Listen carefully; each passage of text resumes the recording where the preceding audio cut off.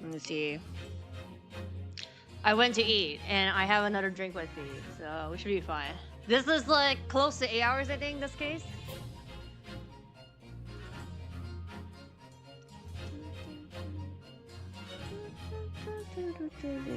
Hey, hey. How's it going?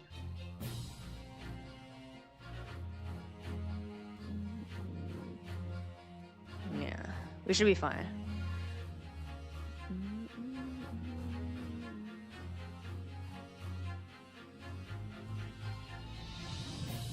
You think it's gonna disconnect today? It's gonna be like 8 hours.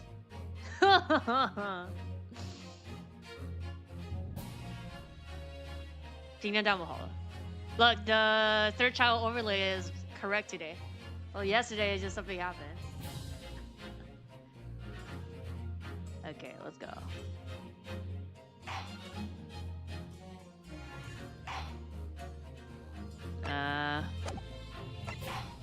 Just select. 对，你们有底了，真的。Oh wait, no, not new game. Select. Uh oh. No, pause. No. Oh my god, I clicked wrong. How do I skip? I did not want new game. Oh my god, no. Options. Back to title. No, the VOD is like 2,000 days. No, that's if it disconnects though. But I meant like, well, there's times where it disconnects and it just like gets split. So.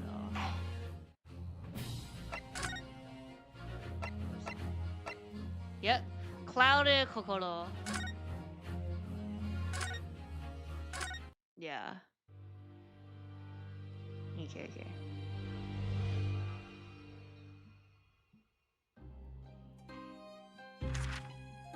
I begin to think, Wilson, Watson? said Sholmes, turning his head languidly in my direction, that there is more to this case. He doesn't even say objection. Than that which we have observed. Lunosuke?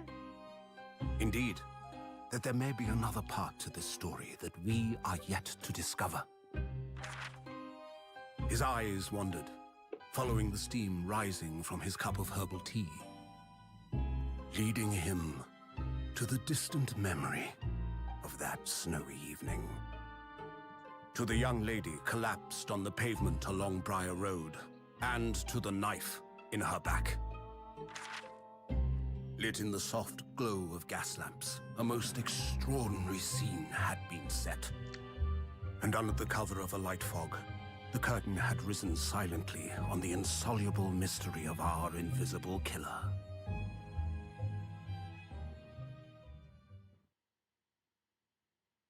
Okay.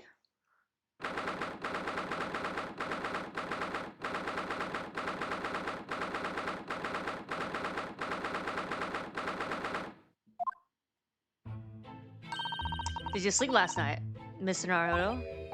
No, not at all. Same. It was an enormous hotel, wasn't it? Rooms were so luxurious, I felt like we were staying in a palace. And with all the gas lights twinkling, it was brighter than day even in the middle of the night. What about the enormous beds? After my time on the SS Buria, I wasn't going to waste a single inch of that space. Haha.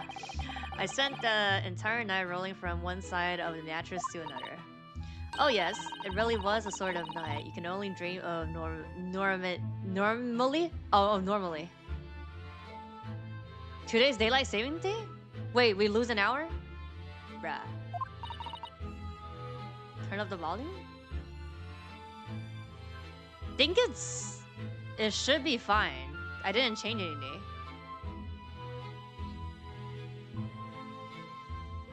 Except when I learned that we own £3 for the rooms, that dream quickly turned into a nightmare. Oops, sorry about that. The building was so impressive and the entrance so inviting, I was just wandered in without thinking. If I make it... Okay, this is a little higher. Like 1 point higher. Here. Is this better? And logging house in Japan, that sum of money would put a roof over your head for a whole year. It's tomorrow morning. Well, I mean, that's tonight. I did try, but I'm afraid I couldn't help my tears when we were presented with the bill. So, but I mean, I'm just like, we lose an hour now. I really am sorry. Well, never mind. We must find some more affordable logging straight away, though. If we're not careful, our entire spending will be used up in 10 days or less. Hasn't started yet. Yeah, but like, it's like today, no. London is a scary place. Good morning to you at this early hour. Oh, yes, we earn, well... Good morning to you, Lord Chief Justice. We have come to report on the outcome of the trial at the Old Bailey yesterday. Yeah. Sada sounds amazing. She doesn't bat an eyelid, even in the presence of the imposing Lord Strongheart. Okay. Sounds good. Yes, I believe you had a very comprehensive initiation into British courtroom practice. Oh yes, it's very eye-opening, thank you. And in accordance with your instructions, Lord Strongheart, Mr. Naruhodo performed his duty to the end. It's already been praise of events. You conducted a remarkable defense. You may consider the test pass.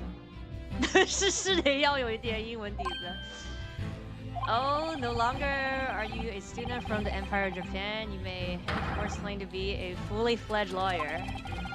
My country is delighted to welcome your own talents from such a remote eastern land. Thank you very much. So, I'm a lawyer now. Now, in view of your new appointment, I have a fresh case in mind for you. Okay. Like to take it on at once. I trust that won't be a problem. Wait, we should have investigation now then. Another case already. Nothing trains a lawyer better than practical experience.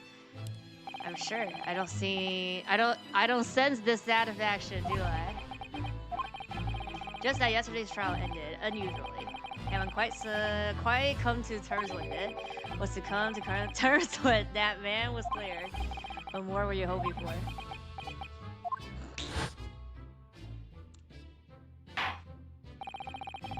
Culpability of the defendant has not, at the present time, been established by this court. Consequently, the jury will not be required to proffer judgment.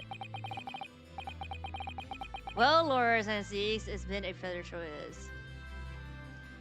So, 对啊，那没有人看关我屁事呢，所以呢，那本来就是啊，你不会英文，你看不懂啊。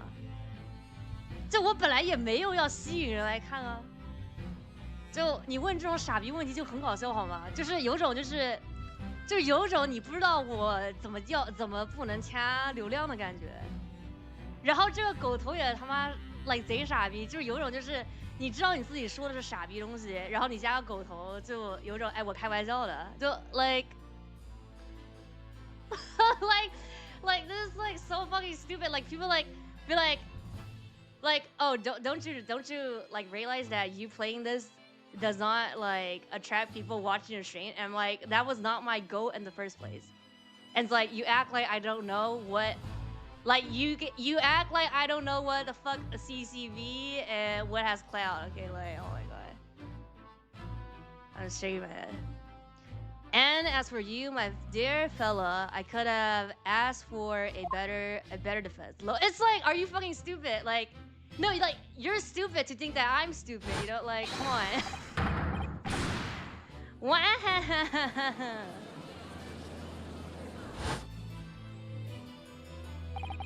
I just can't help wondering if Mr. McGlide really was innocent.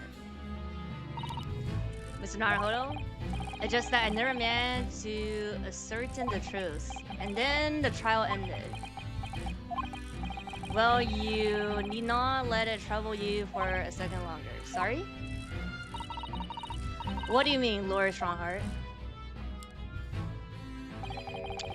Manus McGlide passed away immediately following the trial. Yeah, so he died in the fire. 不是，是下面学过英文，不是，我的意思是说，这个东西它有点门槛，所以没有人来看是没有问题的。但是你反问我，你不知道就有点搞笑，你知道吗？GG, yeah, he died, so he died, yeah. What? Mr. McGlide? McGlide is dead?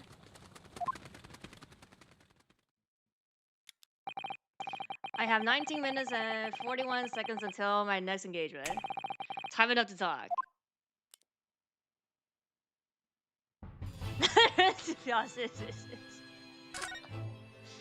Okay. I don't understand what happened. How can he be dead? After trial concluded yesterday, there was a great commotion in the Old Bailey. As you'll presumably recall, an omnibus had been wheeled into the courtroom. Yeah. He's gonna die again here. Yes, of course. That was the scene of the crime which Mr. McGlide had been accused of. Precisely. Well, while the bailiff's attention was diverted by some other matter, the omnibus went up in flames. No? How could such a thing have happened? That is being investigated as we speak, but already? The police have identified a corpse found inside the turret shell of the carriage as that of McGlide. That's awful. The man must have slipped inside, whistled the bailiff's attention was elsewhere. 四级词，我觉得可能不止四级词啊。That bailiff really needs to pay more attention. And how could that have happened? That is also being investigated as we speak. 讲道理，他有些词我也看不懂。there's like some vocabulary, there's like some SAT vocabulary here that I don't understand.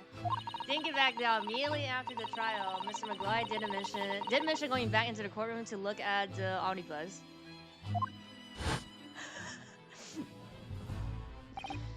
Well, I must be making tracks now. The sign for inspection. Sorry, what inspection? Oh yeah, they're going to examine the omnibus again, so I'm told. I asked if I could be present for it myself. An inspection of the omnibus. Not to my knowledge, I don't believe Scotland Yard had any intention of re-examining the carriage. But then who was Mr. McGlide talking about? Never mind that now. The Yard is making a thorough investigation. Are you sure? This matter is no longer any concern of yours. Leave it to the police. Poor Mr. McGlide.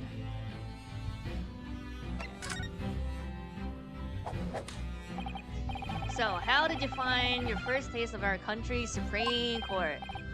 Oh, well, I don't know. I mean, it was wow. Mr. Narholder means that the whole experience was steeped in the solemnity of Great Britain's long history. It's really a world apart from our own judicial system in Japan, which is only a few short decades old. Wow, Sasato-san has such a way with words. And you seem to have a way of failing to find the right one, bruh. The jurisdictional system here is the most advanced in the world. Learn all you can. The most advanced in the world, is it? It was fortunate that your very first trial was a simple affair. Okay, sure. Simple, that was simple. As I believe I mentioned yesterday morning, it was a trial you couldn't lose. I don't mean to be contrary, Lord Sir, but the case was anything but simple. The circumstances of the case were so incriminating, I was stunned when I first heard them. In fact, I'm still finding it hard to believe that we managed to get a favorable verdict. It was what's it called? The story ending was already pre-scripted. 逆转裁判一个大写，是的，逆转裁判有1到6，然后这个是大逆转裁判，大逆转裁判有1和2，然后它还有联动的外传，就是逆转有前3部曲就1、2、3，就是陈步堂1、2、3，然后王逆袭1、2、3，然后每一部里有5章，然后还有我操什么遇见的那个检视有1和2，还没通完。对，因为没有这个打完以后，我的就是本作就是逆转全部都打完了。这个没有，这个是现在是14，就是它15，然后是21到25，然后还有一部外传。外传的话，它是有好几章，但是长度应该都差不多吧。He is this something funny? No, my apologies.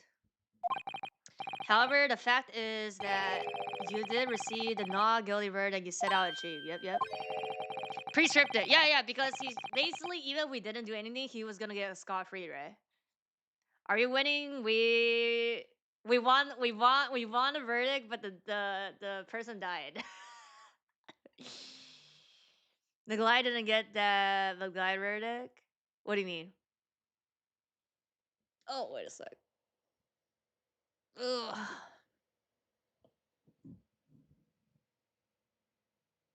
Hmm? Oh, okay.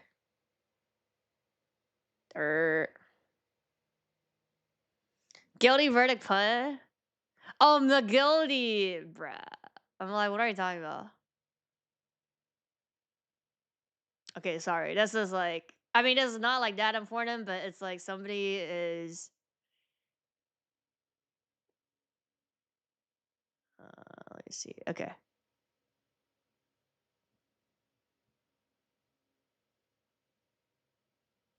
Okay, let me do this. I'm like buying like there's something I want to buy, and then I asked like open a link for like shipping, and that was like a couple hours ago, and then they responded finally. So, bruh, is my internet poo poo?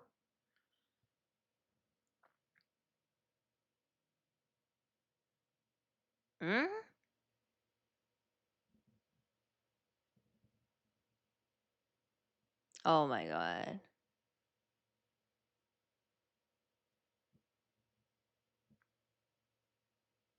不是加载出来，卖家没回啊，现在回了。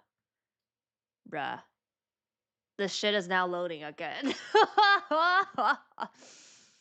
You know when you get the notification, but you click in and it's like not fucking showing? Okay. 买的啥？之前他们有个积分换的双子的那个钥匙圈。Okay, I'm good now. Okay, we're good.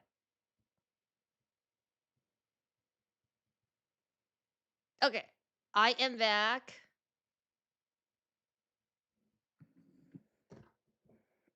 Okay. Well, I don't know about that. Well, never mind. You exceeded my expectation. I freely admit. That much at least is an undeniable truth, which is precisely why I have prepared a new case for you that I mentioned before. What's going on? What was he going to say before? These days. Could you perhaps give us more detail on the new case you mentioned?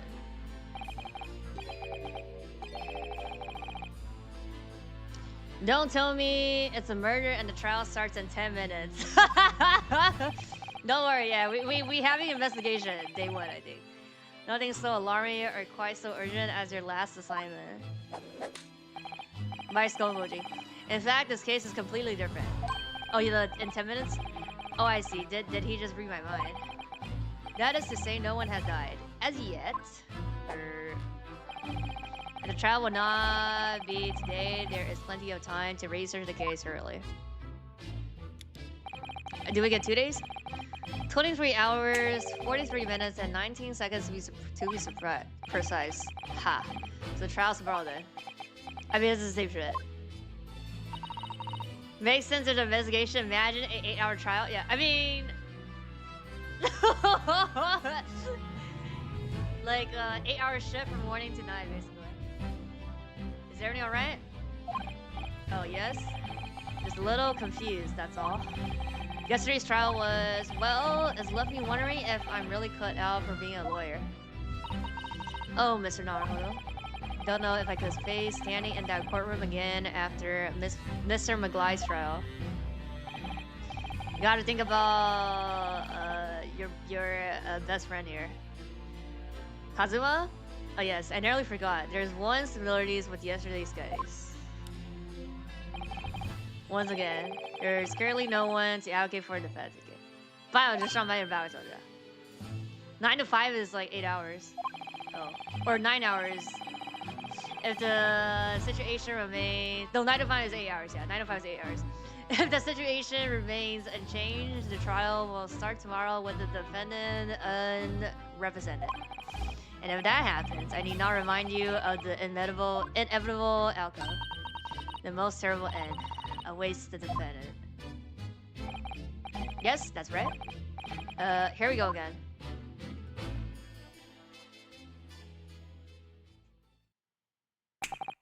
Your time is up. You will have to excuse me. I advise you to begin making preparations for tomorrow's trial. After all, the clock is ever ticking. There's now but 23 hours, 26 minutes, and 39 seconds until the court sits. Last time he mentioned 23 hours, he said there was plenty of time. And one more thing, Mr. Naruhodo. There's something I should like to ask you. Oh, what's that? Yesterday you remarked upon something.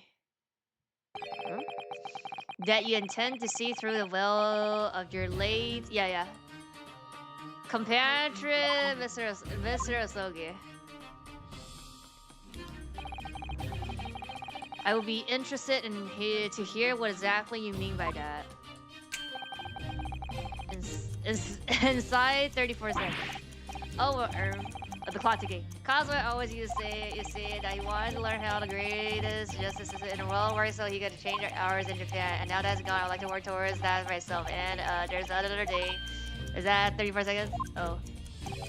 Another day. Continue. On the way here, on the same shit, he said something to me. Foreshadowing? There's something very important that I have to do. Something very important. And what exactly would that be? He never had a chance to tell me. I suppose he would have done if he ever made it to Great Britain. You're out of time. Okay. Well, thank you for an enlightening discussion. Naruhodo was all this about. Mr. Sogi never once mentioned anything of sort to me. Hello? I urge you both to focus your attentions on the matter at hand. I've taken the liberty of summoning the police inspector in charge of the case. Yeah, Gumshoe. He'll be able to impress you the details. How long has he been there? So I wish you the best of luck and bid you farewell.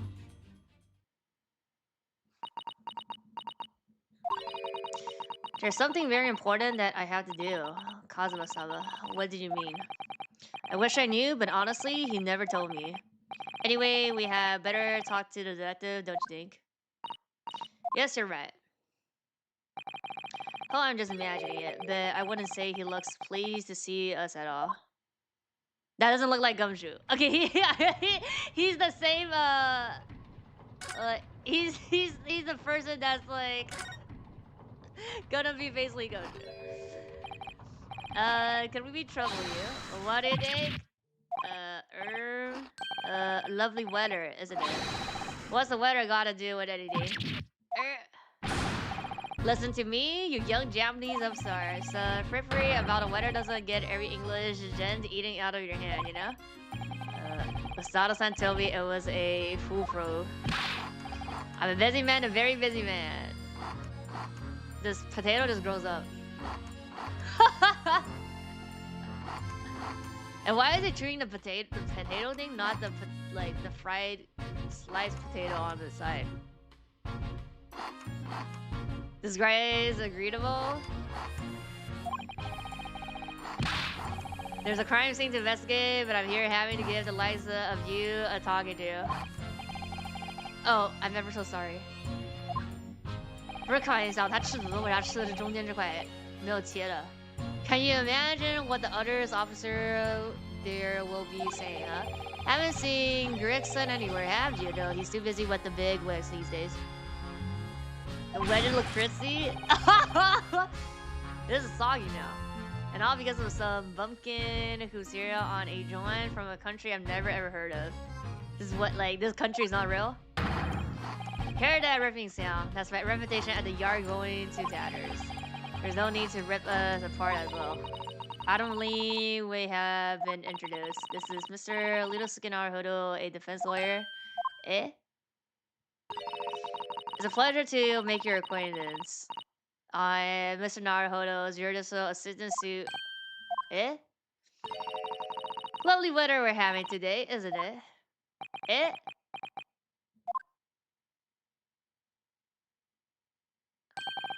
It is unseasonably fine, I grant you. London winters don't see a lot of sunshine. You need to stop eating? Is the stuff, wait, the stuff that was in the center wasn't potato? It was the fish and chips? How did she pull that off? Is he in love with love? So, Avon, Lord Strongheart has asked me to fill you in on the case. The name is Tobias Gregson. Wait! Isn't Gregson the... Isn't Edgy Boy's like dad's friend? Wasn't he called Gregson? Inspector Gregson, to you, I'm from the Scotland Yard. Gregson, Inspector Gregson. He asked me when Susato talked. Oh, No, I think he's just shocked. What's the matter with Susato-san? Is this fish? That's Rosebud? Never mind then. Have I seen the artwork where he's grasping his hands like he's holding fish and chips, but there's nothing? No. So, okay, so this is fish and chips. Does that the name mean something to her? Tobias? What's wrong with Tobias? Inspector, are you perhaps? Duh, Inspector Gregson?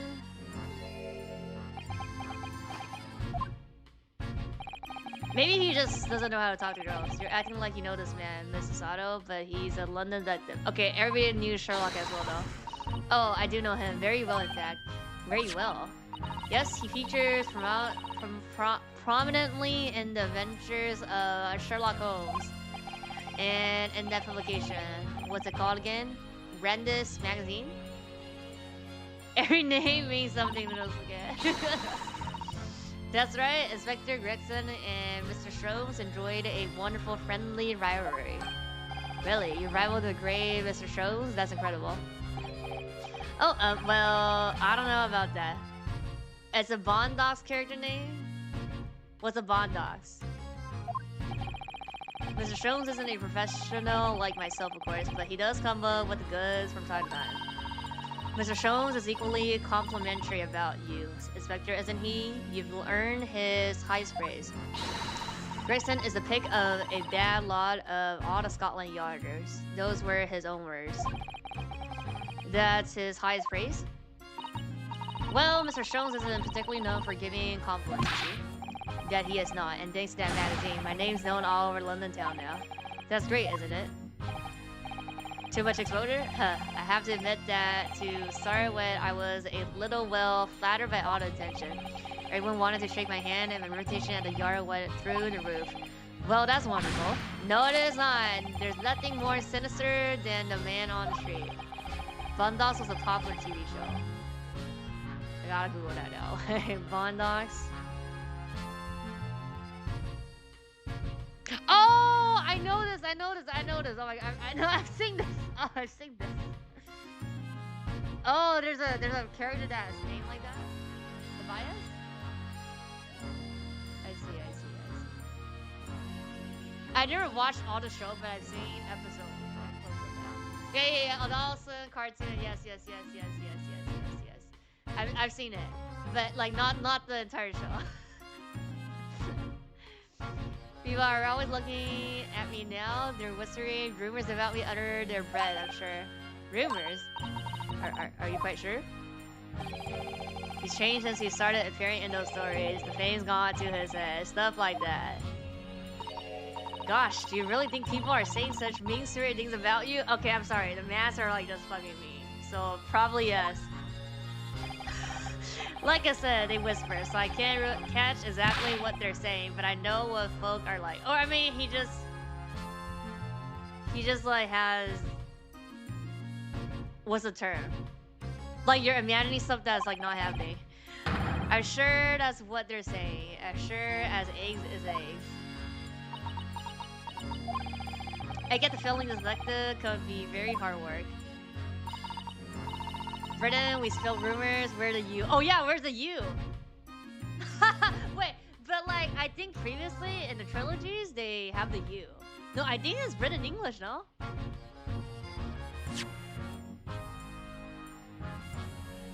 Rumors.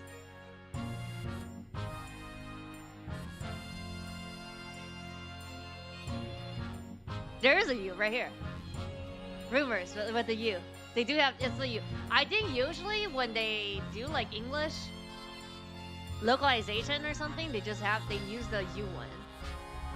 Right here. There's a U. Yeah.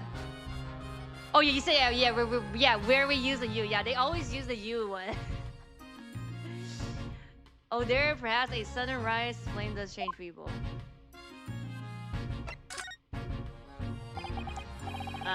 About the case that the Lord Chief Justice mentioned before. Nothing to tell, really. As far as we're concerned at the yard, it couldn't be simpler. Oh dear, that probably means that as far as we're concerned as lawyers, it couldn't be more complicated. Wish you're wrong about that, but I have a nasty feeling you're right. A young woman was walking along the paveway on the barrier road when she was stabbed from behind.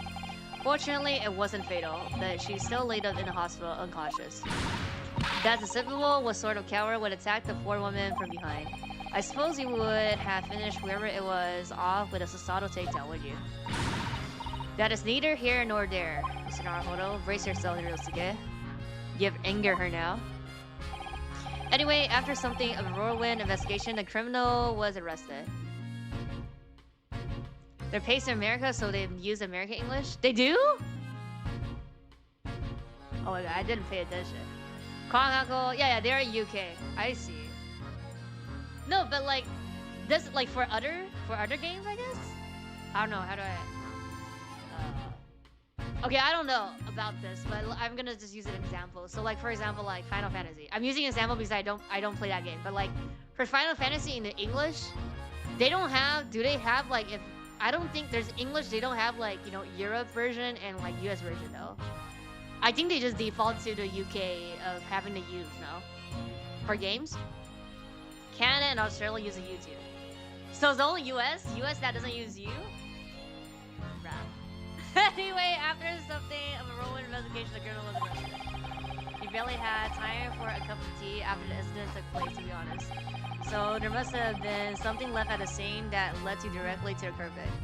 Caught? It's a very clear way of distinguishing for Americans and British people speak English. Yeah, I don't have the U. But do games actually have like, do they have like versions of like U and without, like with U and without a U? Or perhaps a reliable witness who recognized the person in question. Let me stop you right there. You're wasting your time on this one.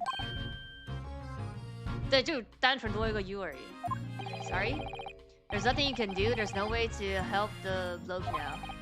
Why ever not? Simple. The prosecution has been assigned to the trial tomorrow is Laura Baroque Baroque Van Zik. No, sounds like you've heard of him. That yeah, we just smoked his ass yesterday.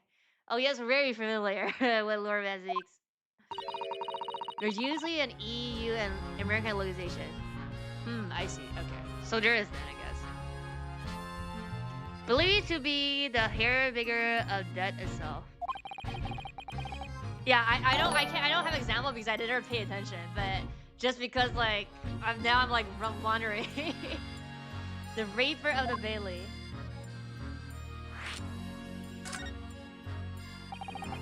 Lord Brooke Van Zeeks, who we faced in court only yesterday. Mr. McGly told us about him before the trial, didn't he? When Van Zeek stands for the prosecution, they call the accused his sacrificial lamb. And in every single trial in which he's been the prosecutor, the accused has been damned. This Reaper of the Bailey nickname. I suppose he's earned that because every defendant he advocates against is found guilty, is that it? Oh yeah, Rift and Him and Fever has very different localization. I see, okay. So maybe the default is they do have different, like, it's not just like, like you or not you. Like, they don't pick one, but they have like 2. Is that it? Well, if that's the case, we should inform you, Inspector, that in yesterday's trial against Laura Van Zeeks, Ms. Naruhodo secured a verdict of not guilty. Ha. And what of it? So? It'd be like, so? Well, I think that means that even against the River of the Bailey, it's not impossible to save the defendant. I mean, our defendant died, so I don't know. No, you really don't have a clue, do you? What do you mean? What happened to that bloke in the end, eh? He's dead! Ah! Madness McGly came a cropper in the omnibus when it went up in flames. So you can't rightly say that you saved the defendant, can you? Okay, we're just we're a defense lawyer, not a bodyguard. Okay, like that's your police. It's your problem. You're the fucking police, though. Okay, no, he's an inspector, right? But it's like that was not my duty to protect him because he went to the like. Every defendant has turned up guilty until he arrived. Okay, to be honest, we could also get the defendant guilty, but we just reopen the door. Okay.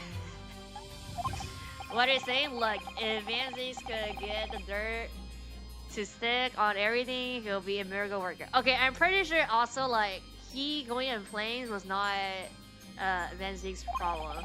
Like, it was not his, like, fault. Or I guess he was because, like, the evidence got tampered, so as prosecution, like, it was, you know, not, I guess, partially his fault. But that's not how it goes. It doesn't work miracles, he works magic, black magic.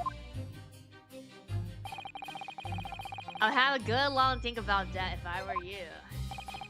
I don't think it's not my problem. Are we supposed to believe that?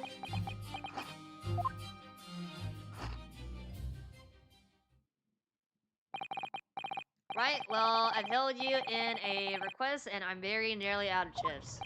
Hello, hello, hello? So I'll be heading back to the crime scene now. Okay, we just go with him, no? We're still carrying out a few investigations here. It was Beer Road, you said, didn't you? Where the incident took place. That's correct, ma'am. And if you head over to the holding cells, you can meet the criminal himself. You have branded him a criminal already.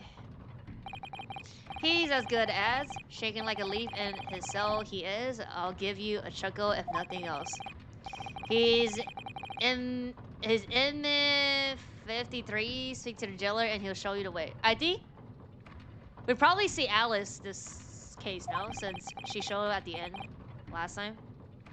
Inmate 53. Oh, inmate 53. Thank you.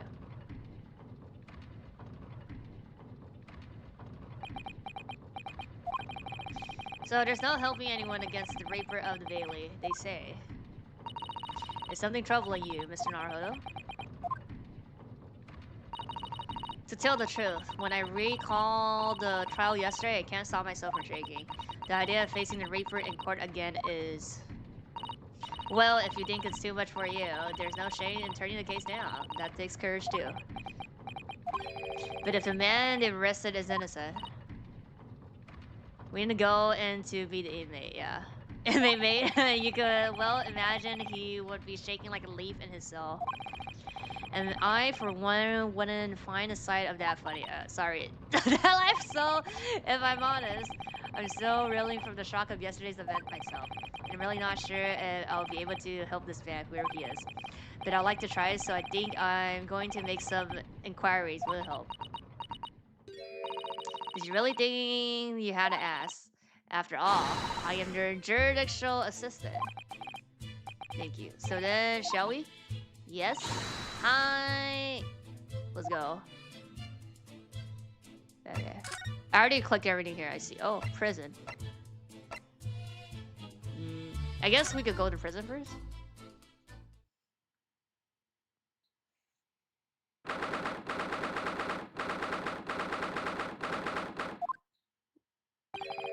So these are British prison cells. Oh, they're ghastly. Feels like just like a dungeon. Yes, and having experience in Japan myself, I can assure you that our wooden cells feel a lot cozier than these coastone walls. Oh, don't mess around, Hodo. You're making it seem worse. As long as Naruto doesn't say, "Are you sure you want me as your lawyer?" I think we're good. I think we're fine. Apparently, our client is in the cell here, but it's so dark at the back there. I can't make him out. I wonder what he's like. Inmate 53, your legal representative is here to see you. Stop hiding at the back of the cell and show your face at once. Am I a cat? Has yet with no name. Calling me by a number is utterly, unbelievably, unjustly unreasonable. I refuse your answer. Naruto, what? What do you think is going on here? I have no idea, but I wasn't here just hearing these, was I? The tirade of complaints was in Japanese. What? Oh yeah. The dead writer. I think okay, no, I think Gina. Well, I mean, I don't know if it's this case, but maybe we see Gina then. Excuse me. Who? Shh, quiet. They're all around hiding. I know they are. They're watching, listening. Even now, I can sense it. Yeah, like paranoia. Right? So can I ask you, who exactly? There you are. You've come to courtesy, haven't you? Don't try to hide it. You're a ghost. A ghost?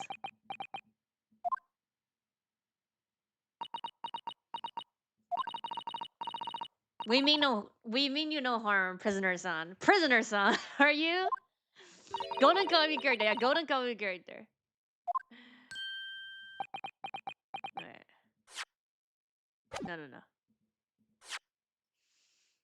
Are you...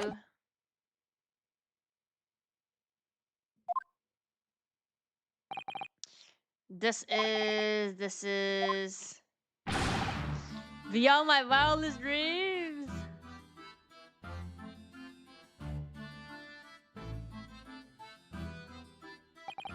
Forgive me for that outburst before, I'm so sorry. Oh, it's fine. We were just a little surprised, that's all. Imagine it! It's been 12 long months since I left my hometown, and here I am in a friendful place in a foreign land. 对，下部数学. So hearing the sweet sentimentals of my compatriots' voice here in his damn dark hellhole was a most monumental movie moment. Edgar Allan Poe. Yeah, he's Edgar Allan Poe, yeah. 老乡. Who would have guessed that this new client, Laura Strongheart, assigned to us, would turn out to be a fellow Japanese? Ugh. What convention my fellow countrymen show. To dispatch a first-class lawyer all the way from Japan to defend a mere foreign student. Noble, nurturing, never failing Nippon. Oh my god. Wait, that's the Naruto. Wait, is that the Naruto run again?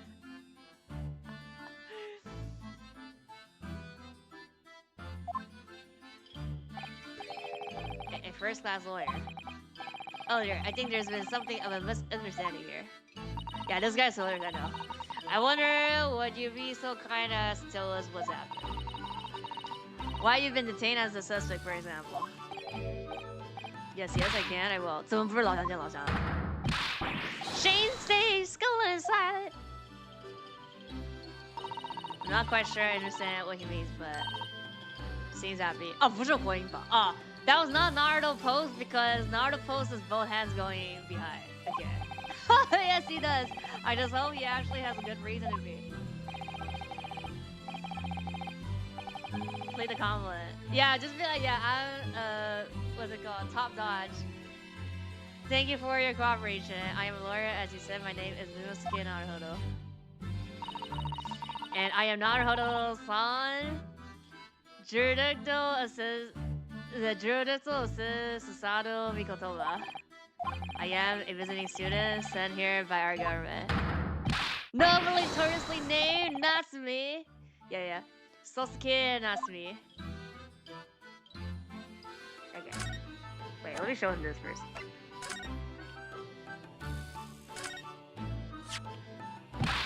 Yes, the symbol of one of our great empire's first-rate lawyers.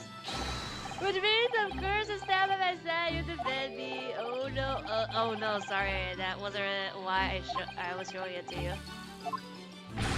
Then why else would you show me that? Oops, in hindsight, that probably wasn't the best idea. I mean, just to show you, just to flex, I have this and then you don't. Sosuke Natsume-sa, what an unusual name. Call me Sosuke, please. Okay. I'm a poet, see, a writer of haiku. It's something of a nom-de-plume. What is that? A nom-de-plume, you mean an alias. Yeah, okay. Fake name. Or like pen name, basically. That's right, Naruto-san. Could you imagine if the series was named First Rate Lawyers?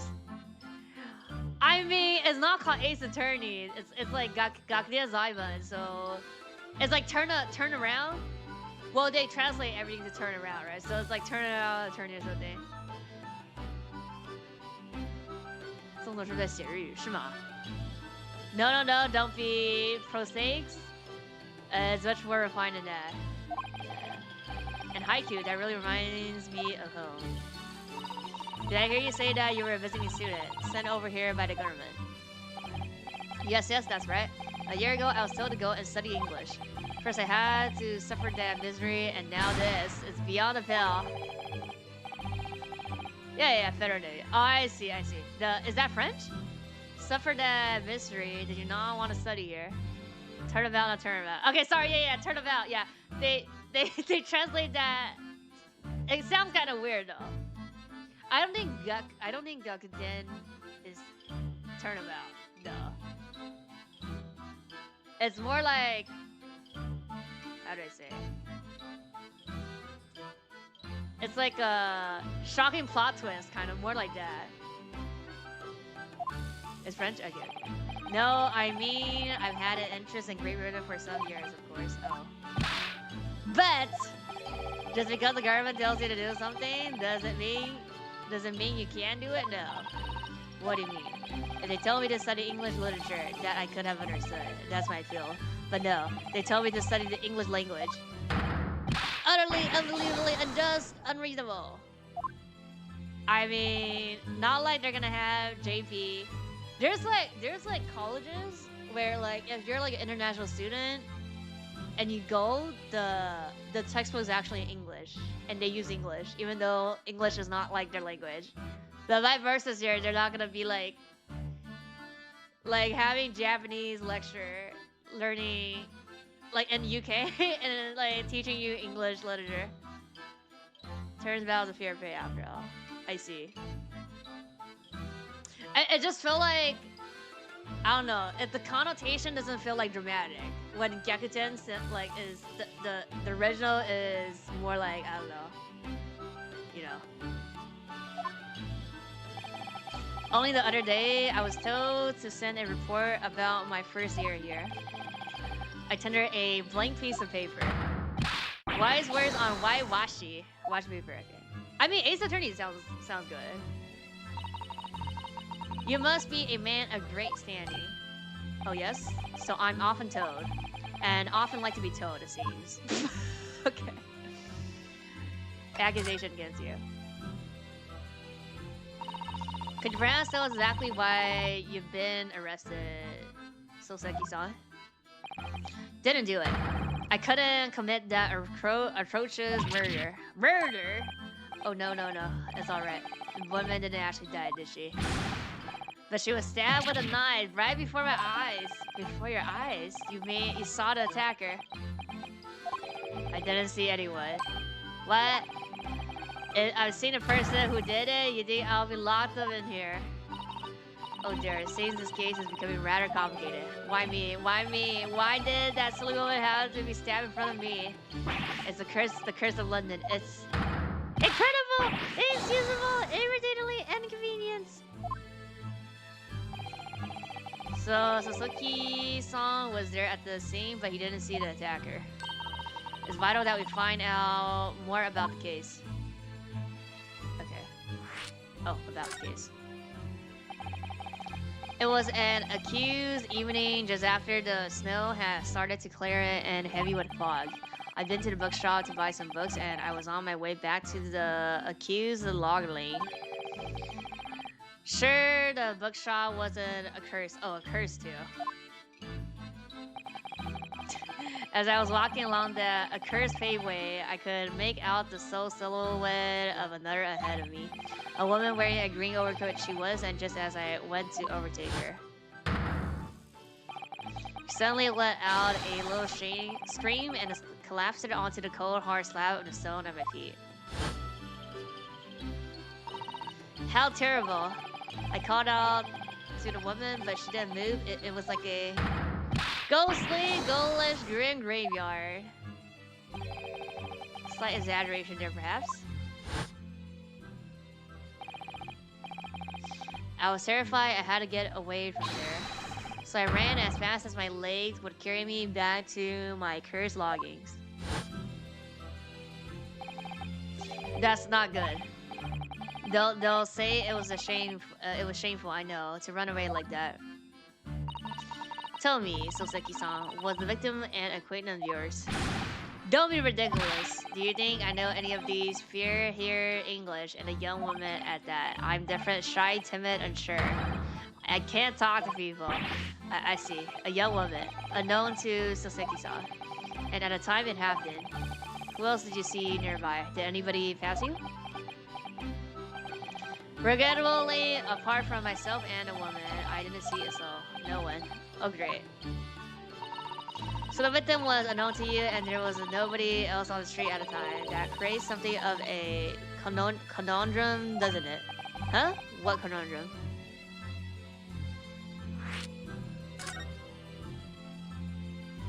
I mean, the knife flew from the sky or something. What do you mean, Susato-san? What is the conundrum? Well, what he has just told us is true. There's something I can't explain. He said that he didn't know the victim and that there was no one else at the scene. Probably he knows. It's like, we have to say something, do something to be like, Ashley, you know or something. Then he apparently fled without having been seen. I did. But if that's the case, surely this man has to be the culprit. You? What did you say? Nothing. I didn't say anything. Oops, perhaps I thought that a little loudly. Actually, that's not what was troubling me. What I was thinking was, how did Suzuki-san actually come to be arrested? Sorry? He didn't touch the victim, and there was nobody at the scene to see him. So how did the police ever discover that he was there in the first place? Oh yeah, she's right. There's a eyewitness that he doesn't know. It was him. The accursed great detective. He led the police to me. Herlock Sholmes. Of all the bad luck. A cursed great detective? Could it be? Should never forget that man's name as long as I live. With his howly laugh and his self-forgetting greatness. Red, big-headed, buzzy body be gone. May you be cursed until the end of your day. Herlock Sholmes. I knew it.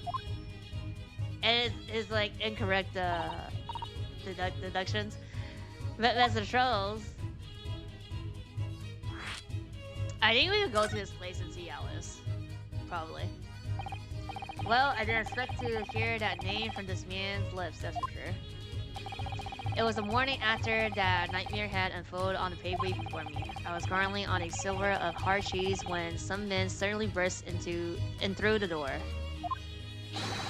They started shouting at me. This is the police, put the weapon down.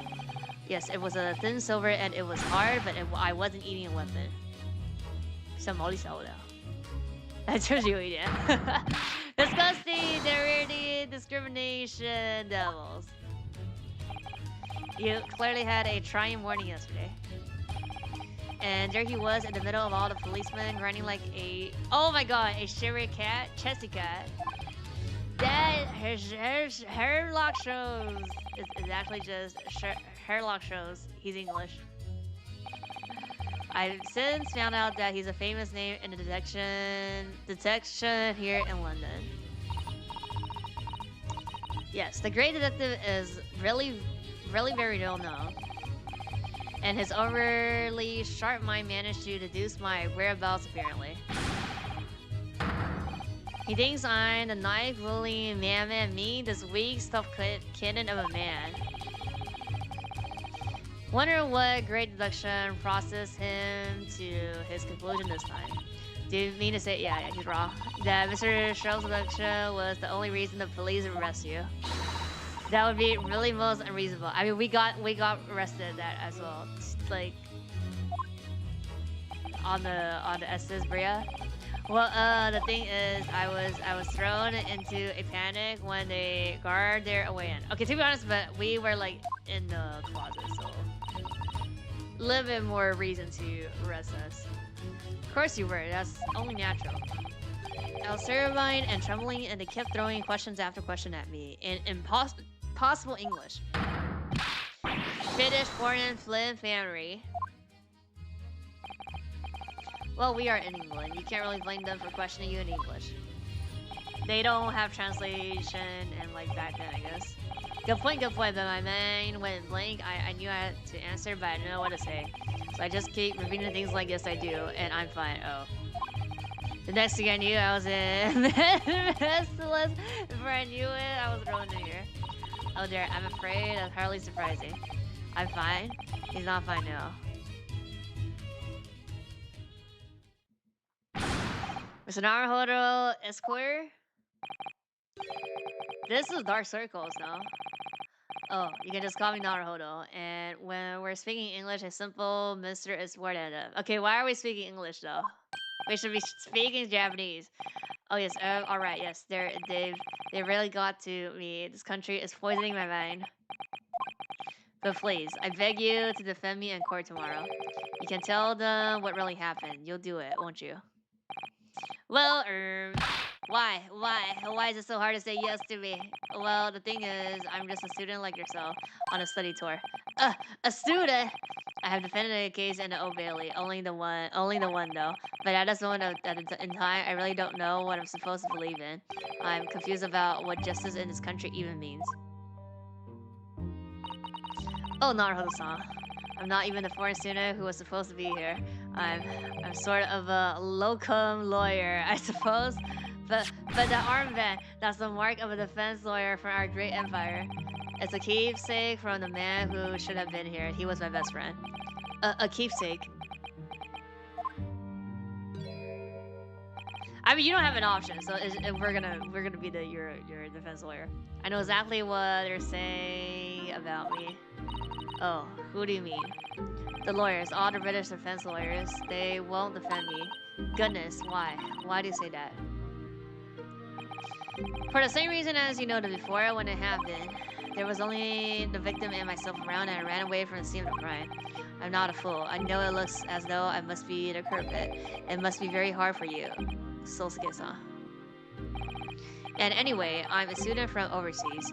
I'm just a foreigner, nobody to them, someone not to be trusted. I heard them openly laughing about me before in my earshot without any compunction at all. And the travel for this man would be a waste of time, they said. And of course, the foreigners did it. They even had the gall to say the man doesn't understand half of what's being said anyway. That's awful. They're wrong. I've studied more English than half of the policemen out there on the street. Like the literature, I've traveled halfway around the world to learn about these people's country and its great history. But no one here wants to listen to a man with a strange accent. They all hate me. So, at the very least, I like to entrust my fate to someone who can listen to me in my native tongue. Yeah. You could do it, couldn't you? When I look into your eyes, I can see it. I can see what you've been through. Sosuke-san, it's just that...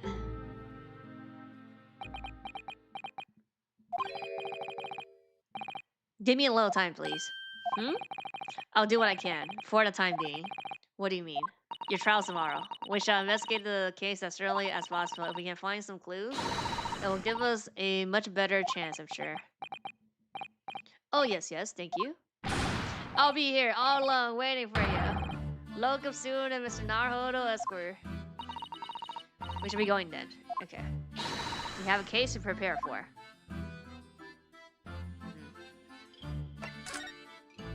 Let's see. Quiet and the light from the candle is dim, but there's a little chance of sleeping.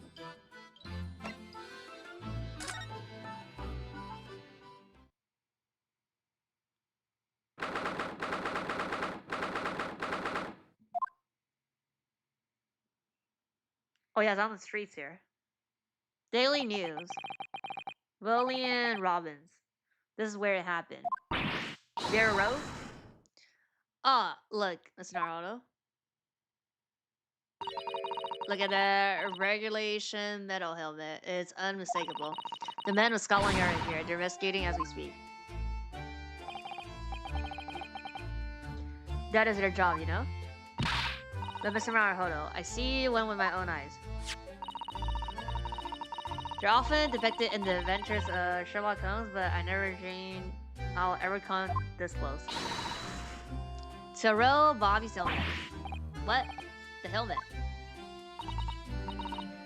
Hee, of course, I have to try one on one day. Well, I hope your hattie dreams come true.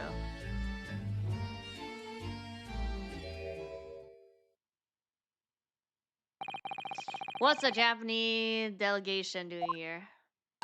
Oh, Inspector Gregson. This isn't on the tourist route, as I'm fairly sure you're well aware. Yes, of course, we're here to investigate. So you've been to the holding cell then. What do you make of the criminal?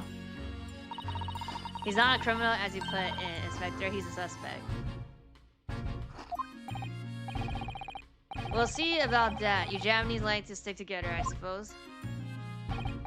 We got assigned to this case, okay? Well, do what you will, it doesn't bother me. The vote's in the court tomorrow, whatever happens, and the verdict's for a foregone conclusion. The stone cold air of rejection. 对啊，谁是那？重要到这。Take heart, London at this time of year is full of cold stone air. That makes it worse somehow.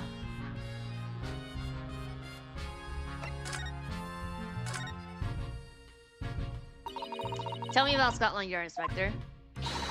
Ever since I read about it in the adventures of Herlock Sholmes, I've been fascinated by the place.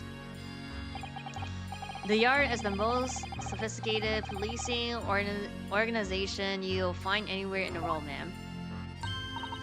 Oh, and you know, I've always dreamed of wearing a real Bobby's helmet. It does make them look the part, seeing that policeman there with his helmet on. You certainly got the sense that this is a man who will take no nonsense in his duty of protecting the city. Oh yes, doesn't he look wonderful? Being a London Bobby is hard going, I can tell you. 8小时英文课是吧? Oh really? First thing in the morning, you know what he does. Goes around and roasts all the laborers on his beat so they can get off to work. What? He wakes people up. Yep, raps on their windows with a long pole. Did it myself going back a bit. I had no idea. The Bobby's works for the people of the town is just another one of his duties. After that, he starts tirelessly patrolling the streets all day long. He has to cover 20 miles a day. That's the regulation distance. Can't really imagine how far that is, but it sounds like a long way. Let me see. 20 miles. That's approximately the distance from Tokyo to Yokohama. On foot, that's definitely taking things a step too far. And when it gets dark, of course, he has the important job lighting all the gas street lamps. Oh my, and I suppose in between all of those duties, bobbies are expected to investigate cases as well. And chase after criminals trying to evade the law. Not sure you could call it in between exactly. More alongside, but yes. They're expected to handle those jobs as well. We do have men kneeling over from time to time a bit. I would always dreamt of wearing one of those helmets, as I said. But it's with a heavy heart that I shall have to relinquish that dream to you, Mr. Naruhodo. Your heavy heart will be my heavy head if you do. It happened at around 5 in the evening 2 days ago, just there on that open bit of pavement. The victim, a young woman, was stabbed with a blade from behind. Is it right that the lady is still unconscious now? You mentioned that she's being treated in hospital. Never said that she was a lady. Truth is, unless she comes around pretty smartish, we won't be able to find out much about her at all. I suppose that means they haven't been able to take a statement from her, of course. Here's a map of the local area I happen to have on me. You can take it if you want. Really? Are you sure? Is your policy to give lawyers defending suspects the odd bit of information to go on? Haven't actually accepted the job yet, but still. We didn't accept the job yet? I thought we did. Thank you, Inspector. We gratefully accept. Okay, local map has been entered into the court record. Anyway, as far as we know, there was no one else on the scene other than the victim and your fellow countryman. Ah. Calabash Road. Merchanium Street.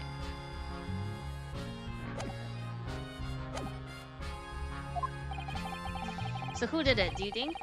Not much of a head scratcher, is it? Well, I know Mr. Natsume is also claiming not to have seen anyone else around, but just because he didn't see anyone, it doesn't mean we can be sure that nobody else was present. Sorry to have to tell you, but we most certainly can be sure. How? Because, ma'am, the precise moment of the stabbing didn't go unnoticed. Oh my god, yeah. With the victim, what? We have two very reliable, you said? Witness still was. Ah. It was a typical foggy London day and your client obviously didn't see them. There were witnesses now. Two poo-poo witnesses, okay. Oh, then both's gonna contradict each other. Who are these witnesses? Inspector, a fellow, and his wife. Okay, so they're on the team. And the man's one of the most reliable and respected citizens in all of London. He's a copper from Scotland Yard. Ah. A policeman. That might change things. And this policeman just happened to be there at the exact moment the woman was attacked. Nothing peculiar about that man. Part and parcel of being a bobby. Catching them, being in the act, and all that. Do you think it might be possible for us to ask that policeman a few questions? Be my guest. You can ask him what you like. In court tomorrow. Oh. I've no doubt he'll be summoned as a witness. So that'll give you something to look forward to. That's that then. He's got no intention of letting me meet the man beforehand, it seems. A policeman witnessed the incident. As your judicial assist, I must warn you that this could make our job very difficult indeed. Yes, as a non-judicial assistant, I could have warned me of that too. Oh yes, one more thing, Inspector. What? The person who led you to the suspect, I heard that was Mr. Sherlock Holmes. What are you bringing him up for? He's wrong. Was it something I said? The color has drained from his cheeks. Oh yeah, he doesn't like Sherlock Holmes though. The twitchy Japanese bloke goes on trial tomorrow. What are you going to defend him or not? Well, yes, we don't have a choice. Makes no difference to me, but I will just say this. No lawyer worth his salt would touch that case with a large vote. Because the prosecution is being handled by the Raper of the Bailey, you mean? There's no way to save the man now. It's a waste of time trying. It is all a bit strange, though. Sorry? The Reaper. He hasn't appeared in court once for a good few years now. Yep. Yes, we did hear something to that effect. And the only person he usually bothers with are the real scum, the master criminal, the violent ones. Master criminals. Criminals? The violent ones? That's right. He handpicks his victim, only deals with those guaranteed to go to the gallows for their sins. But Mr. Natsume wouldn't hang for what he's accused of, surely. That's just my point, Sunshine. Yes, the young woman was stabbed, but it didn't kill her. It couldn't even say the intent was there. So this isn't the sort of case I'll be expecting the Reaper to want to sink his stake into, for a want of a better phrase. Well, it's not exactly a minor infraction, is it? No, there's gotta be more to it. Some reason he's taking interest because of me. And Osogi? Really, what sort of reason, Inspector? You think I can tell what's going on inside the head of the Lord of Darkness? You have to ask him yourself at tomorrow's trial. Are we really going to have to face the Reaper again? The Lord of Darkness, as he put it. Oh. Who do you hear that name from? We met him. Oh, well, it was Mr. Natsume who mentioned it. He said that Mr. Sholmes was with the police when they entered his logging. I'm sure it was a result of one of Mr. Sholmes' inspirational great deductions. Fiddle faddle. Ah. The man's amateur. I'm getting sick and tired of showing his mug everywhere. Exactly. Yeah, reading section. Oh, I don't know where he gets his information from, but he turns up at the scene of the crime. Wanders around spouting incomprehensible rubbish, and before you know it, he claims that's all the case. Yes, he's quite astonishing, isn't he? He's the great hoe to Scotland Yard, though, isn't he? Gil Gavin. Ever seen this before? Oh, yes. That's Francis magazine. The wonderful publication in which the adventures of Sherlock Holmes appears. Yes, well, that wonderful publication, as you put it, sees fit to include several of the Yard's detective in its stories, and her so-called great detective makes a mockery of all of us. If you ask anyone at the Yard, it's a misadventure to be included in any Sherlock Holmes tale at all. Well, I suppose there is an element of that.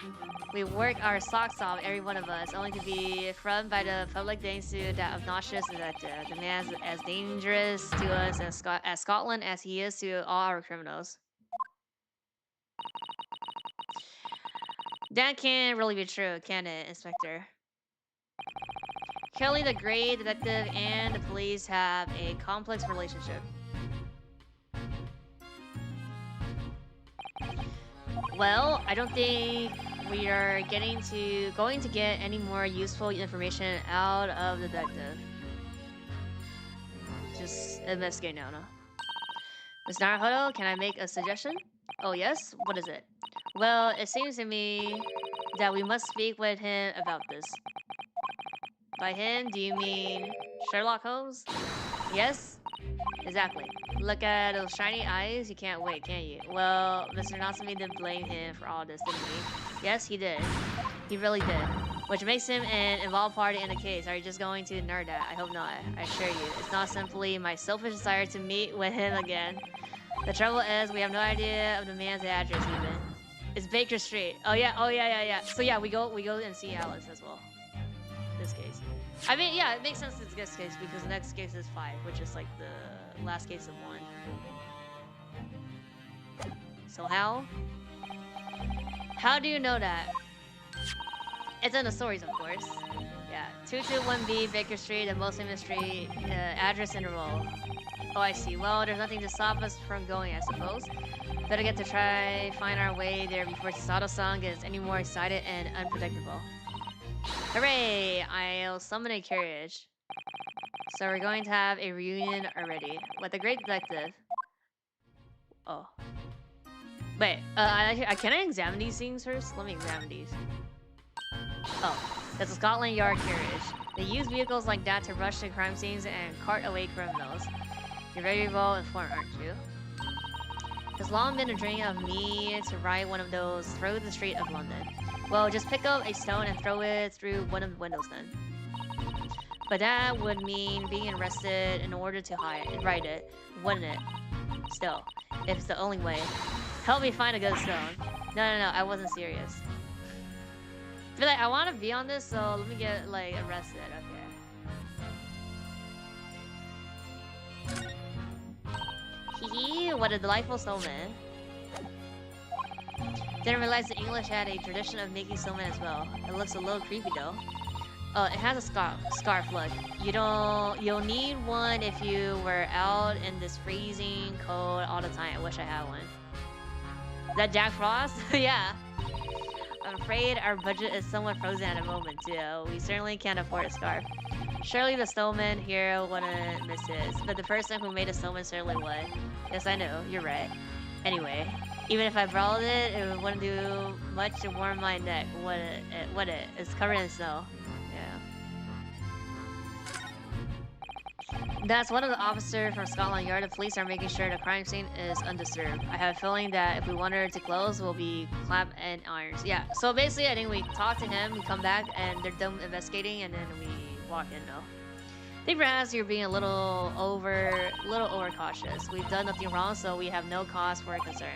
No, I'm not getting caught out again. Twice is enough.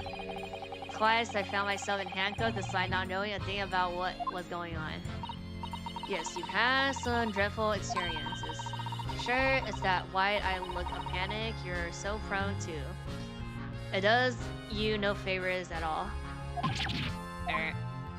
Puppy doll? Puppy idol? To patch the pavement, but see where the incident occurred. Yes, it's very wide, open space, isn't it? That's true. I can't see anywhere an attacker could have been hiding. Oi! What are you foreigners doing here? We just investigating the scene, officer. Conspiring with the mustache fellow from Japan, are you? Conspiring? Come here to destroy evidence, have ya? Get out of here before I give you a hiding. Go out.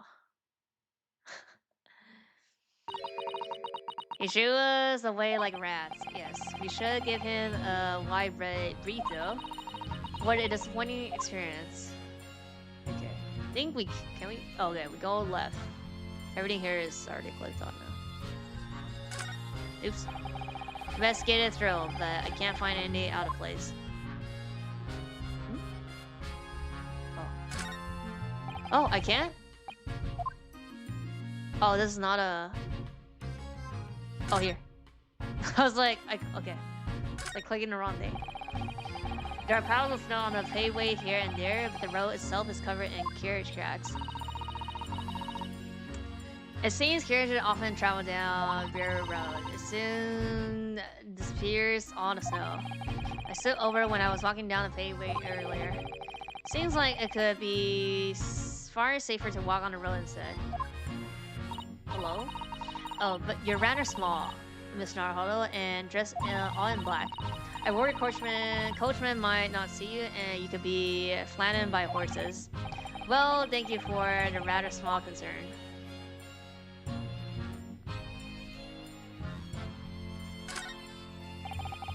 The clouds look so big and heavy in the sky, don't they?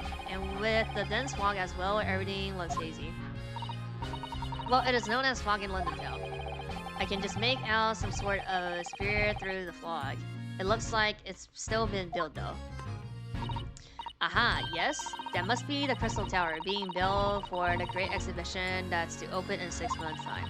Apparently, it's going to be very striking, lays on all sides and the symbolic centerpiece of the exhibition. It's to be the largest exposition in history, is it? Can't even begin to imagine it.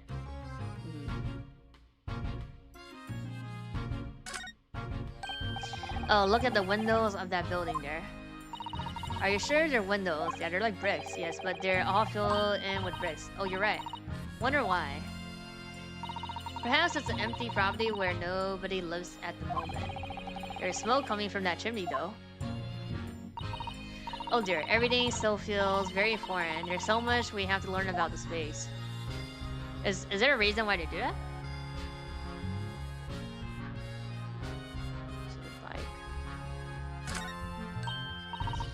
Oh, a British bicycle look. Although the wheel is so misshapen, I'm sure it couldn't possibly be ridden anymore. Someone must have been doing some breakneck cycling. Seems bicycles have been extremely popular in London recently. There's even a movement to change women's dress to allow them to ride it as well. Bicycle fade won't last. I don't see why anyone would want to ride something like that. Goodness, do you dislike bicycles? No, not at all. I mean, it's not that I dislike them exactly. He doesn't know how to ride it. Like me? Is that any occupation that involves taking both your feet off firm ground seems reckless.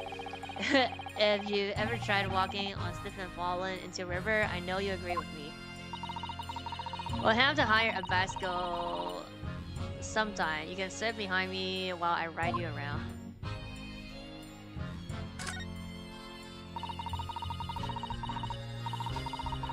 That's a rather typical old brick building, isn't it? I'm sure it has a long and interesting history. Well, time certainly seems to have taken its toll on the place. It's crooked and saggy all over. In fact, it looks decidedly worse shape than the other houses around here. We must find some cheap logging ourselves as soon as possible. Yes, you're right. Cheap, but ideally with reasonable low floors. So I didn't get everything here?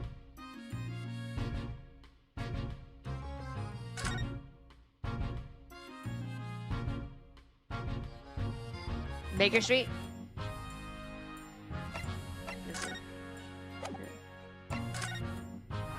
Yep, new location has been added. Here, scenic crime, it's a fairly wide street that easily accommodates carriage lined on both sides by tall brick townhouses. Sholmes suit? Home and office of the Muslim detective in role. Window tax? Oh, that's why. Wait, like if you have window, you have to pay tax?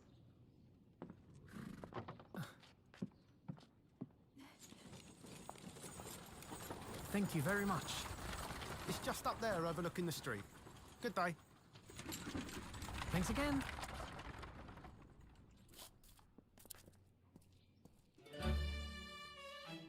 This is it. The residence of Mr. Herlock Sholmes.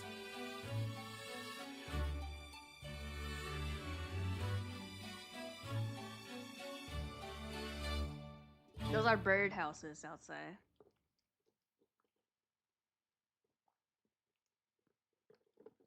Yeah, because yeah.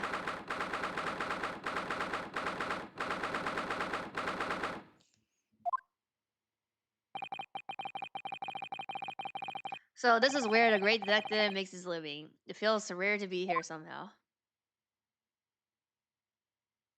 Sure. All this. So they carry out to avoid paying taxes. I see, yeah. You have crazy, right? Is it I feel like... I guess I don't... Wait, is there a reason? Did they say the reason? Of why the window has to get taxed? Like back then?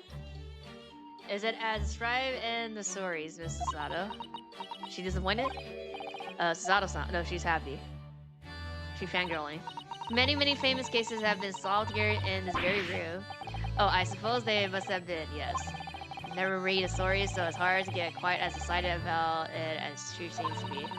Detective chased the villains recklessly as he disappeared into the fog down and Unit London Street. Oh, the thrill of it. The romanticism, can't you feel your heart thumping in your chest? Can't you, Mr. Naruto? Oh, I suppose I can, yes. Lying? So, if you don't mind, I'll just stand here and soak up the atmosphere for a while longer. Please, don't mind me. Ah, she's obsessed. Well, it looks like our detective friend isn't home at present. Okay, so how do we enter the room then? If nobody is home? Excuse me, is anybody home? Oh, do we have a visitor? Alice? Yep, okay. What's this math thing? Is it a physics thing? V equals... Oh, this is physically, no. Oh, there's a bird here. Oh, you can't see, I blocked it. Oh, you can't, no, right here. Oh, you can't. Right here.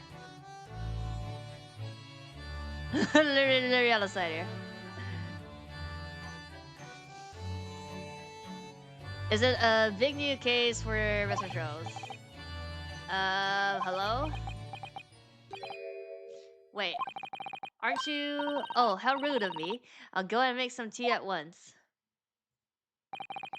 I'm sure it's the same girl. Yeah. Mrs. Alison, did you see the girl who was just there? Oh yes, isn't it truly extraordinary? Do you think that the king of Bohemia came to this very room to ask Mr. Sholmes to take on his case? The king of Bavaria? King Wilhelm Gosrich Sigmund von Ormstein, of course. Sorry, I'm drawing a blank. Forget the adventures of Sherlock Holmes for a moment and look over here. The tea's brewed, and I have a freshly baked cake as well. Ah, it's you. I knew it. Sato-san recognized her too. Ah, there you are. Bonjour, Susie. Sounds bruh. And taking that with you as well. Wait, does she look like the Alchemist Yu-Gi-Oh card, the level 4? I was looking forward to the trial run of my experimental smoke urine and laundry. Yeah, that's right. So Gina's also here. So Gina, Alice, Sholmes. Oh, good day to you. I'm well the vendor, I suppose, of that machine. Alchemist Magician? Oh, it's the XYZ? I don't know. Somebody said that isn't this the 4? The link too? No, it's the... Let me see. I don't care. Let me see. Alchemist Magician? She's green hair though. Or is it... A Scott? No, it's not the link. But that is the archetype. So it's like a substitute of how wealthy you were at the time. It was assumed that the more windows you had, the wealthier you are. I see. So it's a social status thing, but like, look at all the windows I have. And all the sunlight that I get, right?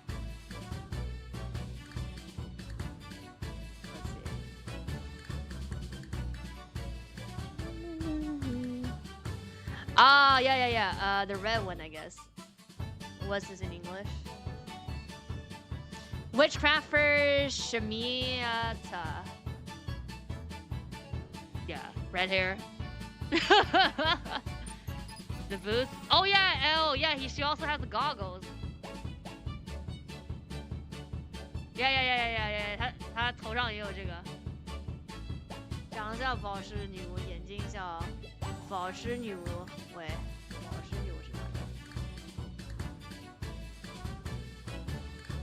She looks like a Witchcrafter Elder, but the outfit looks like the red hair one. Ah, 这是紫色. Yeah, I remember this feat. Yeah. The purple hair one?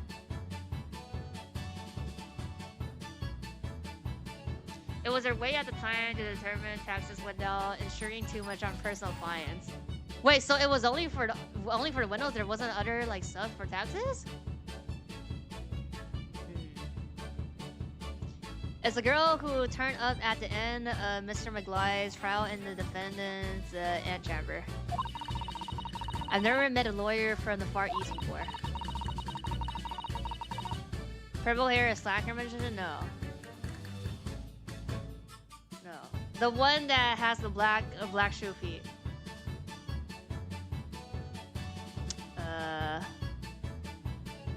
What is this in English? Like the face. Witchcrafter Eldon. EDEL. Poor you having to get straight to work when you've only just arrived in London. Oh yes, it was. Challenging. Well, try this tea. It's my special blend, you know? Oh, thank you. Is tea supposed to look that color? What color? Think of it as a substitute for income tax. Okay. Also, tax season coming up. Oh my, what a fragrant yet mellow flavor. Wait, so what was the color of the tea? Hooray, it's a winner. I tried blending different leaves designed to elevate fatigue, you see? Elevate fatigue, you see? You must be exhausted after your long voyage here, and you have another ticklish trial tomorrow. Oh, and you're to defend a Japanese man. I do wish you lots and lots of luck. What's your name? Did Mr. Sholmes tell you about us by any chance? Oh, you know Hurley, do you? Hurley? Mr. Sholmes, do you really? Mr. Sholmes was a fellow passenger on the boat that brought us to Great Britain, you see? Was he really? Well, I had no idea. I'm afraid Hurley's out on an errand again today, even though he's just returned from overseas. Wait a minute.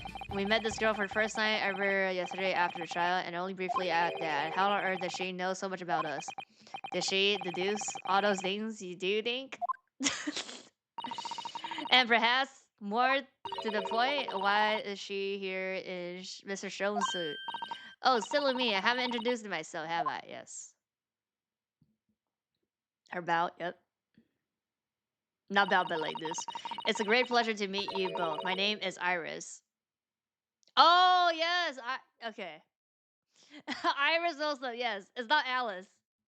The reason I said Alice, though, is because, like, the Iris is called, like, Alice. Like, the direct translation of the name, like, sounding name is Alice. And Alice is also Alice. Iris Wilson. You mean Iris Watson. I love you're together with Hurley. Yeah, Alice, yeah. Oh, Iris is it? What a lovely name. What's the matter? No. Wait, this can't be. 对，因为有爱丽丝，我就默认她叫 Alice 嘛。Did you say that your name is Wilson? Watson? What's the matter with Sasato-san? Why is he so flustered all of a sudden? It's Irisu, Irisu, usually. Is it Irisu? What's her JP name?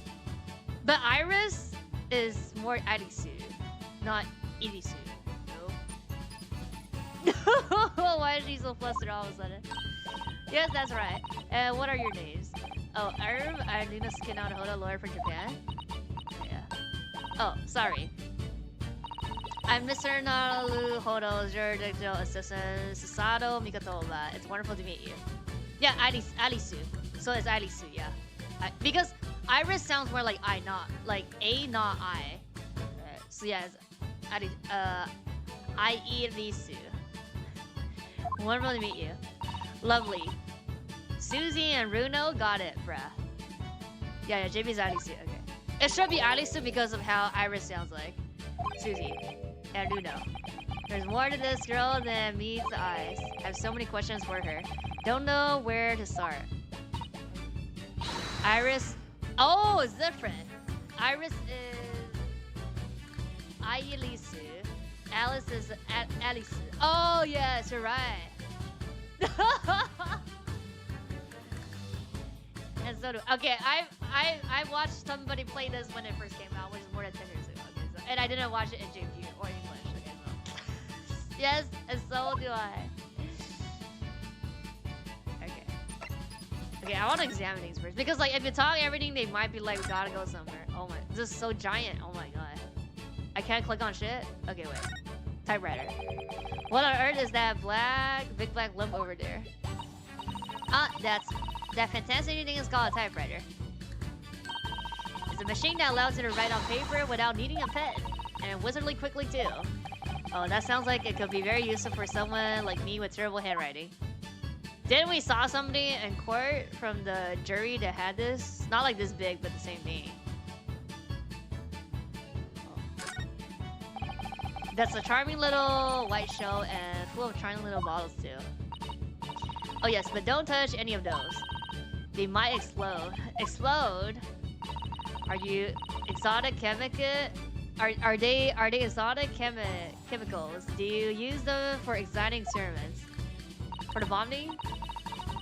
Yes, indeed, and as Hurley always says, chemistry is an explosive science. Sorry, I agree. A single disagree can trigger an explosion of innovation all around the world. Or perhaps he just means meant it literally. Either way, mental note, do not touch any bottle that belongs to Iris.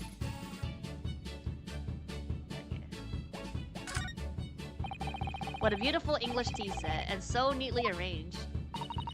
It's a favorite pastime of mine, a cup of herb tea in the afternoon.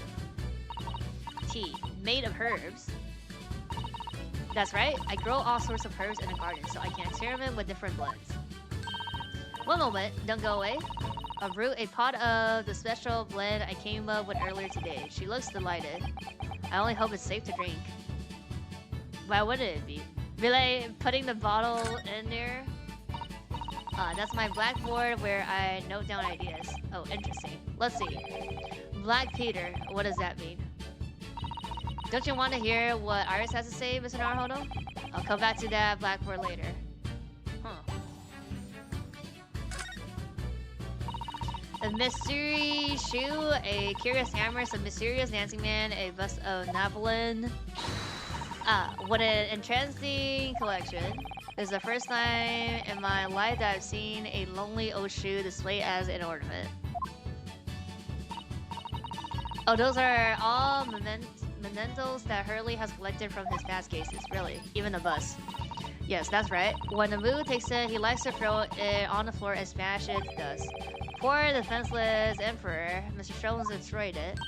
Yes, and then he buys a new one. You make it sound like he has the temperature of an insane sculpture. Oh, how entrancingly bohemian of him. Bruh.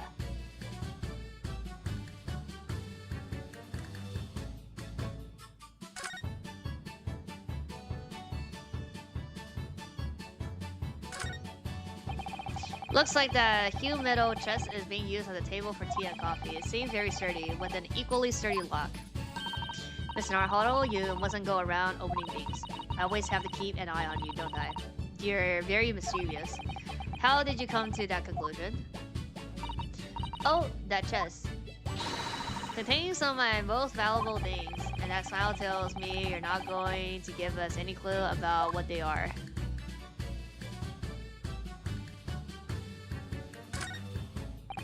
I do like this fireplace. It's one of the best things I've seen since we arrived in the country, in fact. Lingering beside the fire and watching the flames flicker and dance in the grate. It's so relaxing. We can't relax not when there are so many interesting things on the mantelpiece. Oh, it's just as it was described in the stories. It is? Yes, exactly. Inside the Prussian slipper, for example, are my chocolates for Evelyn's? And transfixed by that large jackknife is a shopping list for the market. Oh, it's not quite how I remember it being described in the Adventures of Sherlock Holmes. Poor Sada-san, she looks crushed. Okay, that's grocery list. Oh, that's the shoe. This is literally that car, the shoe car. Doesn't have teeth, but like this is the. Oh, that's the music theme. There's all sorts of these shelves. Chemistry, appearance, books, paper, and lots of things I've never seen before. Yeah, bite shoe. This is bite shoe. It's all hipped up so high, I can't help feeling that the whole thing is going to topple at any moment. I keep telling Hurley not to cram so much on those shelves. Good advice. He wanted to look something up in one of those books a while ago. But it was so tightly wedged in, he couldn't get it out. So he went and brought a new copy instead.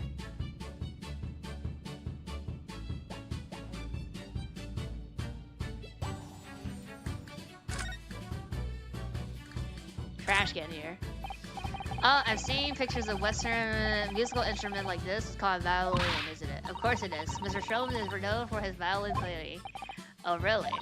Absolutely. It's often explained in the stories. It's inspirational, Mr. Naruhodo. Inspirational. I immediately started playing the koto, which was the closest Japanese string instrument I could find. What a shame you couldn't bring it with you to London. Oh yes, well, Papa was beaming when I asked him if he would buy me one. But after a while, he asked if I would only practice when he was out of the house. So now it's merely an ornament in my house. That must have been an awkward conversation. Oh, second rating stream for having examined the violin before talking with Iris about. Oh, okay. Good thing that I clicked before I talked to her then. Look, unlocked a thing. Oh, no clicking here. This. What on earth is this huge over-the-top machine? That's a great analytical scope. It can analyze anything, really anything at all. That's absolutely incredible. It's one of the Hurley's invention. It took him a whole year. He said it was to help him with his investigation. What sort of things has he analyzed with it? Do you know? Well, actually, he hasn't used it for anything yet. Oh, why not? Apparently, on the evening he finally completed it, it suddenly occurred to him, I don't actually have anything I need to analyze. Oh dear. How about you, Bruno? Do you have anything you like to analyze? The only thing that springs to mind is this machine itself. Okay. I think that's everything that we can click.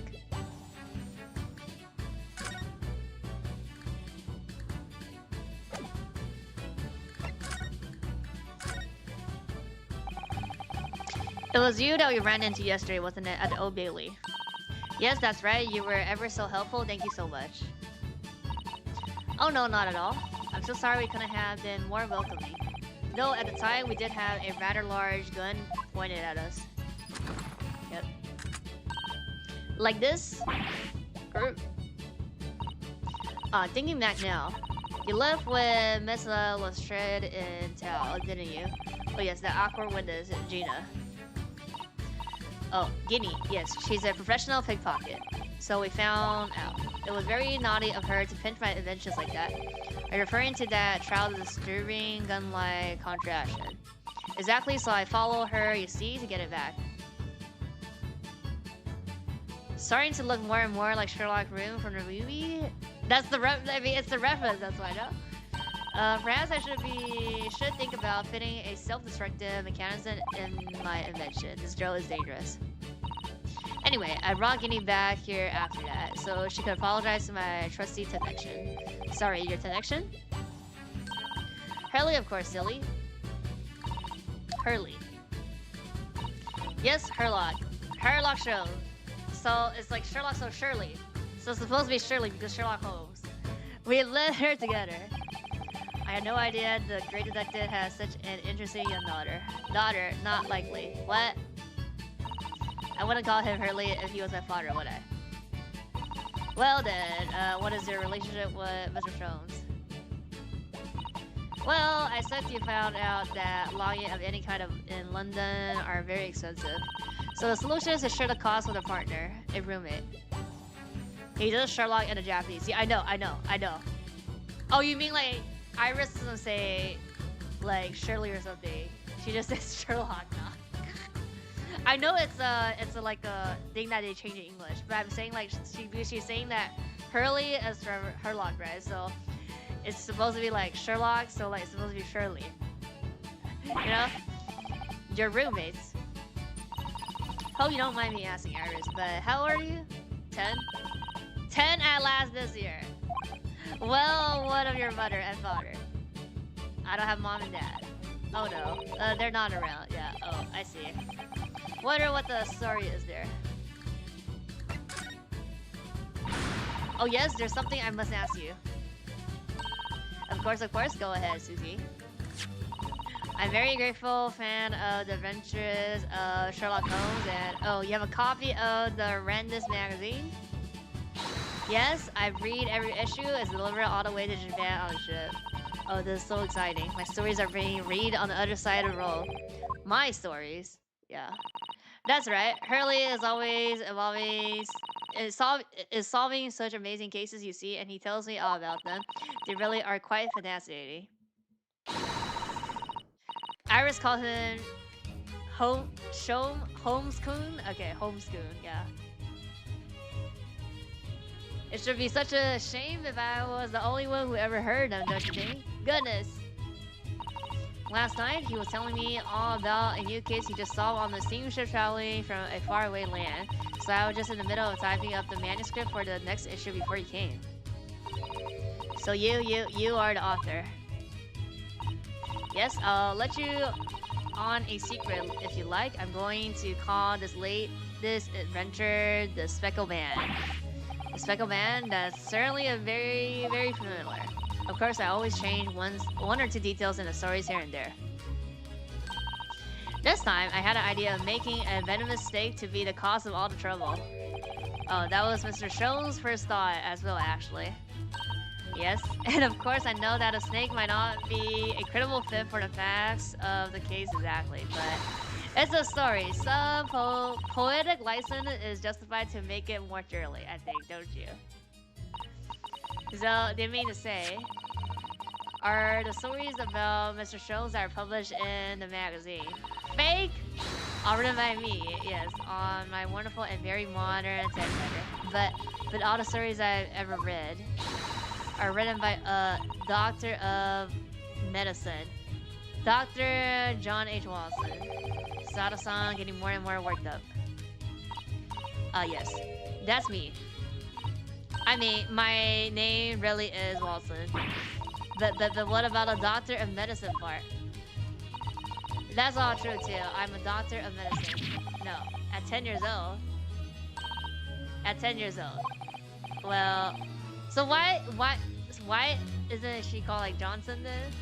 Well, that's quite incredible. But Dr. Watson is an English gentleman. Yes. I did alter the setting slightly for the stories to be more compelling. Oh. Well, it sounds a little strange, doesn't it?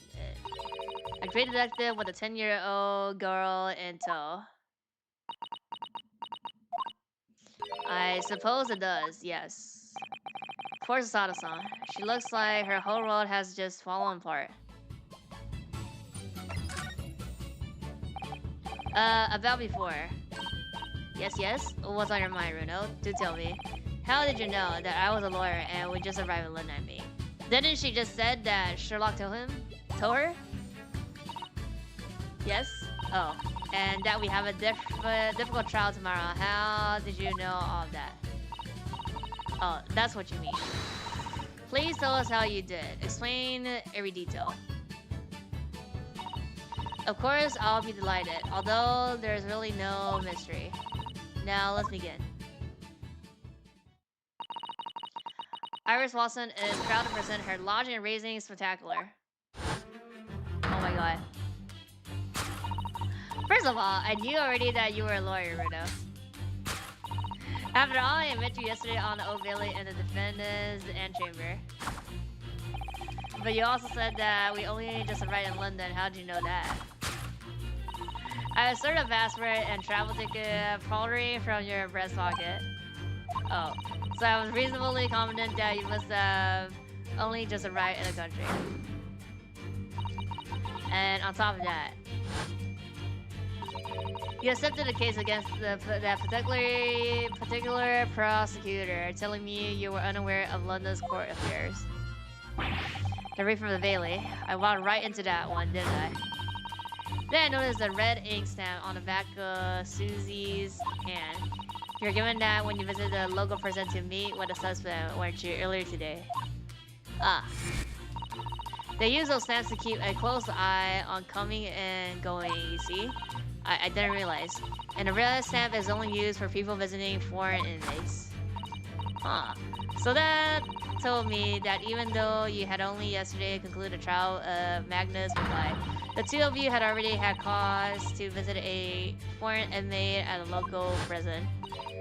However, neither of you were wearing a particularly sad impression on your face, so I concluded that the prisoner was unlikely to be a friend or a relative. Bruh. That led me to believe that you must have accepted a new case. I see. But how could you have known that the trial is tomorrow? Well, having barely been home a a few hours yesterday, Hurley saw yet another case. It obviously amused him. He told me that he caught a Japanese man who was rolling and trembling. A Japanese man. Well, clearly that must have been Mr. Natsume. Now, Bruno has that fancy Japanese sword. And I think your outfit is called a kimono, isn't it, Suzy? Well, anyway, it was clear to me that you both come from Japan yourself, so I put 2 and 2 together and decided you must be defending the Japanese man Hurley caught. And there was only one conclusion those facts could lead to me. You both came here to ask Hurley about the case. Yeah. There's a note on the mantelpiece that says the man's trial will be tomorrow. Hurley is always stabbing his nose with a knife, you know? He is silly. And that's all there was to it, really. Thank you for listening. I'm Iris Watson, and that was one of my great deductions. That. Well, was it a winner? Were my deductions correct? They were spot on. That was amazing, Iris. Truly a great deduction. You managed a certain something Mr. Sholmes' literary. That pose she does was adorable. He also does that pose. When they finish, like conclusion. Oh well, I was just copying Hurley's style for that, yeah. This is really very good news. You can tell us about the case involving the Japanese man. You will, won't you, Iris, please? She doesn't know, right? She does? Oh, she does, okay. Oh, I guess like he told him about catching him. So yesterday, Mr. Sholmes apprehended a Japanese man, you were saying. Yes, Hurley had just arrived back in London after his sea voyage, but the police were waiting for him at the railway station to take him directly to the crime scene. The great detective is a popular man, it seems. Apparently a woman was stabbed on a quiet street somewhere in town. There was witness who has seen a short, shifty-looking, stooped man running away from the scene. A short, shifty-looking, stooped man. Mr. Natsume beyond any doubt. Saseki-san said that he didn't see anybody else on the street at all. But it seems there was witnesses after all. Hurley used his great deduce powers to determine the man's address. It was a logging room very nearby. We went directly there with the police, and what did they find? A short, shifty-looking suit man shivering in fear. Mr. Sholmes' great deduction certainly hit the mark that time. Of course it did. He's a great detective. Still, that means the incident occurred only 2 days ago. Surely tomorrow is too soon for a trial, isn't it? Definitely. We have no time to investigate properly. Hurley says that London is rife with crime. Oh, Scotland Yard is doing its best, but they can't stay on top of it, apparently. Oh dear, I hadn't realized the situation was so dire. That's why they can't afford to spend too much time investigating cases and trying the criminals in court. Staff and money are both short. Crimes are usually pinned on the first suspicious person. That's terrible. I suppose it's the harsh reality of the working of the world's greatest justice system. I suppose it is, but in that case, I don't hold out much hope for Saseki-san. Okay. Thank you for answering so many of our questions, Iris. This has become very informative. Oh, you're most welcome. I've had so much fun. Do you happen to know where Mr. Sholmes is at the moment? As you guess, we'll like to ask him some questions about this case as well. Oh well. I suspected Hurley is still investigating the scene of the case involving Mr. Natsume. Yeah, we go back now. Yes, Mr. Nuts. Oh, May. Hurley said he was going to the man's loggings. If you leave now, you'll probably catch him there. Iris, do you know where those loggings are? Well, I imagine the police are still investigating the scene of the crime themselves, aren't they? Did you happen to come across a detective by the name of Gregson where you were there? Yes, we know Inspector Gregson. Oh, golly, in that case... Oh, give him this for me, wouldn't you? If you do that, I'm sure he'll tell you what you want to know. Okay, what is this? A 5-shilling piece and a postcard, it seems.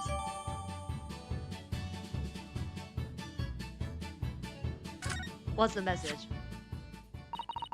It reads, tell the gentleman in black whatever he wants to know. I trust that won't be a problem. Gosh, this will make the inspector helpless, will it?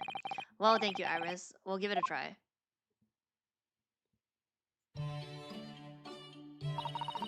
Good luck then. I'm going to return to writing my manuscript, The Speckled Man, and I'll be making more special blends of tea, so come back again soon. We'll be delighted. Thank you so much, Iris. Well, Mr. Naruhodo is back to the scene of crime. Yep. So, somewhat devious that they would exert any influence over the men of Scotland Yard at all. Can I click and look at things or no? Yeah, here. Victoria de Cradia? Look, the heart. Her little handwriting is adorable, isn't it? Tell the gentleman in black whatever he wants to know. I trust that won't be a problem. Yes, the handwriting might be adorable, but the message is honest. There's no room for sentiment here. Sure, it's simply the way you're interpreting it. Anyway, I do hope the inspector will tell us what we need to know when he reads it. You don't think, oh, just make him munch piping hot chips until steam comes out of his ear, do you? Well, that wouldn't be an entirely terrible outcome.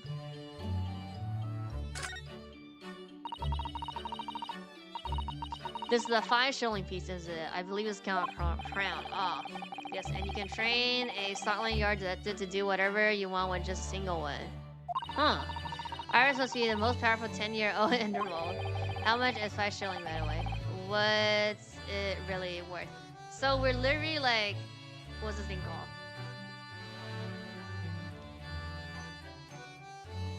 Like you get money and tell them what to do? What's it really worth? Well, it's probably enough to buy all the chips the inspector could possibly eat in a whole month. That's greasy. We headed back to the scene with Iris's curious note and one of the world's heaviest silver coins in hand.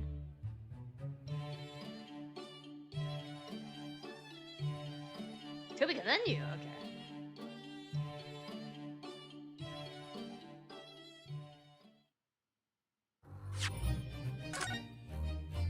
Chips are just the coins now.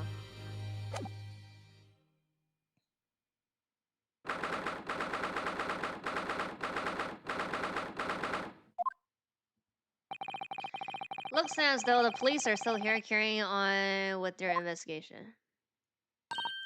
Perfect, so let's find Inspector Gregson as quickly as possible. Yes, and let's see if they'll take a break from his chips to look at that silver tip Iris gave us for him.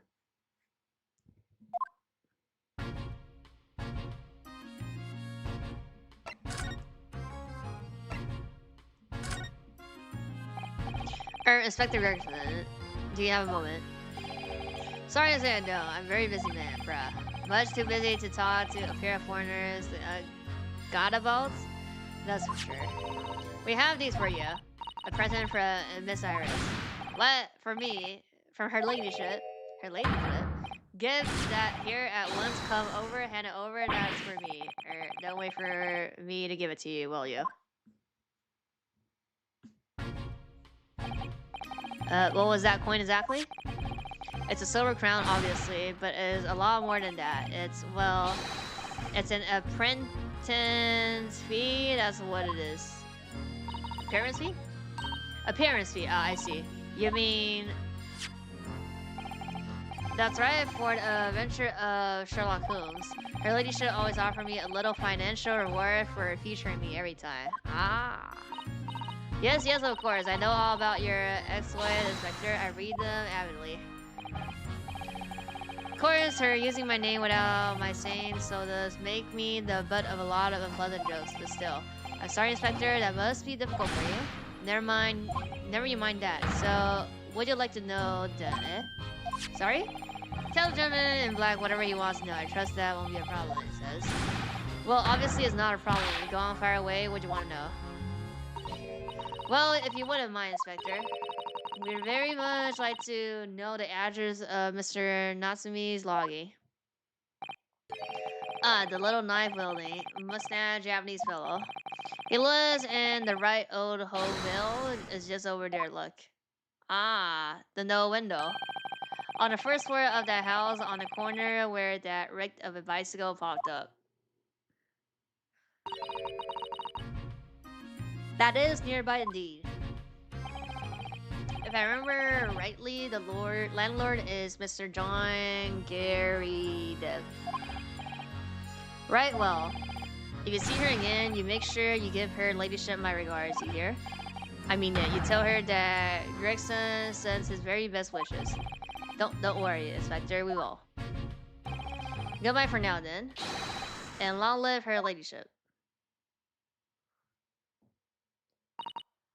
Well, at least he told us what we wanted to know before he left. Yes, so then, shall we go and see what we can find in his logging? Definitely. Let's go. Ah. According to information gleaned from Inspector Gregson.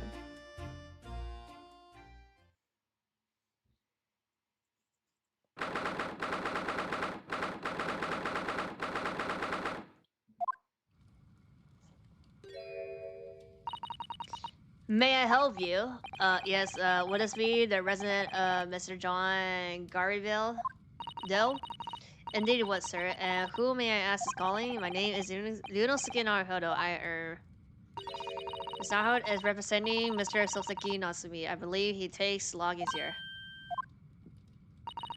We would very much like to ask him some questions about our client. Well, one, please. I shall convey the message to him. Did you see that, Miss Susato? That was a real live English maid. I know, as I understand it, anyone standing in English society employs a number of household staff. But that was the first time I ever seen one in the flesh. Oh, this day keeps getting better. It certainly feels like we've already arrived now, doesn't it? We need only to meet a butler and the experience will be complete. Well, I'm not sure if I'll go that far, but I understand the sentiment. Thank you for waiting. He will be seeing you now, this way. Okay. Oh. Let me examine your name first. That's a full-size canyon? What's doing it here? Oh my. It's real. I thought it might be a replica. That old thing. That little more than a toy. That's a little more than a toy, sorry? The army was selling it off when I retired, so I decided to give it a new home. Never know when the enemy might attack next. Truly useful to have a cannon about the house, really. It doesn't overkill? Be prepared, as I always say, you never know what this twisted world is going to throw at you next, boy. Do you think there may be trouble brewing? Always is. Take Joanne here, never fails to have a clean apron in reverse. Dries them over the barrel, you see? They dry very well on the cannon there. Joe tells me, which rather proves my point of view, as being reduced to a drying rag. No wonder the huge cannon looks like as hanging as it in shade ice. Ah! Yeah.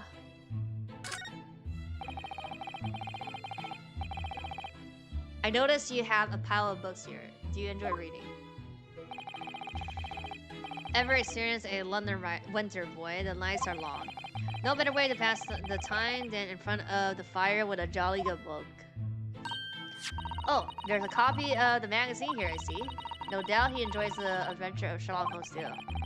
The great detective has a great many followers, it would seem.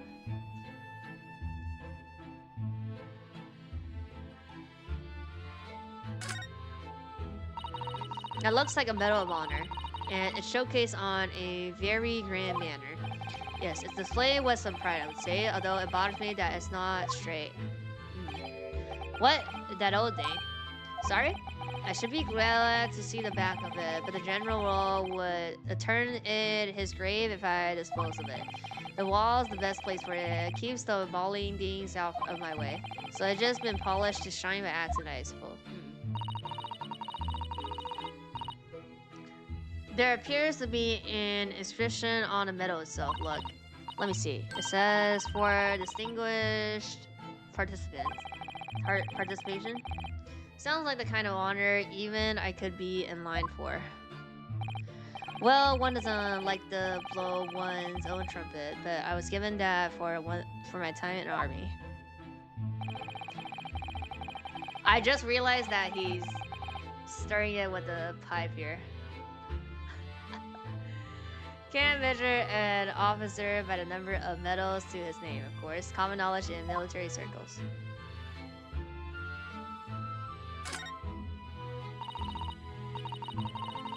Look at that enormous string. It must have been put there deliberately, surely. Yes, it certainly seems like someone's trying to hide something from view. What could be behind, I wonder? Going to have a very quick look, just a little peek. Amen, amen. Maybe let's not, Mrs. Sato.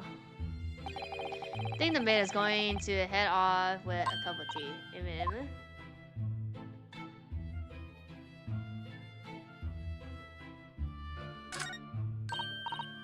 Oh, look!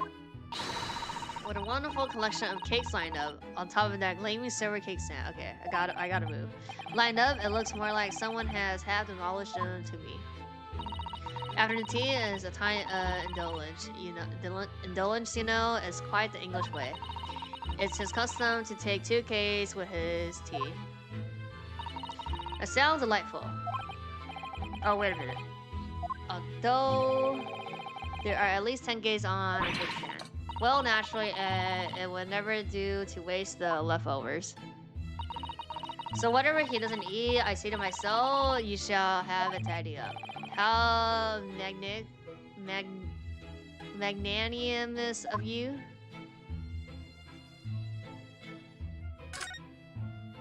Oh, there's something on the ground. Oh, that's Gano? Oh, right here, the cakes.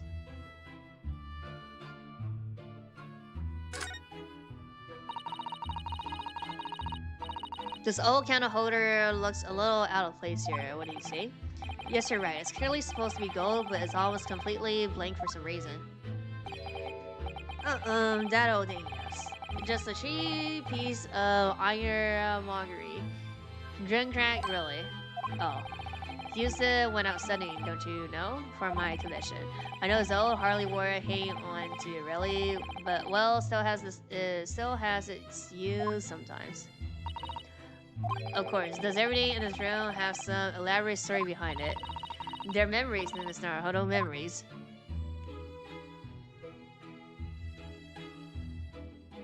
Oh, wait, more? Look at the squawkery on the slate here. It's rather unusual, isn't it? Oh my, a genuine London dresser. Isn't it delightful? Oh. Although the shelves seem to be broken and the squawkery is there, it's in pieces. It really is. The word crack wouldn't do the Chinaware justice. Ah, I wonder. Perhaps the cannon was fired at all. Yeah, probably something like that, but let's not delve too deeply here.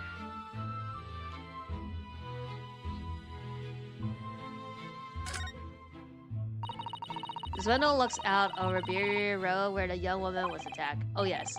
I can make out the policeman on the far side of the road investigating the crime scene. The glass is rather murky, isn't it? You can't see very clearly. Does this thing open at all, I wonder? I shouldn't underestimate the bitterness of a London winter, sir. Sorry? As soon as you open that window, the tea will freeze in the pot.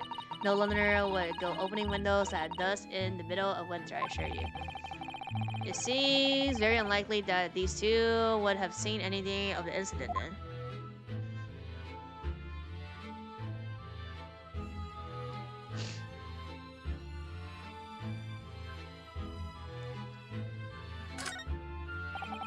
That uniform looks fairly ancient, doesn't it?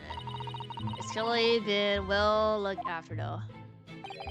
That old thing? Ha, not much better than rags, really. Oh? Wore the sentimental garb at my retirement bash, you know? But I'm not one for dwelling on the past. Me. Would have gladly thrown it out, but you know how it is. Anyway, it doesn't hurt to have the odd piece of memorabilia memorabilia lying around, is it? Oh, I see. Is there some sign so see sun and moon? Is it just moon? Perhaps we should leave the past in the past. Where's the sun? Oh, I see. The maid is the sun. I see what you mean. Yeah. Password. Good day to you. At your service. Pleased to meet you, sir. This is Ludo Sukinarahodo. He is a defense lawyer. Do excuse me not getting up. Took a shot to the Neil a few years back in the battle of the Maywan, don't you know? Early medal for my pace, but had to withdraw from service, handed over the reins to the up-and-coming. So he's a retired soldier. It's a hell of a job getting up and down stairs now, I can tell you. Don't get out much, as you can imagine. Yes, it's quite a climb up here to the second floor, isn't it? I was panting at the top of the stairs. You really must take more exercise, Mr. Haruhodo. Do you think so? Well, no doubt you're very curious to earn yourself a medal. 没有偷吃啊，他刚刚说了10个蛋糕，他吃2个，剩下的他吃啊，没有偷吃啊。Oh, it was nothing. The medal's just a folderol, really. Wouldn't like to offend the general though, so I really display it on the wall. Why don't you fetch it down, John? Let these good people see it properly. Fetch the... Dash it on, woman, be careful. Oh, dearie me, I do beg your pardon, sir. You jolly nearly took the skin off my hands. Huh, I shall be more careful, sir. So anyway, there you have it. Living a quiet life now. Yes, I see. Now then, I hear you want to know about the chat logging downstairs, is that right? Yes, we would be very grateful if you could answer some questions for us. Only to please, naturally, especially if it helps to keep the peace here in Bitey. I have forged an alliance with the Empire of Japan recently, and I'm sure you're aware, so this case is very much in the public eye, as it were. Oh, is it?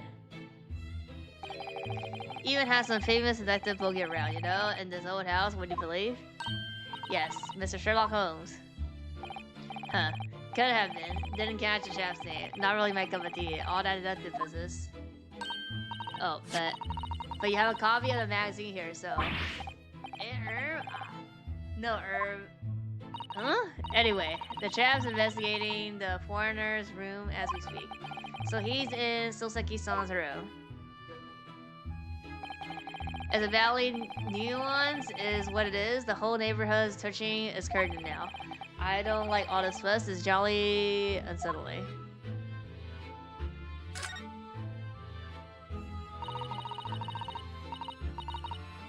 About Natsume then, please do tell us. Oh yes, the Japanese chap. Only been logging here for a week. Oh, just 1 week? So he moved in very recently then. I have 2 loggers most of the time, one on the ground floor and one just above us. The first floor room became available a week ago, you see? The room? That shit, aw, do be careful. Oh my goodness, I'm terribly sorry, sir. Bruh. You wanna know my opinion? I thought he was a shady sort, so from the moment I set eyes on him. Oh, what? He seemed to have a most nervous disposition, always shaking and looking over his shoulder. The man had shady writing across his sweat-soaked brow, if you ask me. Said to myself, Joanne, that man is trouble. Sooner or later, he's going to do something untoward. And I'm rarely wrong about anything. We won't be calling this maid as a witness, that's for sure. Was there anything else that struck you as suspicious about the man at all? Oh yes, indeed there was. And she's dying to tell us.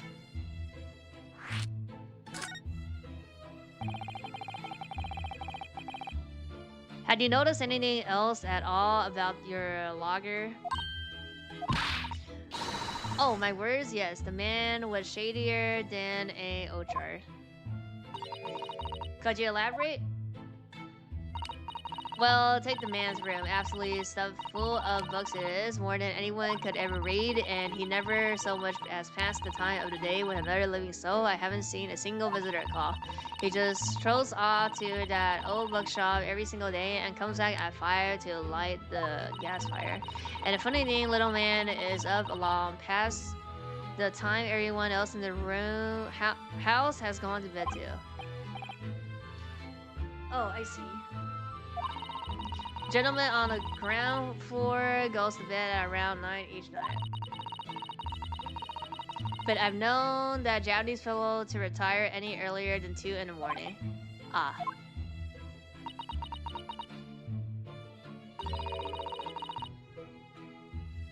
Could you clarify something, I wonder? What, pray?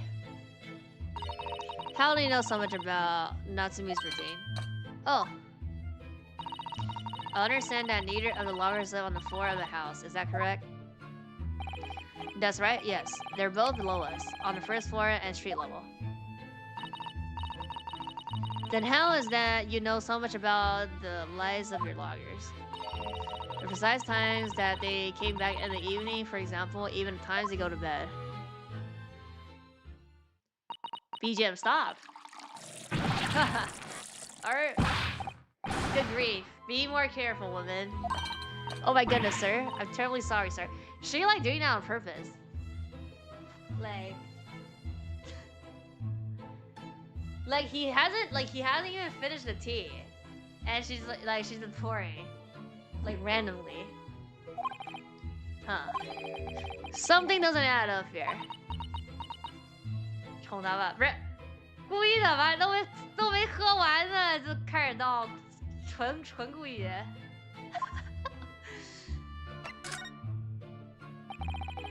Seemed like the incident took place at around 5 in the evening.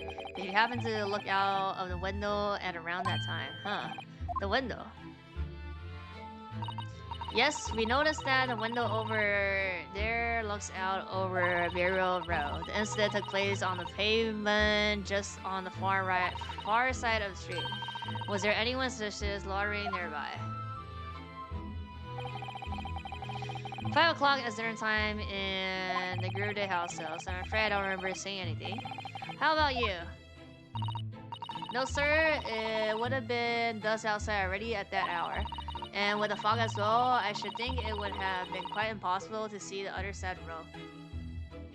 I think the fog thing's gonna come up because they mentioned a couple of times of like they couldn't see anything. Or like couldn't have, like he didn't see anything, and then I don't think the other people shouldn't have also seen it then. Oh, I see. Did you notice anything else out of the ordinary then? Such as? Anything at all, even if it seems unrelated. Huh. Well, yes. Was there something then?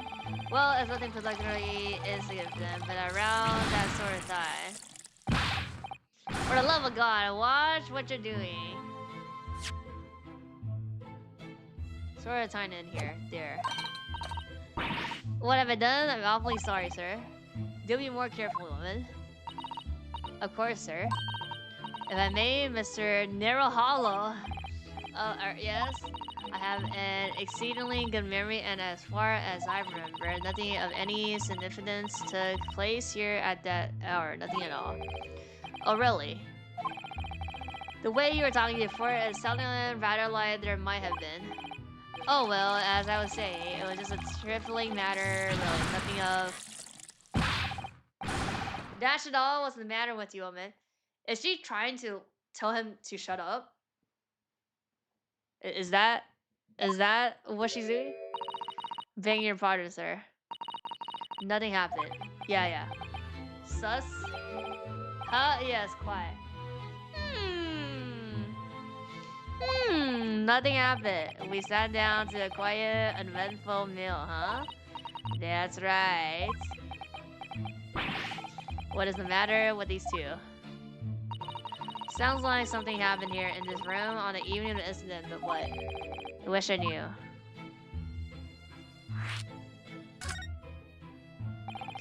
Could you tell us which floor his room is on? One? Why, certainly, just below on the first floor. And Mr. Sholmes is investigating there even as we speak. Yes, told me Natsume's name had asked him to look into the matter, so I gave him the key. He has engaged his services. That's a blatant lie. Would it be alright if we also had a look around in his room, I mean? Nope. Tampering evidence? Be like? Don't see why not. Just down one flight of the stairs. The second pause? No, it's just like... Because, like, there's no... Like, she did it on purpose, right? That's why I was like, okay, it's like... Is she just, like... Trying to be like, stop, like... Stop, like, talking about this shit. Nothing happened. The what's it called? The bossing city? What's it called?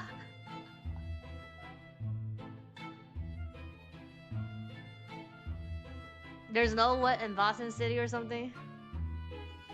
Who knows if we'll find anything that could help us with the case, but we have to try.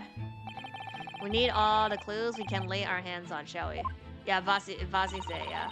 And while we're there, we can speak with Mr. Sholmes again. Perhaps he'll be able to tell us more. Okay. No tea overflowing and Bossy say, I know.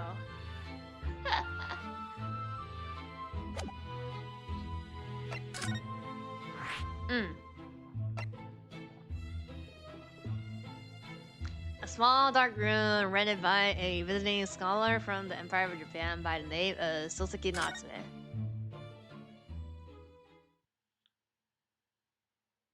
Oh my god. Bruh.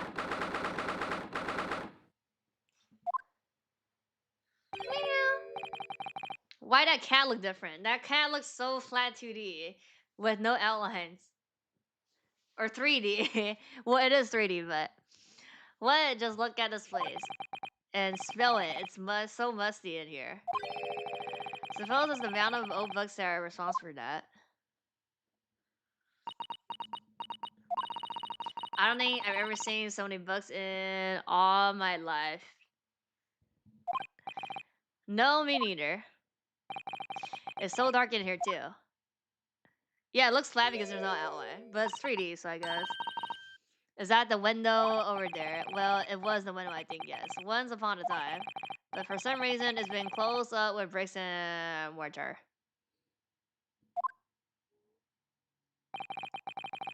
So this is where he lives. By the way, I haven't spotted Sholmes anywhere, have you? No, that's true. But according to what he told us, the great David should be around here somewhere investigating. Oh, we can find him. He's in the book. You need to find him, basically.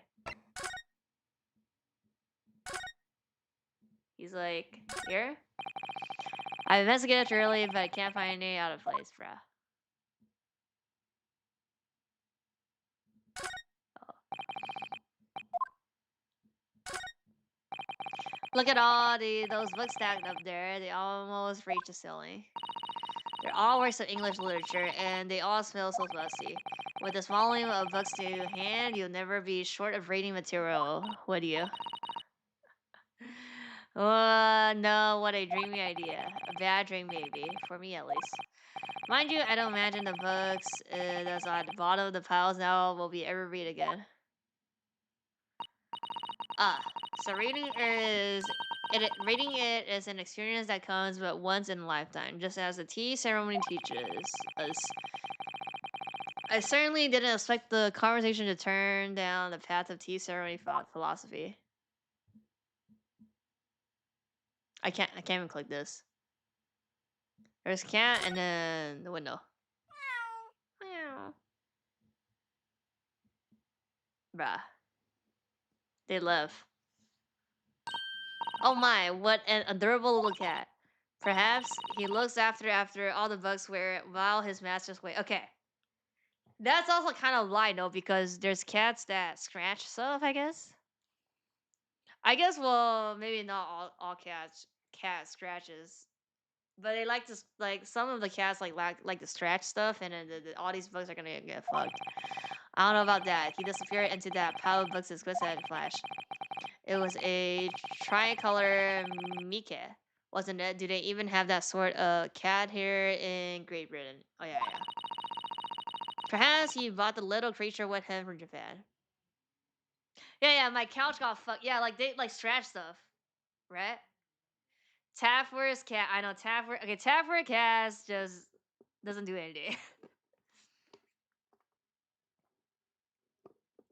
Okay, maybe, so, maybe, yeah, maybe it's not, like, uncommon. No, because, like, I have friends that have lots of cats, and then their cats, I don't think they scratch stuff.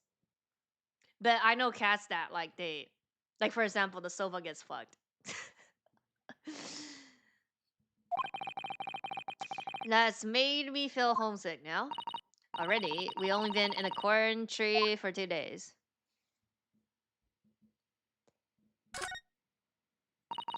That does seems to be wedged into a crevasse between a mountain of books on either side. I suppose he would sit here and read while stroking his cat. But surrounded by on all sides by these towering old tombs, surely he dreamt of books every night as well. Yes, he must have done, mustn't he? Oh, what's this? It's a recipe from a secondhand bookshop. Your books? Oh yes, his name is on it. Look, and a date purchased 2 days ago at 4:45 p.m. That's the date of the incident. Okay, it's just a short while before he was embroiled in a terrible attack. He must have been on his way back from buying some old books. Okay. I gave them cardboard bed and they destroyed that. Yeah. Redcrafter Samus, somebody just summoned me. Where she is? She's in Baker Street. Oh, let's go. Okay, I can still click on this though. Could you ever call this a window? I think so. It was a window at the time after all, although all that remains is framed around some bricks right now. So really it's just a wall then, isn't it? But why would anyone literally break it up like that? I'm afraid I have no idea. Ah, perhaps Natsume painted the brick design on in a fit of whimsy. That's alarmingly feasible. Anyway, whatever the reason, the lack of ventilation in here makes the place very oppressive. It does. I imagine being cooped up in a room like this would be extremely tiring.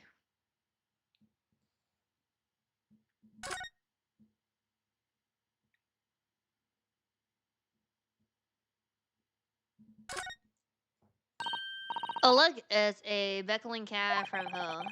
It's a bit big and bulky, isn't it? Surely he didn't bring that Maneki Neko all the way from Japan with him. I hardly think you're in position to comment because of the katana. I'm forgetting the nervous Durama doll that you brought in your luggage. There's a Durama doll? Well, it can be dangerous traveling aboard. I wanted a lucky charm. Well, I imagine he wanted the same. So, and this cat is sure be becking good luck to him. Not doing a very good job so far, is it? You mustn't say such things. Didn't say a word. Why are my eyes such a giveaway?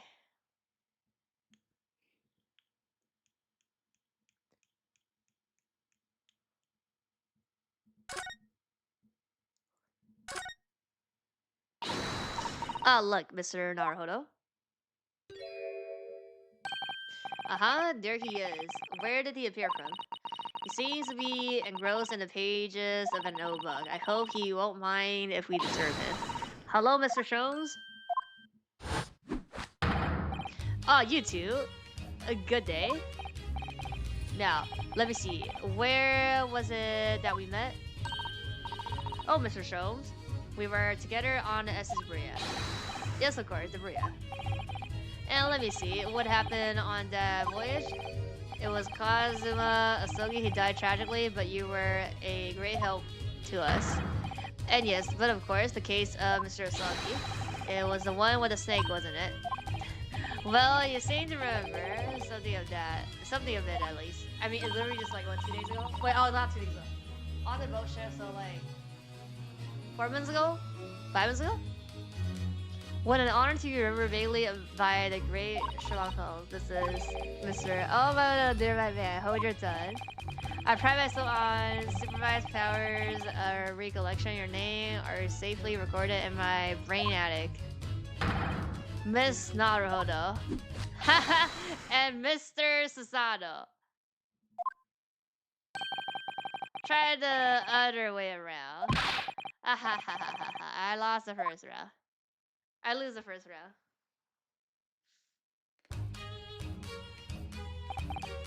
In truth, I had hoped to visit you both to my Baker Street suit the day we arrived in London. But some Scotland Yarders ambushed me at the railway station and whisked me away to a crime scene. It was an entirely trivial case. Of course, I solved the matter in no more than 30 minutes. So they apprenticed Sasaki-san in that short amount of time. I'm afraid the pursuance of a new case has dulled my recollection of my past involvements a little. It is a mistake to think that one's brain attic has elastic walls and can distend to any extent. I do my best to forget useless facts, lest they should elbow out the useful ones. Yes, those are my own words of inimitable wisdom, you know, from an adventure entitled A Sturdy and Scarlet. Please, there's no need to quote yourself. I don't always remember my pearls of wisdoms, but fortunately, my associate pens them beautifully. He means Iris, I suppose. Mr. Sholmes, we have some extremely important questions to ask you about the trivia case you just mentioned. Goodness, what an earnest expression. My dear madam, I should be only to please, and this murky room is an ant place to discuss the murky case. Okay. His arrest, we know this to be the logging of a Japanese foreign student by the name of Sosiegi Natsume. Seems that you assisted in his arrest. For the stabbing of the young woman outside here on the road. Huh, Natsume, yes. I believe it was a name rather along those lines. But he denies it. Was it really justifiable to arrest him on so little? I'm sorry, Mrs. Sato, but I have not the slightest idea what you mean. What? Cannot believe he was looking Sato squarely in the eye while flinging ignorance. I assure you, I am not really fringing ignorance. It would appear as if the pair of you are under some misapprehension. Oh, how? I assure you I have no recollection of accusing the stomp comprehension of the crime, but that doesn't make sense. The good detective of Scotland Yard made a following request of me, and I quote verbatim. We need you to assert the identity and whereabouts of a man seen fleeing the crime scene. Ah. A man seen fleeing. There were a number of books scattered on the pavement at the scene. Oh. From the book place, I was quickly able to determine the bookshop from which they had been purchased.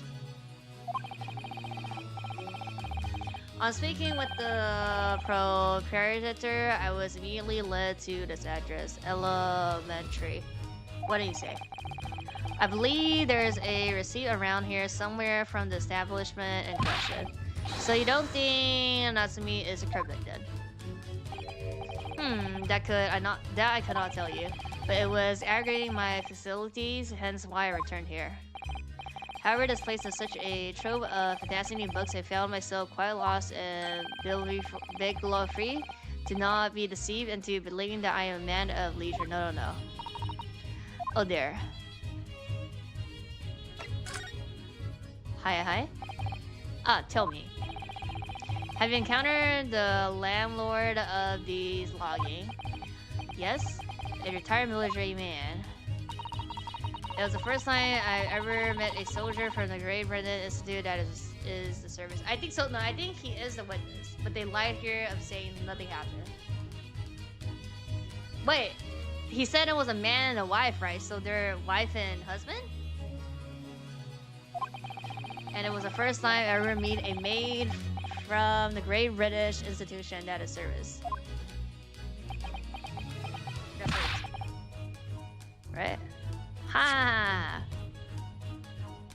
that service. I didn't think it was that funny. I do apologize. As you may well be aware, many households in London employ a maid. Yes, I read as much in my Great Britain primer. And so, conversely, whether or not a household employs a maid has come to betoken the social standing of those dwelling therein. Betoken their social standing, sorry. Put simply, my dear fellow, those who employ at least a single maid are considered middle class. Those who do not are beneath that. In the upper echelons of society, of course, households employed enough staffs to constitute a large family. Goodness, how extraordinary. As you can appreciate, for those on the precarious boundaries between the middle and lower classes, being able to afford just one maid is of the first importance. I had no idea. And it is for precisely that reason that I find great stimulation in the situation upstairs. Specifically in the retired army veteran. Oh? Offendable as he is, the fellow is hiding something, yep. Whether or not it imposed on the circumstances of this case, I am as yet unable to ascertain. I'm fairly lost on what he means to say. This room is truly suffocating for the soul, my dear fellow. I assure you, any man whose lot is to dwell in a place such as this will stab someone sooner or later, bruh. Yeah, he's like, there's ghosts chasing me. Mr. Natsume has stabbed no one. But sooner or later, as I said, in the future, I don't believe that's the issue here. About this dark little room. Why is there no longer a window? Do you have any idea? No window. Well, I mean, I can clearly see that there's a window of sorts. But it's been completely blocked with bricks. Are they gonna spin a taxi?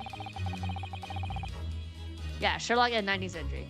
Oh, I see. The answer to that question is simple. Window tax. Yeah, window tax. Window tax. The British window tax. It is a real... Yeah, somebody told me it's a real thing. Well, what is that? Surely. Not a tax on windows. Precisely that. Oh my goodness. Until relatively recently, a tax was levied on households in this country by the number of their windows. Those of lesser means, having inherited a sizable and costly family home, perhaps rapidly closed windows up, while the rich open windows here, there, and everywhere. In an effort to curry flavor windows, empowered by furnishing them with large sums of tax money. How awful and unjust, forcing people to live in rooms devoted of light. Yeah. Indeed, the siege was rightful as a result, so some 40 years ago or thereabouts, the window tax was not abolished. But its legacy remains, as you can see, in squalid loggings such as these, for example. For what? For flexing. I suppose Mr. Natsume's need for living here in London is very generous, perhaps. It would appear so. I've done a little digging. And I discovered that these logging were offered at an extraordinary low price. How much? Because the room is so awful, I should think. Yeah. Apparently, he only moved here about 1 week ago. Yes, that's correct. However, I don't believe the low rent is explained by the shabby nature of the accommodation. Are they gonna talk about talking about the ghost? Oh? Still, that is of little relevance here, a matter not worth further attention. Are you sure? I'm curious now.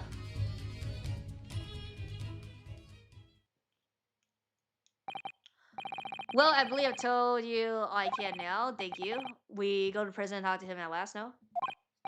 Yes. Or investigation crime scene, please? Yes, Mr. Naruhodo. Was it not your intention to become a practitioner of law? Nope.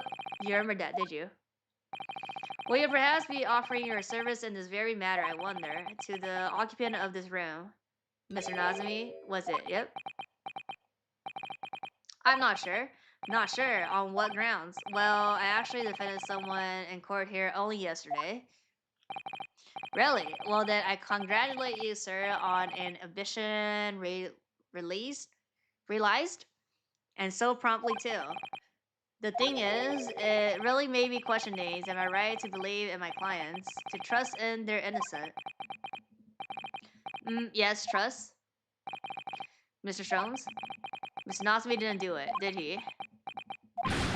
Ah ha ha ha ha. My dear fellow, I haven't the first idea. Oh, but I thought that's why you were here. Didn't you come back to investigate?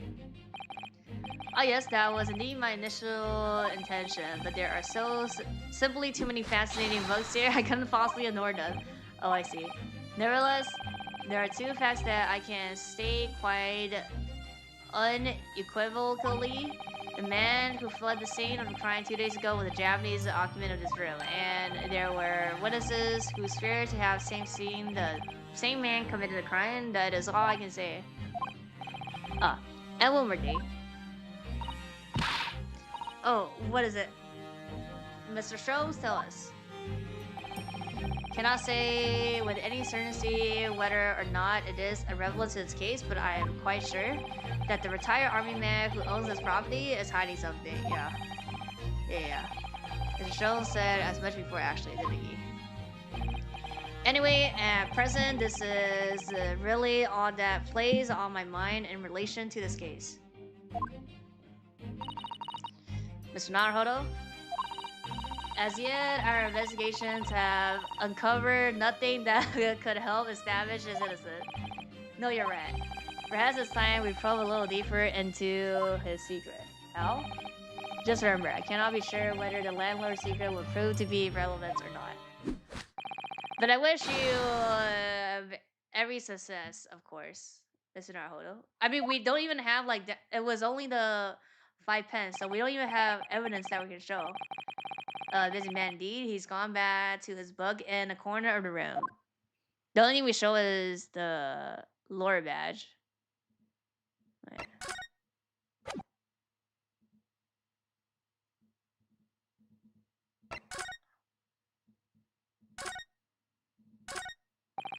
Excuse me, Mr. Sholmes? Yes, so true. To be or not to be? That is indeed a question, Mr. Naruhodo. To be or to not be brushed off, that is the question. And the answer is all too clear. Let's leave him in peace, shall we? Okay.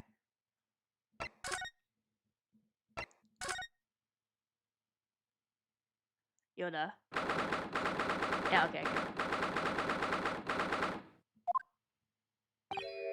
Oh, you peer again?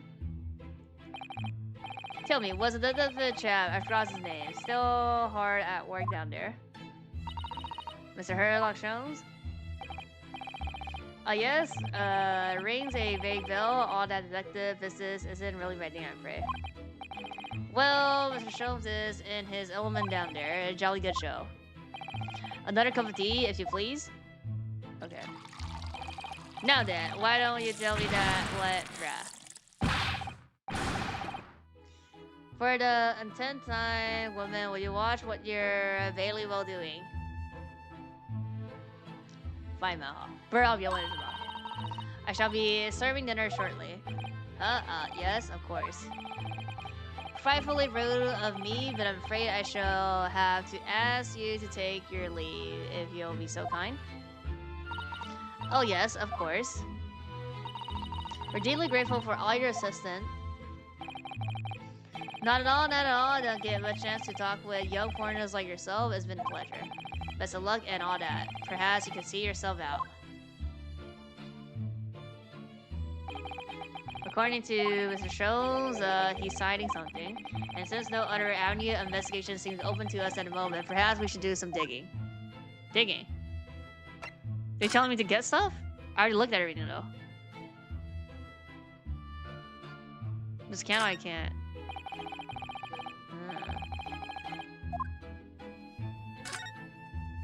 Oh. Over there.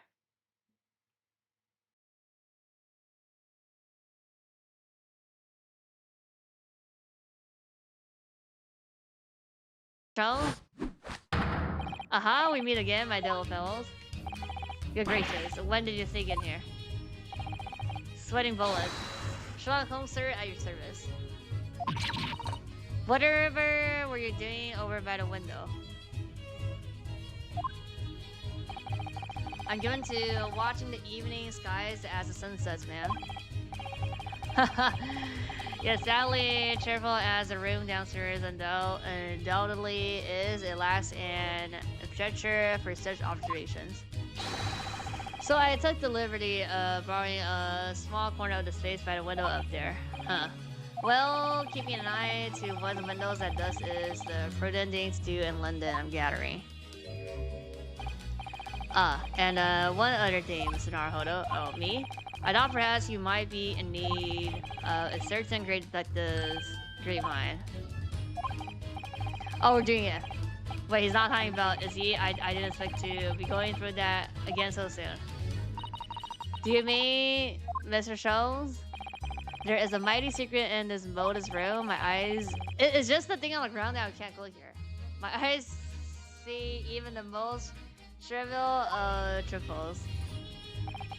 Take that you're prepared. Yep, I think so. There's just not enough for one of my greatly admired great deductions. Let us conclude the matter before dark.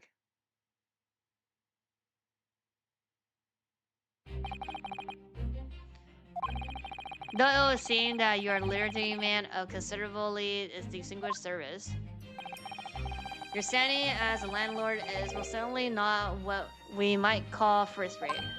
Huh. I'm afraid, sir, that it is all too clear to me. There are two conclusions I've been able to draw by careful observation of your living arrangements. I beg your pardon? The first is that even as we speak, you are concealing the presence of a fierce beast in your care. Huh? And the second is that as a result of the beast's violent rampage, you have lost something very dear to you. Startled look. The old man's broken out in cold sweat. Unbelievably. It seems like his conclusions are both spot on. How could you possibly... How could I possibly know you mean to inquire? The answer couldn't be simpler, sir. For in the dense jungle of logic and reasoning, I am the king of beasts.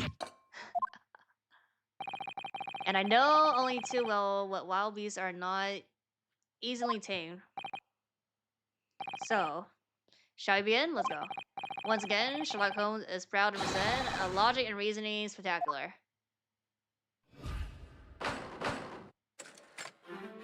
Games of foot.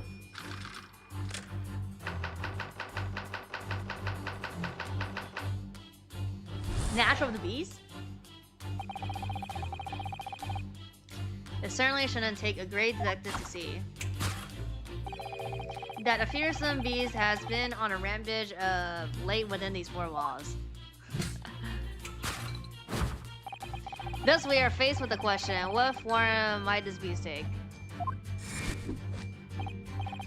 For a man with military breeding, your eyes are uncommonly candy. Your furtive glance, unless... Oh, right here. It's gonna be wrong. Leads us directly to the answer. He's not even looking at that. The true nature of the beast that has run rampant here is revealed by that lion statue. Yes, though an army and you appear unimposing and pissed. That has fueled your admiration for the mighty lion, the king of beasts. Lionhead looks like... Oh yeah, Lionhead. Lion... Also gold. Gold Lionhead. Go Lion. What is this piffle, I ask you? In the end, your admiration became so great in fact. Master 1 Gamer? This Master 5 is also this. That you have had a living breeding specimen shipped from India, which you try to keep in this very house. What? What? Yet living with such a wild beast provided more difficult than you had imagined. The chilling traces of a wild rampage are still very much in evidence. Well, Yeah, as we look around, the beast in question fails to present itself. Where could this angry creature have disappeared to? Madam? Me? I pray you do not consider me unchivalrous, but it is plain to me with one glance in your direction. It is. Your dress pocket gives you a handsome clue as to the breast's current whereabouts. A beast's whereabouts, oh my god. Far away from, it is a handbill advertising a circus show. Yes, you are sought to dispose of the terrifying lion at Brandy's Circus. A traveling show currently smoldering in a nearby vault. I have observed the dens. You sold the savage lion, sir, to the circus troupe. I most certainly did not. I believe I have made your point. I have made my point. A fearsome beast which ran among in this room was an Indian lion. Oh my god. And simple visit to the circus now will reveal the lion prancing jubilantly through a ring of fire.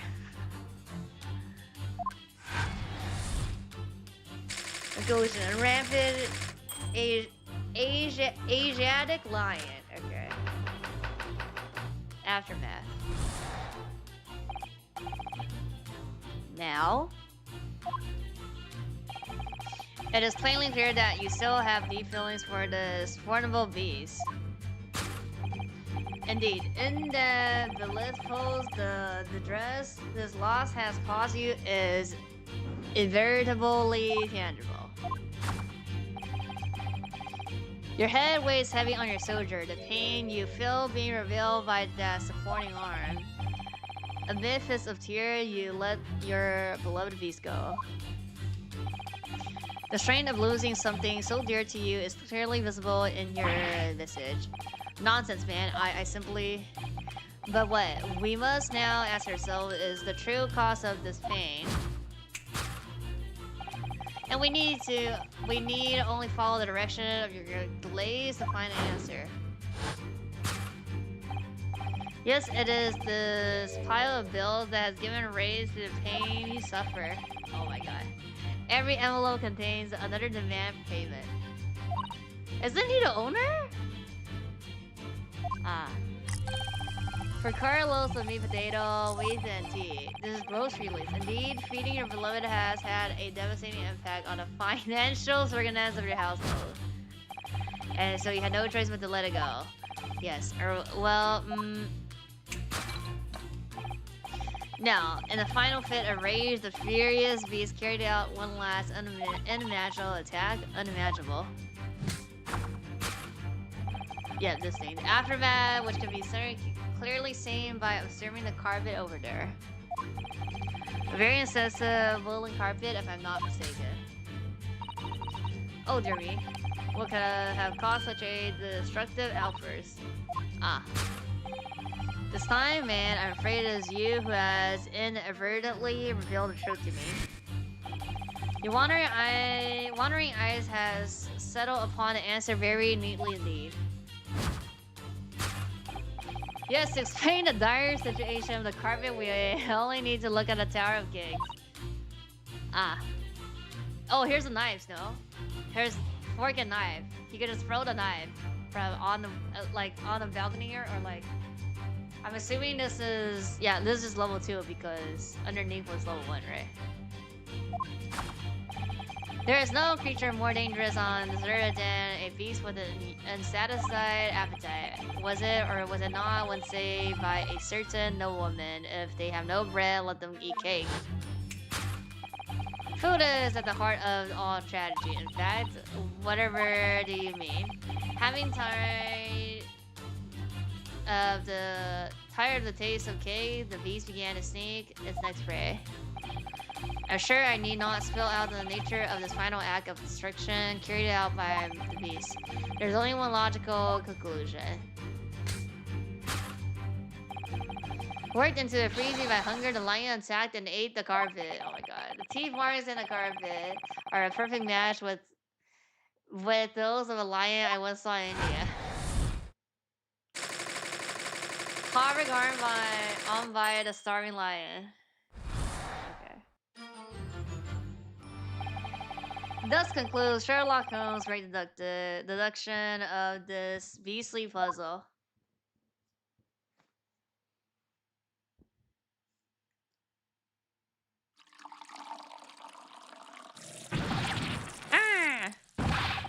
What's the matter with you, Joe? You're pouring scalding hot tea all over me. Oh, I'm sorry. I'm afraid I didn't notice.是吧 ？Aftermath 就后面的事情，什么东西 ？My deduction can be startlingly sharp. It stands to reason that you could ruin this over. Indeed, my revelations can make people spill tears at times too. Oh. Aftermath 不是哦，没有 Aftermath 就事后了，说在后面。Mr. Sholmes started to butt in again, but could I make an observation? I gotta fix this mess here. He only had like 2 things correct. Why, certainly. What is it again? Well, your deduction just now. Do you really think a lion could have fit inside a room of this size? Indeed, it is the only explanation for the facts. The terrifying truth all too often lies beyond the realms of common sense. But wouldn't it be an idea to consider what lion inside the realm of common sense as well? But if an encaged lion had run amok in this very room, surely he and his mate would have been hurt or worse. Oh, that's where you are stuck. No doubt the formality man held his own against the beast using that large cannon. I thought you said that they sold the lion to the circus. And what about the food? Meat and potatoes are one thing. But I don't believe I've ever heard of a lion that drinks tea. Cake? Oh my dear Mrs. Sato, it occurs to me with some regularity that irrespective of race and breeding, whatever any lands on the great British soil, they're infused with a highly appropriate taste of afternoon tea. Oh, what a glorious notion. Well then. It's your turn to shine again. I had a feeling that was coming. Slime aside, that's all the deductions needs. You can do it. Excellent, I've been waiting for my trusty partner in deduction to step forward. Okay. We don't even know yet whether or not this is going to help with the case. Still, uncovering the truth is always worthwhile, whatever the motivation. At least that's what I want to believe. Let us start again. From the beginning. Sherlock Holmes' logic and reasoning spectacular.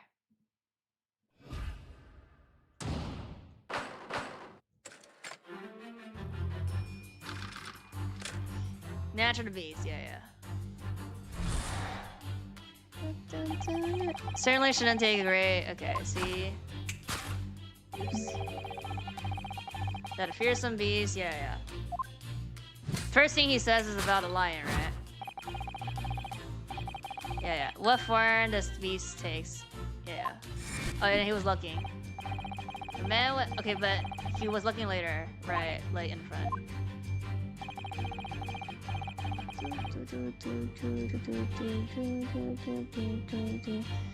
Your afraid of glance, yeah. Lead the serious answer. I mean, he did look at that. So he did look in the back, but it's not a lion statue yet. Okay. Really didn't see the lion thing coming. No, but if you observe his reaction, it rather seems as though some beast didn't indeed run amok here in this room. Yes, something with a very fierce nature, but it couldn't have been a lion transported from India, so what was it then? We must follow his gaze. Gaze that will lead us to the true answer. Lion statue. Is this? Morrisville? These are shells for the cannon, aren't they? What a strange place to keep them. I don't think the cannon's gonna do it, you know? Imagine they have some significance to him from his time in the army. Of course, he mentioned a battle to us before, didn't he? Do you remember he said that he'd been shot in the knee? Perhaps it was one of the things that hit him? If the round that side has been hit this knee, there'll be nothing left. Or him for that matter. Mr. Sholmes has a Persian slipper, and this man has spent shells. Perhaps it's a customary and burned to display well rubbish on the metal plate. Oh, thank you for the raid.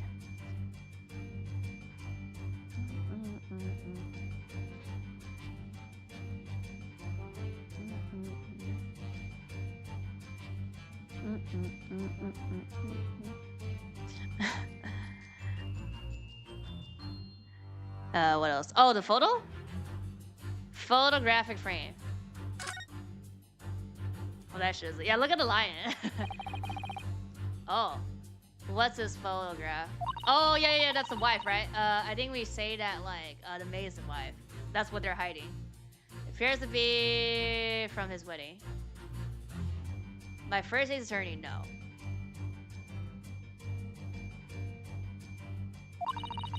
He looks very happy, doesn't he?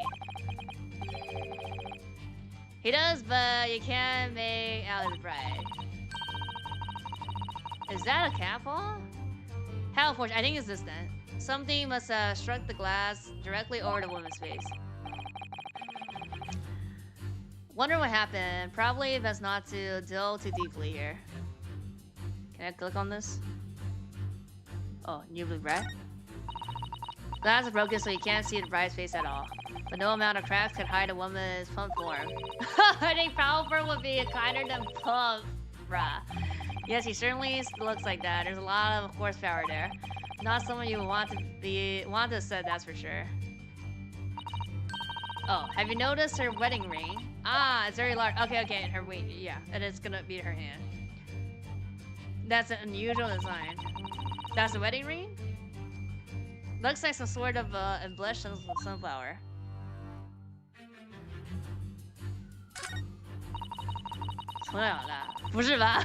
This must have been when he was still in the army. He seemed to be carrying his rather self-bright effortlessly and made me a smile at the same time. Suppose he was very strong in his younger years.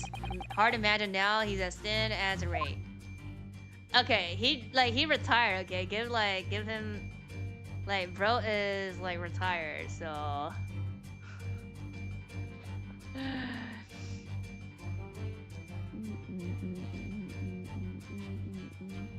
I think it's this then.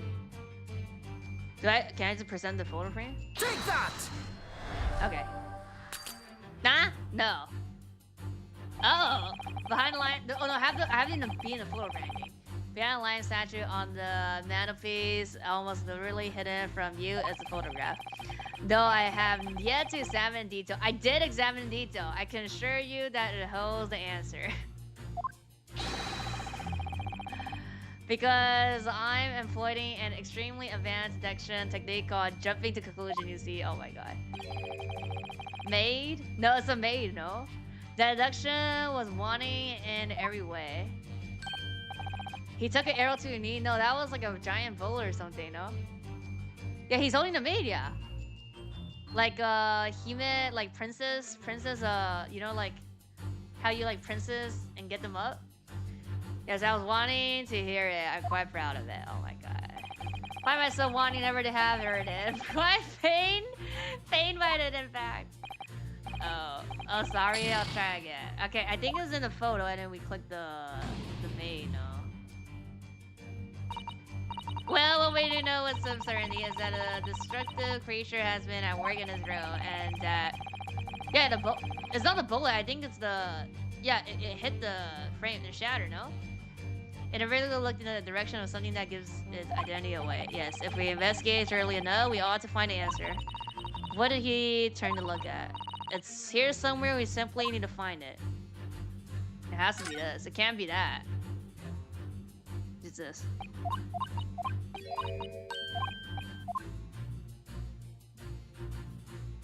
Really bright. Let's go. Okay. So, okay, my logic's correct. It's just like you have to go in. It was the same as like the cat from last night on the photo. From Gina. The true nature. Oh, not Gina. The Russian girl. The runaway. The true nature of the beast that has run rampant here is revealed by the newlywed bride. Precisely, Mr. Naruhodo. No other explanation could possibly fit. Yes, this frame paints pictures your wife. And while we lament the fact that her face is obscured, we can still make out her mighty arm and note the considerable horsepower they must contain. Is this her calling her a beast even though they know it's a maid? They don't know, I guess. Indeed, surely any woman of such power constitution would be honored to be described as a beast. Honor might be stretching a point. Still late, the fact remains that the beast, which so clearly savages room, was their wife. Yeah! Oh my god. The chilling traces of the wild rampage are still very much in evidence. Well, yet as we look around, yeah, right here. 12%. Okay, this is all the same. And then we just look at their hand and ring, right? Yeah. Right here. Me? I pray you do not consider, yeah, right here, plane of the direction. Yeah, just not a pocket, it's like your ring, basically. The poor, fragile, defenseless woman is beside herself. Well, I don't know about fragile, oh dear. Anyway, Mr. Sholmes is quite right. There's no sign of a Mr. Garvin anywhere, but it seems there may be a clue as to her whereabouts. A clue that this maid is trying to hide. Wonder where his wife could be. Is it rain, right? Oh, right here, see it, yeah, the sunflower wing. Yeah, right here. He's wearing a very large ring, look. Oh yes, a sunflower design with some rather nice embellishments. Is on the right ring of her right finger of her left hand, which means a ring finger, yeah. Ring finger of her left hand, which means it's surely a wedding ring. Looks like it's on there for life too. Can't imagine it could slide off her finger of that side. Oh my god. That's something to think, not to say. Oh my god. Do you know? His wife in the photograph had a ring very much like this one. It was a large sunflower design as well. Really? You have a great memory for those things. A large sunflower wedding ring. It's quite a coincidence that they have the same ring, isn't it? Take that! Your wedding ring gives it a handsome clue as to the beast's current whereabouts. Ah! Indeed it does. That flowery band gleaming on your finger gives you away.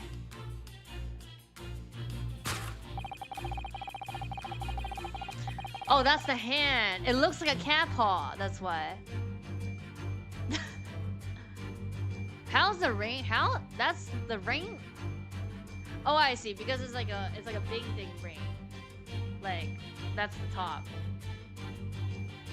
For it is identical to the one shown on the hand of his bride in the photographic print. In other words, you are not ordinary house-built maid. Nope. You are his lucky bride. You are Miss Garvin herself. Oh my. Word! That's the first one, right? Act 1, that was Act 1. Well, jolly fine detecting, sir. As you rightly surmise, this is my wife, yes, my Joanne.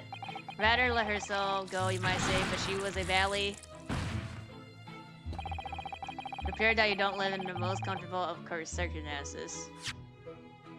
Valley Corkaback. After all, you are a retired army man, yet you are in the business of renting out rooms. What's wrong with that? That's like the perfect retirement. Just like do nothing, still get money by getting rent money. I would assume, therefore, you had insufficient means to employ the maid. Would that be correct? What, they're expensive? It's alright, I tell you. I was 2nd Lieutenant of the 3rd Regiment, and man has his pride, don't you know? By golly, it's a sorry thing when a Chan can't even afford to have a single maid in his employ. What the fuck? 对啊，就退休收房租啊。Yes, here in London, one is rather judged. A household cannot be considered worthy of society if it employs no staff at all. Okay, who would know that though? To be honest, who knows if you have maid or not? Oh, I guess they come to your house and be like, you don't have maids," and they'd be like, you lower class level. Though in my consider opinion, such concerns about appearance are a folly. You mean he has his wife work at his maid? I mean, but the photo is well, okay. We don't know if that's a wedding photo. No, they said it's a wedding photo. No, so this is like years ago. Precisely, am I right? Only in company, obviously. But listen here, this must remain a secret. Why? Top secret, please. Okay. I guess because he doesn't have to pay her because she's her wife. She's his wife. Yeah, the host party. Yeah, gotta be socialized. You gotta fucking talk to people, and they come and be like, "You don't have maid." Okay. Right here. Conclusion: the raging wife of Mr. Geravid. Okay. Part 2. Topic 2: aftermath. This is just like them. They being the witness and seeing the stuff, no? Yeah. Plainly clear that you still have deep feelings for the beast. Indeed, in that Billet pose, the distress this loss has caused you is vertibly tangible.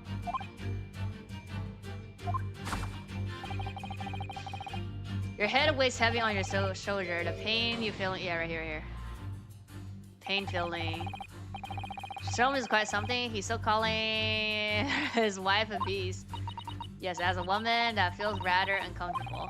That she is standing beside her husband as we speak. In other words, he hasn't lost his beloved at all, has he?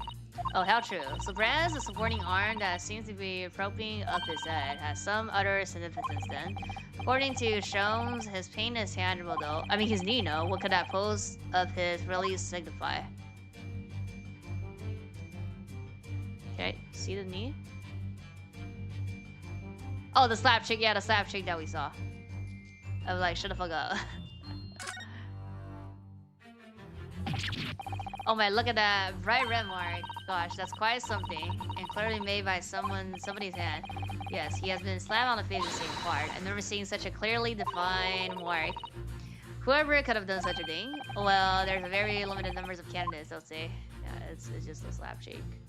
Take that!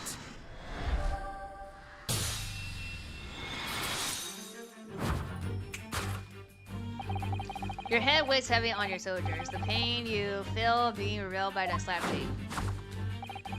And of course, the deliverer of that impressive mark on your cheek that refused to fade.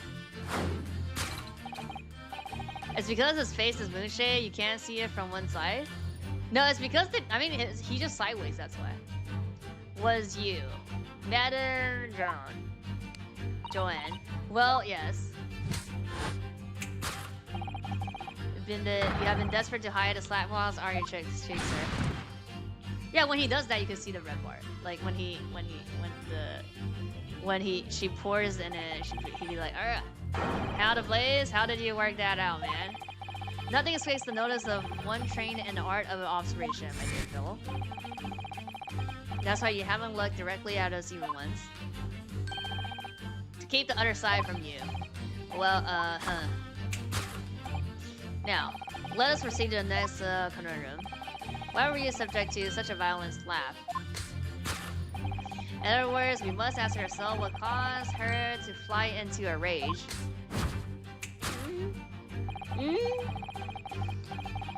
Look at that.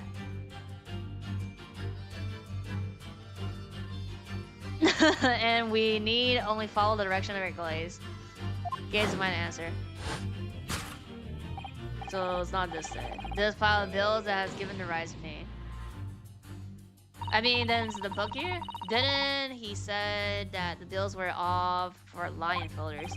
Yes, but now we've established that the lion never existed, which can only means that the thing responsible for gobbling up all that food was his wife. She's the person, not a thing. Yes, well, she's also a person who gave her husband a mighty slap around the face. Was so hard that it left a perfect handmark, in fact. Yes, why would a woman want to hit her husband with such force, I wonder? I would love to know the answer to that question. That was a bill. Oh my god. Glass. Oh, was it? Wait, what's this? Oh. Alright. Someone must be reading this book at a moment. There's a bookmark here, too. He's clearly a avid reader. Oh, wait a minute. I don't think this is a bookmark. Oh no, so it isn't. It's a note written in a woman's hand. Oh, James, I love you. Yours, Mary. And look next to the signature here.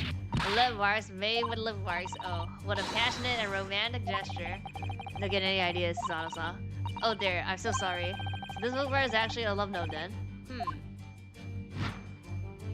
Love note. I mean, is it this? It's this then, no? We can't go here. What's the bill? Let me look at the bills. Looking at all these bills, it certainly amounts to a great deal of food. Meat and potatoes by the cartload, wasn't it? Well, looking at the two of them, you can tell immediately who eats the lion's share in this household. Well, at least we're no longer talking about an actual lion anymore. I think it's a love note then, no? Take that!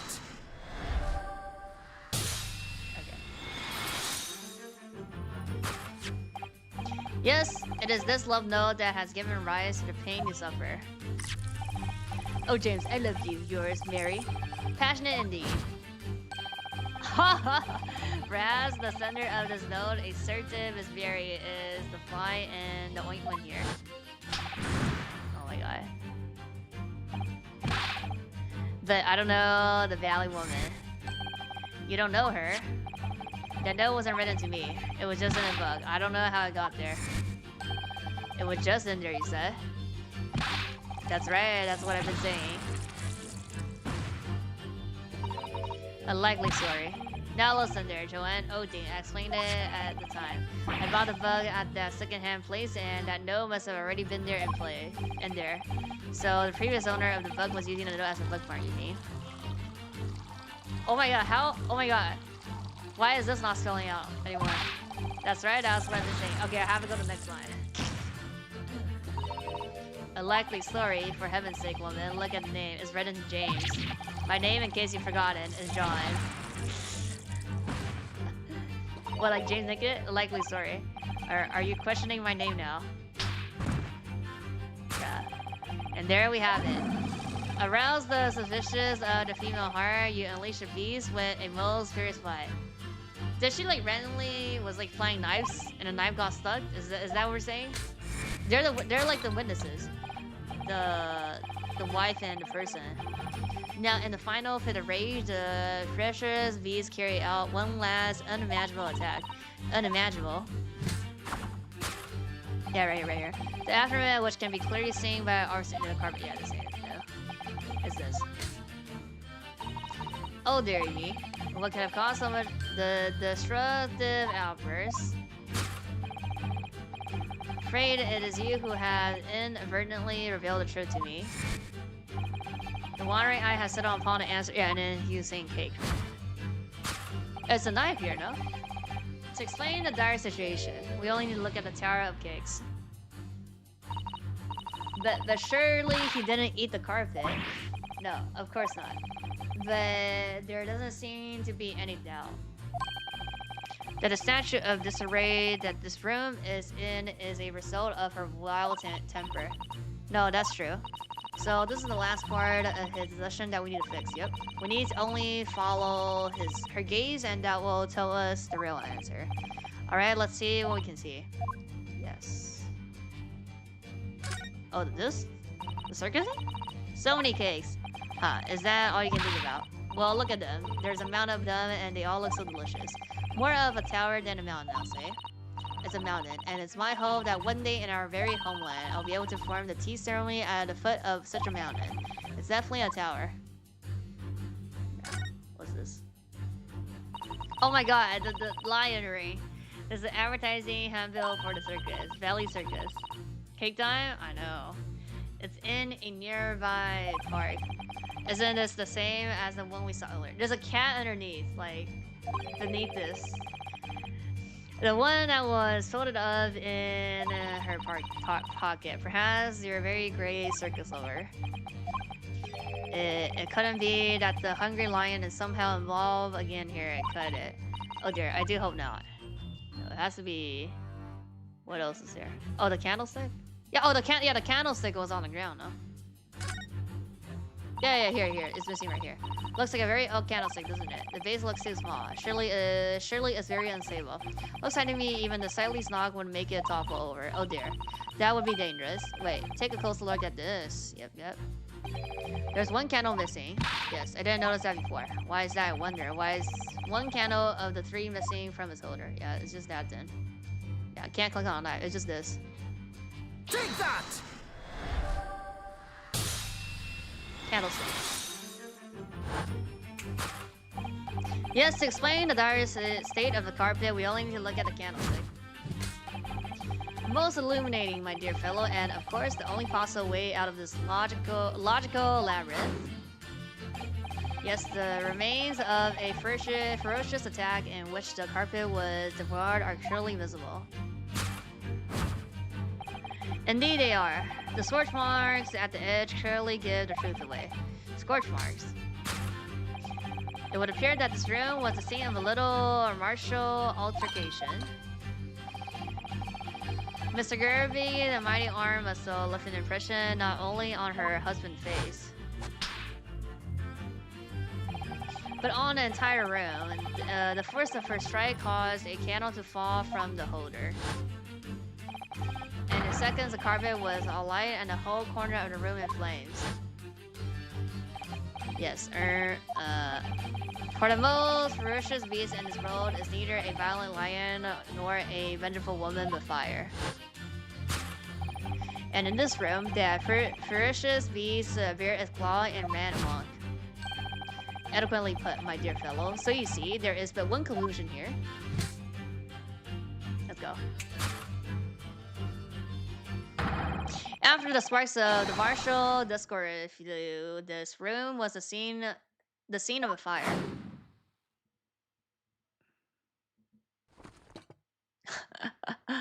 Oh.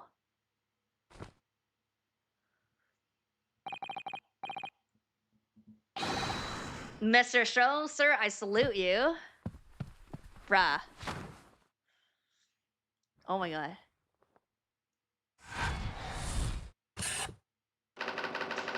Carpet scorched by a small fire.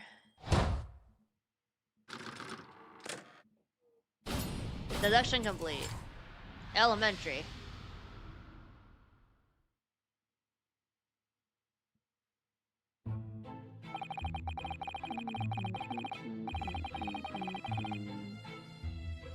As he dashes, long winter nights, you know, nothing to do but read in front of the fire. Yeah, elementary. They recreated a wedding photo, but she's holding him. Yeah, reverse. Luckily, there's a jolly good secondhand bookshop just around the corner. Buy all my old novels there. And in a page of one particular novel, you discover some rather illicit material, for which your wife admonish you harshly, it seems. You love this game? I do too. Don't know about admonish. Demonish might be rather closer to the mark. And beast is most certainly an epidus. Here we go again. And a carpet. Was that destroyed by fire when a candle fell on the floor? Afraid to say it was happened in a blink of an eye, you know? The whole place filled with smoke, couldn't see a badly thing. So they just, yeah. And it was caught between the old sticks of rage and the raging flames. You paint a torrid picture, sir, one that would have been most entertaining. That's sympathy for you. Didn't take long for the fire to spread, of course. The valley furniture started going up as well. We have had to hide the mess behind that scene for the time being. Over there? Well, you have nothing more to hide now, if you allow me. Oh. Had all my favorite old novels in that case, but as soon as the fire got a hold of them, that was it. Rouge up the folks. Gosh, then the wife started hurling things at me. What a terrible sight it must have been. There was I, backed up against the window, under heavy enemy fire, incendiary bugs, incoming 10 to dozens. Worst of it is I lost my favorite book called The Lion's Pride. The Lion's Pride, yes. Your notorious love of big cats coming through again? Furry, I assure you the title didn't influence my choice in the slightest. Okay, so but why are you sweaty? So the poor man really did lose something dear to him as a result of the vicious beast's rampage. Mr. Sholmes' deductions turned out to be correct once again. That's my deduction, not his. It could only be described as a great British wonder. I tell you, it was solely carnage, flames everywhere, and O6 in full flit. Out of interest, what time of day was that? Let's go. Not sure I can remember. It was 2 days ago now. Let's see. Around 5 o'clock, I think. What was the incident? Wasn't it also 5? Yeah, so exactly the same time. Yeah. As a terrible incident was floating outside your window on the street below. Even more terrifying on the inside, I can assure you. The whole Vitling could have been flattened outside my window at the moment, and I wouldn't have noticed a dash thing. Oh, really?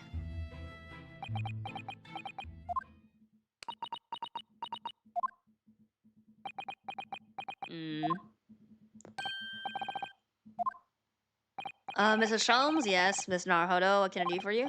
Well, I think we've gotten to the bottom of his situation now, but what does it have to do with Mr. Natsume's circumstance? They're not the... They cannot have been the witness that saw it then. I can't help you there, I'm afraid. What, my dear fellow? If you recall, I did say as much from the outset. I warned you that although I knew the retired army man to be hiding something, I cannot be sure whether his secret would prove to be relevant or not. I just knew you were going to say that. Ha ha ha ha ha. Now, Miss Naruhodo, you mustn't lose heart. Bear in mind that all things fall into one of only two categories, those relevant to the case and those not. That makes no sense to me. Well, no matter. It is of far greater importance that you make up your mind now. Sorry? Visiting hours at the prison will be soon over. Yep. Oh no. Is it that time already? If we visit his case, we have official paperwork to attend to.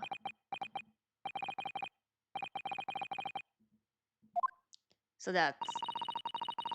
Perhaps you'll like to betake yourself to bidding us farewell now. If we were to accept, we'll have official paperwork to attend to. I must prepare supper for him. Oh yes, I'm sorry? I'm so sorry. Thank you both very much for your time. Sosuke-san will be waiting for us, and I'm going to have to give him an answer. I mean, imagine that we say no. It's like when if they have an option, we say no, and it doesn't. You can't say no, basically.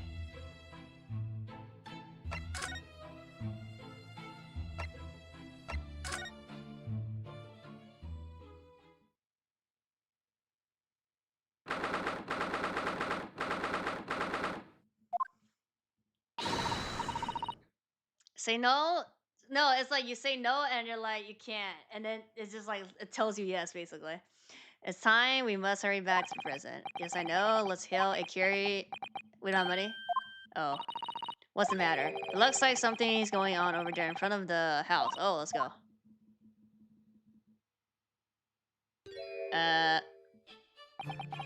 Honestly, not old man. Fall to Tindayer. Who are you calling an old man? You rum-looking... Nimiti Pimpy. Are they the two? What is that? There are more things in heaven and earth.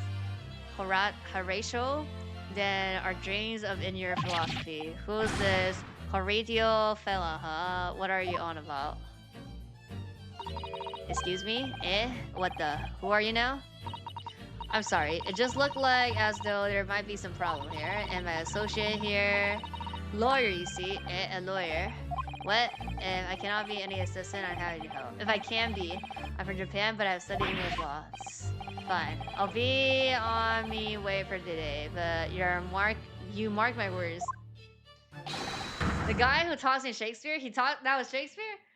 This ain't over yet. Oh yeah, get thee to nunnery. Do I look like a blooming nun to you?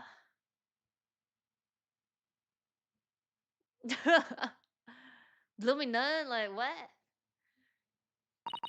I do hope you're not injured. Oh, fair is the maiden. Thou art so gentle, thank you. What was that all about? There are more things in heaven and earth, Haridio, than are dreamed of in your philosophy. I'm not Horatio either. Forgive the inquiry, sir, but are you a lawyer here? And the resident? Oh, fair Eastern maiden, thou art so right. Yes, I do dwell in this humble ability. The Ace Attorney. Great Ace Attorney. He mentioned that he had another logger, didn't he? This must be the man.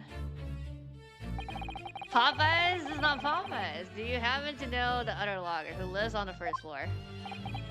Yes, a gentleman named Natsume. More worthy a plumbness in my battle of words, neither could there be. Sorry, battle, did you say? Who was the stronger, Hamlet or Macbeth? Mr. Natsume and I fared long into the night. I see. The big guy who just left had... Paul, I know what I'm talking about. Yeah, the other guy. The other guy. I don't fully understand, but it seems Natsume and this gentleman are acquaintances at least. So, fair maiden, so good gentlemen. I can tarry here no longer. Fair thrill. Didn't really understand him, but I guess he's returned to his room. Seems he's wanted of what happened to Mr. Natsume, but I can't. So he can't really help us. With Soseki-san and that man as logger, the house is certainly full of eccentrics.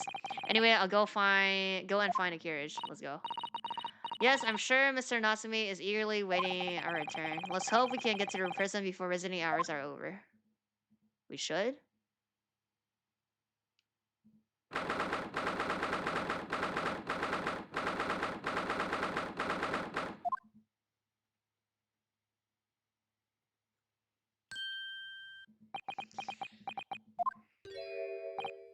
Oh, it's you. You're here. You came.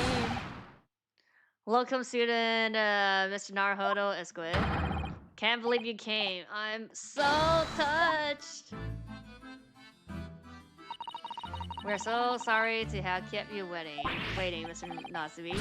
Oh no, think of nothing, relax. If I were a cat, I would purr with pleasure at the company of such fine companions. Noble nurturing, never failing Nipponese. Oh no, let's not get carried away. Oh, I quite agree. There is nothing more reassuring than if the familiar of one's native land. On the other hand, it is through friendship transcending international borders that one truly appreciates the facts, such as my belief at least. Yes, it's you. The miserable rotten spy, Herlock Sholmes. Mr. Sholmes, what are you doing here? I have no intention of doing anything per se. So, say you're observing, of course, whatever you do mean. Well, having encountered some curious reading material in that gloriful room and having unmasked the secret identity of that eccentric pair, I decided I should drop in on my way home to see how our divested friend is faring. Gloom for room? At least your accommodation here offers a window, my dear fellow. In that case, it is the superior option. Anyway, I must commend you on your taste in books. My day has been a delight and cost me not a penny. You? How dare you? Herlock Sholmes? I've had it. I'm done. I'm through. I'm at the end of my rope. I should never have come to Great Britain. It was a terrible mistake. Haunted by spirits and those cursed the logging, no doubt my luck will be cursed in tomorrow's trial as well. My whole life is be damned. What are you thinking, Mr. Naruhodo? He mentioned that once before, didn't he? That his logging were cursed. I mean, and there's much truth in his word. Curse is a wholly appropriated description, I would say, for the man's logging, and indeed for tomorrow's trial. What's that supposed to mean? Huh. Wait, nothing? We have like nothing to present, right? Oh, I guess the reps. The recipe? Local map? We found this recipe in your room. That's right, I went out to buy some new old books. Isn't that a contradiction in terms? And it was on your way back to your room that you saw the woman being stabbed. She's dead, I thought to myself. She's dead. My mind went completely blank. Notice how he says rope as isn't an object instead of hope? Yeah, I mean, and a rope is like pretty common terminology, you know? Before I knew, I was back in my room, trembling like a leaf. The bookworm hoping to worm his way out of a bad situation. Mr. Naruhodo, please be careful not to think such despairing thoughts. How could you possibly know? Okay, how about... It's just a map, you know? Okay, no, he doesn't know. Mr. Natsume, would you take this in? Oh, the joy, the sheer joy of a gift from my fellow countrymen. The complete kindness of Keatonkin. What's Keatonkin? Oh no, sorry, I just wanted to show you. The complete cruelty of Keatonkin. Oops. Okay, we just talked. We just talked normal. Curse trial. Mr. Natsume, what did you mean by what you said just now? About the trial tomorrow being cursed? Oh no, why are you looking so grave? You're making me nervous. I was just getting carried away, that's all. I didn't mention anything by it. Oh, I see. That's really agitated him. You don't mean? The trial really is cursed somehow? Are you referring to the prosecutor? The Reaper of the Valley? The Reaper? Oh no, what do you mean? Please tell me. Sunrise is scrutiny in 16 solemn words? No defendant has ever survived a trial in which the Reaper stands for the prosecution ever. Why are you agitating him? Oh my goodness, can it really be true? That was 16 words exactly. Oh my god, it is? Yesterday, he definitely defended someone against the Reaper. 1, 2, 3, 4, 5, 6, 7, 8, 9, 10, 11, 12, 13, 14, 15, 16. But then, after the trial was over, the defendant passed away in unusual circumstances. Mr. McGlide. What? I am impressed, Mr. Sato. You do have an eye for detail. I mean, it was like everybody knew, no? Actually, the Lord Chief Justice told us. Mr. Sholmes surely can't be that happy failed to have the accused convicted. Lord Van Zees killed the man himself? Nope. Oh no, he couldn't have. Surely. You have some wonderful notions. Sorry? The man isn't a mass murderer. He's a court prosecutor, my dear fellow. Is it? I assume the correct term would be hope. No, yeah, no. End of the rope is... The meaning is like there's no hope, no? He says it wrong because he's not English. I think we're speaking in Japanese, no? Or his English is actually not bad. No, yeah, no. End the rope is a term, yeah. Yeah, it's an idiom of saying like there's no hope. I don't think he has bad English. Like whatever he's, well, I don't know what he was talking about, the Ken and Keat. I think that's maybe some like literature reference. But I mean, he also says that he has an accent, but like there's no like VA here, so we can't hear that. But yeah, I'm assuming we're not speaking in Japanese, but his English is like fluent enough as like he knows like to use idioms, yeah. My dear fellow, oh yes? Why, of course he is. Of course he is, then why are you trying to scare me? It could be said, however. then the real truth about a man is even more terrifying than your hypotheses.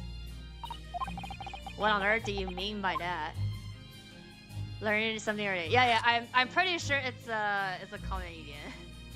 But I mean, maybe it's because they have boomer stuff, because they have like the foot and mouth idiom, and I've never heard that shit before. But it is a term, I guess.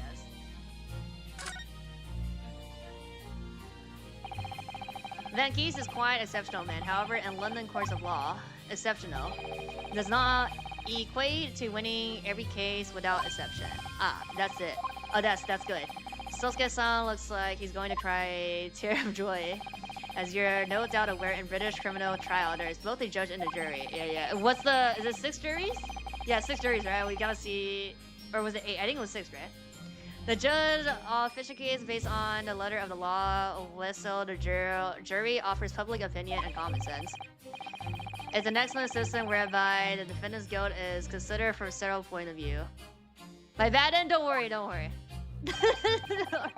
However, public opinion in particular is somewhat easily manipulated. Right, criminals and corrupt lawyers for that matter can use it to their advantage by any means at their disposal. Contriving evidence, calling imposters as witnesses, and so on. Hi. By such underhand means, those who would want to are able to sway the juror. Which means that even in the light of irrefutable evidence, the prosecution can fail. But it means a wrong verdict can be passed. And sadly, as from time to time, my dear Madden, it is simply the reality of the situation. And that's alright. Dark age of law. However, those indicted by the lower Lances cannot escape justice. Their fate is sealed. Oh my. Though through the adjudication may see them leave the courtroom with their freedom. Within months, they all disappear. It is most striking that it disappeared by the hell. I mean, they left London. By all manners of misfortune, sir. Perhaps they're trampled under a passing carriage. Perhaps they fall into the flames and they're drowned. Perhaps they're suddenly overcome by a raging fever, or perhaps attacked by highwaymen. Oh no. All example of the reality of events here in London, I'm afraid, Mr. Naruhodo.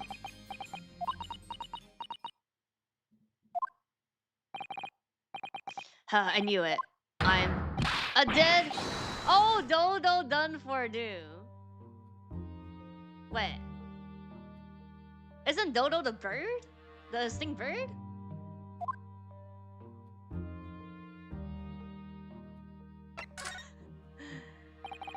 When you said a curse logging before, the Dodo bird, you were referring to your room at the Mr. Grabdid house, I assume.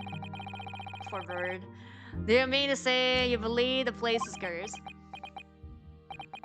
It's been a year now since I came to Great Britain, but I've only been in London a week before I started to notice strange feelings in myself, and that didn't take long enough.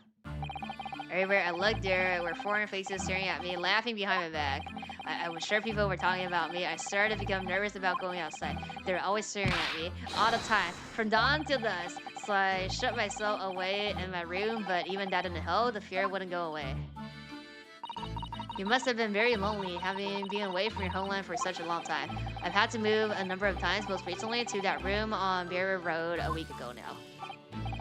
Yes, why did you choose there? It seems a little inconvenient. The rent is cheap. I have so little money, it appealed to me straight away. Of course, I asked why it was so affordable. The landlord just simpered and said the room is cursed. Oops! He quickly tried to cover his mistake, but it was too late. So I told him, if you have something to say it. But if not, don't mention it in the first place. Yes, well said. But it was true. It was all true. You mean the room really is cursed? Then, ever since I moved in that windowless hellhole, my sleep has been plagued with nightmares. I awake feeling as though I'm being choked to death, bruh. And in my waking hours, people are stabbed in front of me as I walk down the street. I'm branded a killer, thrown in prison. Nobody wants to know me. I'm surrounded by scary, sinister spirits. If only there was someone, just one person on my side. I mean, we have 2-person, 3-person right here with you. Can no one find it in his or her heart to believe in me? Really no one at all. To believe, yes, to believe. Okay. Mr. Sholmes. Me, Mr. Naruto, pray, what can I do for you? It's about the case on the SS Bria, if you recall. The Bria. That case. The one with the snake. Yes. Well, yes, at that time, I was the suspect, but you believed in me and listened to my side of the story. And you hope, okay, but like, he gave us the, he was why we were in the fucking handing in the first place. You helped us to investigate. I did I? Interesting. What I want to know is why. Why did you believe in me? Believe me? I see. Yes, you mean because you were a grimly dressed, shady Eastern fellow found with the victim in the locker room. You're the first thing you said that we're like Russian spies. Okay. Well, if you like, yes. I'm a little surprised that the answer requires explanation, my dear fellow. It's quite simple, really. You said I didn't do it, but I could have been lying. Surely you must have had your doubts. You must have suspected me a little. I think perhaps you have misunderstood. I neither recall believing you, nor that in which you were telling me. What? You see? The only thing I believe in, Evans, are those I choose to believe in. Okay. What? What do you mean? Mr. Sholmes? I make up my mind about what is to be believed and what is not. If I should like to believe in something, I do. The circumstances can hang as far as I am concerned. But I could have betrayed your trust. In that case, I should have made an elementary error of judgment, nothing more. Betrayal of trust is an overused excuse, in my opinion. Meaning, whether or not one should trust another is, in the final analyze, down to oneself. It is a matter of whether or not one can trust oneself. Yes, he's right. He's right! Local student, Mr. Naruto Esquire. F-source must start believing people. Whether or not I can believe myself. Oh my god. A defense lawyer is only as good as his faith in his client. And that comes down to how much faith he has in himself. You were so right, Kazuma. Oh. Okay.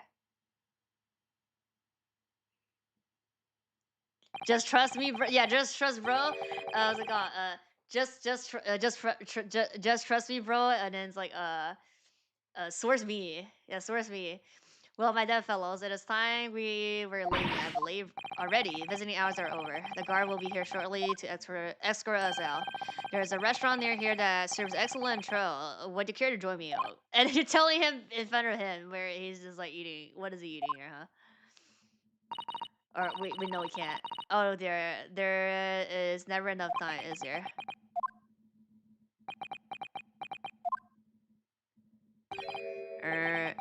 Mr. Natsume, if you like, in the trial tomorrow. I'll be happy to represent you. Oh yeah, we need to do paperwork now. Ooh. BGM. Local student, Mr. Naruto Esquire. As I said, I only experienced a British courtroom for the first time yesterday, and although the man I was representing was found not guilty, I lost sight of something crucial. Something crucial. What to believe in, the defendant, justice or the truth. How to believe even. But I think I finally worked it out. I've decided I must believe in myself above all else to trust my instincts.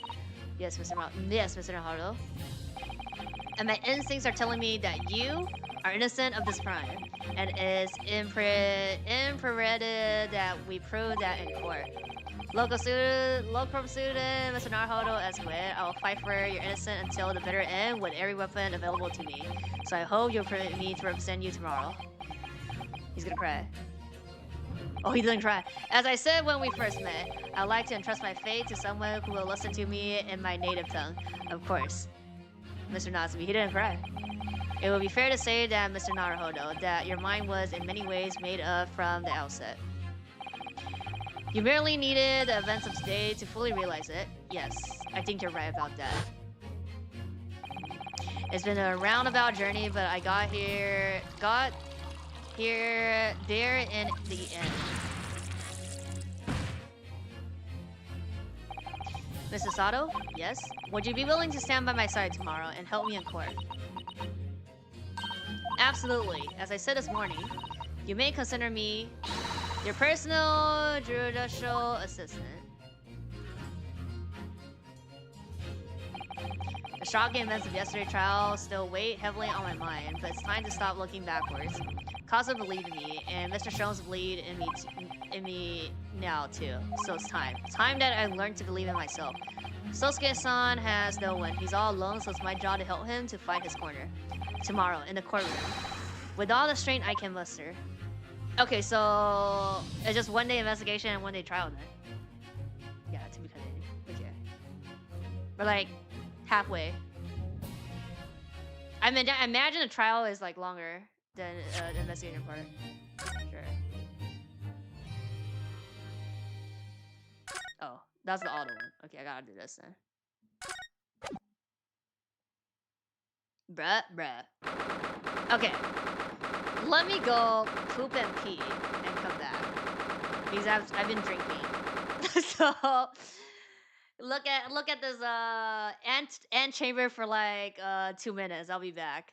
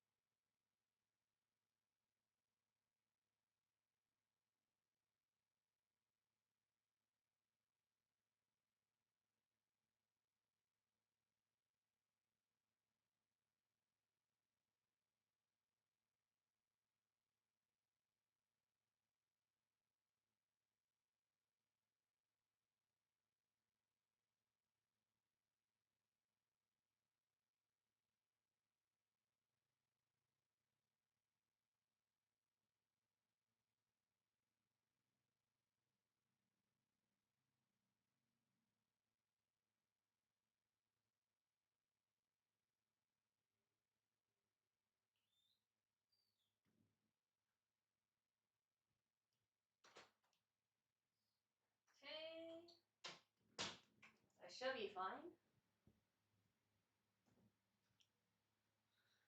中场休息，上个厕所。This place has a window. Gotta pay tax? Maybe? Probably not, no. This is like public. This is what they call,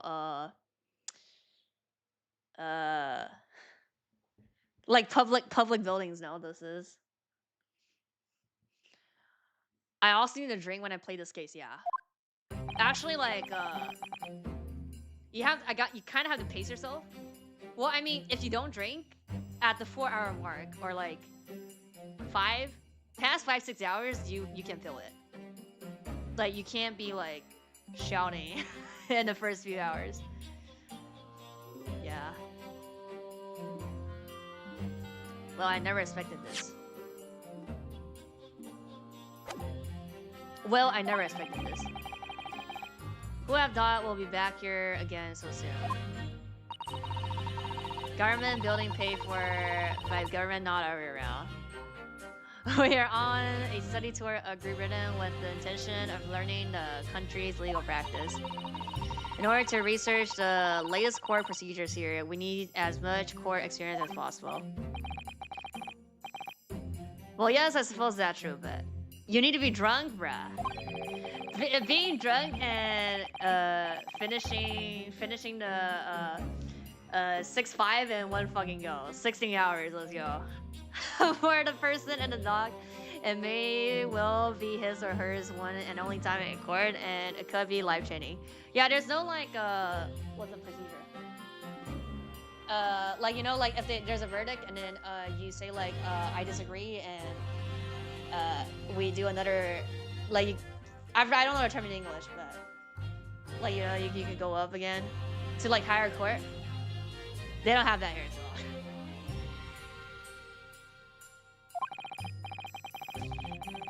In which case, treating it as research may seem a little crass. Oh, when you put it like that, you're quite right. Good morning? Ah, Mr. Natsume, good morning. Oh there, are you alright? Your eyes are terribly bloodshot. The early bird catches a worm, as they say here in Britain. Yes, I've heard that expression. But I really don't want to catch a worm. So I tried desperately not to wake up early, but I was so worried I couldn't catch a wing. So he didn't sleep. Was catch a wing. And now, but like he didn't sleep, and now I absolutely assaulted and brutal. Yeah, I think he just didn't sleep though. Do all literal people take things literally? Thank you for putting your faith in us today, Mr. Natsume. I wish I had 9 lives. My whole future hangs in the balance. I'm too terrified to tremble. Really, because I can feel trembles in the floor. I can't do this. I can't take it. Although, local students, Mr. Naruto is quit. Yes. I caught a glimpse of the public gallery as I walked by the courtroom. It looked like the opening night of the opera. There were so many people. I had no idea my case was such a notorious affair here in London. Oh, neither did I. Do you know why that might be, Miss Sasato? I'm sorry, Miss Naruto, but I have no idea. So that all-knowing look on your face is just coincidence then? Coincidence then, is it? Don't hide the truth from me. It's because of the raper, isn't it? Lord Van Zeeks? Feet? Is that right, Miss Sasato? I purchased as many different Musphere as I could find this morning, and yes, Lord Van Zeeks is on the front page of everyone. Well, he's gonna get his ass kicked again. I knew it. Sometime after the prosecution was dubbed the Raper of the Valley. He stopped appearing in court, it seemed. It's been several years now, in fact, until the day before yesterday. Yes, Inspector Gregson told us something similar, didn't he? The trial 2 days ago marked Laura Van Zeek's return to the courtroom after a very long hiatus. Hiatus? The trial of Magnus McGlyde, what a harrowing experience that was. I believe the appearance made even greater waves here in the capital than 2 days.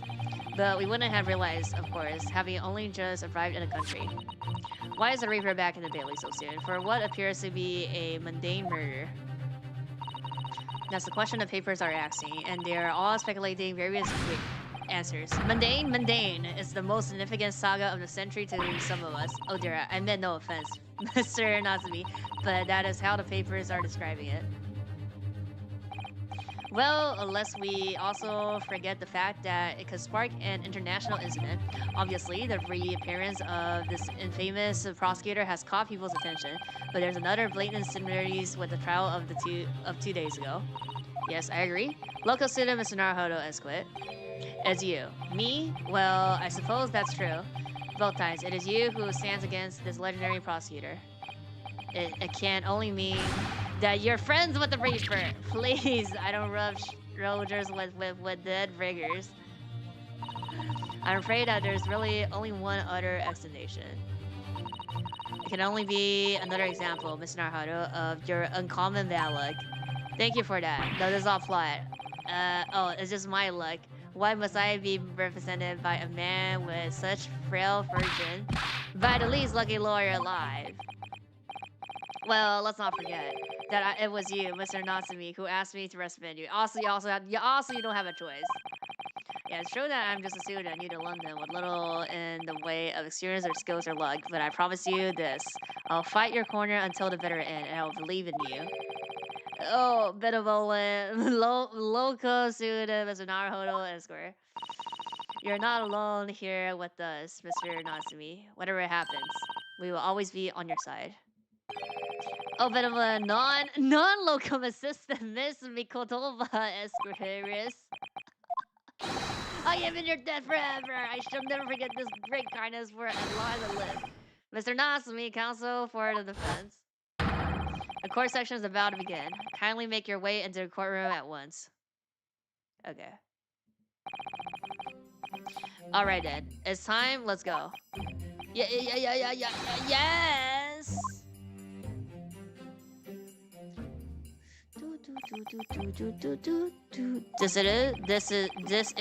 This is it. My second reappearance in a British courtroom. And my second trial against the Reaper. I hope you're watching over me, Kazuma. He is. Don't worry, he is. He is. Because this time, I won't let my fate waver. I'll believe in my client to the last. Just like you believe in me. I believe I can do this now. I'm ready for this fight. Let's go.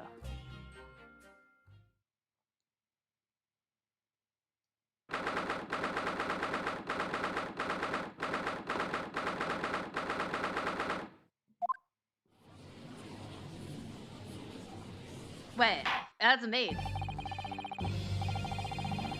On the jury?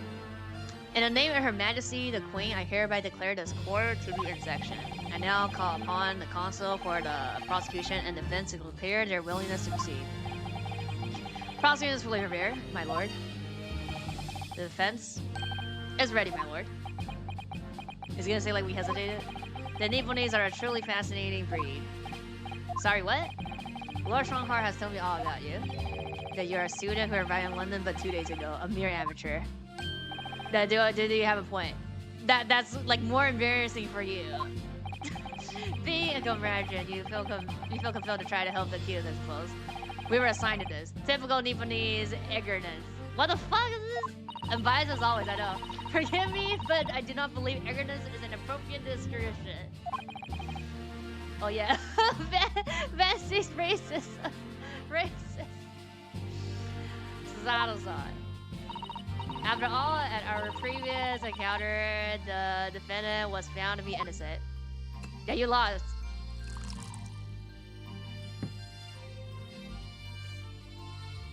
Bruh. Very true, and a most fascinating and dark trial it was too.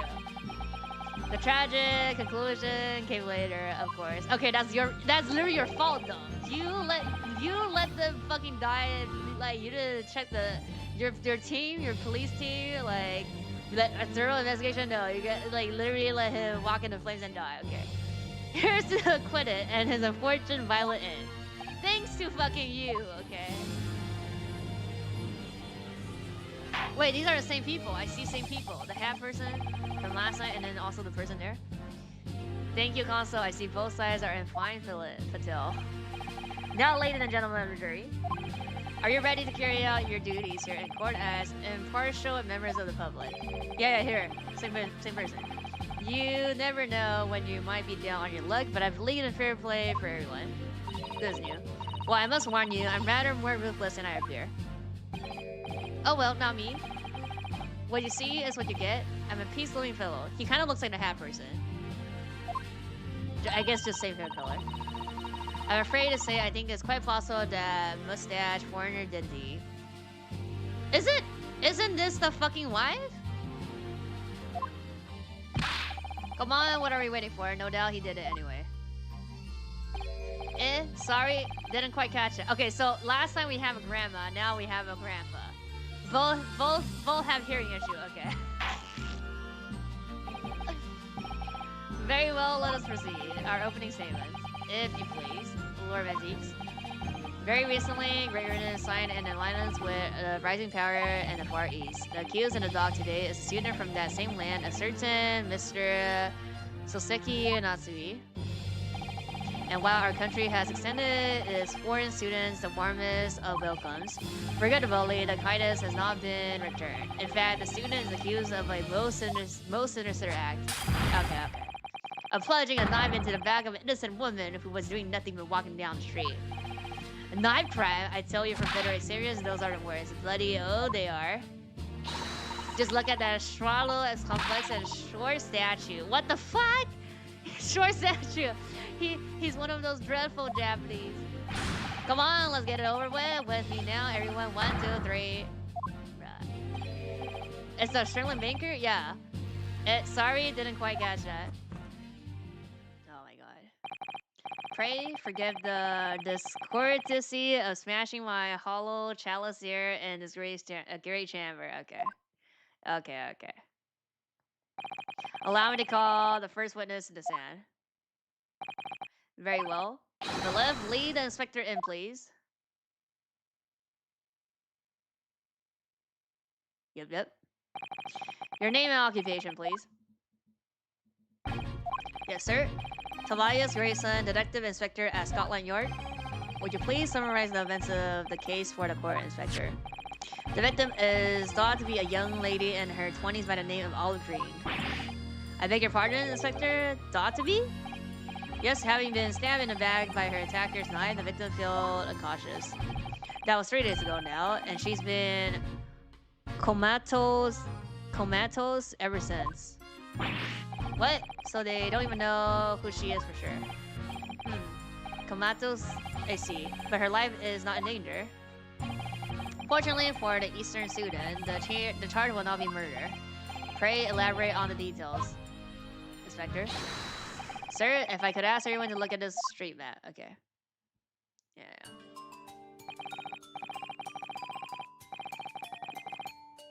As I mentioned, the incident took place 3 days ago at around 5 in the afternoon. Yeah, it has to be something like the witness. If the witness is not the people, like the sun and moon people, then it's like it'll be like, oh, at 5 you didn't see the fire, and be like you lying or something. Happened on the pavement, running along Brayer Road, a wide thoroughfare for horse-drawn vehicles. It had not long since stopped snowing as the victim, Miss Green, was walking down the street. Out of the blue, she was approached from behind by the accused and stabbed in the back. Luckily, the young lady's life was spared and she's currently being treated in one of the city's hospitals. But being unconscious as she is, we've been unable to take a statement from her, of course. This is a case file with everything we know about the victim so far. Let's go. Thank you, Inspector. The court will accept the documents as evidence, if you please. Okay. What is the weapon that was used?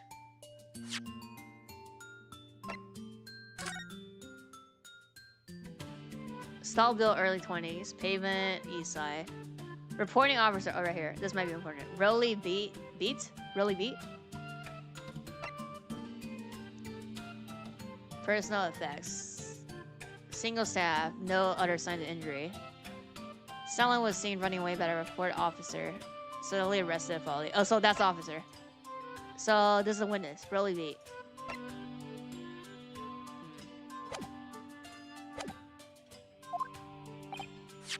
Sir, I have that here. It was removed from the victim's back. Oh, that's a Swiss knife, though. Oh, that big thing is staring to make me scared to walk down the street now. Or it's just a flip thing. It just flips like that. With a heavy weight like that, almost anyone would have been able to stab the poor woman. Even the straggly-looking Soseki-san, I suppose. Huh.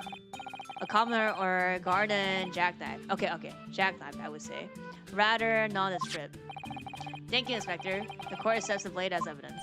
Okay, we can look at this for sure. Now then, what do we know of the motive? Money or valuables, I presume?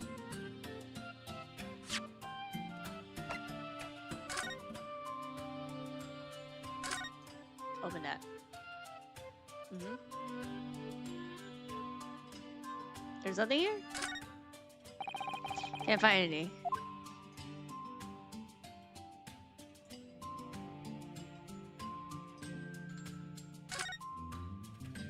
Oh. Huh? There's nothing. I don't see any.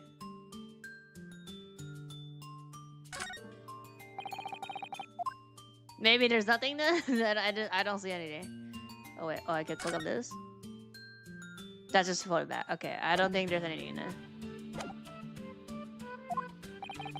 From what we can tell by looking at the woman's position, it seems like she's a poor student herself. It's a random attack, you're basically saying. Hard to imagine she would have anything much worth pinching, my lord. I see. Well, in that case, are we looking at some deep-seated resentment towards the victim? I'm afraid I couldn't say. Apart from visiting second-hand bookshops, the defendant, Mr.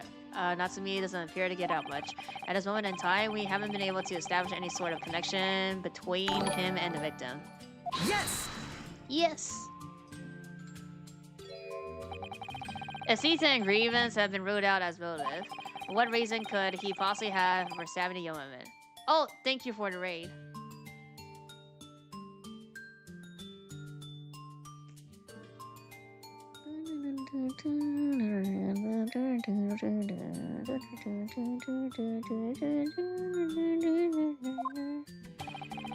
Yeah, you arrested a man in spite of that in total unjustified and heavy-handed way. Objection! Let's go. Throw the entire thing, yep. Pray forgive the discourtesy of flinging a fresh uncorked bottle into the public gallery. But your words have sword is hollow of a dick. For it is you, my learned friend, who is being heavy-handed here. What? Scotland Yard doesn't arrest people without good cause. That should be beyond question. Inspector Gregson, the prosecutor calls for your formal testimony. Explain to the court precisely why the constabulary came to arrest the Nipponi student. Yes, sir? Okay. As I said, it was 5 o'clock in the afternoon when the incident occurred, and there was an unusual light fog. Visibility was reasonably good, and there was no one else about but the victim and the accused. Out of the blue, the victim was stabbed from behind and subsequently collapsed on the pavement. The accused ran off, scattering his belongings all over the floor. Those being a number of old books he just bought, he was on the way home from a bookshop, it seems. It was just a matter of working out who the books belonged to, and we found the bloke to arrest him. Old books, you say? Yes, my lord. I have a photo. Okay, here. Photograph here of the scene of the crime taken immediately after the incident. Oh yes, I can clearly see the books to which you are referring. Indeed. I'll take that photographic print as evidence, please. Okay. I don't think there's a... This is like later we'll have to point on this, but... You Nipponese are a spineless breed, too cowardly to admit defeat. Okay, racist, like... You like projecting here. Wait, exactly. Oh yeah, okay. The knife doesn't look anything wrong. I don't see anything wrong. I don't see anything wrong right now. Or maybe it's the stabbing angle. Denying everything despite overwhelming evidence to the contrary. Well, forgive me, Lord Van Zeeks, but the defendant is not denying everything as you put it. What are you doing, Mr. Sato? Do go on. Mr. Natsume has admitted to playing some part in the incident. Isn't that right? Well, now you mention it. When we visited him in prison yesterday, he did tell us what had all happened. As I was walking along the accursed pavement, I could make out the sole silhouette of another ahead of me, a woman wearing a green overcoat she was in just as I went to overtake her. Yeah.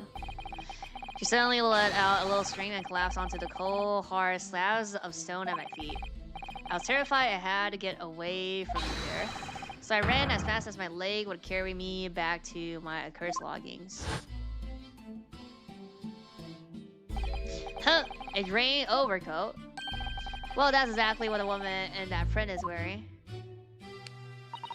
Oh my, a photographic print in full color. What will the world come up with next? The defendant has done nothing more than admit he fled the scene of a terrifying incident. That does not mean that he's guilty of the hideous crime of stabbing a woman in the back. What is going on? There was nobody else there at the time, just the two of them, the victim and the accused. In other words, there is nobody else who could possibly have stabbed a woman. A fact that the accused concedes. It seemed this cross-examination could prove to be pivotal, Consul. Proceed, please. Am I winning? We just started. There's the opening statement here. The first testimony. So we're like halfway through this case here. Nothing for it. I have to use this cross to turn the tables here. It's our only chance. 纯污蔑是这样的，每次都是这样。Okay. 5 o'clock. Light fog. That's wrong though. It's like heavy fog. A light fog, you say?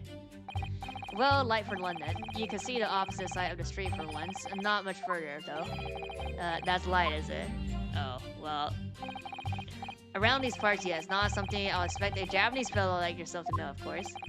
I've read that London is famous for its fog, but in my country, people usually imagine that gives the city a rather beautiful appearance. I love fog. How quaint! Yes, well, it's not something us Londoners tend to romanticize, and I expect you can appreciate it. Okay, I expect you appreciate it. I see. 对，第一完事了，走了，不用。At this time of year, the fog causes a large number of incidents, especially when it's heavy. Sometimes you can't even see your own hand at the end of your arm. Indeed, the other day, I was very nearly trampled by horses before I could see the carriage they were pulling. Sasato-san and I should definitely remember to stop, look, and listen. However, on a day that concerns us, the fog was somewhat lighter than usual. A fact no doubt lamented by the accused.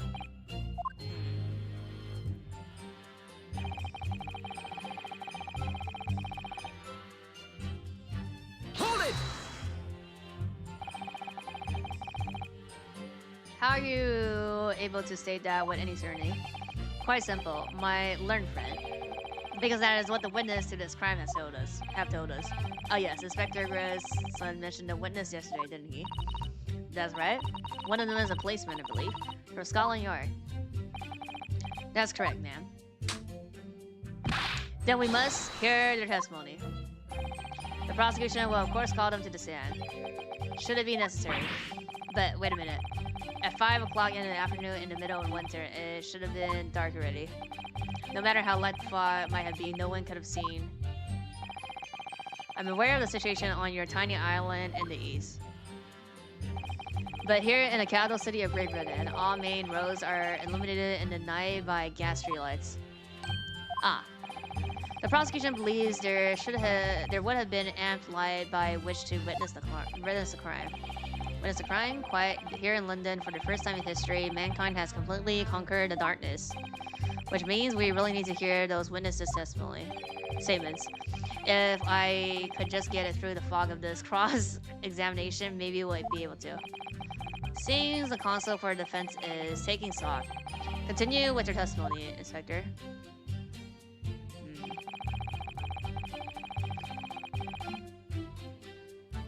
Is it a pavement? Hold it! From behind, you say?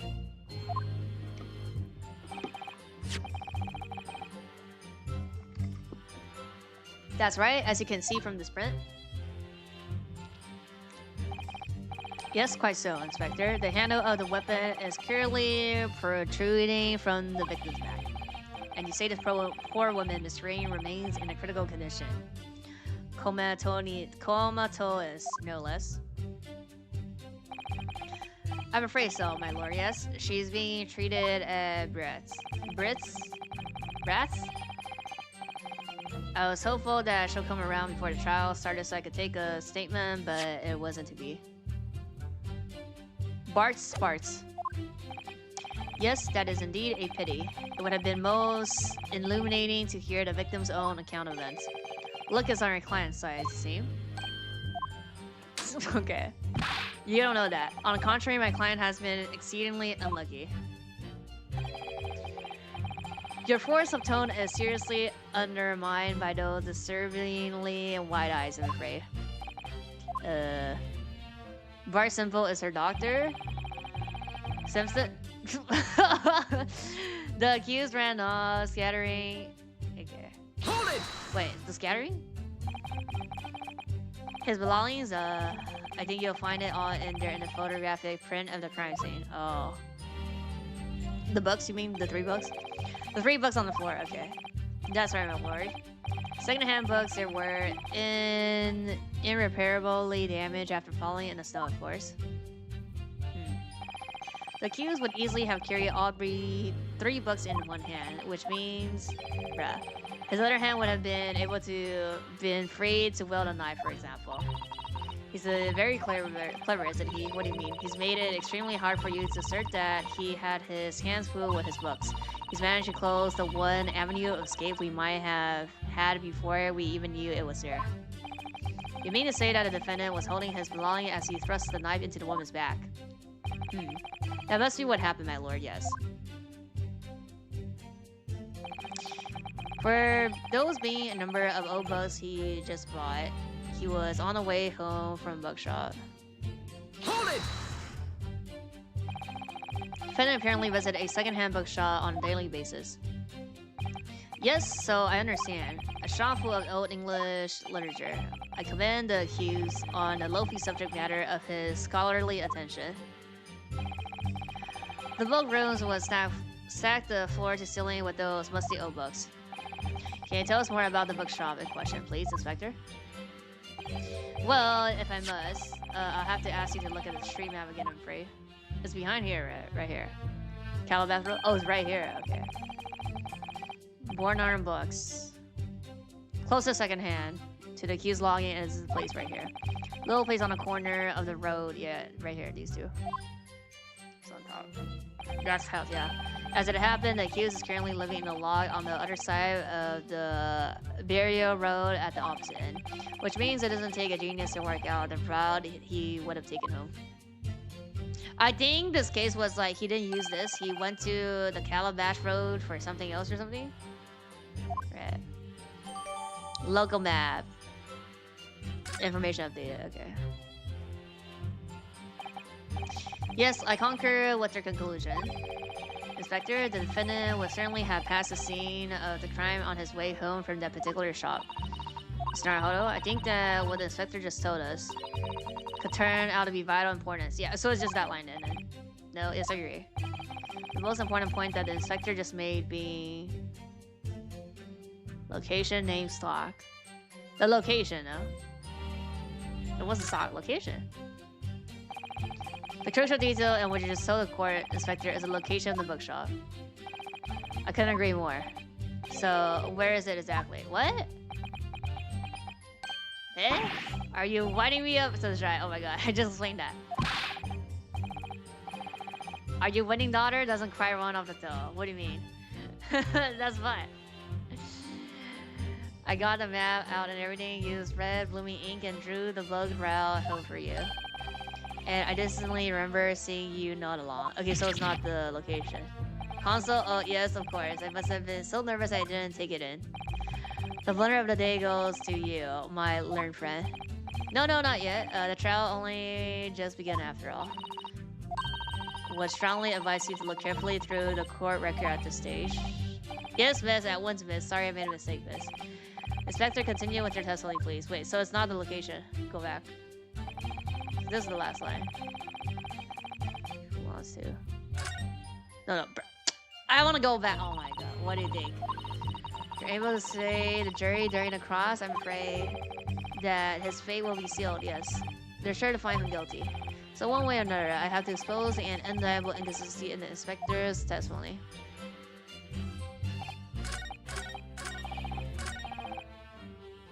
Hold it! It's not a name, no.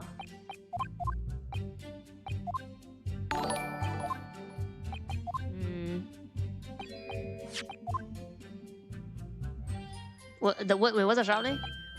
Born books. We don't, so it's the last option then.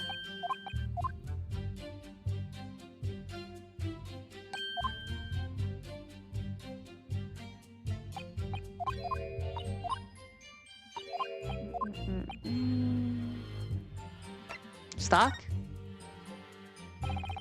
Opening inspector. That doesn't sound right. That what really makes a good bookshop is the quality of the book that they stock. Is the name? Bruh. Yes, I think I agree with that. For example, you go to a shop and buy a serialized set of novels, but when you return home, you find to your horror that the third volume is missing. Doesn't bear thinking about. Just the sort of things that really gets my goal. Exactly, that is the point I was trying to make. Well, now that you two have found common ground in that fascinating scenario, perhaps we might continue with the cross-examination. If you're quite finished, you might learn Japanese, friend. Wait, what just happened? What just happened, Mr. Naruhodo? Was that you allowed yourself to be sidetracked? I would strongly advise you to look carefully through the... Oh my gosh. Okay, okay. So it's the book, it's the name.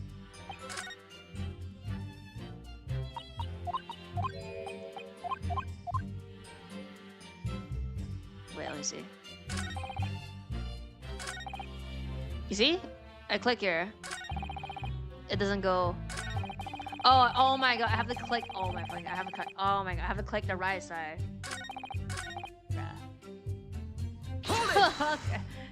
On a mouse. So the fucking arrow doesn't work then.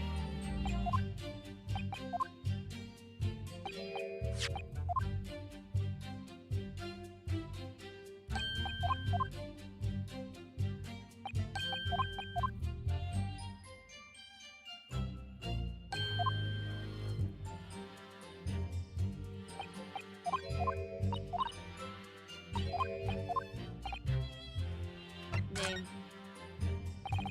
Inspector Gregson, may I ask you a favor? What? Would you kindly add a name in the bookshop to your form of testimony, please? Okay, so it has to be this, and then something is wrong with the book. Like, it's something we have that contradicts that. Believe maybe vital importance. Maybe. Oh, well, you know. I mean, yes. It could be a very important clue. Very well. Not that I can see it being any great significance, but please revise your testimony accordingly. Okay. Yes, sir, my lord. Whatever you say. Could the man be any more sardonic? It has to be like right here. Apparently, it's this line then. So the shop is called Bloomborn Books, is it? That's right. That's the closest secondhand. So yeah, he didn't went to the closest one. Closest secondhand bookshop. He went to like a further one. To the accused loggings. Was he eating? Fish and chips. And to get from there back to his room. Yeah. He would have gone right past the very spot where the incident took place. I think he went the other way, and then he was walking on this road, but he saw the he saw the stabbing like right on this corner. Yeah, I guess confirm one point. Can we be sure that the defendant really did visit Bloomborn Book on the date in question? Well, we haven't actually confirmed it. No. So, okay, this is fucking BS. You haven't confirmed it. Why the devil not, Inspector? Well, the thing is, the shopkeeper's gone on a treat, you see. Left the morning after the incident to collect more stock, I'm told. So we haven't been able to ask the bloke if the accused visited his shop on a day in question or not. Well, in that case, what did the defendant himself have to say about it? No recollection. What? According to the statement he made at the time, the accused had no recollection of where he'd been. Of course he doesn't. The bloke really has his head in the clouds whenever he's walking about town. He claims he just wanders into whatever bookshop he happens to be passing and rarely notices names.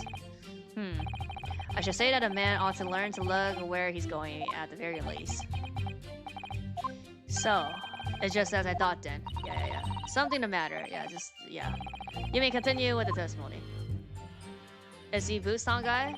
Yeah, the prosecutor? Hold it! He the feet guy. You asked for help of the famous detective, Sherlock Holmes, to locate the defendant, I believe. Rage bait, don't piss me off. Stuff and nonsense. Sorry? That Jack in the office, that busy body, just comes and sticks his aura in whether we ask him or not. But according to what I have here, Mr. Sholmes was shown to the scene by Scotland Yard detectives. Well, that was nothing to do with me. The lads at the scene must have done it without my permission. Is he single? I think so. I tell them time and again whenever something happens, send words to headquarters, then follow your blue meat instructions. I see. If that emitter gets his hand on any details, we'll all be reading in the Randus magazine next month, and you can bet your last Friday that I'll have in there to strip of all my hard work on the face. Yes, Mr. Shows. No, Mr. Shows. Aren't you clever, Mr. Shows? That's all the things I'll be getting.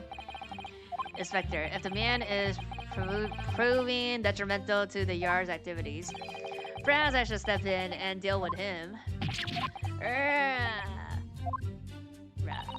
It appears Inspector Gregson is lost for words. Yes, the raper's words carry a lot of weight, obviously.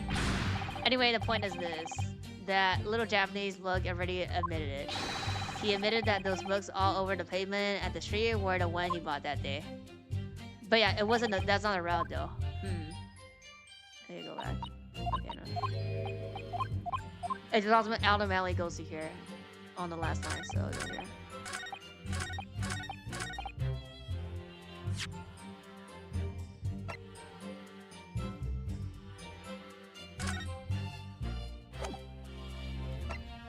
Oh, right here, right here.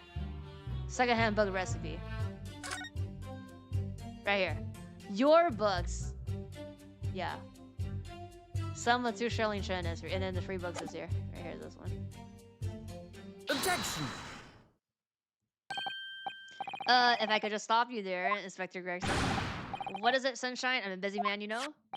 This is the receipt that we found in Mr. Natsume's room. It was issued on the day of the incident and details the purchase of 3 second-hand books. And you found that in the accused room, did you? Yes, but the point is not where the receipt was found, but the name of the shop printed on it. Go on. This receipt was issued from a bookshop called Your Books. Your Books? Y-O-R-E, I presume? Yes, my lord. So, Mr. Natsume did indeed purchase the numbers of books at a second-hand bookshop that day. However, the bookshop in question was not Grimoire Books. Eh? What? Inspector, do you know of this other bookshop? Yes, sir. Your Books is another second-hand bookshop not far away from Grimoire Books.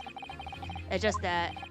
well, it's such a small place, I didn't think the accused would have known about it. Bruh, do you see how many books he has in the house? But in fact, that is the bookshop which the defendant visited on a day in question. And this receipt proves Objection! it. Yes, for what difference it makes? It makes because the route, come on. Whenever the man purchases his musty tomes, it makes no difference in the final analysis. I disagree.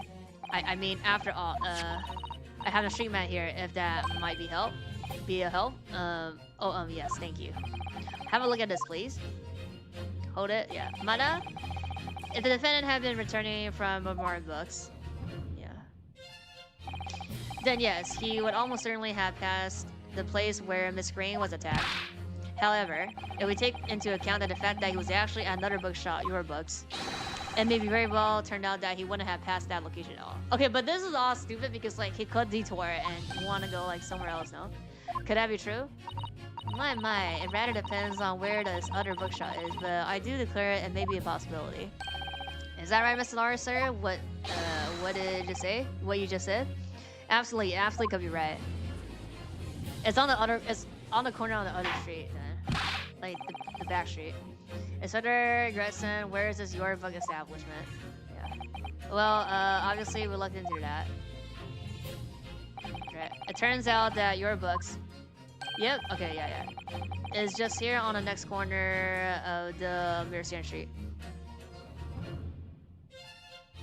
I mean, this is that going at Tiberio Road is still faster than going to Calabash Road, I guess. But okay.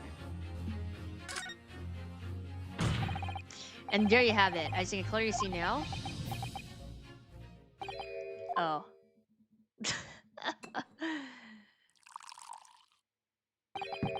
My learned Japanese friend is obviously in training to be a clown. The way he regales us with such witticism. Oh my god. To your future career in the circus. Oh my god. You put that glass down now, or I'll put it down for you. Oh my god. How societal takedown? Clown, I know clown. I mean, didn't think I needed to sort it out, but there we go. Oh my god. If the accused was going home from Europe instead of more books. Yeah, this is still shorter. Right. There's no doubt he still would have passed the place where the victim was stabbed. No, I mean, we're gonna say like he has something, he just goes that way. Yes, thank you, Inspector. Allow me to reiterate for my learn somewhat slow Japanese read. Okay, okay. We get it. Whenever the man purchases his musty tubes, it makes no difference in the final analysis. As I suspected, you can't fool me, and I don't suggest you try. Yeah, she's the wife with the ring. What did I say, I've had enough of this now. Beg your pardon? Terribly sorry, but would you mind repeating that? He's not a clown, he's the entire circuit, I know. Mr. Naruto, we mustn't give up. Well, what do you mean? The prosecution's assertion is correct. It's not correct. The members of the jury may very well decide that Mr. Natsume is guilty. She's absolutely right. You must think. We must consider the assertion just put forward by the prosecution very, very carefully. They claim that he must have passed the location of the incident on the way home, raising an objection. The assertion just made by the prosecution is fundamentally flawed. Explain yourself, Consul. Yes, my lord. You can see what I mean on this map. When returning from your books to do his logging, he could have followed the route suggested by the prosecution. However, that isn't the only conceivable route to take between the two places. If the defendant used these trees, look what happens. He arrives back at his logging without passing the location where the victim was stabbed. Objection! Talking back to the clown is the fool's errand, of course. However, I felt compelled to point out that that route is what is commonly referred as the long way around. He wants to exercise, why not? Like, he gotta walk more, why not? On a cold winter night, why would any man choose to take a longer route home? He wants to exercise. Well, the answer is extremely simple. He wouldn't. In other words, the accused took the obvious route back to the logging and is the obvious perpetrator of his crime. You don't have that proof. But, haha, yes, I've got it. Obviously, we must ask the man himself. Ask Mr. Natsume which route he took home. Was that Jojo Post? That's not Jojo Post. I already informed the court of the accused's response to such questioning. He claims that he has no recollection. Ha!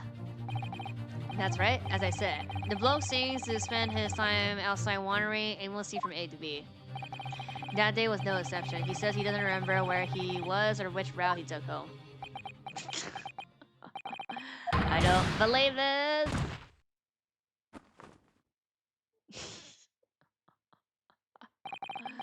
I thank you, my learned friend, and suggest that we do not waste any more of the court's time by wandering aimlessly around the subject. Pray, what say you, insightful jurors? Bruh.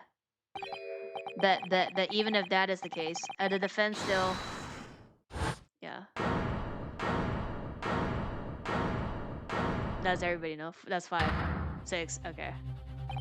I agree with Lord Van Zieg wholeheartedly and in every way. What? I don't believe it. Does this mean we members of the jury are completely convinced now? Very well. In that case, I hereby call upon all members of the jury to present your findings to the court. Guilty! Guilty. Guilty. Guilty. Guilty. Guilty.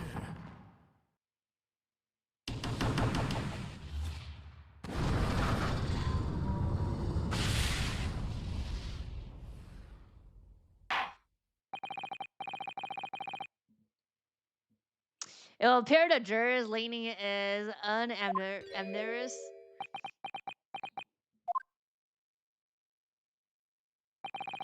To the insightful members of the jury, I applaud your brave resolve. You serve Queen and country admirably. Miss Narhodl? No, not yet. This isn't over yet. I still have one last chance to sway the opinion of the juror. This literally on only this first what's it called? The first testimony right here. I have to tip the balance of those scales the other way. I have to turn this around somehow. Huh. Those are the eyes of queries not yet willing to give up and die. This thing fell asleep fell down. So I presume you intend to wedge your rights again in this trial. Rights of the defense written into antiquated British law that should have been buried a long time ago. Yeah, gotta do this stupid thing again. But it freezes or refuses. Call it antique if you will. But it's the defense prerogative to carry out a summation examination if it so chooses. Waste time is also the law. Very well, Consul. In accordance with the letter of law, we shall proceed with a summation examination. Are the members of jury ready, Mr. Foreman? Of course they're ready. Yeah, he already did that before, right? I'm all familiar with that. Yeah, Nipponese whippersnapper and his uncouth refuse to throw in his alley. Okay, you did remember what happened last time though, huh? Bruh. Very well then. Ladies and gentlemen of the jury, you will each explain on what grounds you have determined the defendant to be guilty. Okay. Gotta find 2. There might be more than 2. Last time was like 4. Yeah, wait, it's 4 people this time again, right? 1, 2, 3. No, it's 6 now. No, I think it's 6 today. Yeah, first 6 first. For pity's sake, that Nipponese oddity already admitted it himself, didn't he? He said a woman in green collapsed before his eyes. Why it can only have been the victim. The man wouldn't have gone around the house on his way back from the bookshop, not in the winter. The poor man wasn't having it behind, was she? How dreadful. Really don't care. Can't we just wrap this up now? I've got work to be doing. Huh, your books, yes. Nice shot, Dad. But more books? No, not worth a visit. Huh. Bruh. Huh. With only minor exception, the reason for finding the defendant guilty are all too clear. It is? What the fuck? What? When the stabbing occurred, the only 2 people at the scene were the victim and the accused. And the accused himself had admitted to seeing the victim in her green overcoat sink to the ground before his eyes. Furthermore, we have heard from the inspector that the defendant then fled the scene.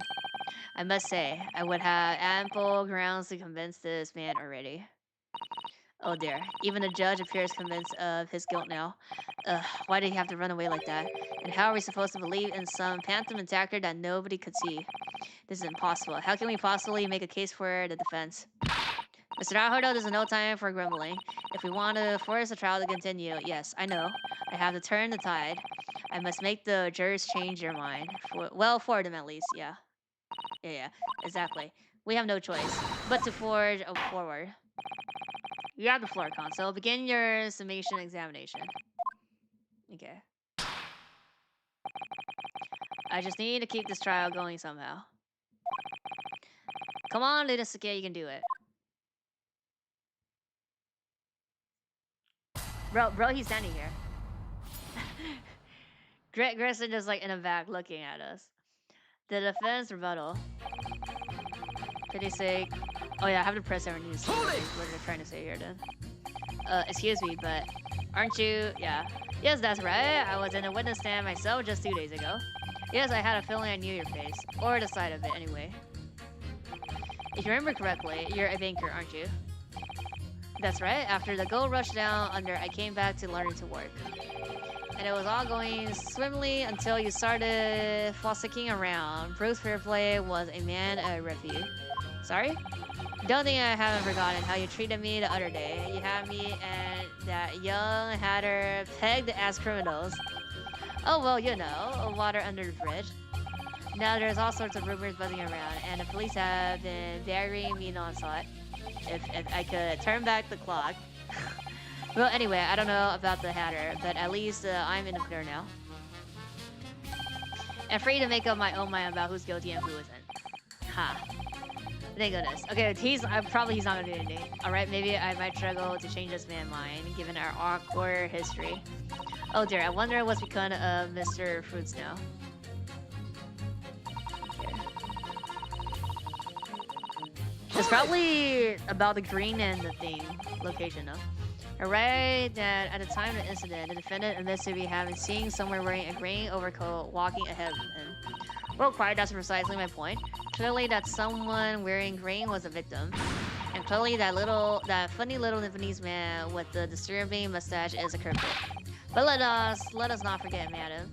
The defendant vehemently denies attacking a woman. Why, of course he does. If he admits to stabbing her, his life is over. The man is obviously a liver-faced coward, honestly, claiming the woman simply classic for his eyes. But if that's a lie, as you're suggesting, do you not think he would have cocooned something more credible? Oh, I really couldn't say after all. You say, you are foreign? Well, who's to say what goes through your funny little minds? You're racist, you're racist.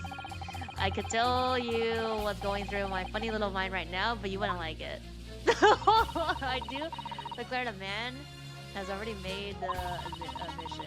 He himself has stated that there was nobody else around. Surely the conclusion is obvious.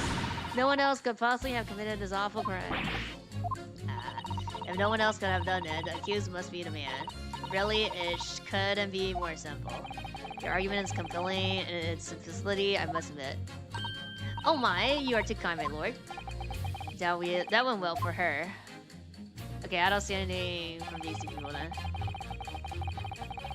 Hold it!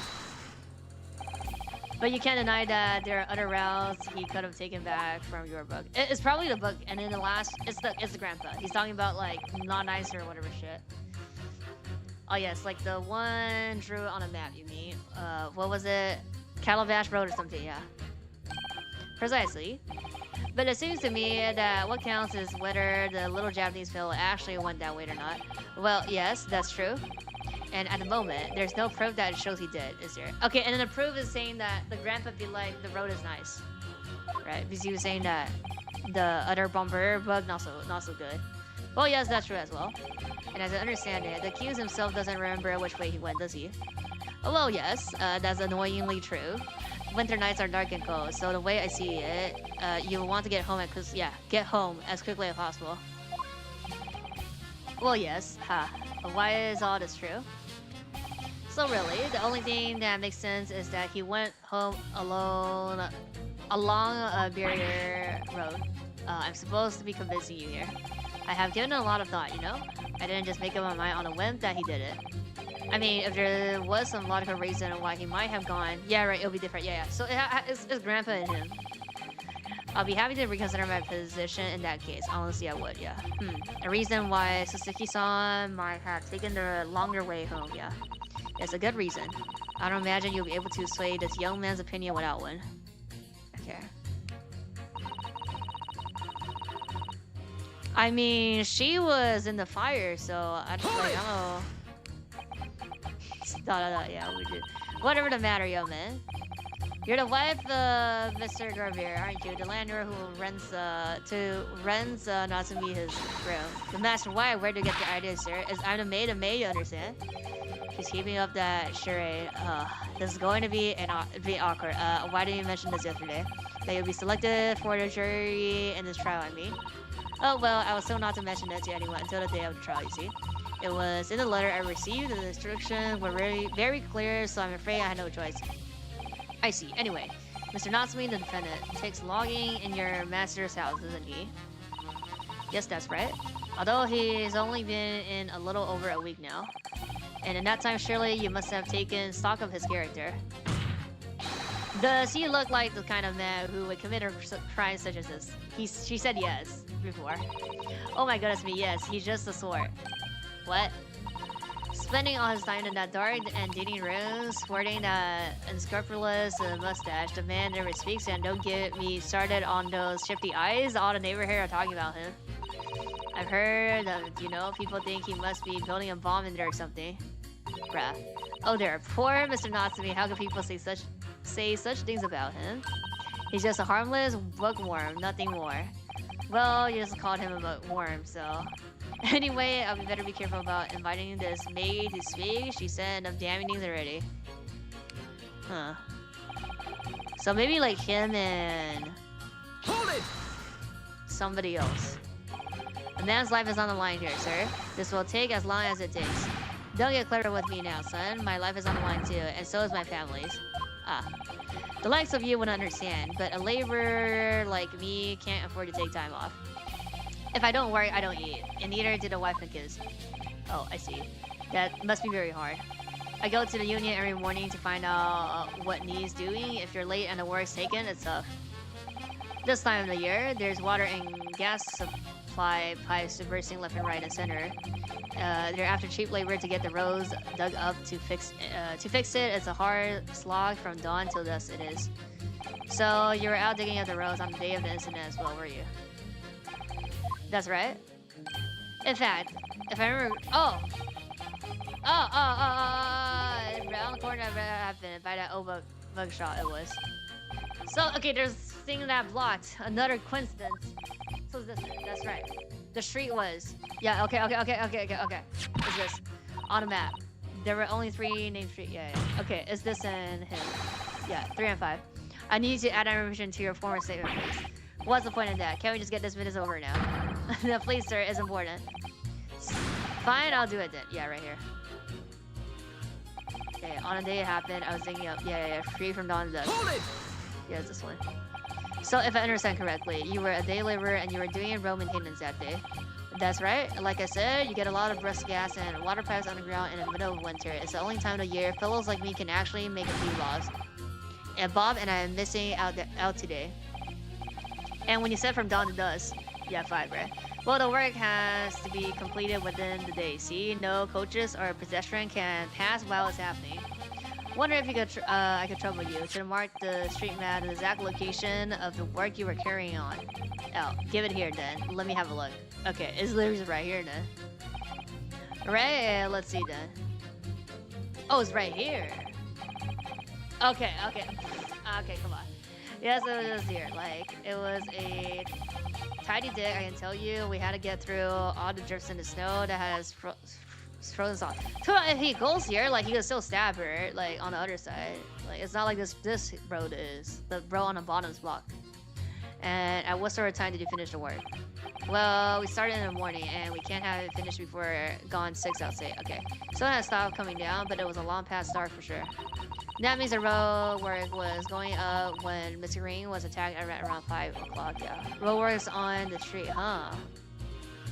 Okay, let's see what Grandpa has to say, and then I pit 3 and 5 together. Hold it! Huh? Sorry? Fold it, you said? Fold what? Hold it. What I said was hold it. No. What I wanted to ask was, do you visit your books often? Right here. I like the old books they have in there, yes. I enjoyed reading them over a nice cup of OT. That's my daily routine, you see? Same thing every day. Oh, okay, including the day you're talking about. And at that time, did you visit your book on the day in the question? Well, I was picking out books in there all afternoon, and it would have been just before 5 that I left. That's my daily routine, you see? Same thing every day, including the day you're talking about. Just before 5, you said? Exactly when a victim was attacked. Oh, he's wearing a green coat. Are you sure about the time? Oh yes, no mistake there. I remember it well. I'm not about to forget that day in a hurry. Not after the dreadful time I had. He fell down. What do you mean?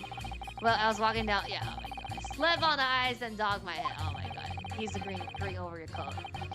Okay, it's always worse after the snow stopped falling. That's when it's most slippery. And knocked myself clean out, I did. I really thought my numbers was up. Wait a minute. Let me get this straight. This happened on the road. Yeah, that's right. Calabas, I live in Quarterpipe, you see? Heading down Calabas Road is the quickest way for me to get back from your books. Put that statement. I must insist. Yep, that add that information to your formal statement. It may very well be extremely significant. Huh? Sorry? Extremely sick? No. I'm trying all right now. Can't we just like go up and walk up and then like talk to them? It sends a shiver down my spine to hear these members of jury so convinced of his guilt. But I can't help feeling that some of their opinions are rather subjective. I agree. It's the irrelevance of what some of them are saying that sends a shiver down my spine. So at least some of their assertion will actually incriminate him of anything. That's something. We must use that to our advantage. Cunningly. Yes, you're right. Let's listen to the jurors again carefully. And if any of their assertions are at odd, I'll pit them mercilessly against each other. Yes, don't hold back. Pit them all against each other. So yeah, okay, it's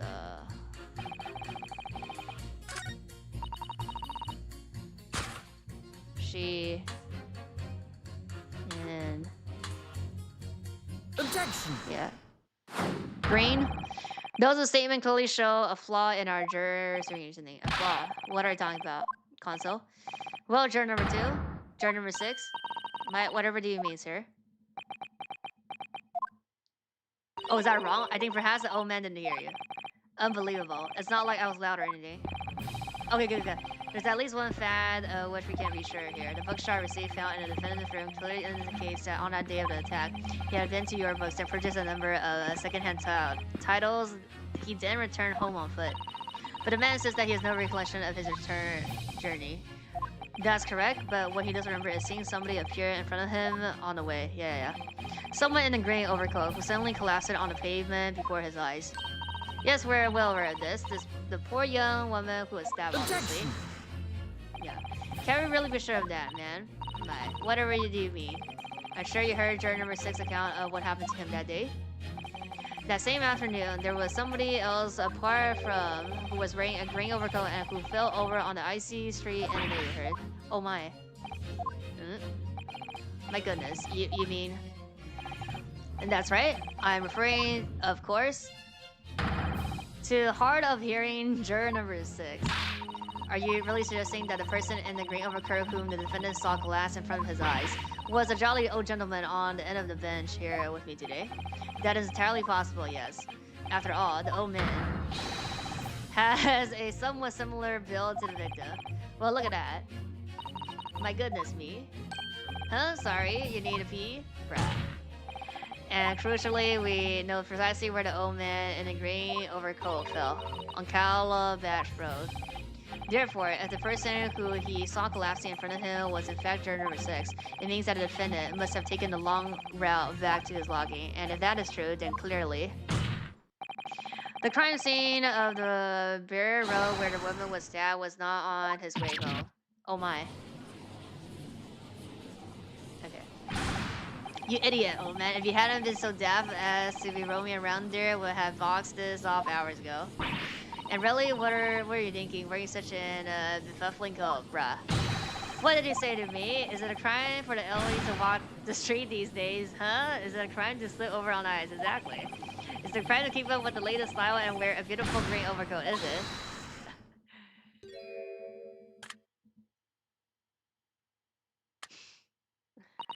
My lord, I do hope it won't cause any inconvenience. You'd like to change your lenient, presume? Yep, okay. I do declare that I would. I should like to call for a verdict of not guilty. Thank you. And I would do. What? Is it a crime to change your mind? Is it? Well... Okay, and then just... 3 and 5.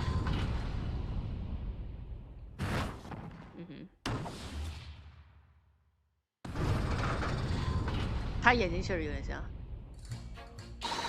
Oh, well done. That was wonderful. Well, we managed to change a couple of mine at least. It strengthened our position somewhat. Yes, it will prompt the other members of the jury to reconsider their stand as well. They'll be asking themselves if their current leaning are really right or not. Now, if only, if we could just identify one more clue or a discrepancy that would make them stop doubting him. Yeah, we might be able to tip the balance completely. Yeah, that's exactly what we've got to do. Easy. He is looking to bring this trial to an early conclusion, and that's what we have to prevent by whatever means we have at our disposal. He's just like watching us. He's watching circus. Thank you, counsel, with the dissemination examination, please. Okay. Right here.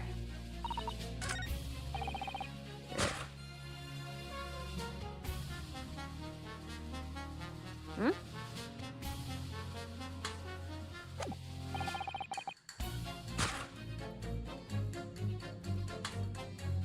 Okay. I was like, why couldn't I change it from one? Those two statements are clearly at odds with one another. At odds, counsel. Explain yourself. Please don't point. It wasn't me, I swear. What? I just want to get this done and dusted. Well, juror number 3. Oh, me, sir?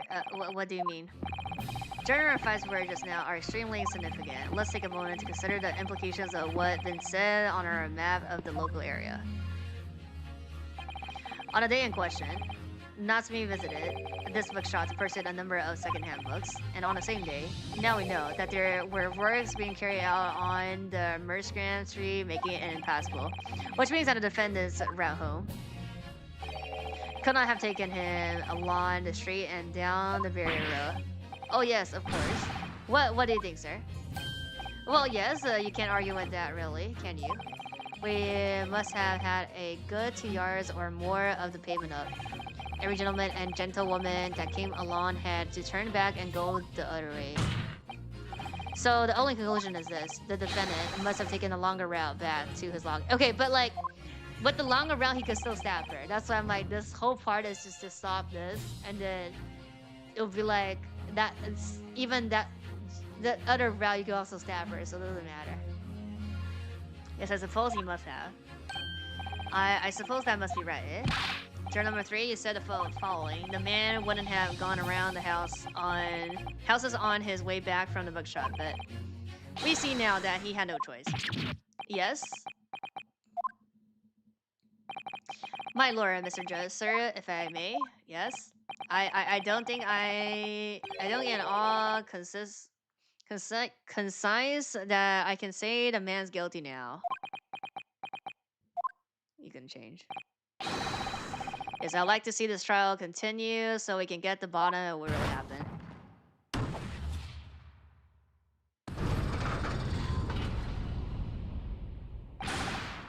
What about you, sir? Who, me? Well, alright then. If there's a hole in the prosecution argument, it should be filled in, that's what I say.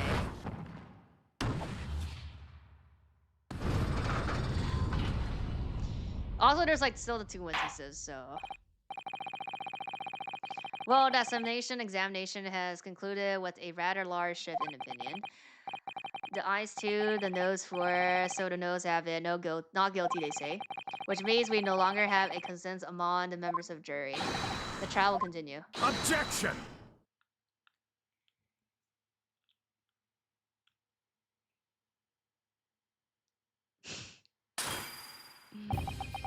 Could it seem churlish of me to drink from my hollow chalice moments after raising an objection, only to crush it in disguise? Pray forgive the discourtesy. The Lord Van Z's. It seems I must retract my entire early remark. What do you mean? I mistakenly credited these jurors with intelligence by describing them as insightful. Yeah, we have just witnessed them feeling for a cheap trick performed by an Eastern entertainer. Whatever do you mean? Objection! Haven't tricked anyone. Everything I've said is the truth. Indeed. Sir Ward, Juror number 5 was undoubtedly repairing the road, as he claims. I believe you said it was a good 2 yards of the pavement which you had excavated, sir. That's right, it took me the whole day and they paid me a measly 2 pence for it. Now, my learned Nibonese friend, tell me. Do you have any notions of the distance that 2 yards represents? Well, if I'm honest, I don't have a clue, no. 2 yards is a little less than 2 meters. Less than 2 meters. That's not much at all. In other words, a distance readily evolved by anyone, moderate rigor. Would you not agree, my Star Wars friend? Me? Well, I can't say you're wrong, so no. And did you perhaps erect a sign to prevent pedestrian from passing the site of your work, bruh?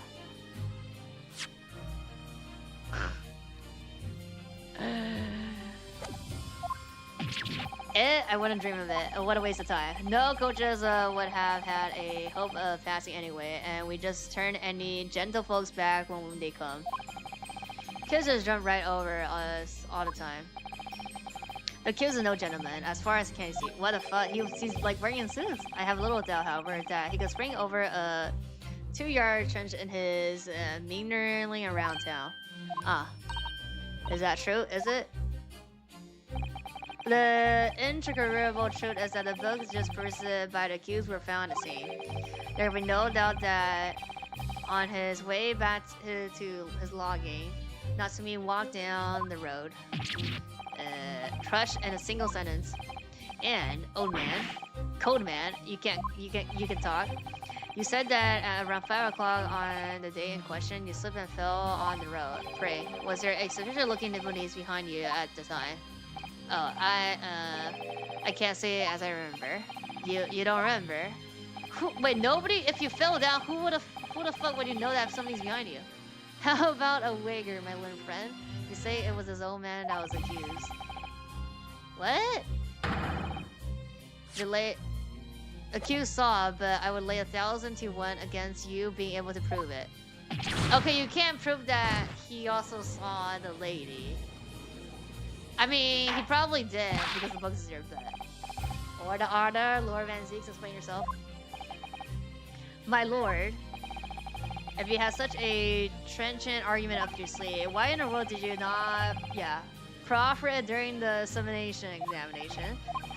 Wanted to give this young foreign student the sightseeing experience he no doubt came for. I wanted him to see for himself how the opinion of the jury is so readily swayed. But my hospitality has its limits, and they have been reached, I feel. Bruh. Let's go. Stage 2, get rid of the coat. So my learned friend, today's sightseeing tour of London is now over. What are you talking about? Beat. My lord. The prosecution requests permission to call its next witness to the sign. Finally. Granted, belief bringing forward the witnesses. Its next witnesses.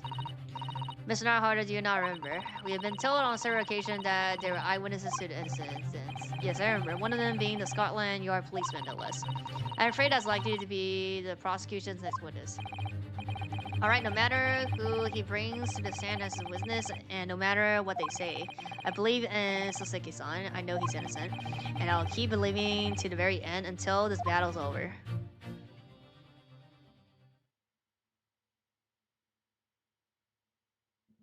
Oh. Oh my god, they're like the... What's it called? They're like the dolls?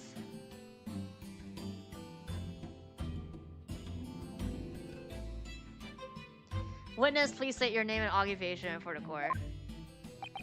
This is like the soldier. That's a police. Yeah, that's like that is a... Constable. Yeah, oh, this is the person that reported it. Rolly bait. Sir? Nothing to report on the street, sir. And I am Mr. Vieta Pacheco, my name. I'm proud to say I'm this young talent's hero's wife. Okay, what about the...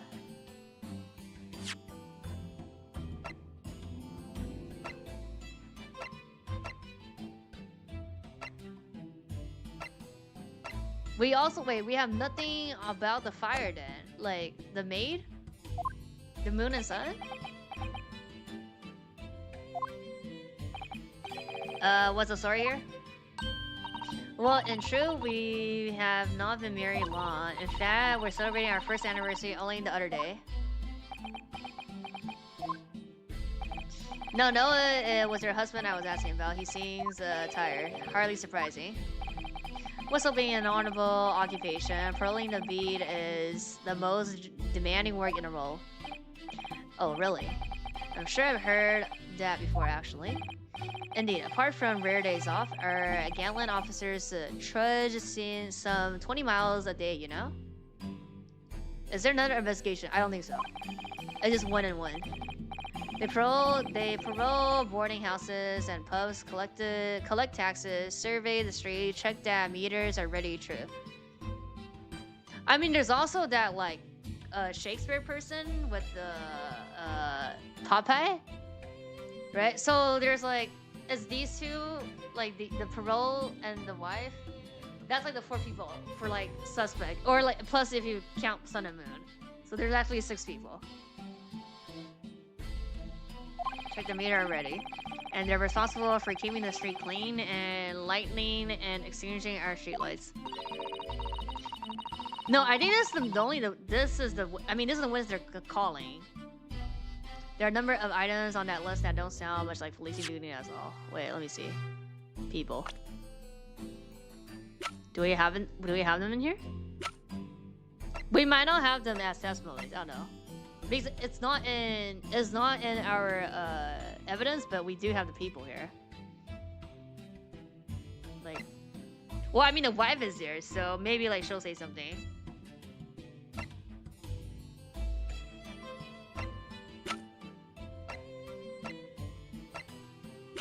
Yeah, we don't even have the Shakespeare people here. So that might be like next case or something. I wouldn't just be falling asleep on my feet. I'll have collapsed long ago.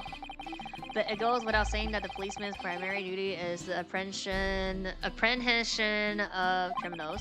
Even when he's off duty, a constable is expected to investigate and resolve any crime on his beat. For the London, Bobby is a man of honor.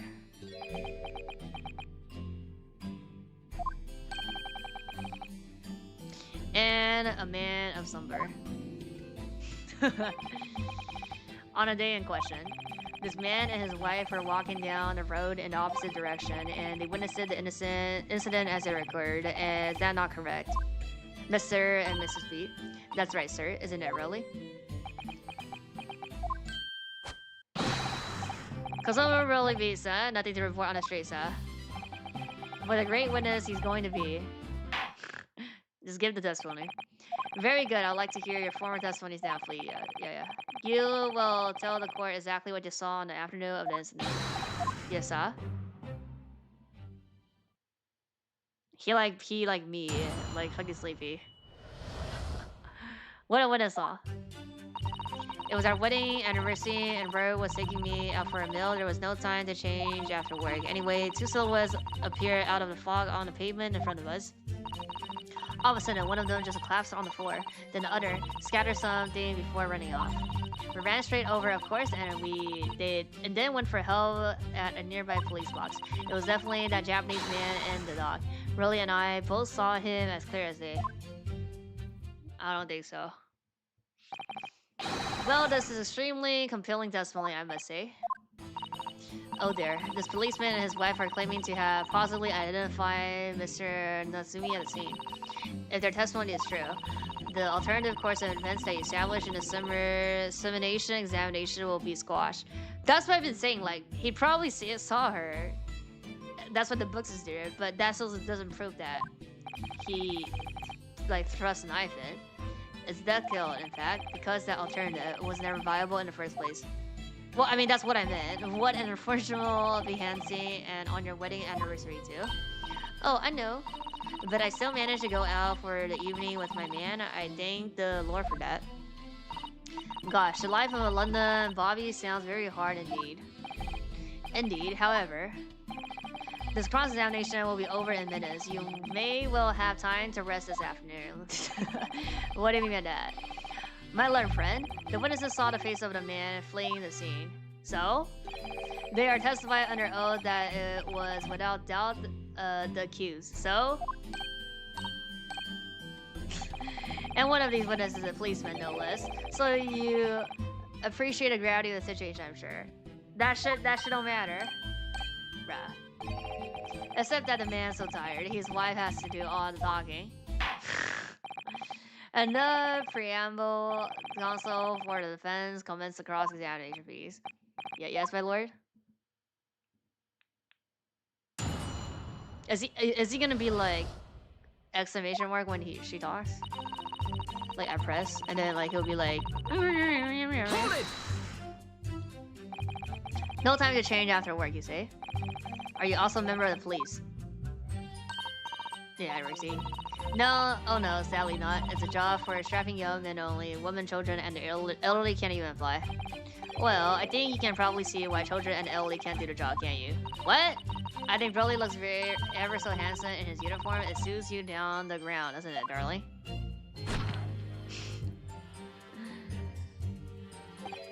Huh? What? I just finished my beat. Pat and I were heading back to the station. I was actually planning on getting changed there. Oh. Is he talking in his sleep? This is creepy. Oh no, girlie, I much prefer you in the uniform. Sometimes I don't recognize you when I see you in plain clothes. Oh dear, that doesn't seem healthy. That's fine. Well, I mean, overwork is, but like if somebody they like sues, that's nothing wrong. Kindly adhere to the point. You were going for a meal after you had finished your beef for the day, correct? That's right. Yes. Although it was fit to drop, to be honest, after spending the whole day on the beat. But policing is my life, Sa. As long as I am the proud owner of this, I serve my city and my queen to the end. What's that now? My warrant card, Sa. Prove that I'm a London copper. Yeah, it's like we show the report or something. It has the noble founding principles of the force written on it as a reminder to all us policemen of our sworn duty to patrol the street of London town and uphold the peace of the common man. Sa. And for such a noble cause, I cover 20 miles every single day without fail and without a grumble, because I know that the clothing of my boots is all Londoners need to hear to feel safe and secure. So fighting crime doesn't appear to come into it then. But just on that one particular day, I was looking forward to celebrating my wedding anniversary. Mr. Viv clues up with a law being married to a bobby like me. I wanted to show my dear wife how much I care. Oh, pet. Oh, really? Oh, what a charming couple. Their young love is such a joy to behold, if a little over the top, perhaps. And then, kind of describe what happened next. Two solids. Hold it! That's right, and they were coming towards it, walking up the road in the opposite direction.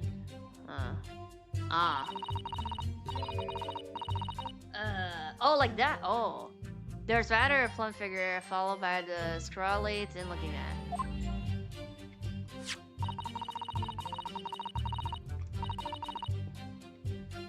That does sound exactly like the victim that's pictured in this print and like Mr. Natsume. Yes, unfortunately it does. And you're certainly that at the time there was nobody else nearby. Oh yes, quite certain. It was dark, but there are street lights on the road, you see. There was nobody else around at all, isn't that right, my darling?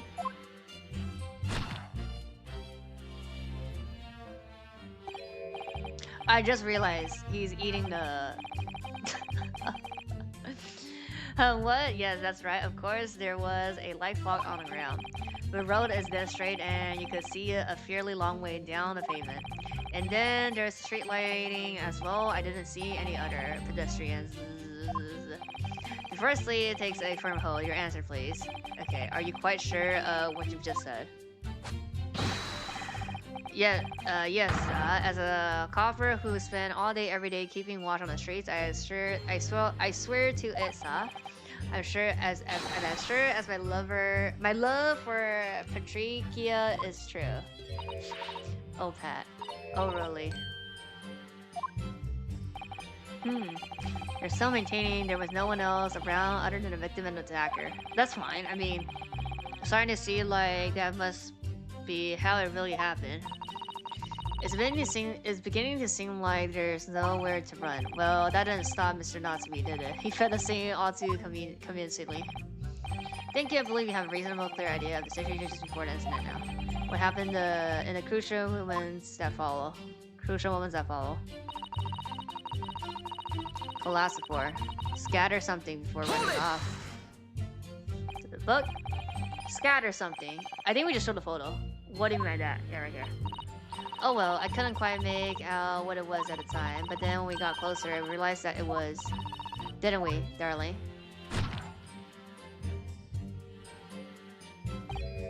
Huh, what? Oh yes, that's right. It was some old bugs. Okay. I see old bugs.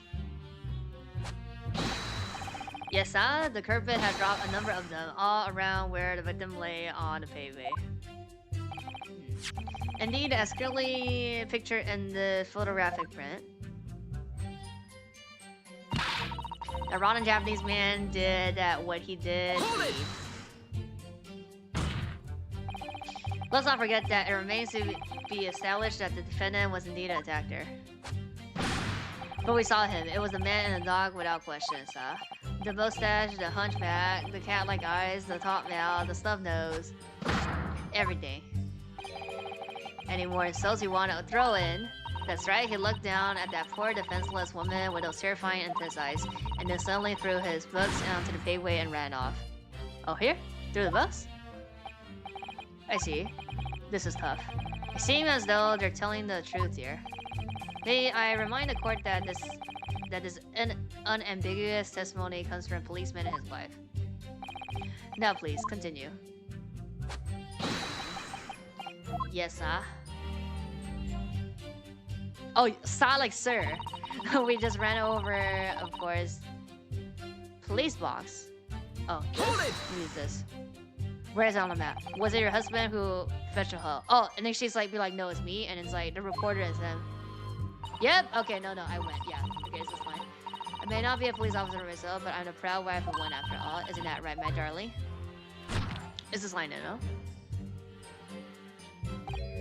Huh, what? Oh, yes, that's right. I asked her to go. I was off duty by that point, but Bobby's never truly off duty, of course, so I felt obligated to stand and guard the scene. Very laudable, Mr. B.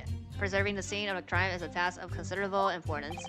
That's why I sent her, you see. I told her where to find the right police box. Where's the police box? Forget my ignorance, yeah. But what do you mean exactly, by the right police box? Depends on the crime's location, you see, as to who deals with it. Where the woman was stabbed wasn't actually on my beat, so I told her the way to the police box for the beat the incident fell under so she could go and report it. I ran there as quickly as I could and asked for help from the Bobby on duty. It's probably dumb then, though. Like, they're like the perfect. There's nothing more potent than a young couple in love working together, you know? And thanks to your swift response, the case was quickly resolved. The actions of two model citizens.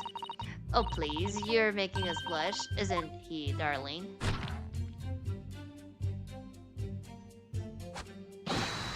Yes, what Patricia says, It has to be this line. Let's move on, shall we? Last line. Both saw him. Hold it!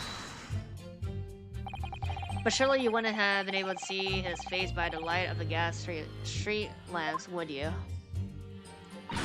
We absolutely could. As Londoners have exceptional eyesight, I'll have you know. Right. The light from the street lamp was more than enough. And my husband already told you that the fog was only light, didn't he? Ha. Yes, and what of the fog? We are famous for it across the globe, I believe. But it's an absolute menace to those of us who have to live with it, of course. Oh, it is. When it's thick, you can't even see the hand at the end of your own arm. Yes, alright, I take your point. Now, could you stop shaking your husband about? The constant fog makes our eyes very sharp, you see? That's why we can tell you for sure and certain that it was that little Japanese man we saw. Can't we, darling?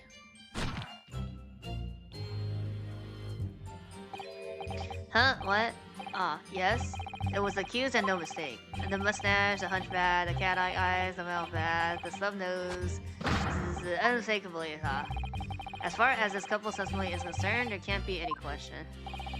It was Sasaki-san they saw running away from the scene of the crime. It has to be reporting, you know? So that's it, is it? That's their entire testimony. What do you think, Mr. Naruto? Well, I hate to admit it, but on hearing the testimony, it really does seem as though they saw what they saw. They say they saw. Mr. Natsume running away from the scene on the road that day. Yes, I feel the same. So if that's true, where does it leave us? The members of the jury are sure to call for a guilty verdict after this testimony. Oh no, then what do we do? BS, if Kazuma-sama were here, what are you trying to say? I think he'll try to find a contradiction somewhere else within their testimony. What do you mean somewhere else? Yeah. Their statement about seeing him is unequivocal, calling into question will help. But if you could identify some other parts in your testimony which appears to be contradicts to the fact, you might be able to discredit them to make the juror doubt if the pair's memory of the day is accurate. Alright. Put simply, we must focus on finding a discrepancy in the statement somewhere. If we don't, I'm afraid the trial may reach an early and unfavorable conclusion. Why do I always seem to be so up against it? I think it's this one. Oh, Mr. Lawyer, sir, can I ask you something? Oh, yes, of course. Oh, what is it? Well, do you keep asking us all these questions about everything we've already told you? So it seems like you don't believe our testimony. Is that right? Is it? Well, out with it. What? No. Oh no, it's not really that at all. My husband's a policeman, remember? And I know what I saw. I remember every last detail, everything. Like. Oh, I know. What about the books the man dropped? Oh, let's go. Talk more so I can feel like this is wrong. Show photo. I can tell you the names of every single one. Okay, right here is this one. I cut every single one. Yeah, sure. And I dare you to question how reliable my testimony is. Let's go. Tell me the names. Receipt be like wrong. No, it won't do it at all. The Japanese lawyer has no idea what I'm capable of. That won't do. Okay. Even if I decide to forgive him for insulting us, don't think for a minute that really will. I really didn't mean to cause offense. Please put your husband's fist down. Perhaps you would like the opportunity to supplement your testimony. Might that please you? Let's go. Oh, thank you, my lord. That would settle things nicely. What a nut, darling. Witness throwing? Yeah, witness be like, let me add this shit. Obviously wrong shit here. Let's go. Name, let's go. What, you have names, huh? You thinking about it? You don't know names, huh? Yes, we know that there were books dropped at the scene of the crime, as you say. Those purchased by the accused at the nearby second-hand bookshop on the day in question. After I've been to the police box for help, I decided to have a good look over the area for good measure. I'm a proud policeman's wife after all. I did it for really. And what was your husband doing at the time? Oh, he was lying face down in the snow, getting some well-deserved rest. He was ever so hard, you know? Ever so hard, don't you, my darling? Interesting way of guarding the scene of the crime. Well, seeing as you have regaled the court with tales of your powers of recollection, would you be so kind to recount the titles of the books you served at the scene? Let's go.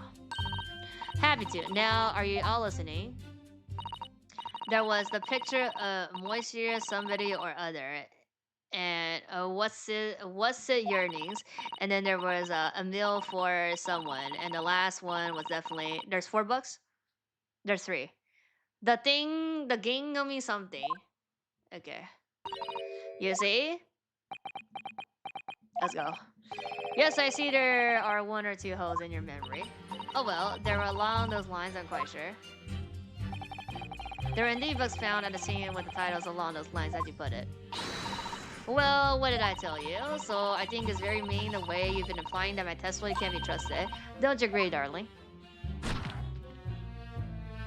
Oh my god. Anyone who accepts my Patrika will have me to answer to.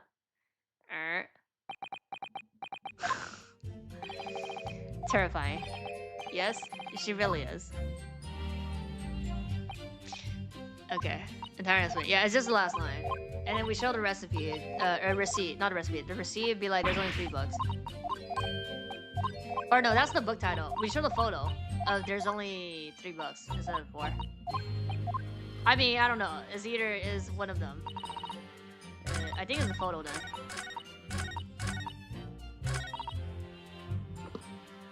Yeah, the $4.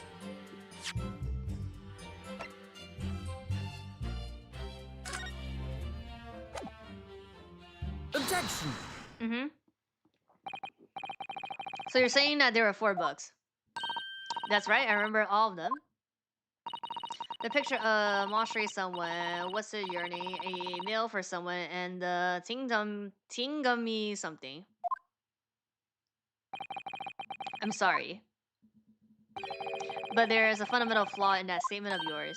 Oh no, what flaw? Simply that at the scene of the crime, there are only $3, not 4. What? Have a good look at this photographic print of the scene of the crime. As you can clearly see, there are only $3. But no, that can't be. I saw them. Oh, I know what it is. Yes, you can't fool me. Sorry? That big old lump of dead body. The lady is so large, the corpse is blocking the view of the $4, that's all. Let's at least try to remember that the poor woman isn't dead, even if we are insulting her size. No, I'm sorry. But Natsume could have not possibly dropped the $4 you described. Yeah, and in the receipt. Why not? It's fascinating, and from your asserted tone, something you can readily substantiate with evidence, I presume. Yep. Yes, evidence. The receipt. Console, you will present evidence to substantiate your claim or withdraw it. What proof do you have that the accused did not drop $4? Right here. So the Gummy, yeah, they don't have the Gummy one. Like what she said. Take that! I mean, you could also argue like he had one book already in hand. Like I don't know, the evidence is right here in the form of this bookshop receipt for your book. Yes, this receipt details his purchase that day, but as you can see, only $3 are listed. No, therefore he would have only dropped $3 at the scene of crime. Which means that your powers of observation, madam, cannot be relied upon. So it cannot be denied that through you say it was a defendant you saw. You could very well be mistaken. Oh no, oh no, oh no, oh no, oh no. No! Objection!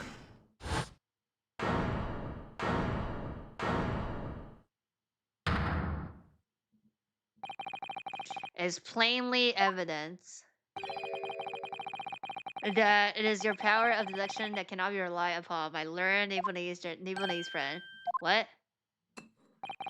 What cannot be denied is that the two witnesses saw the accused running from the scene. The fact that you know very well that you have no hopes of disproving. So you have strived to avert attention from that by dint of some inconsequential discrepancies. Would that be fair? He sees right through me. But your plan has somewhat recoiled against you. What are you talking about? It's quite simple. Let me explain what it tells. To the policeman's wife and her entire accuracy testimony in every respect. Oh, you see, the matter is not up for debate. At the scene on the road, a total of $4 were most definitely found. Objection! Huh? But what about the photo, bruh? This is a fake photo. It only shows $3. Quite right. Only 3 can be seen in that print. You mean to say, bruh?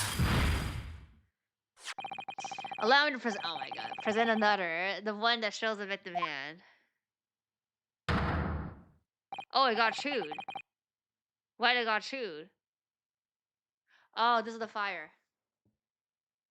So it's the moon then, no? This got burned. This is the fire. The whatever the low whatever. Pray? I don't believe it. It's the $4. As you will observe, the $4 was hidden from view in the original print by the victim's torso. No.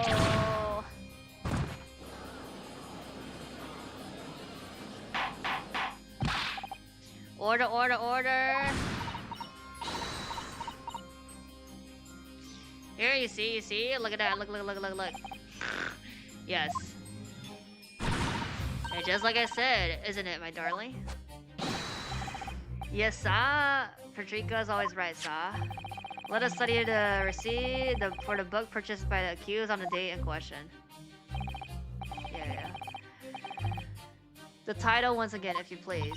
Oh yes, of course. Yeah. Picture monster, somebody or other. The picture Montreal Liquid. What's it? Yearnings. Canterbury yearnings. A meal for someone. A meal for Gabiria effect. As the court has just heard, the witness remembers the book's title flawlessly, save for a few minor details. Her powers of recollection can only be described as exceptional. Did you hear that, really? This gentleman paid me a compliment. Yes, sir, flawless, sir. Patrika is flawless. But there are only 3 books on the receipt, and she mentioned 4. There's nothing surprising about that. Clearly the 4th book is that which is shown in this photographic print. I'm sorry, console, but does that not seem odd? Why should the 4th book be omitted from the receipt? It's not odd at all, my lord. As the photo clearly shows, the 4th book was found in the victim's clutch. In other words, it belongs to the victim. Oh, the victim was holding her own book. Wonder what became of that 4th book. Obviously, it wasn't overlooked by the investigating officers at Scotland Yard. I have it here as evidence. Let's go. Dog chewed. You will submit that and the aforementioned photographic print to the court, please. Console. Okay. My pleasure, my lord. Second crime photo. Okay. Yeah, 4th book. Okay.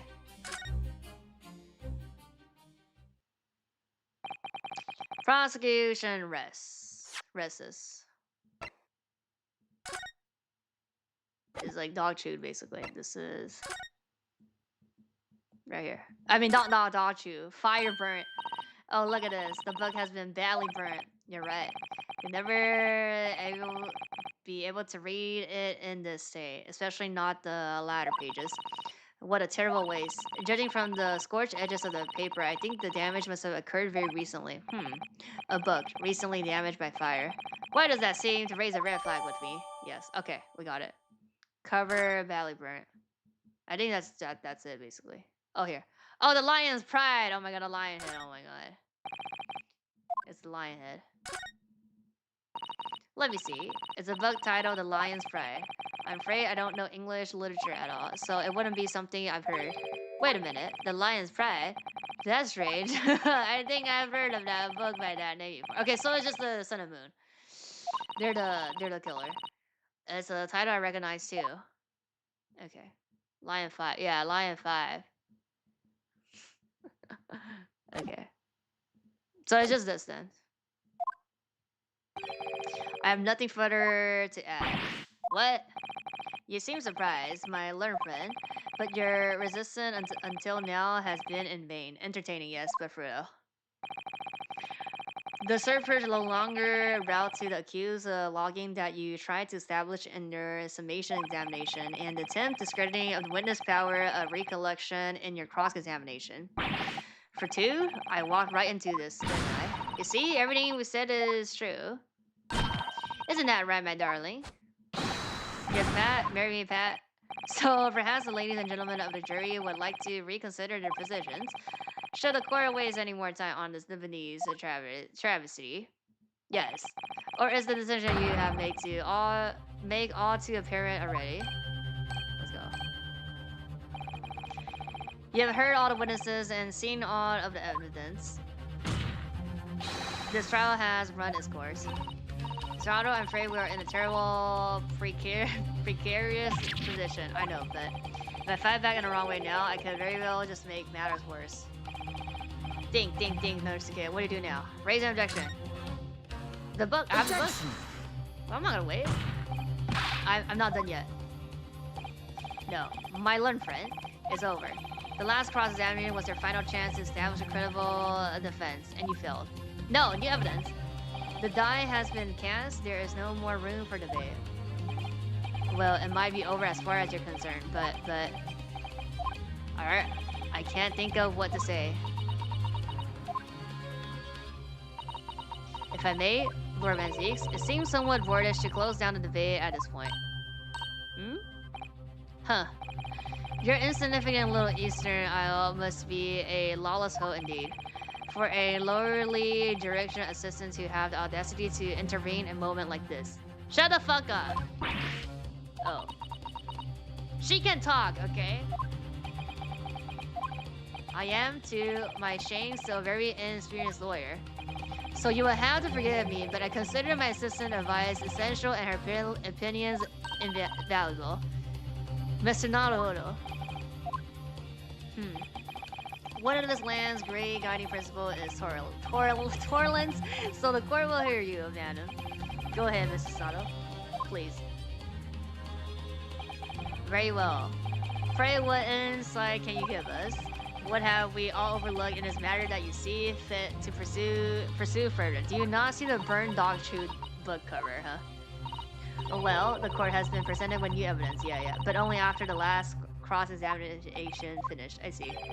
And you believe that this new evidence warrants further examination, do you? Yes. Mr. Naruhodo, what do you think? It's just possible that this new evidence might be the decisive proof we've been waiting for.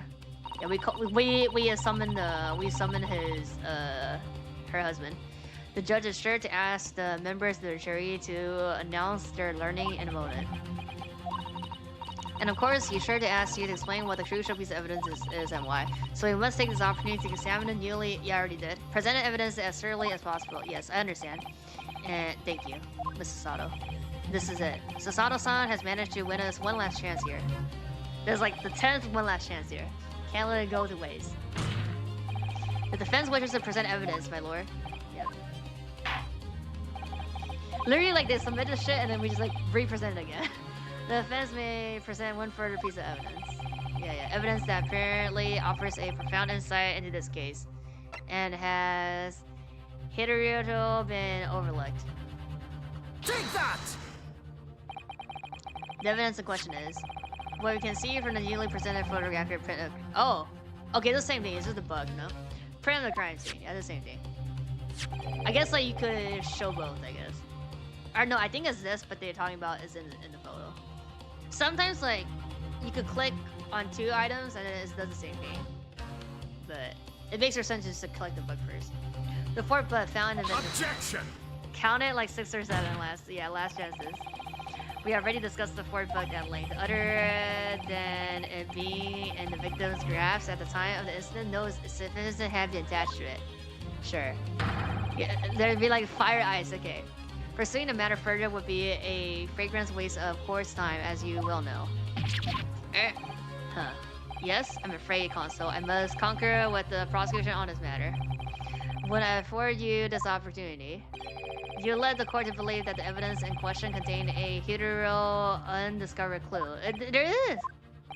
So I must insist that you elaborate. Okay, Consul, you would identify this clue at once. Okay, we got it. Click. Do I make myself clear? Oh, yes. My lord? It's, Mr. Naruhodo, I believe the prosecution is trying to avoid a thorough examination of the evidence, which means you may very well be on the right track. Yes, I think you might be right. So, Consul, precisely where is the vital clue to this case, which this fourth book conceals right here? Got it! I would ask the court to observe the back of the book in the question. Naruhodo, like, Lunosuke, like, talks like erms, like, that's like in his vocabulary. The back, what do you, good gracious. Literally in the photo, guys, it's been burned to a crisp, so we have to ask ourselves, why was the victim clutching what is clearly an unreadable book? Is undeniably an extremely unnatural thing for her to have been doing. Objection! And natural, you say? And what of it, my Japanese friend?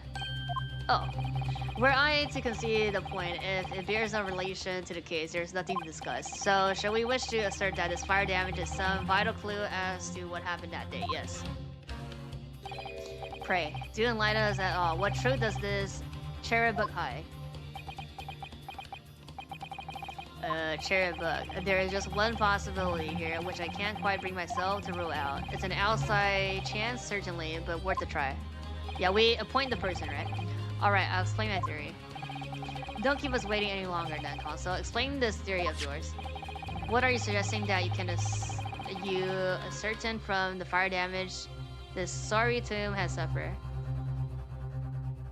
Its owner, not the continent. The shop that sold it, no. It's not a shop. It's the guys on the second floor. My lord, the burn on the back of the bud reveals a startling truth about the book's owner. I beg your pardon, but we already know who the book belongs to. Nope. Hello, hello? The victim was gripping it in her hand as she fell to the floor. After all, it's obviously hers. The question of how this book came to be in the victim's hand has yet to be answered. However, as to the questions of who the book really belongs to and where it originated, the defense, has a very credible answers. Credible answers. Good gracious, how can you possibly? Very well, I'll play along with this futile attempt to delay your inevitable dismiss. But do remember, the members of the jury may well burn you if your little gamble goes awry. Console, the defense response here is very likely to influence the final outcome of this trial. So tell the court, who do you claim the owner of this burned book? Right here. Take that! Easy. So he's a killer, probably. Like, we just do his cross and then we confetti, I think.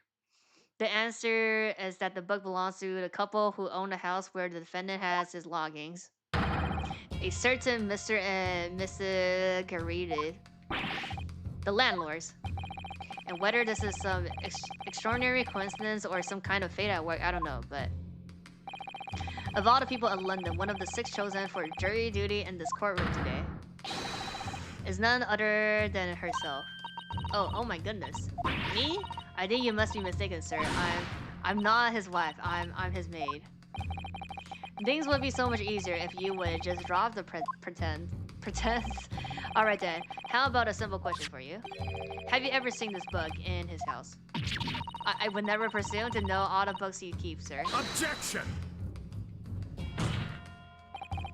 This is outlandish behavior. This woman is accused landlady, you say? You implicate this hardworking member of the public. You branch her without a shred of evidence. We do. Your police have not done actual investigation. Your actions are unforgivable. Objection! Who's the circus and clown now, huh? This is not mere conjecture. The defense happens to know that on the date in question, at almost exactly the same time as the victim was stabbed on the pavement below, another incident was taking place in the room on the top floor of their house. Good lord, what sort of incident, Console? A fire, my lord.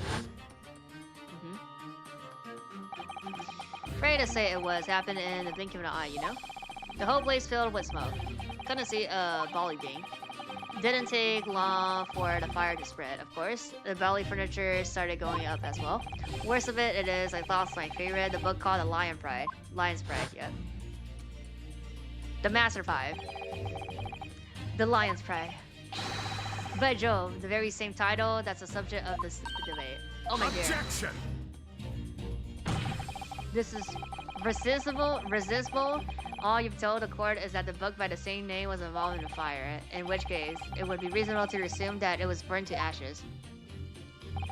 And entirely unreasonable to infer that it magically removed itself to the scene of the crime.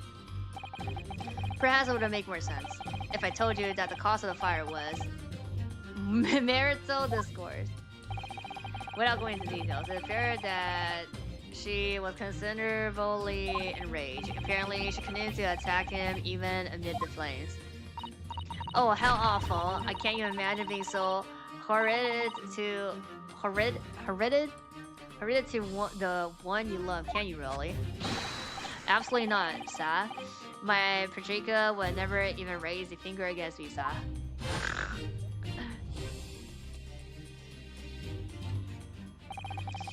Had all my favorite old novel in that case. But as soon as the fire got hold of them, that was it. Whoosh, up in smoke. Then the fire started hurling things at me. Books incoming 10 to the dozen. The man had his back up against the window and he had burning bugs thrown at him. God is gracious, are you suggesting that the book was thrown through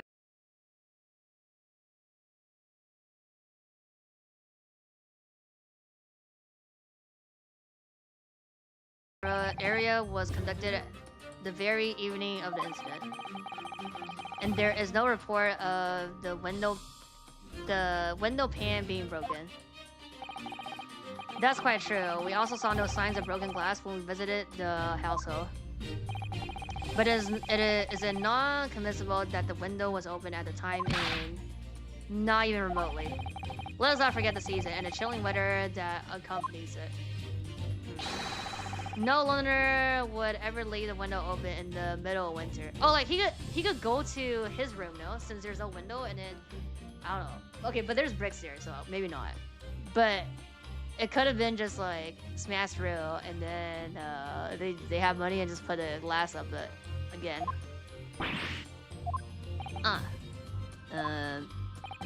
Does the defense postulate the scenario in all seriousness, Console?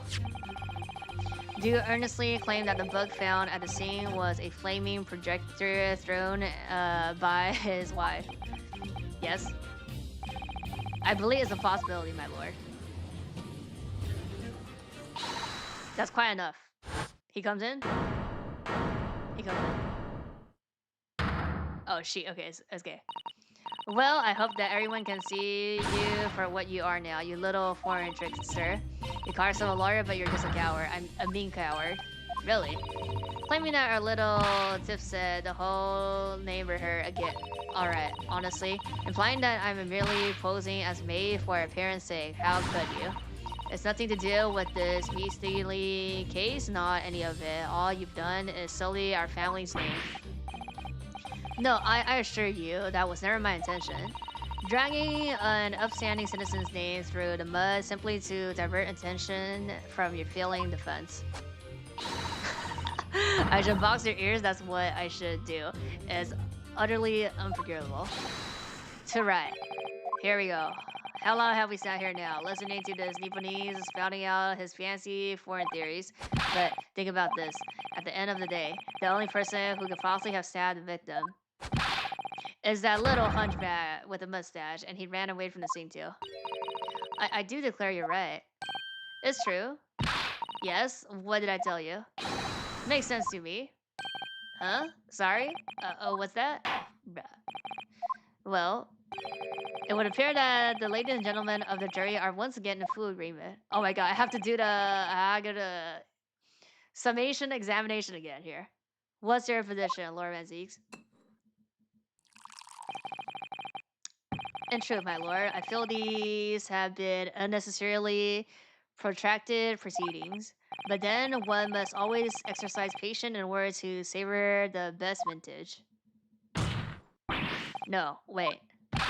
The mystery of the 4 books still hasn't been. Let's go. If books are your predilection, my learned friends, study them on your own time.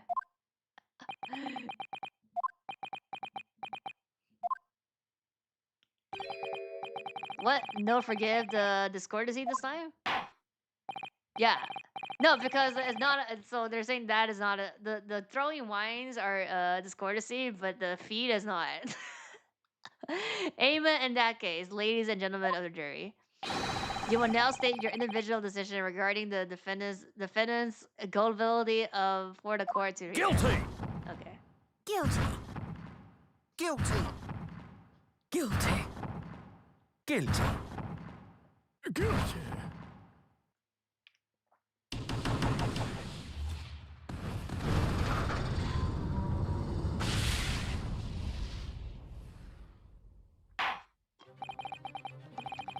Thank you for that unambiguous response. That's twice now. Yeah, it's over. Mr. Naruhodo, don't give up. Mrs. Otto, have you forgotten? The battle isn't over yet. Illman said guilty. He's just like here. You're not suggesting. Of course, the defense has a right to for another summation examination at this point. You can still convince the juries to change their mind. You have one more chance. We have infinite chance. Like that's basically we have infinite chance with this. My lord, the defense has to exercise its right to a summation examination. Huh. You believe you still have tricks up your sleeves? I don't intend to trick anybody. I intend to uncover the truth. There's no time to be downcast. As long as there's a chance, I have to stay strong and determined.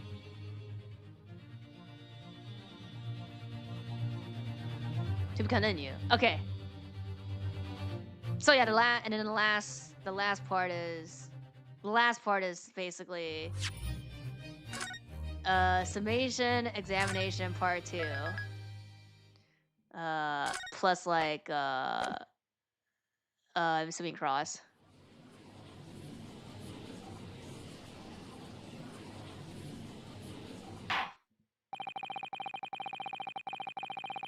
Consider the defense counsel's request for a further summation examination of the juror.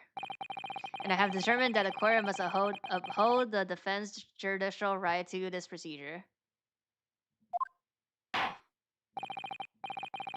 So, counsel, you will now proceed with your second summation examination. I presume the jury is ready, Mr. Foreman. We are, my lord. Very good. In that case, I must ask each of you now to state clearly and concisely for the court the grounds on which you find the defendant guilty of this crime.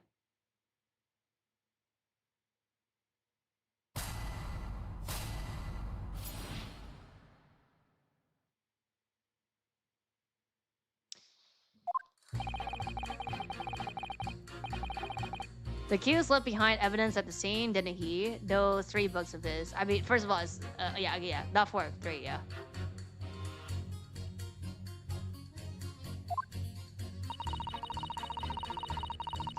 If there was some novel alternative explanation about how the victim was stabbed, I might reconsider. Okay, so maybe it's the stabbing then? Even if the woman was throwing books, it can't be related to this crime if the window was closed, can it? During me, it was only a little book, hardly life-friendly, even with a direct hit. Look, I just want to get this over with. If I don't bring home some pay tonight, I'll be in a tiny bit of trouble. Maybe both of them, because talking about the throwing. Come think of it, we had a fire at home a while ago. It gave me the sneezes. I mean, I have to press everything to see. Yes, considerable more tangible arguments from all members of the jury this time around, it seems. With one notable exception, of course. My learned student friend was unable to find fault in the previous witness statement. So the court must accept the fact that it was indeed the accused seen fleeing from the scene. And moreover, no one else was even at the scene to commit the crime. They could be upstairs on the 2nd floor. Well, if the eyewitnesses are correct, it would seem as if the conclusion is somewhat set in stone. I fail to see how it can be argued any other way.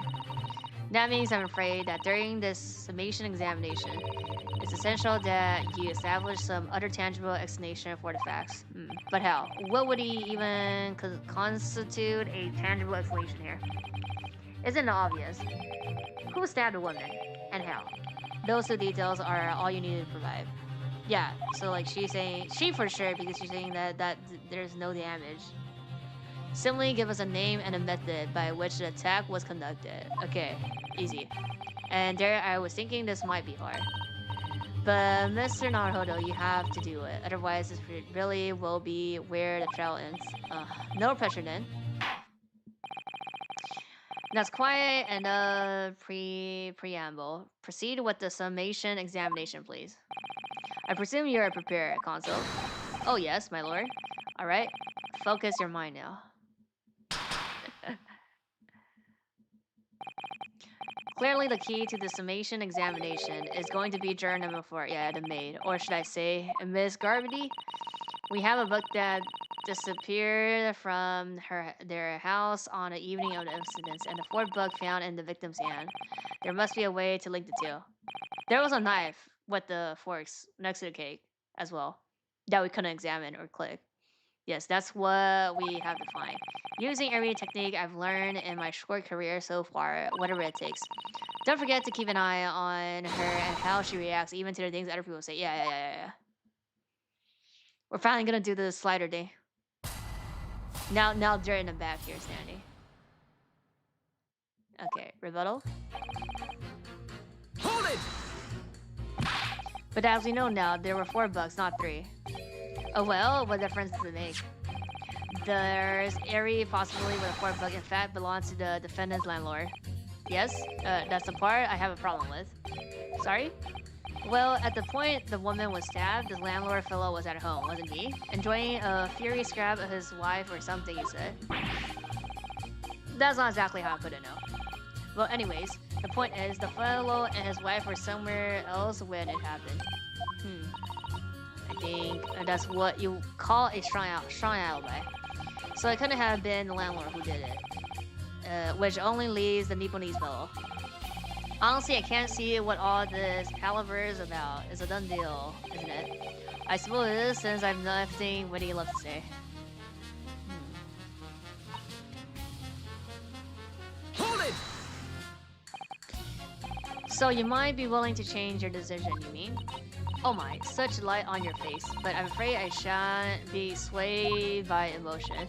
Despite what you may think of me, I'm a very modern, metropolitan, and rational woman. That's great.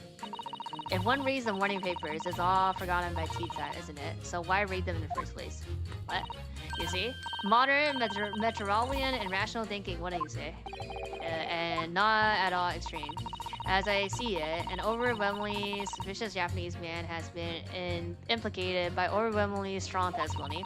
So despite 1 or 2 minor puzzlements, I do declare that the man is overwhelmingly guilty. Modern, metropolitan, and rational logic, wouldn't you say? Overwhelming.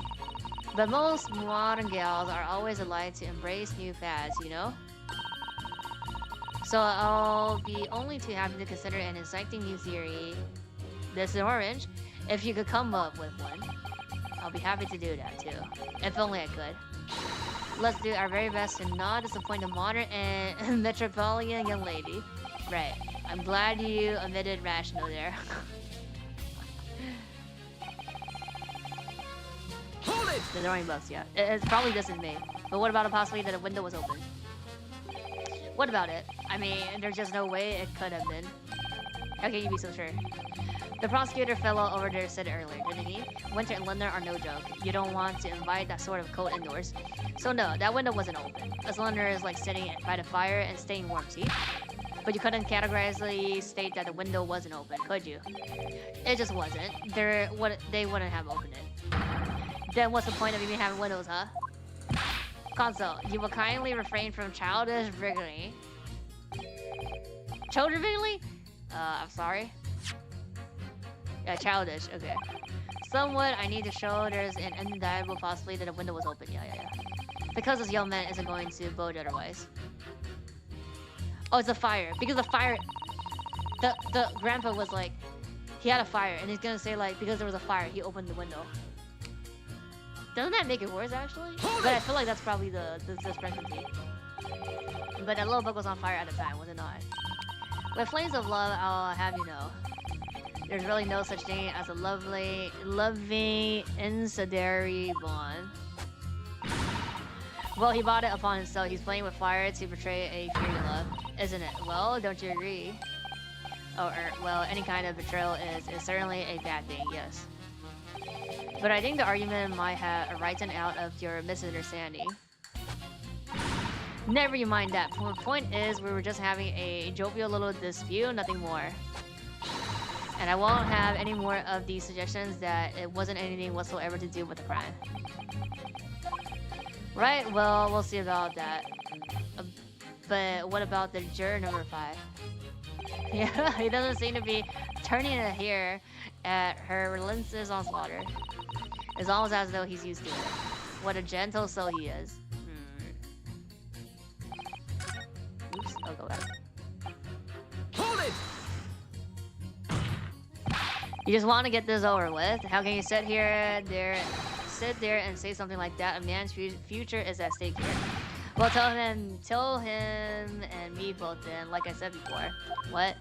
I told you already, I'm a day laborer, aren't I? If I don't bring home some readies with me tonight, you'll find me floating face down in the Tamias tomorrow morning. What? You heard me. My missus isn't one to mess about. You know she can be fierce, believe you me. Another shining example of marital bliss then. Fishing like this cropped up the other day. It was, well, yeah, right here. Do you know? It's funny because I can't quite remember. Sorry? I was too frightened. That was the thing. I must have blocked it out. Helpful? I wonder if Mr. B will ever be dragged into things by his guard. Don't even go there, Mrs. Sato. There must be some way to jog his memory about this. Ah, I have to jog his memory. Bruh. Hold it! Does that have anything to do with your decision about the defendant's culpability in this case? Sorry, what's that? You have to speak up, lad. Could you tell us more about that fire? It was last winter. My grandchild baked me a lovely cake on my birthday. It has 75 candles on the top. It did. What a sight to behold it was. You put candles on a cake. What, was it some kind of devil worship?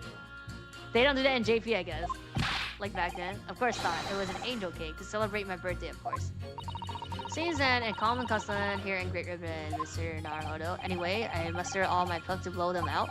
Only I must have blown wrong somehow. The flame didn't go, but the candle were flying all over the room. Furniture caught and everything went up. The whole place filled with smoke. Oh yeah, because of smoke they opened the window, yeah. Definitely sounds like devil worship to me. And by the sneeze, I presume you mean a coal. How? Yeah, because they opened the window. But how did you catch a coal from the fire? What a fiasco it was. The grandchild, bless them, threw water over me as they tried to put out the flames. And then because the whole room has filled up with smoke, of course, we had opened all the windows to clear it. Yeah, the windows. The bittering winter air rushed over me like the devil dancing on my grave did. I caught a terrible cold from it. It put me in hospital for a while. I won't forget that birthday in a hurry. I knew it was devil worship all along. But something about this old man's story is playing on my mind for some reason. So we're gonna say that it's the Maze the killer, but it was like accidental. We need to demonstrate who, apart from Mr. Natsume, could have attacked the one young man on the street, as well as how he or she could have done it. Yes, but once again, the jurors' statements are full of personal prejudice. A lot of them seem convinced they're right, even in the face of logical arguments to the contrary. I think you're going to need to pit them against each other to force them to accept an alternative explanation. Yes. I don't necessarily need to find contradiction between the assertion, just a connection might do the trick. Alright, I'll see what I can do. If anything stands out, I'll go in for a strike. That's the spirit. Okay, so... Key and... Objection! And then, yeah, in the water note, I think it's just maid and then the labor guy. These two juror statement clearly contradicts one another. They do how exactly, console. Don't point at me again. I told you it wasn't me. Huh? What's that you said? Speak up, lad. Speak up. Juror number 3, do you see? Oh, me? See what, sir? Did you hear juror number 6's account of his birthday celebrations last year? It seemed, despite being a Londoner, he once opened his window in the middle of winter.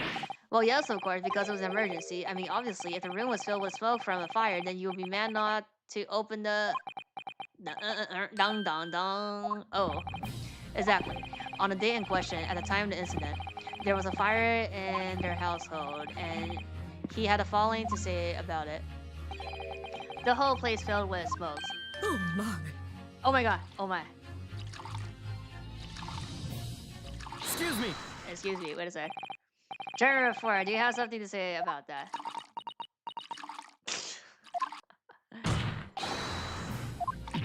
Oh dear lady.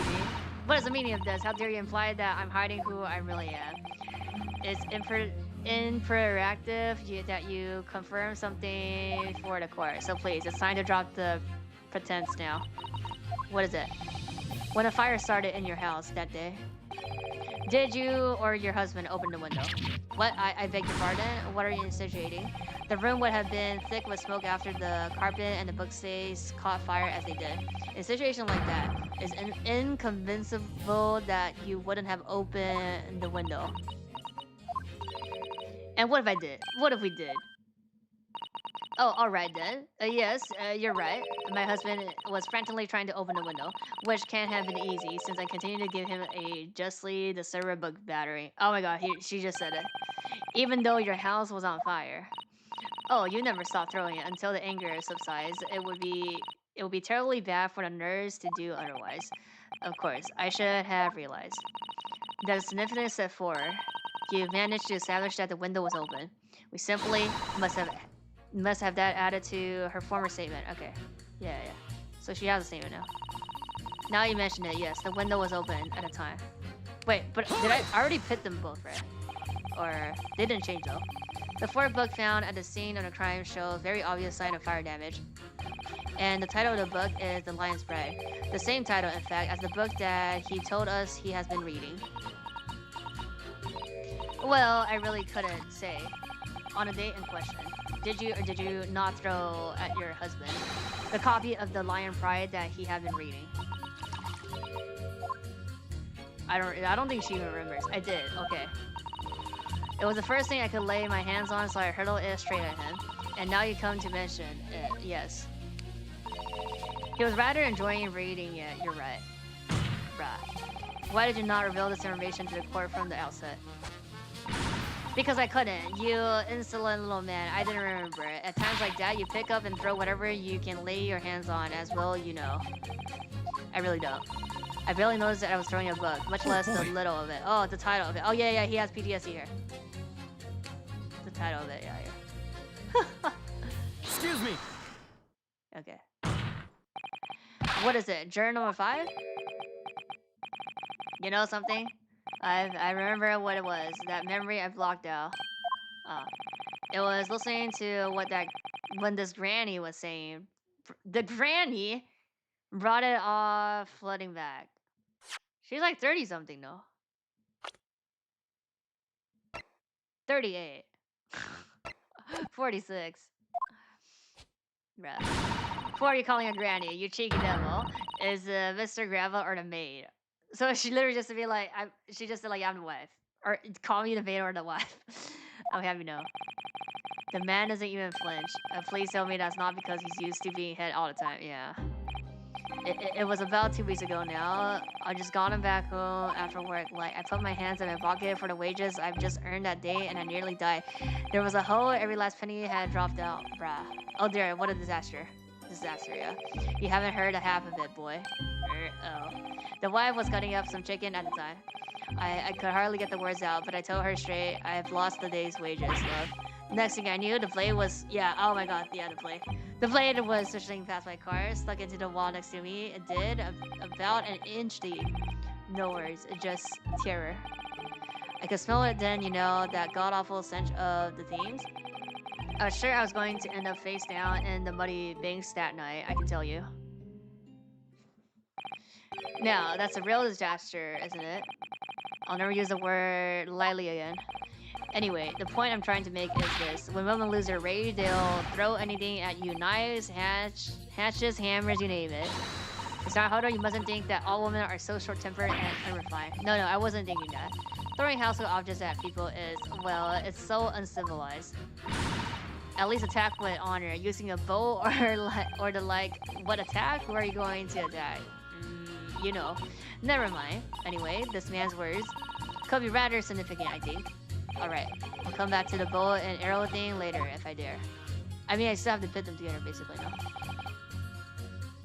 Oh wait, I could press these now. Your wife really threw a kitchen knife at you. That's right, she was chopping meat with it, had a tidy edge on it, believe me. Still, it's all memories in it. It started with that smile she threw me when we were recording. And since then, the list of things you've thrown at me has grown along with our relationship. There's a cup, then a glass, then a pot, a kettle, a chair, a wardrobe, a cooker, a bathtub. Your wife must be even beefier than you. And things came to a head last week when she threw me right into the things. Still, she's not so bad when she's calmed down. She's a little sweetheart, really. I'm so happy for you. If you want to know what I think this whole idea of ladies first that we're so obsessed with in this country was thought of by some cleric lads who've been tossed in the things a few too many times by their wives. That's a very interesting theory. What a terrible thought. On the face of it, this sheriff's statement just sounds like a really extreme antidote. But I think it might turn out to be an extremely powerful weapon. Yeah, we just pitched out what it made, no? A weapon I might be able to use to make the juror accept an alternative explanation here.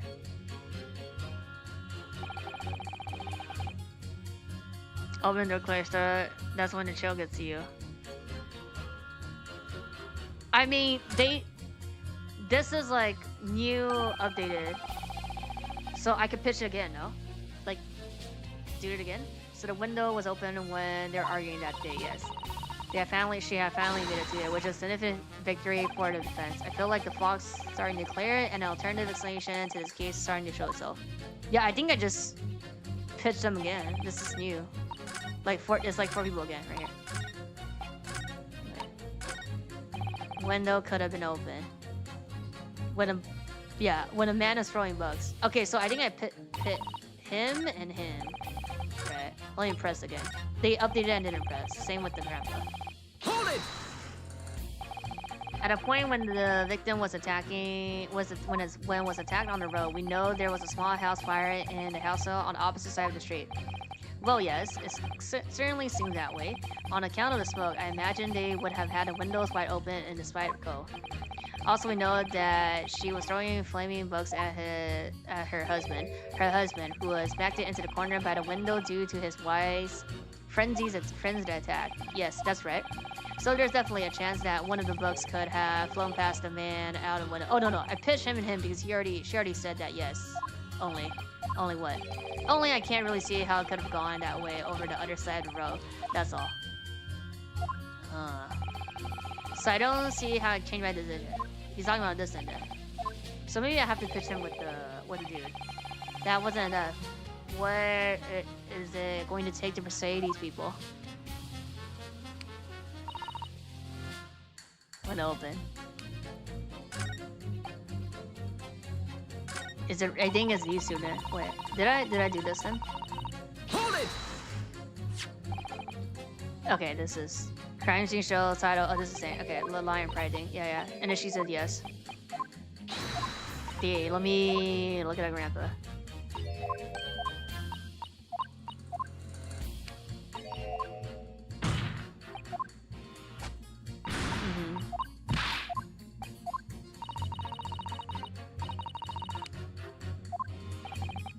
Yeah, doesn't know the title. Designing what to use that, yeah. Feel the way today, you don't care what it is, just want to smash. See where violence can lead, Mr. Sato. Wait, these aren't new, no? I'm starting to think you might believe me capable of such behavior. You literally showcased before, I guess. Anyway, I have a feeling I might have noticed someone reacting a little strangely to her remarks just now. No? Perhaps I missed something while I was preoccupied? No? Nobody had any... There was no, like...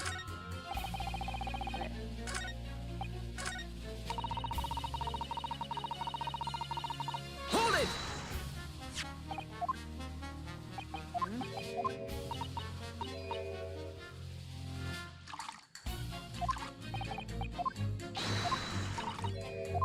Oh, I think no, because I did this before, no, and then he said something, but I already clicked on it, so it doesn't have it anymore. Like that's like when like he had reaction, but since I already had it, so it doesn't show. Right here, yeah. Okay, so let me just look at the grandpa.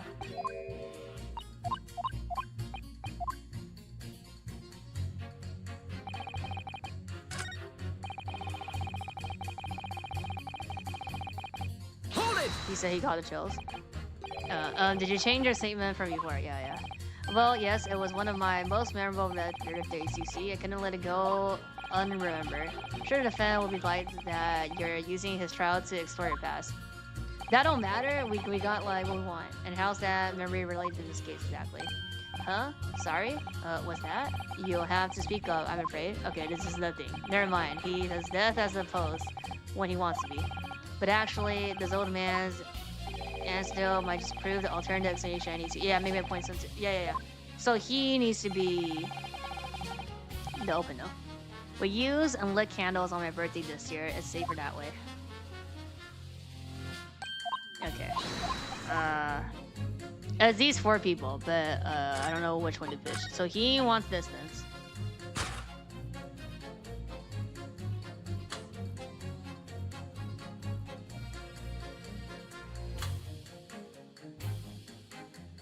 Could have been open.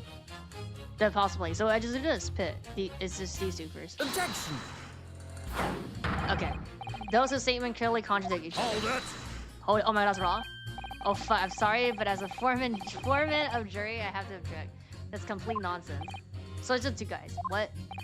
I'm a banker, don't forget, an educated man, and there's no contradiction as far as can see. Bruh, who the fuck are you? Bruh. Quite so, Mr. Foreman. I will not permit a whimsical attack against the good members of the jury council. Bruh, there was nothing whimsical about it. It's very important to listen carefully to every juror. Okay, I know it's these 4 people. Then you can decide where the contradictions really lie. It's the dude because he was saying the whatever the distance of being drowned or water, if there are any. So that has to be these 2 students. Objection! Is that right? Hold it!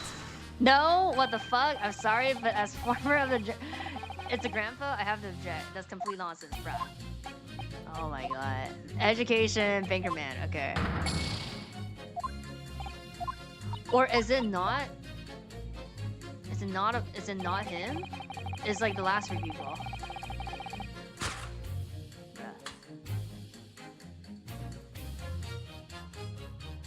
Objection!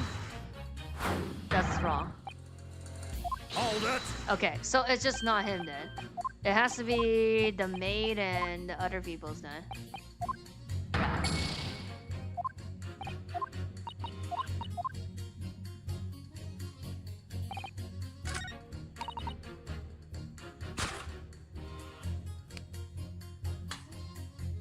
Wait, what did it say? $3. Oh, alternative! Alternative. Right here. Yeah, because she was like...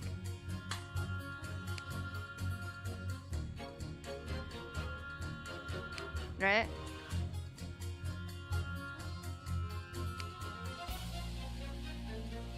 Wait, how the victim was stabbed?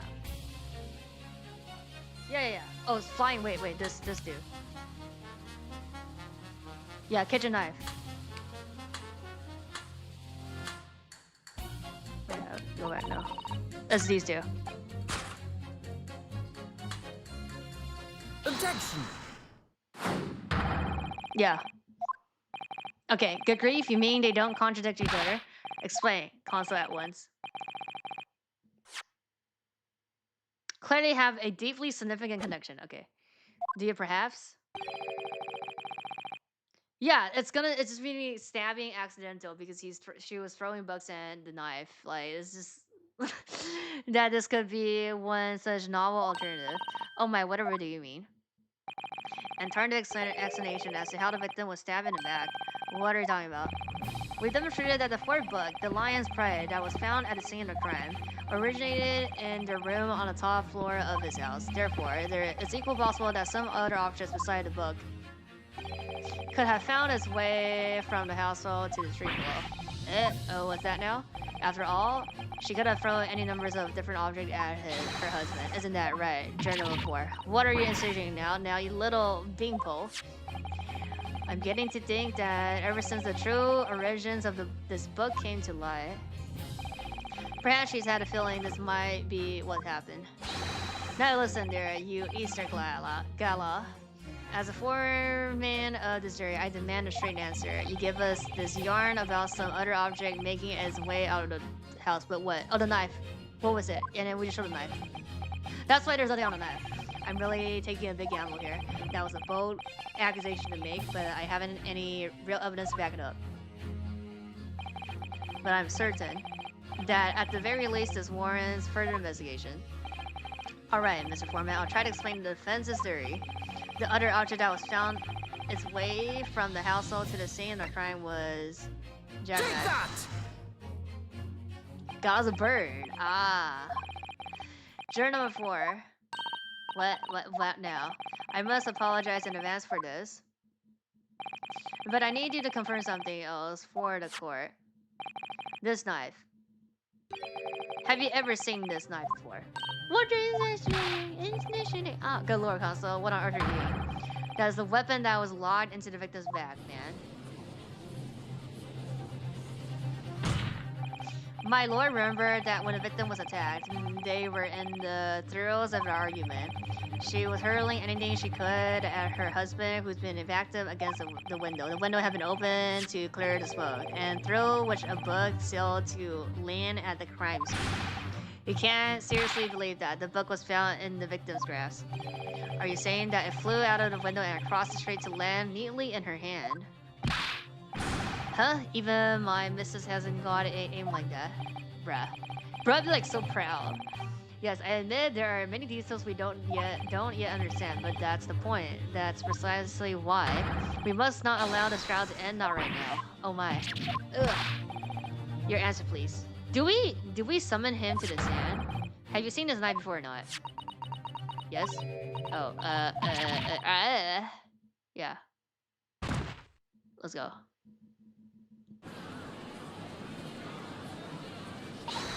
My lord, I wish to change my decision.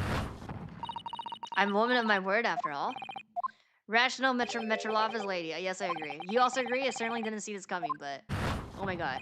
Is that enough? I just don't think it would be right for this trial to come to an end now with so many unanswered questions. My foreman. Mr. Foreman, let's go. I have had to agree. Okay, we got it. It just won.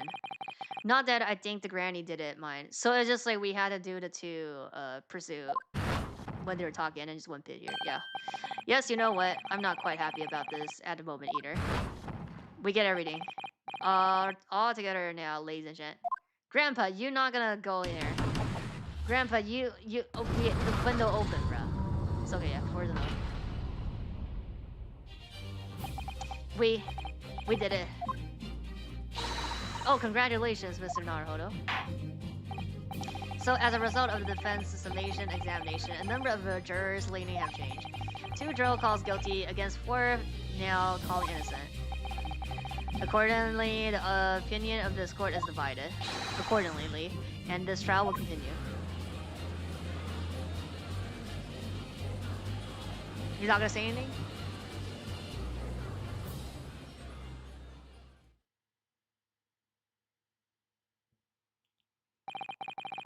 Now then, Lord Van Zieks, how does the prosecution wish to proceed?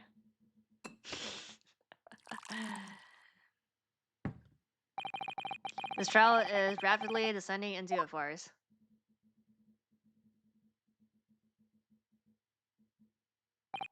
Like a cork wine, the first few sips are bitter enough. I'm gonna throw it, yeah. But what follows is so repugnant, it's good for nothing save the gutter. If I may, Lord Van Zieks. The defense has just put forward a credible alternative explanation for what happened. Credible? Is that your considered opinion, Mr. Foreman? The defense argument is a joke to which I barely know how to respond, but let me start by insisting that you must all familiarize yourself better with the relative position of those places being discussed. Yeah, we're gonna show a map. What do you mean by this? What's his angle this time? It should already be more than apparent that between the crime scene and the household runs a rather wide street. The road. I mean, maybe she's on the other side now. Which means that the distance from the house to the scene is, yeah, 15 yards. Yeah. Omei just hurled that shit on a lamp. Yeah, the lamp. And then also, like, in the back, when he throws the entire bottle back. 15 yards, that's 14 meters. That's like, yeah, pretty long. 14 meters, oh, that's a little further than I imagined. And as you ladies and gentlemen of the jury rightly noted as having pretentious significance, the fourth bug was found in the victim's clutch. So it must have been like they were down and they killed it. No? Is that what you're trying to say? In other words, the splintering bug wantonly hurtled by the lady of the house travels some 15 yards to land on the opposite side of the road, nearly between the collapsed victim's fingers and thumb. Also, when he puts the feet up, he doesn't say sorry for what's it called? What's the thing? I forgot. What's the term he uses? Sorry for my whatever thing.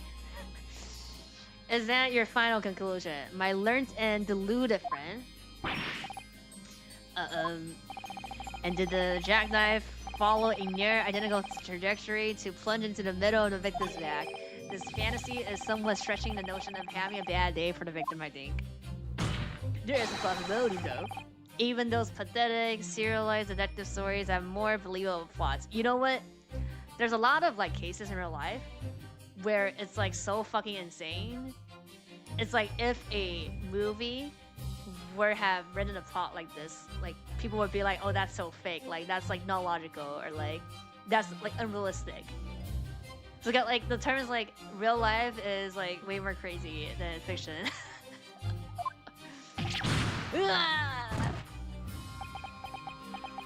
There's a term like that. Or I mean that's a saying, not a term. There's nothing I can say to that. That prosecutor loves the sound of his own voice. Mr. Sato, you get her, you get him. Serialized detective stories are pathetic, are they? How dare you? Okay, Jesus angry. Oh, maybe let's pick our battles. Parody has to catch up to real life. Yeah, but I mean, also they say like what fiction is, like art is inspired by real life, right? But I'm just saying like real life is like way more crazier. Okay. My lawyer, might I allow to speak? So Sato, let's go. As judicial assistant, you may speak for the defense. Yes, go ahead. The prosecution may consider the idea a fantasy, but what the defense has postulated was believable enough to persuade a jury to change its leaning. Be like skill issue. You tried to persuade these people, okay? And as such, the court has a duty to explore these alternative explanations as thoroughly as possible. To that end, juror number 4. Oh, please be on the stand. Must be called to testify and submit to cross-examination. Okay, this is gonna be heard. This is the last thing. It's like testimony cross and breakdown. Same to live. A cross-examination of the juror. So she shouldn't even be like appointed to a juror because like she's like what? A conflict of interest, actually like part of the like related like people in this case. Order. Well, this is highly irregular. It is unprecedented for a member of the jury to be summoned to the witness stand. So she just walks down. Let's go. Throw the whole shit. And unnecessary.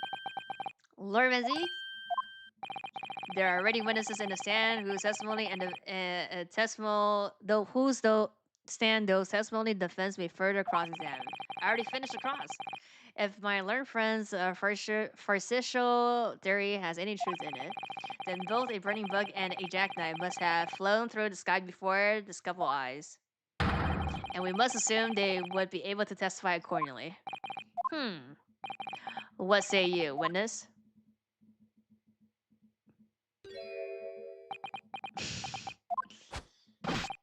Yes, sir. Constable Rolly B reporting for duty, sir. Oh my god, I see. We never looked at we never showed this, that's why. The case file. It's gonna be like stuffed in here in the detail. Okay. Details. Victim. Stab wound. No other sign. Assassin was seen running away. Assassin was seen running away by the report officer, so later arrested the following day. Okay, nothing right here says anything. Sound and bag. Oh, right here, location, east side. Is this? Pavement of the road, east side. It has to be this. I mean, no, east side is the sign they're talking about. Like, across, like, 15 yards. Well, good morning, officer. Sorry for losing until now. Oh, okay. Actual testimony now. I haven't slept for a month on account of a villain who's appeared on my beat, oh. They are so heroic, these London bobbies. Patricia, my darling, I've been neglecting you, but no more. Oh, really? My hero. You made me soon. Very well, I hereby reject the defense request. Okay, well... Oh, and order the witness in the stand to testify again. Okay. State forward before the court any details pertaining to the defense's alternative explanation of events. Yes, sir. Okay.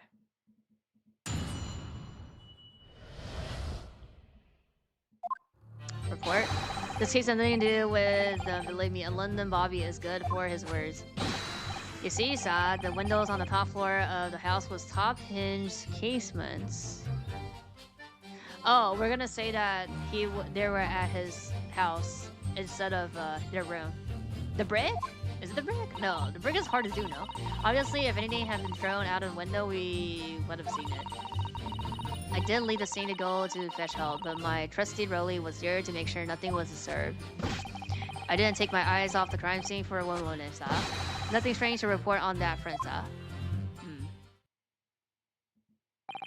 Well, this is quite startling. Top-hinged casement windows. That detail was not in the police report. Constable? Yeah. Constable? Oh, yes. Sorry about that. I must have been a little drowsy, even. You cannot excuse your sins with drowsiness every time. No, sir. Sorry, but... What exactly is a top-hinged casement window? Yeah. And you? You cannot excuse your ignorance with such shit remarks, my learned friend. Just, we're a fucking tourist. We don't know. Of course, sorry. I found it. What is this book? Like, Wikipedia? Mr. Naruhodo, in case you're flying back to the windows in Mr. and Mrs. Garidev's room. Alright, I'll try. Oh. So the window opens in order to allow air. Oh, it's like that. Okay. To circulate inside the house. Oh. The Hopton case and it swings open along the upper edge, you see. So it's like there's not like the angle is like glad you have reflect your ignorance. A case window and it stays a metal bar which prevent the window from being opened beyond a certain point. Swings open upon the upper edge, you see. I mean, it prevents it opening. This is all news to me. Okay, but it can still open though. No. Absolutely correct, sir. In other words, a book or knife would have been thrown throughout the open window. It would have clattered against the plant and fallen straight down to the pavement below. I mean, didn't they have the photo? Something maybe like it has something to do with photo? I mean, that's not in the case though. Like, that's not in our court record, so it's not evidence.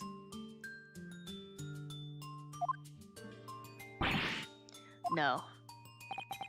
You see the problem then? Good. Your education in Windows is complete. There was never any possibility of either the book or the knife traveling 50 yards over the road. Bruh. That is, unless the window pane had been shattered. Something we've discounted already. That can't be.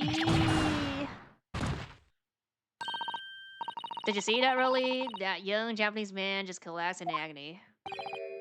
Oh yes, my darling, I saw it. I saw how he crumbled before me. That's weird. Oh, really? You're so strong. How's this happening? I haven't even started the cross-examination yet, and already my argument's been destroyed. Okay. It's just something else then. Consul, if you could drag yourself upright again, and the court awaits your cross-examination. My lord, oh god. Another desperate situation.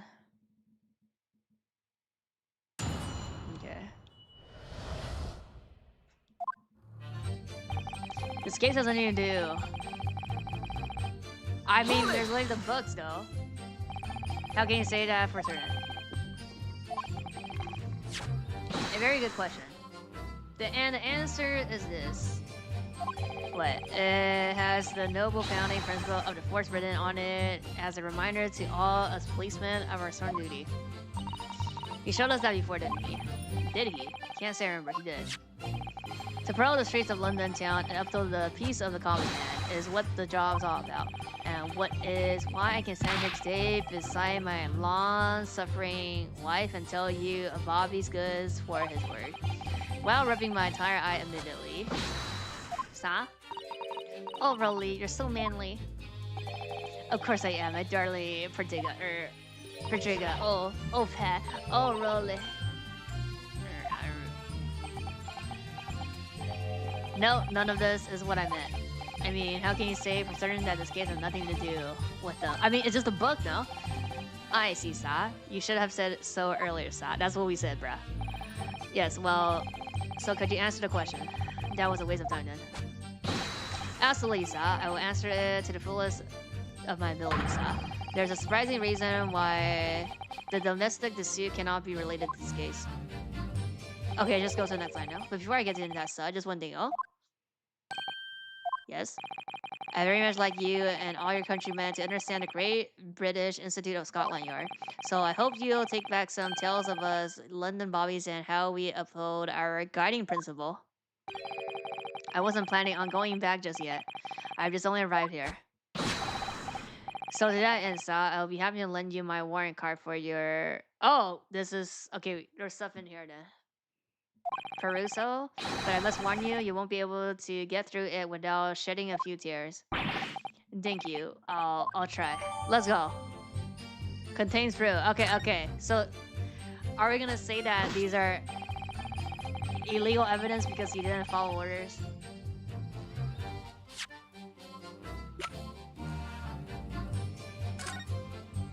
Item 1 policemen will strive to preserve the peace. Okay. Patrolling officer is expected to walk 20 miles around his beat every day. It's on the second page. Ending crime fall under jurisdiction of the beat in which they are discovered. Didn't he say that it was not in his area? When a crime is discovered on his beat, a policeman must assist with initial investigation and help detectives.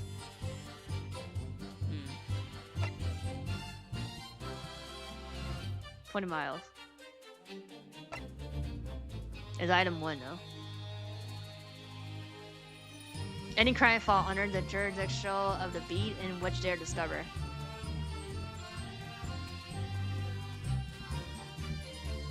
Or a policeman. He didn't have policeman because his wife is not a policeman. A policewoman. I mean, it's either one of these on the second page then.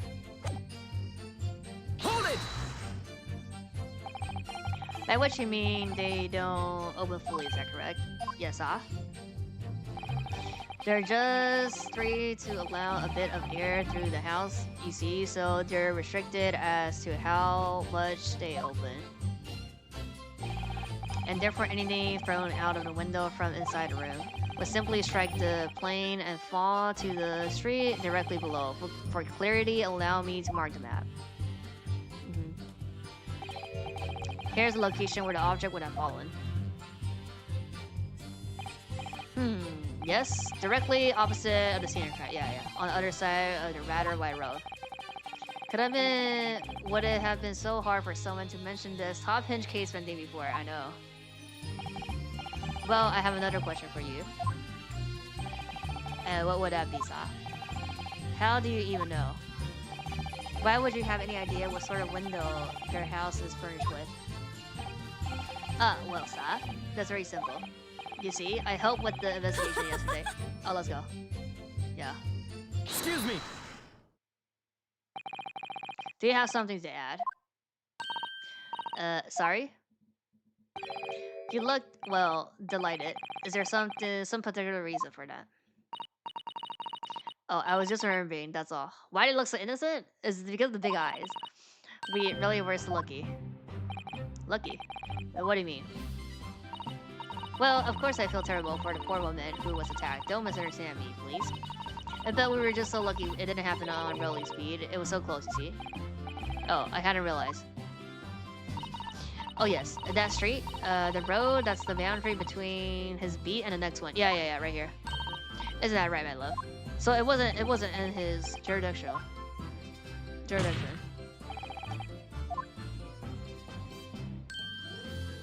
Why is sleeping now again? Uh-oh. Yes, that's right. That's the reason I was helping out with interviewing the occupants of the house for yesterday. Their house is on my beat, see? So, okay. So it is on his beat. That really was cutting it close then. I wonder if you could clarify something. If the gal household is on your beat, does that mean the payway next to it as well? So it's not. Literally not. Outside the house? Yes, it is? Oh, only on that side. Okay, the pavement on that side of the road is part of my beat. So yeah, it wasn't on his beat then. I see, I was unaware of that. Just think, if a woman had been attacked just on the other side of the road, we would never have been able to go for that male. I mean, that's literally what happened. Male to celebrate our wedding. Bruh. But that's the life of a Bobby after all. They just last line in. Extraordinary people are Bobbies. Tireless working for the benefit of all owners. Do you know? Bruh. Should have these new. Tirelessly working. Do you know what I think? I think it was a good Lord's way of rewarding my Rolly for all his hard work. Don't you think so, my darling? That must be it, Pat, my love. That must be it. I think perhaps we should make sure we have that information. Yep, officially, it's just this line. Officially on record. Leave it to me. I'll take care of it immediately. Case file. Oh, let's go. It's literally just this. Now it's my turn to think. Oh, it was just... Oh yeah, that's her line now. Okay. Let me see.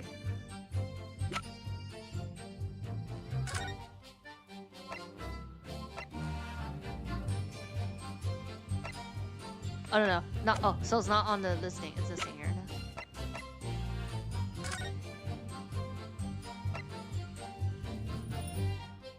No? No, I think it's this. No, it is this.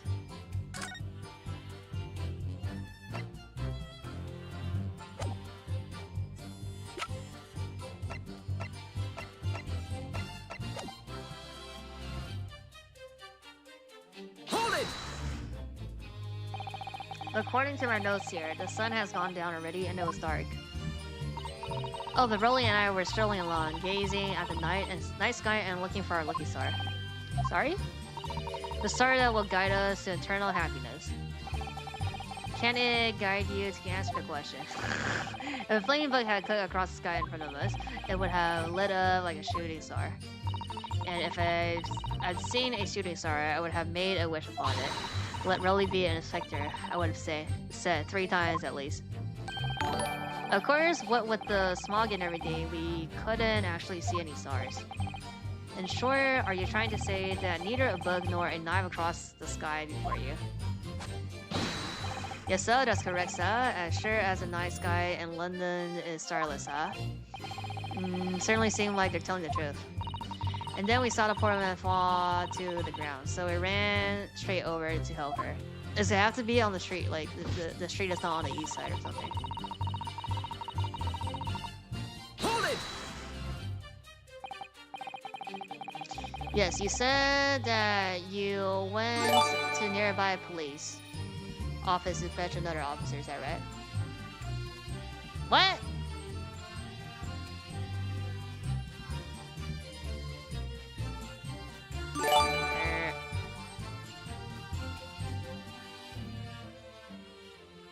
Strawberry Yeti.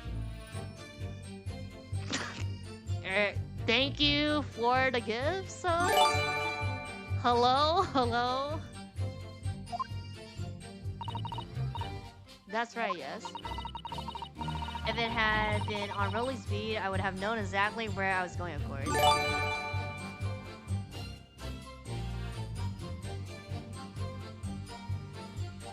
Just know all of you are all loved.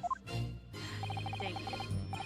Don't feel bad, my love. You can't be expected to know the location of every police block on every beat. So Rolly told me the way, only I sort of got a little lost on the way. Patricka, my darling, that's why I love you. Your terrible sense of direction is bewitching me. How intimate love like this? Like Rolly and Patricia? No, Patricia? How do you say her name?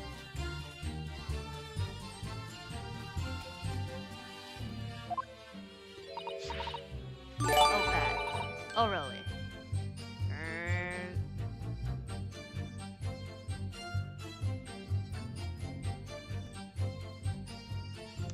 Kiss a homie, very love homie.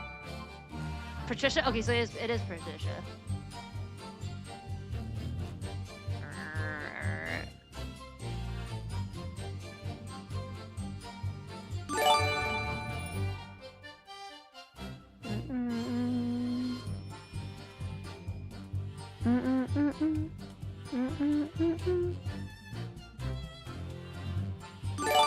Level 8 all set. Right.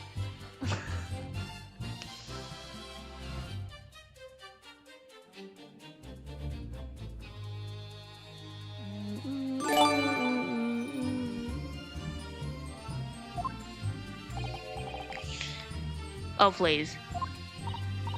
So I suppose I was gone for about 50 minutes. But like I said, I really was at the scene the whole time, making sure nothing was disturbed. I was off duty at the time, of course, but a true hot Bobby is never really on duty, so.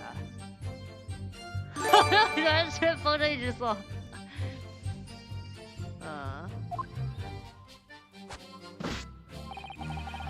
Didn't take our eyes off the crime for one moment, nothing strange. Hold it!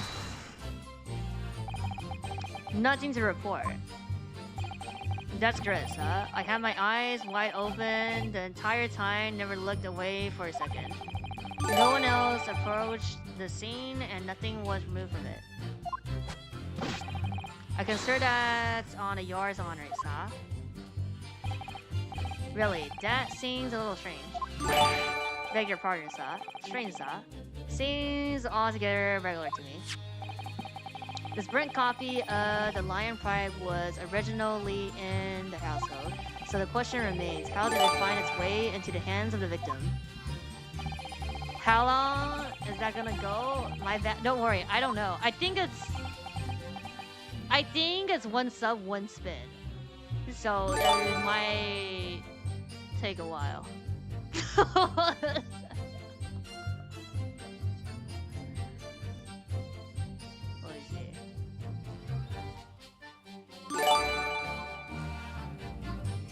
Let me see. Yeah, it's gonna be 40 cents a day.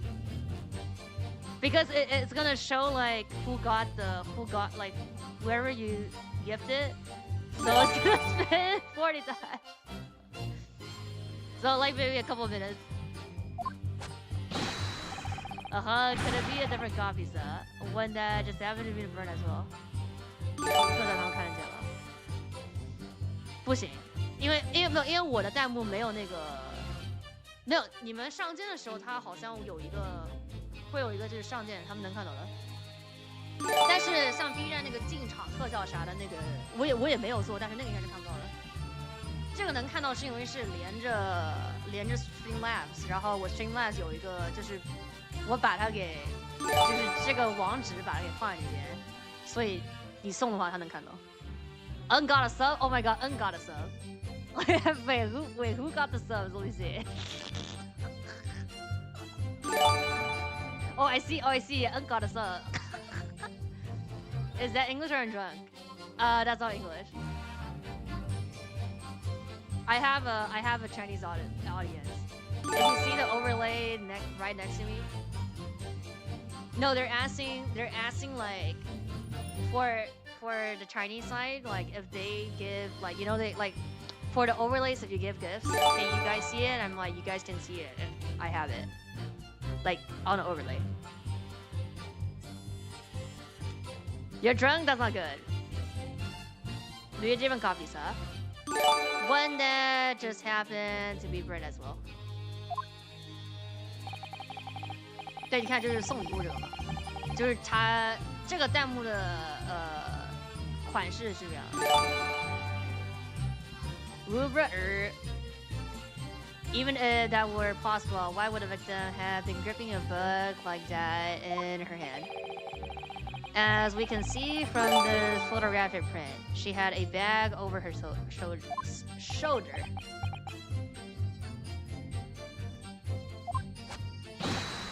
Well said, that book was in the lady's hand from the moment we arrived at the scene. Is that so? There's something about the statement that's not sitting right with me. The two mystery of how that knife ended up in her back and how that book ended up in her hand. There must be some common thread between them. Can I ask you something, please? Mr. Lawyer, sir? Oh, yes, of course. What is it? You're doubting us, aren't you? I can tell. What? I wasn't really. I mean, what's she doing? Baguette? What is this? Baguette? Patricia looks annoying. You know what she looks like? The circus tamer. I forgot her name though. Because they have big eyes. They have these like shonen manga big eyes. Yeah, they're both blonde. Right. Also like wavy hair. Right. I know it's an emo, but I'm just like, what the fuck is that? It's just a bread, right? Please, just because I'm a woman, it doesn't make my testimony any less valuable. I think doubting both of you would be like, not like, what's it called? Misogynist, because it's both, no? You might just see me as a wife of a policeman, but I'm a woman of my words, I am. I really don't remember ever suggesting that I doubt you. 什么手办？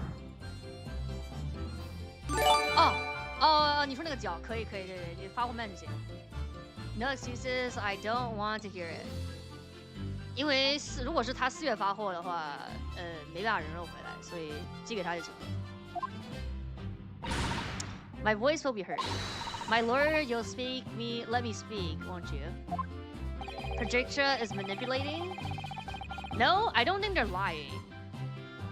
Yes, I will allow you to supplement your testimony if you are so desired. Look, she's throwing again. She's gonna like talk, like she's gonna be like, let me say some more shit, and then the thing that she says is like wrong, or like that's the line.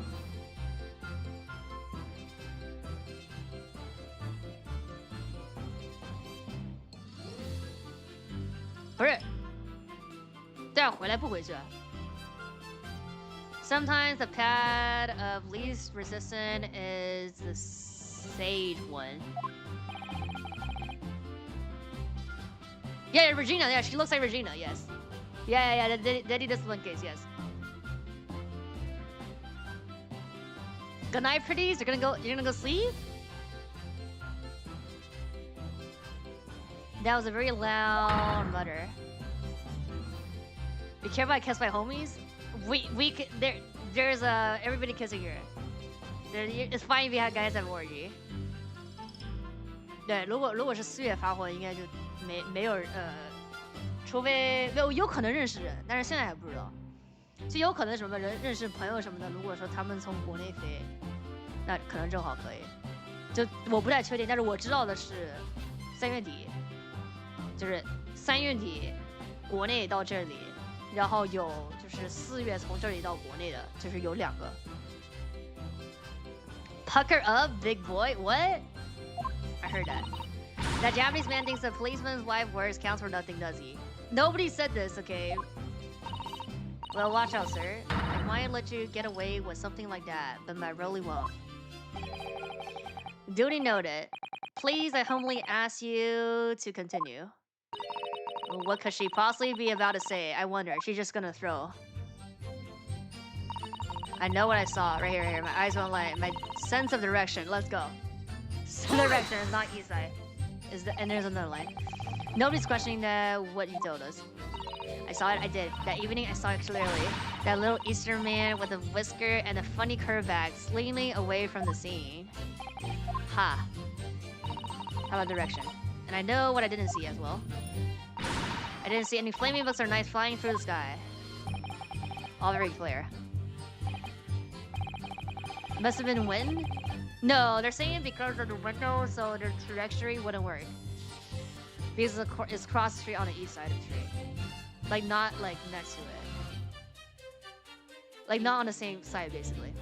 You also mentioned something about having a poor sense of direction. Let's go.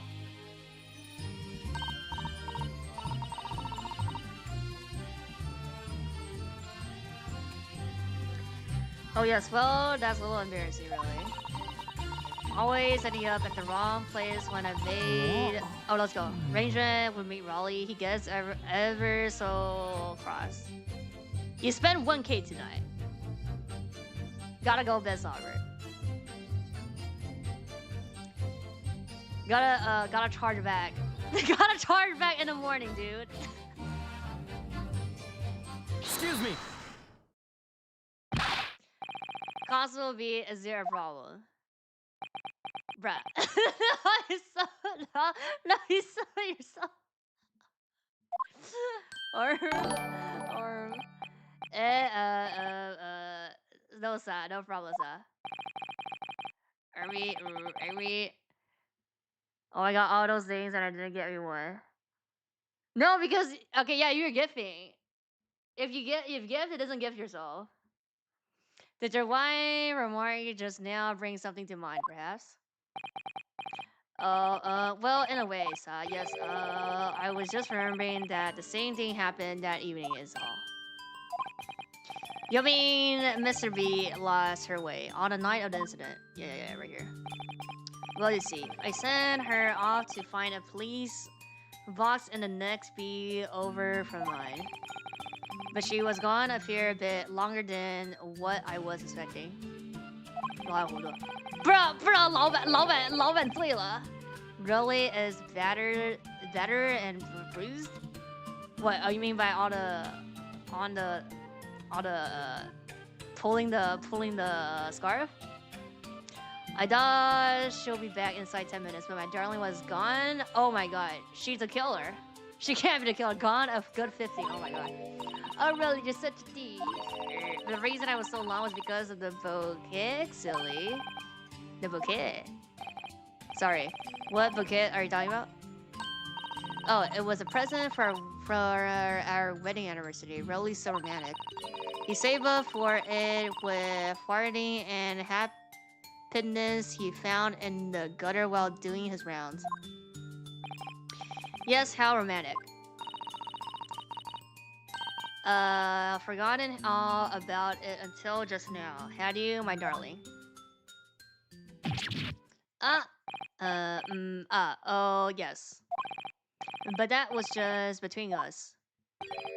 No talking about it to anyone else, darling. Oh, you have to promise... Really? Oh. Sus? What was all that about?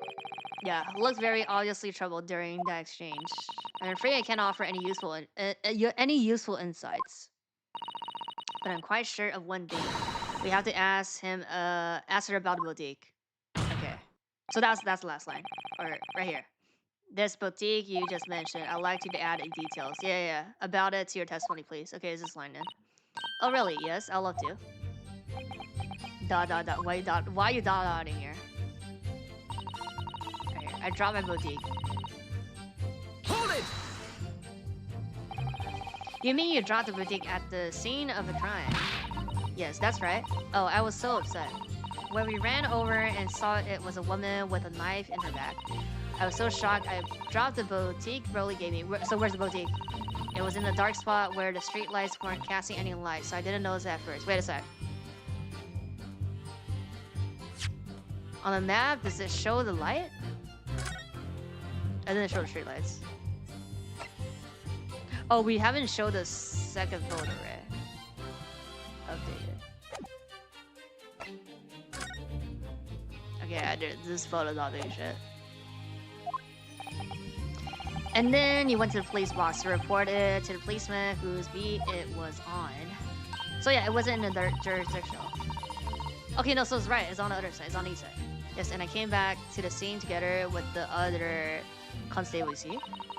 That's when I spotted my boutique again, but the funny thing was when I went up to pick it up, it was nowhere near the victim's body at all. It's okay, so somebody, the real killer got it, you know?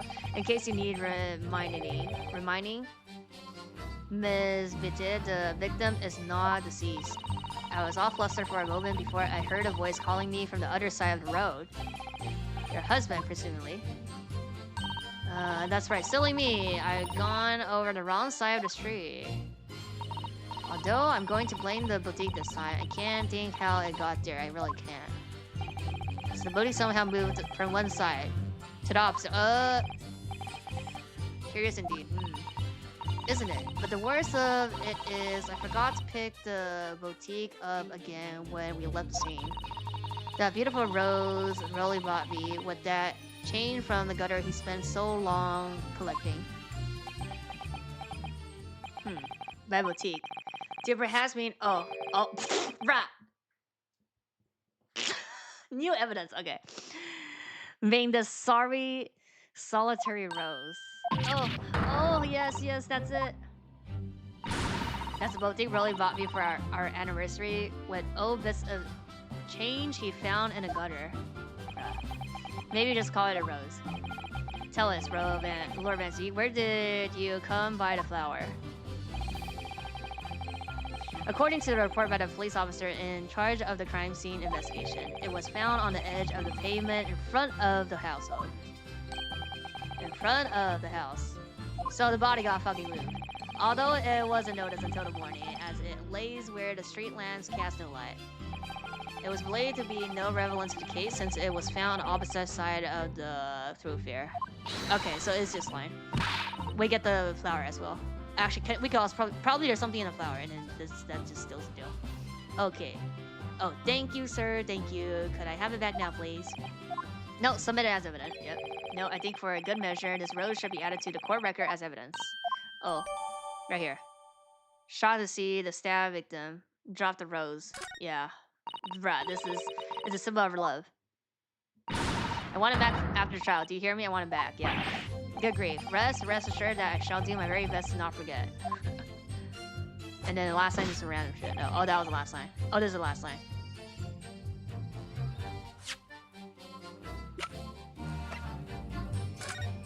Yeah.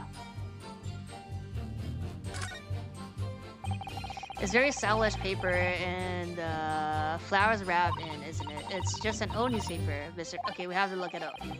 Newspaper. I suppose it's because I'm not used to seeing English print. It looks so exotic to me. Ah, I see. Is something wrong? Oh, no. I was just thinking that if you wrap a stone-baked sweet potato in English newspaper, it might look like some sort of fancy cake. Ah, son, you do love your cakes. An English rose. It's such a beautiful flower. This is a rose, is it? I've never seen one before. What? Do you not take an interest in flowers? I wouldn't say that exactly, but I know 3 types at least. What? Gosh. 3? Yes. Plum blossom, peach blossom, and cherry blossom. Perhaps you should consider branching out, learning some that aren't fruit tree based, for example. No way bro doesn't know bonsai or like, I don't know. Like lily or something. Can we like open and look at this? An English rose. Such a beautiful flower. Oh, this rose is it? Okay, the same. I can't open this? So there's nothing on this end. Wait, no, there has to be something on here. Can I open this? Very sad paper. I can't. So maybe no? Maybe no then. It's just that the location, basically. Hold it! Like the street. And then I think we show the map. Nothing to report. That's correct, sir. I had my eyes wide open the entire time. Never look away for a second. Oh, wait. I already did this, no? Swear that a young mark. Oh, yeah. Okay, this is the first line. Yeah. Okay, so it's just the line where she drops the flower.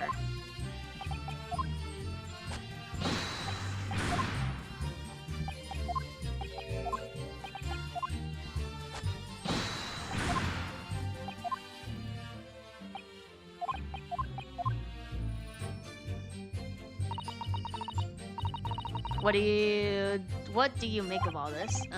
Yes, the whole idea of an invisible attacker has been troubling me all along, but I believe I'm starting to get a picture of what really happened here now. Yeah, the Fort Buck that had no business being at the scene of the crime. Made me sure that she was hiding something from us, but it's becoming increasingly clear that someone else had been hiding something from us as well. Yeah, really then. I think I may already be armed with everything I need to strike a decisive blow here. Let's go. This time is going to expose the whole truth about this mysterious affair. Okay. So it's just has to be this line. No, right here. I dropped, yeah. Hold it! Oh fuck. Okay, it's this line, and then I think we show the map then.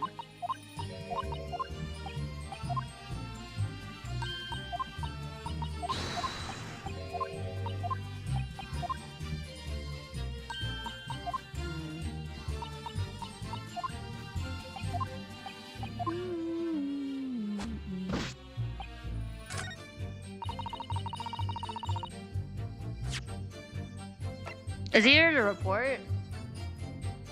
Oh, right here, or the east side. Outside the beat. It's either the case file or the map. Or, I mean, or the warrant card. I could just show case file first, I guess. Objection! Nope, that's not. Okay, it's the map. Let's just consider the implications of that statement for a moment, shall we? What implications, console? Nothing strikes me about it. Exactly. There's nothing striking about it. What does strike me is your propensity for the inane, however. I need to clear my head and come at this again from a different angle. Okay, I did this. It isn't fine. It's not I fucking show the flower, no. It has to be the map then. Objection! No, I mean, oh my god, it's the fucking flower. Okay, guilty. Oh.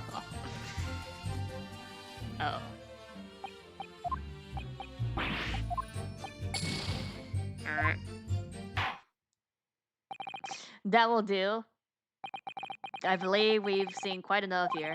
According to the powers vested in me by Her Majesty the Queen, I declare no further examination necessary. As such, I shall be requesting the final decision of the members of the jury.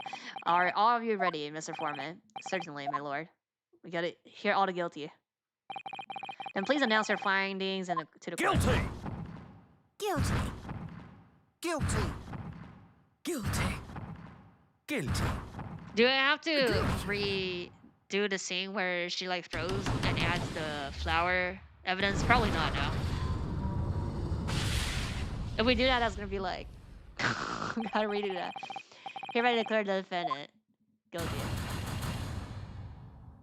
Okay. Ladies and gentlemen of the jury, I applaud your considered and expedient deliberations. The court is adjourned. Okay. Retreat from the scene.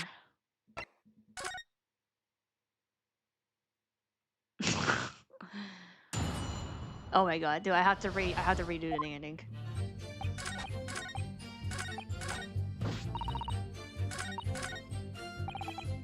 Yeah, I have to redo this. I have to redo this. Or is after this, right? Sorry, I had no right to speak out. Oh, what do you mean? Request a cross-examination without consulting you, even if the judge did deny me. Oh, I see. Well, I agree with you.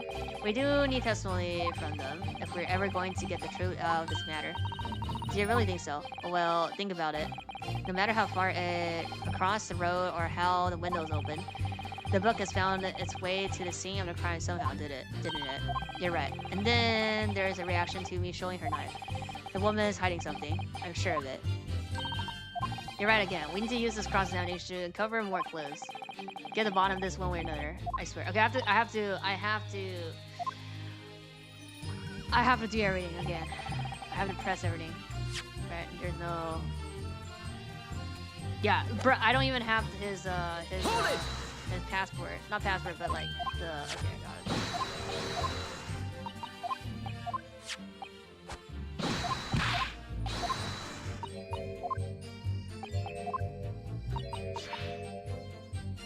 It's like 5 minutes of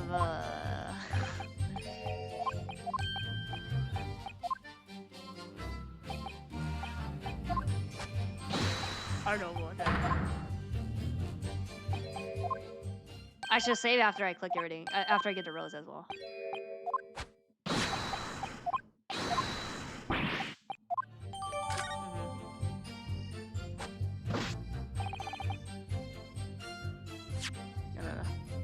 Maybe I could just press like her line. Or no, it was it was the second line, and then she was like, I pursued now. Hold it!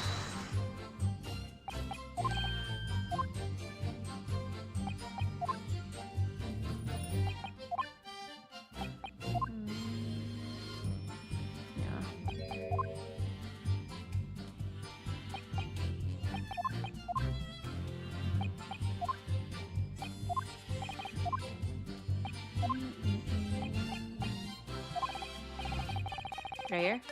Yeah, right here. Excuse me. Okay, it's just this line. And then we get a rose.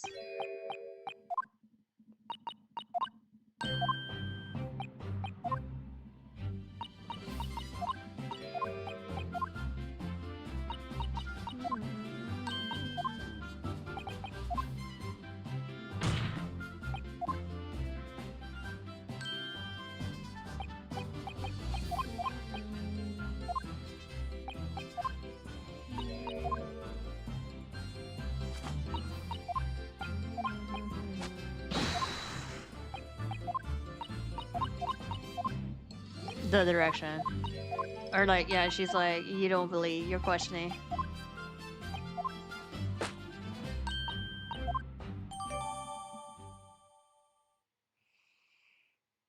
Light just outside, border went down the middle. Okay, I use that, that's on the line. Oh. Hold it! What, it was the last line where she was like, you don't believe us or something, no?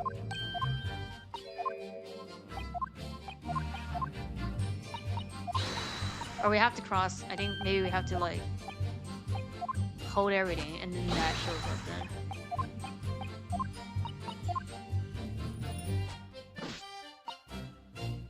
Hold it!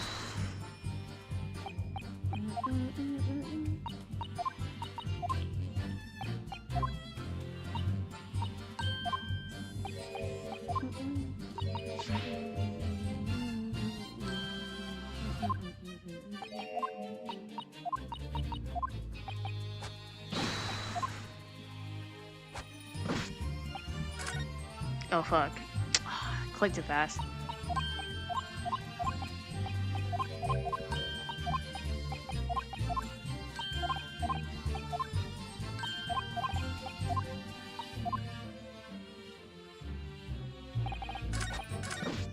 Yeah, it's just the last line again.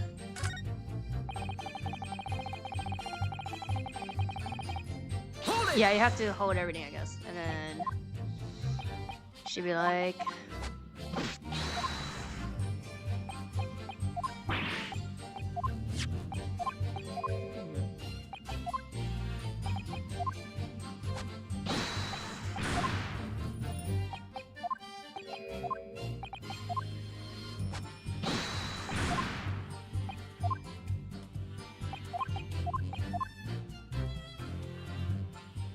yep, okay.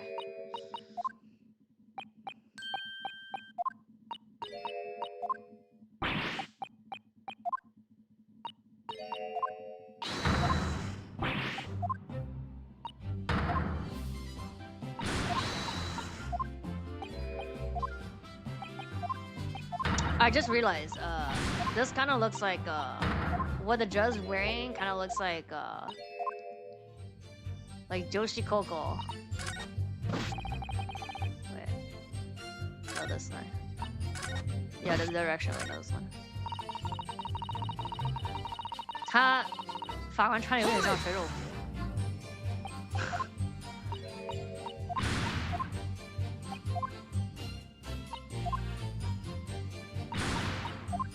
No, it's not this line. No, oh, it's the last line that. Wait, it's the last line that I just added. No. Oh wait, no, the direction. Yeah, right here, right here. Okay, yeah, this is right. What? Oh yeah, yeah, right here, right here, right here, right here, right here, right here. Excuse me. Is there a problem? Wait, is this new? Wait, this is not new, right? No problem, sir.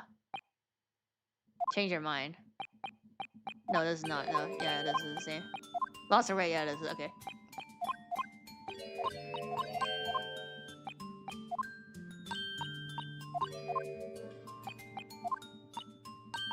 And then get a rose.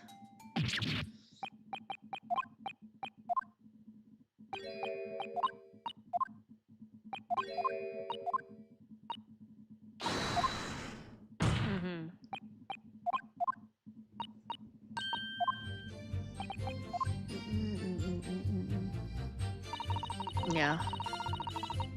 Hold it!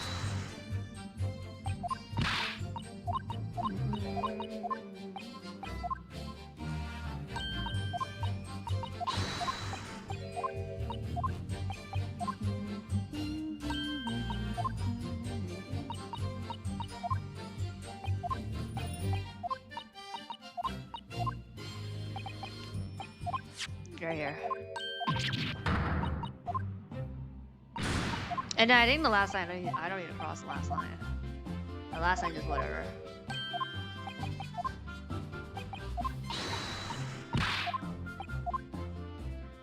That's preferable. This looks like even has the bow here. 对，他在吃袋子。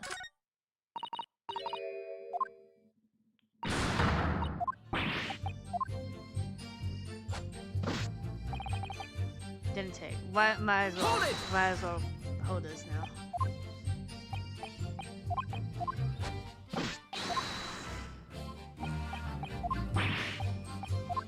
A little strange. No, I showed this. He added it on that line, so this is not new. Like his line on the last is whatever.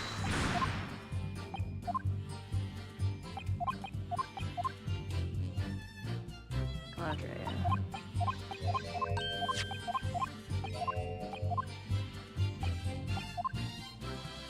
Okay, let me say for it should be that new line.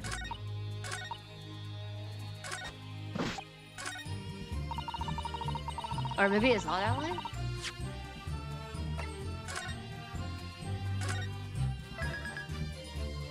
Okay.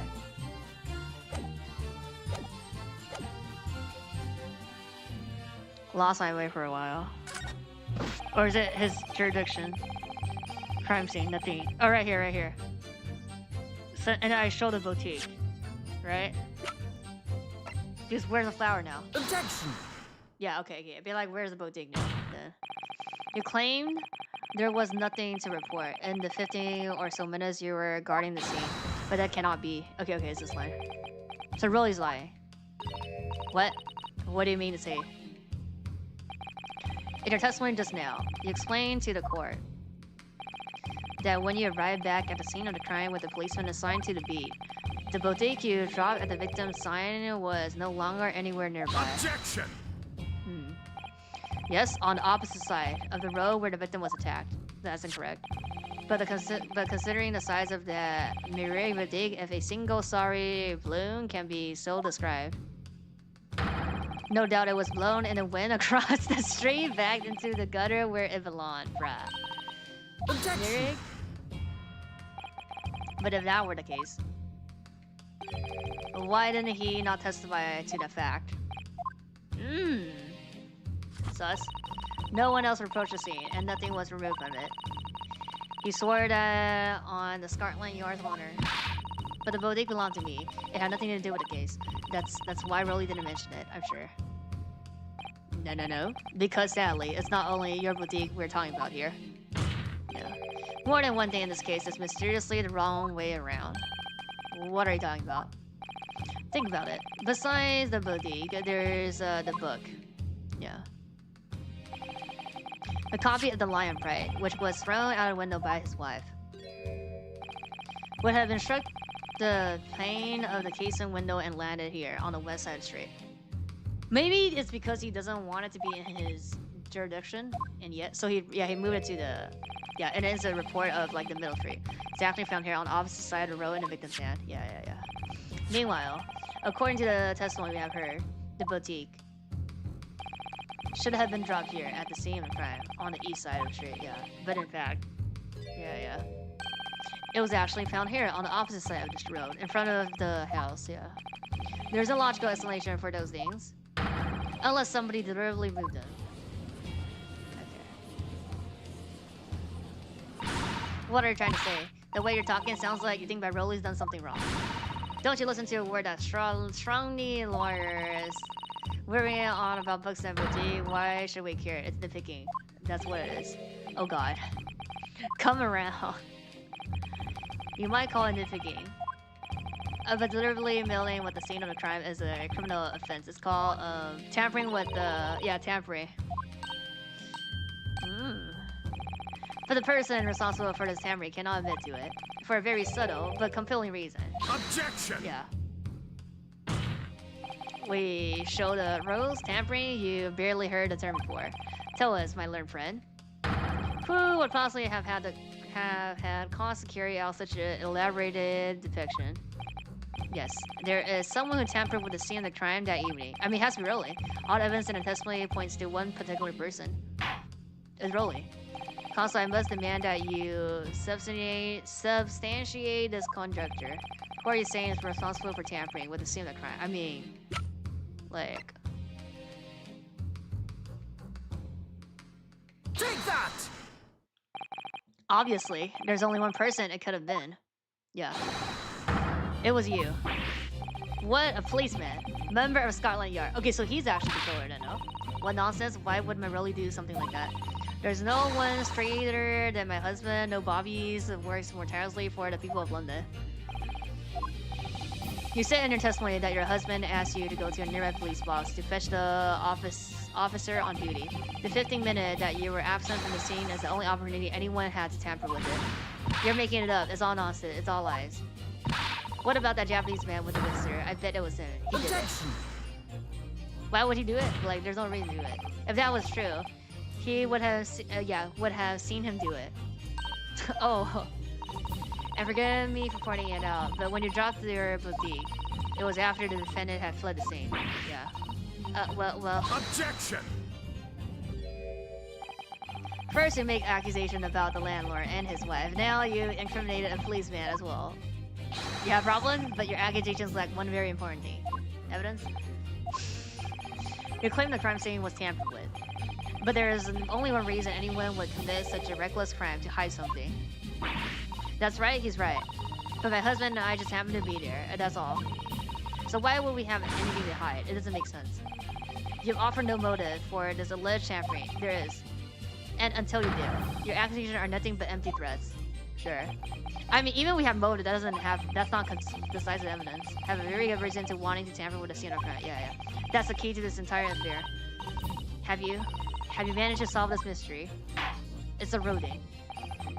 You have made a very serious accusation against a London police officer. If you're mistaken, I'm sure I need not point out that your reputation as a lawyer will be irrevocably damaged. With that sharp warning in mind, you will now explain to the court the motive for this alleged tampering. Okay, yes, my lord. Deep breath. Motive for tampering with a crime scene was to hide. Oh. Yeah, where the victim fell. Because it was not in his area. Or it was in his area. Where the victim fell to the ground. That was what Bobby had to cover up at all costs. What? Where the victim fell? You mean where she was tagged? What are you talking about? We told you at the very start, didn't we? On the pavement of the road. We saw it happen, remember? It was right here. As if anyone didn't already know. That's certainly what everybody has been led to believe. And you have like that, yeah, that bad direction. But in fact, that isn't where the victim was stabbed at all. What? What?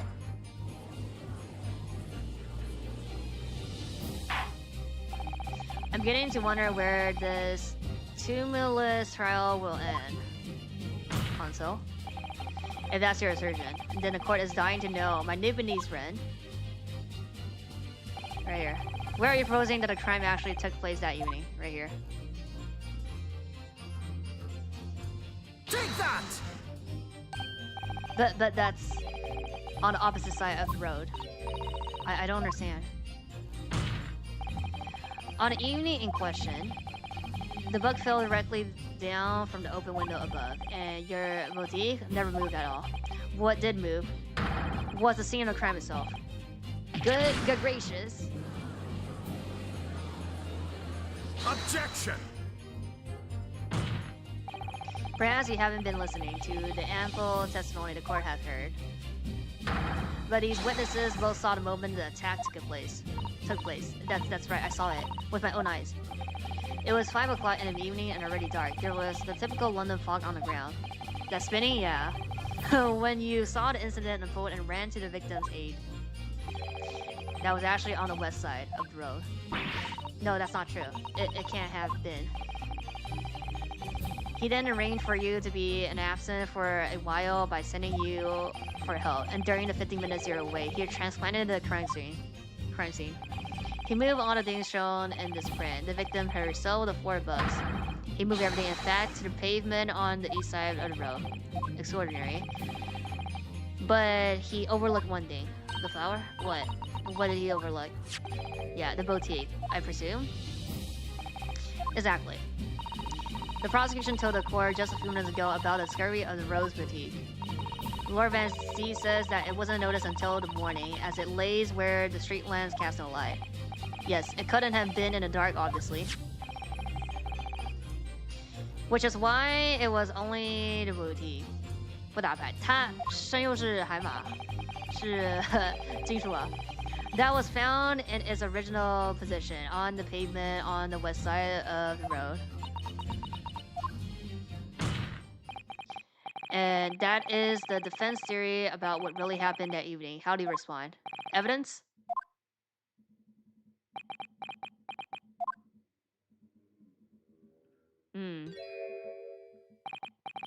Well, I'm very sorry. I didn't mean to nod off again, but I haven't slept properly in a month.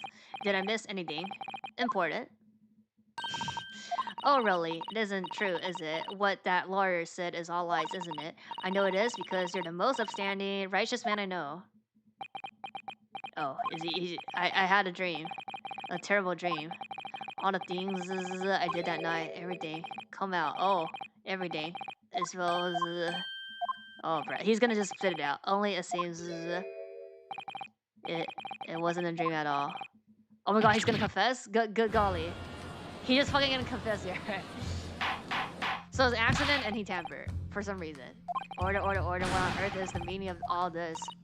Oh really, why? Why would you do something like this?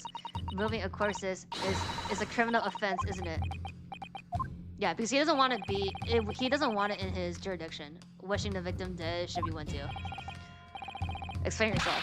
Why would you do this? As a respected member of the Scotland Yard, duty is to protect the good people of London Town. Because he hasn't slept in a month? I can't say. Yeah, we know.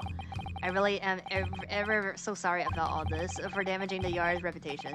For everything. Yeah, we know. It's either the book or... yeah, have a possible explanation. It's either the book or... yeah, it's the book.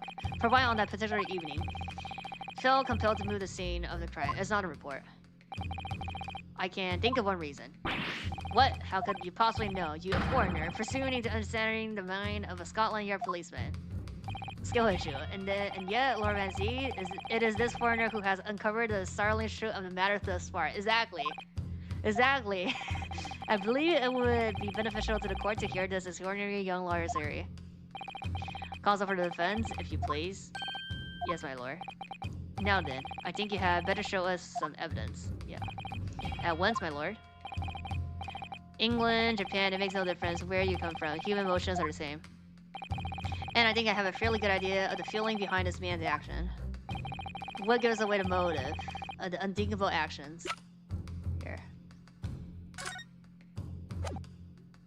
Do I have to say which one it is? There. Okay. I realized that I'm a foreigner in this land and I have only just arrived from Japan, which is why all of this information about London's so-called lobbies is completely new to me. Both of them were like, they're just throwing. Be like, here, I give you evidence. Be like, let me talk more, so you can like counter me. I've learned that through honorable patrolling the beat is the most demanding work in a role, for example. Keeping the peace, looking after the citizen on his beat in all kinds of ways. There's no doubt that the young Bobby is charged with a great deal to do each day, certainly. But for him, the day in question was special. Yeah, oh, with a wedding day, no? Special how? On account of this boutique, my lord. Oh yes, it was our very first wedding anniversary. Yeah. He had worked so hard to be able to afford that simple gift for his wife and was so looking forward to taking her out for a celebratory meal. Then they stumbled on the crime along the road. Yeah. When he saw that shadowy figure through the fog, collapse on the pavement ahead of him. Okay, so who was the person, the other figure then? What must have gone through the man's mind? But just on that particular day, I was looking forward to celebrate my wedding anniversary. Puts up a lot being married to a Bobby like me. Want to show my dear wife how much I care.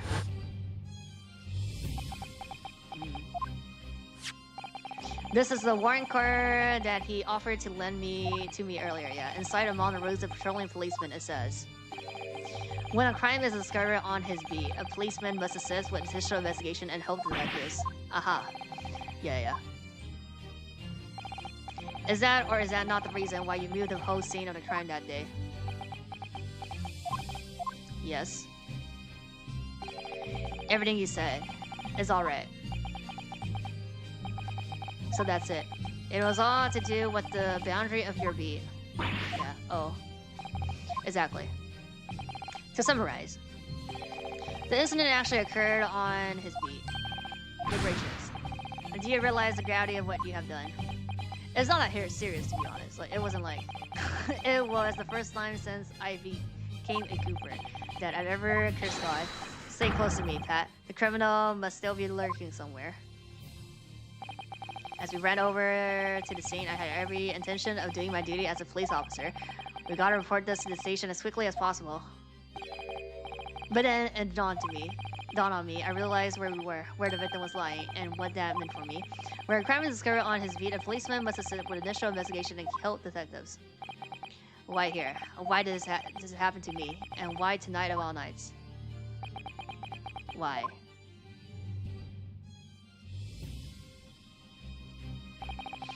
It is a Cooper job to guard the scene of the crime, so I told Pat she would have to go to the nearest police box and fetch. When I opened my mouth to speak, it just came out. I couldn't believe the words that were coming out of my own mouth. This is the next beat to mine, Pat. So you have to go to the police spot that covers it. Turn right, Lawn Street, and then...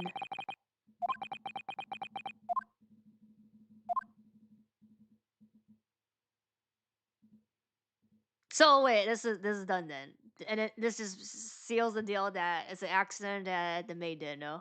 Since it's on the right road, is in front of like the side on in front of the house. No.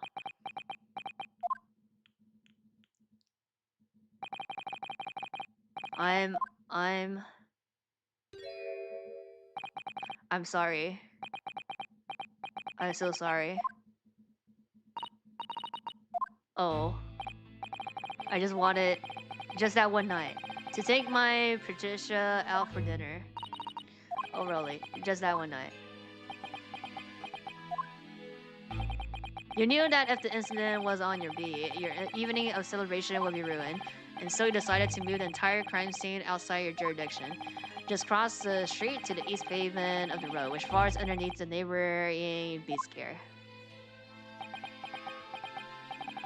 You see, I thought, well, I was sure the victim was dead, you see. I beg your pardon. Oh, of course you did. Otherwise, my Rolly would never have left the poor woman on the freezing cold pavement. Oh yeah, also that, yeah. I see your meaning now. But God got me back for my sins, didn't he?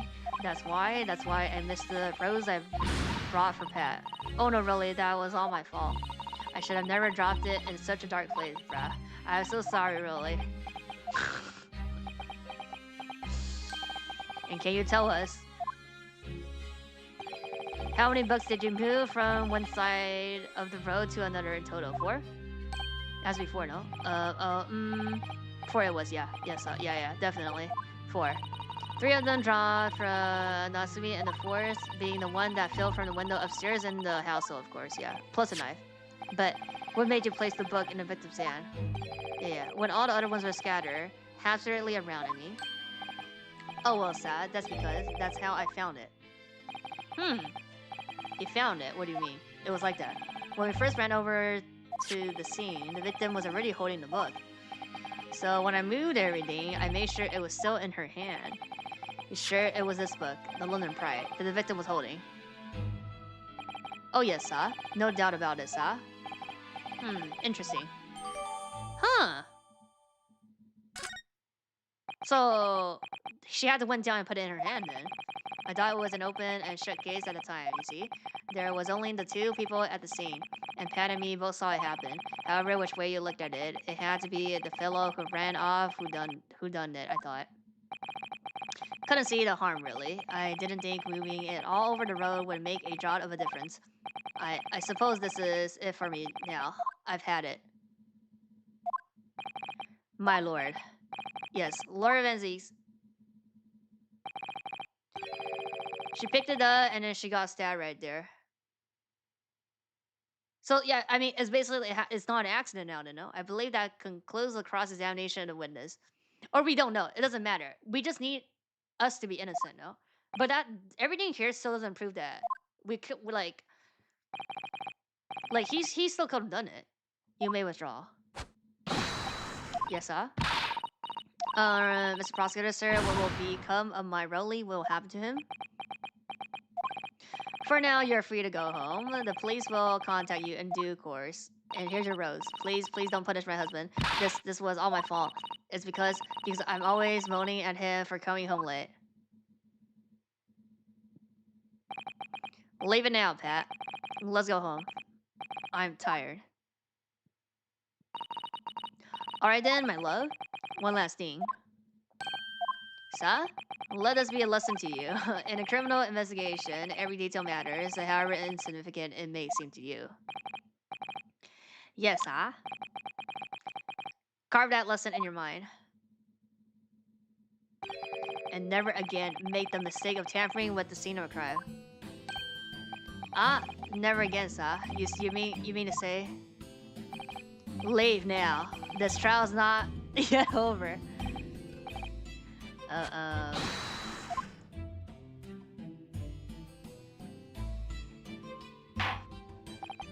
Well, quite a startling revelation, I must say. Whoever thought of a third party transcending... Yeah, we just get not guilty.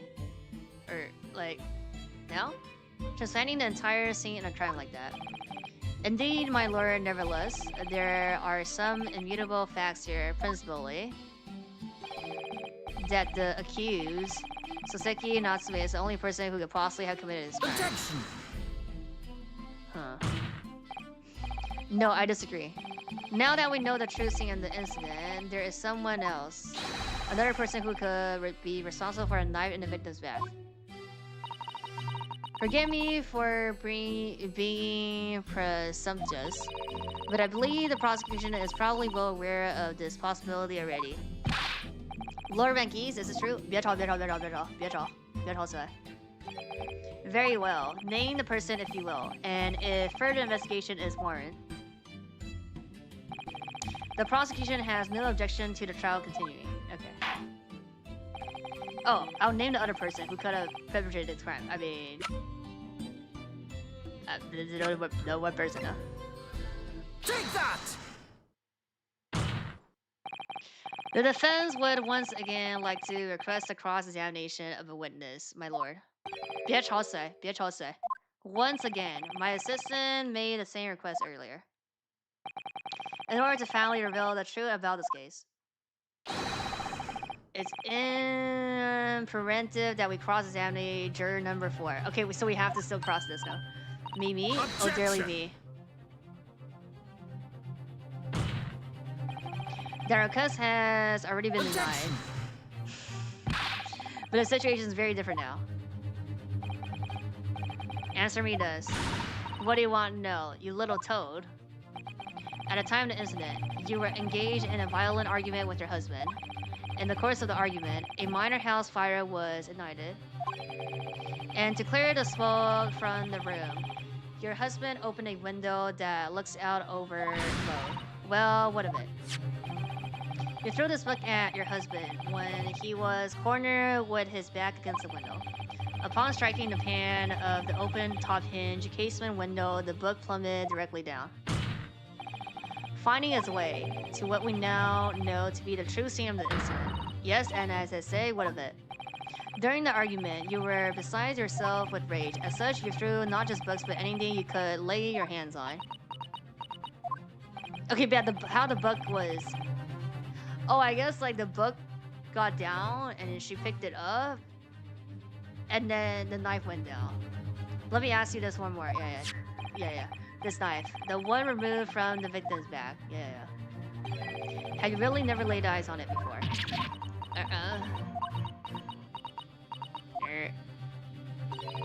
I don't recall it. I don't recall. Seriously. She got curious and picked it up and then got stabbed by coincidence. Yeah. Am I supposed to remember everything I picked up and threw at my husband? Anyway, the man over there and all that regalia said members of the jury need not testify, didn't he? Conveniently, yes. Objection! He's gonna say testify? No, I have no recollection of saying that at all. Let's go. Oh, juror number 4. Let's fucking go. Make no mistake. You juror are not special in any way. You are not immune to the judicial process. Bruh. If you know something about this knife, Madden, let the truth come out. But that's just a common or a garden knife. It could have come from anywhere. Well cooked. We have several like that at home. If one went missing, how would you expect me to know? What's that? Are you joking? What are you saying? Please? Now you listen to me. I refuse to believe all this nonsense. I couldn't bear the thought that I've injured someone. Do you hear? I couldn't bear it. Oh, the poor woman. So, yes, I want evidence. I want to see hard evidence of you're going to insist on this being my fault. Huh. The maid doing the belly rub... Going to have to prove to me that I threw that knife if that's what you think. Come on, Long Chop Chop, do your worst. I don't have evidence for that, no. Well, if I had evidence like that, believe me, I would have thrown it at her already. Then take the stand, juror. Oh. The prosecution does not object to the defense request to cross-examine this woman. Thank you, Lord Menzies. I'm going to have to testify. Wait, I don't have evidence though. Oh, we're gonna. Okay, I see. We're gonna. Mada, as I'm sure you appreciate having observed it with your own eyes today. Witness testimony can lead to the most extraordinary truth being unearthed. Truths of which the witness themselves may not even have been aware. Oh, dearly me. They're not gonna fucking say that she did not do it. Like her husband did it or something. So I demand your full and unadulterated testimony. And mark my words, in this court of law today, we shall extract the truth. Do you concur, consul? Certainly, my lord. Oh, that's what I'm hoping for, my lord.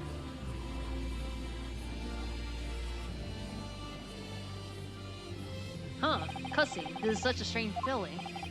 For the first time since arriving in this country, it actually feels real.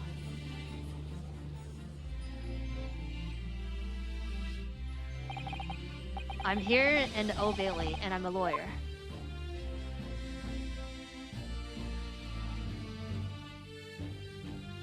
Okay. Witness, state your name and occupation. Oh, yes, my name is Joanne, and I'm a juror, and such like. Sounds like even she doesn't know if she's a housewife or a maid, or what anymore. The court has decided your testimony is required in order to clarify matters in this case. Do you understand, madam? Yes, my lord. You will tell the court everything that took place in your household on the evening in question. And I warn you, do not attempt to hide the truth. Oh, dearly me. Chin up, Joanne, nothing to worry about. Now, it has to be the husband. Yep, okay. I knew it. Okay. Oh, I didn't know you were here, John. Wasn't only you in the room that day, Odin, was it? Okay, okay. he just fucking invites himself. Rather think I ought to testify as well, don't you? But what about your Neil, dear? Don't you worry about that. Harley knows it. I'm not the sort of the chap to leave a comrade to face disciplinary action alone. Like this is like two couples being like lovely in this case. Oh, John. I presume you were you're Mr. John.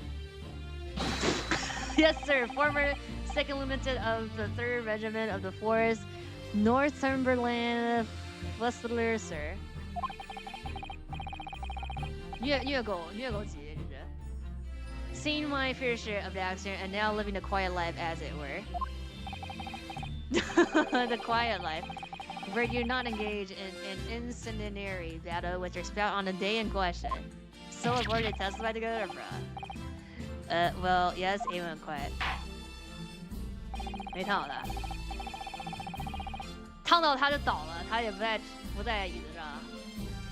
I believe this may represent a first in the proud history of the British court.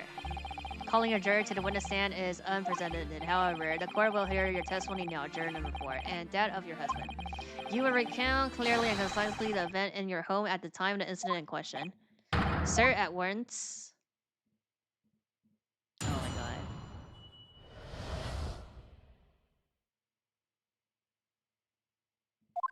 The battle.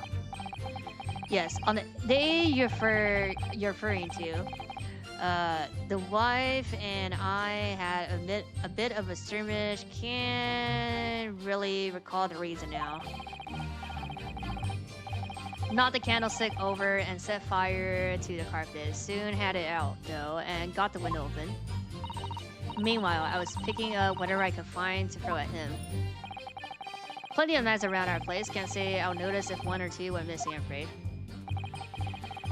If that Bailey thing in the victim bag really was one of yours, you'll have a job proving it, I think. Yeah. Huh. Sounds like as though it is quite the battlefield in your household that evening. Although an entire one-sided assault, it seemed. The enemy caught us on a hop, sir. Had no choice but to dig in and take defensive measurements. To be honest, if the enemy had kept shelling us for another minute, we'll have been toast. Of course, a veteran such as myself is only too aware that on every battlefield, you're just a glance whisker from death at any moment. Are we still talking about a martial career here? Martial. Well, I must say, I'm dubious that this testimony will shed any light on the origin of this jackknife. Yeah. In combat, one's focus narrows such that surroundings are barely noticed. These witnesses may not be able to offer anything more than they have testified already. This may be a dead end. They may well be right. Well, whatever the chances. We only have this last cross-examination. Okay, this is the last cross-examination to uncover the truth. Yes, I'm afraid so. Okay. Very well, Consul. Begin your cross-examination.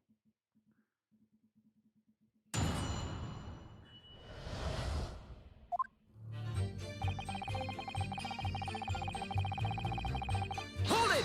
The reason? I mean, the reason was the love letter. Is what he told us yesterday, I believe. Yeah. James? That's right, I remember correctly. It all started because of a note that was tucked into the page of the book belonging to him. A rather passionate note, in fact. But she found a note disturbing her husband's little secret, and she gave him a mighty number of slaps across the face for it too. What a sorry state of affairs. Hell on earth. I say, when a chap says he can't really call such things, it's common sense not to drag it all up, bruh. And besides, half of it was wide of the mark anyway. A likely story. These waters run very deep. And what transpired next after those multiple blows to the face? Candlestick. Oh, they didn't talk about the fire, right? Hold it! Went open. Oh, I mean right here they say it. The fire and the fire also spread to some items of furniture. Wait a minute. Okay, on the knife there's no burn marks though. The book stakes, my armchair, anything of mine really. So just so happens there was some bad water around that evening, so I sloshed that about to put it out. A most precarious situation you put yourself in. Arison's a 3-story townhouse on the west side of the street where the water main isn't connected yet. Have to draw water from the public water pump during the day if you need any, see? The loggers are always moaning about that they can't get any water at night. Although, that little mustache Japanese man buys water in bottles, I believe. The defendant, you mean? Yeah. Yes, he receives a splendid for his studies, you know? From his home country. Can you imagine being able to brew a pot of tea at all hours? He's obviously very well off. He's well off, but like he's renting like this haunted place. Okay. Have you actually seen the state of the man? Yeah. I believe he uses all of his income to buy books. Well, anyway, the point is, I was able to douse the fire with water, fortunately enough. Okay. Hold it! Even though the room was on fire, as far as I was concerned at the time. It was more important to extinguish my anger than the flames. When a woman wants to throw, she must throw. That is most certainly not true of societal takedown. Okay. How did she know I was thinking that? So please cast your mind back and try to remember. Was the knife among the items that you threw at your husband that day? In all honest, I don't recall. But I feel I must point out that I am no monster. Let me see. Some bread, a cabbage, garlic, a towel, and a sponge, a napkin. Oh, but Excuse me. He knows. He remembers, right? Do you have something to add, sir?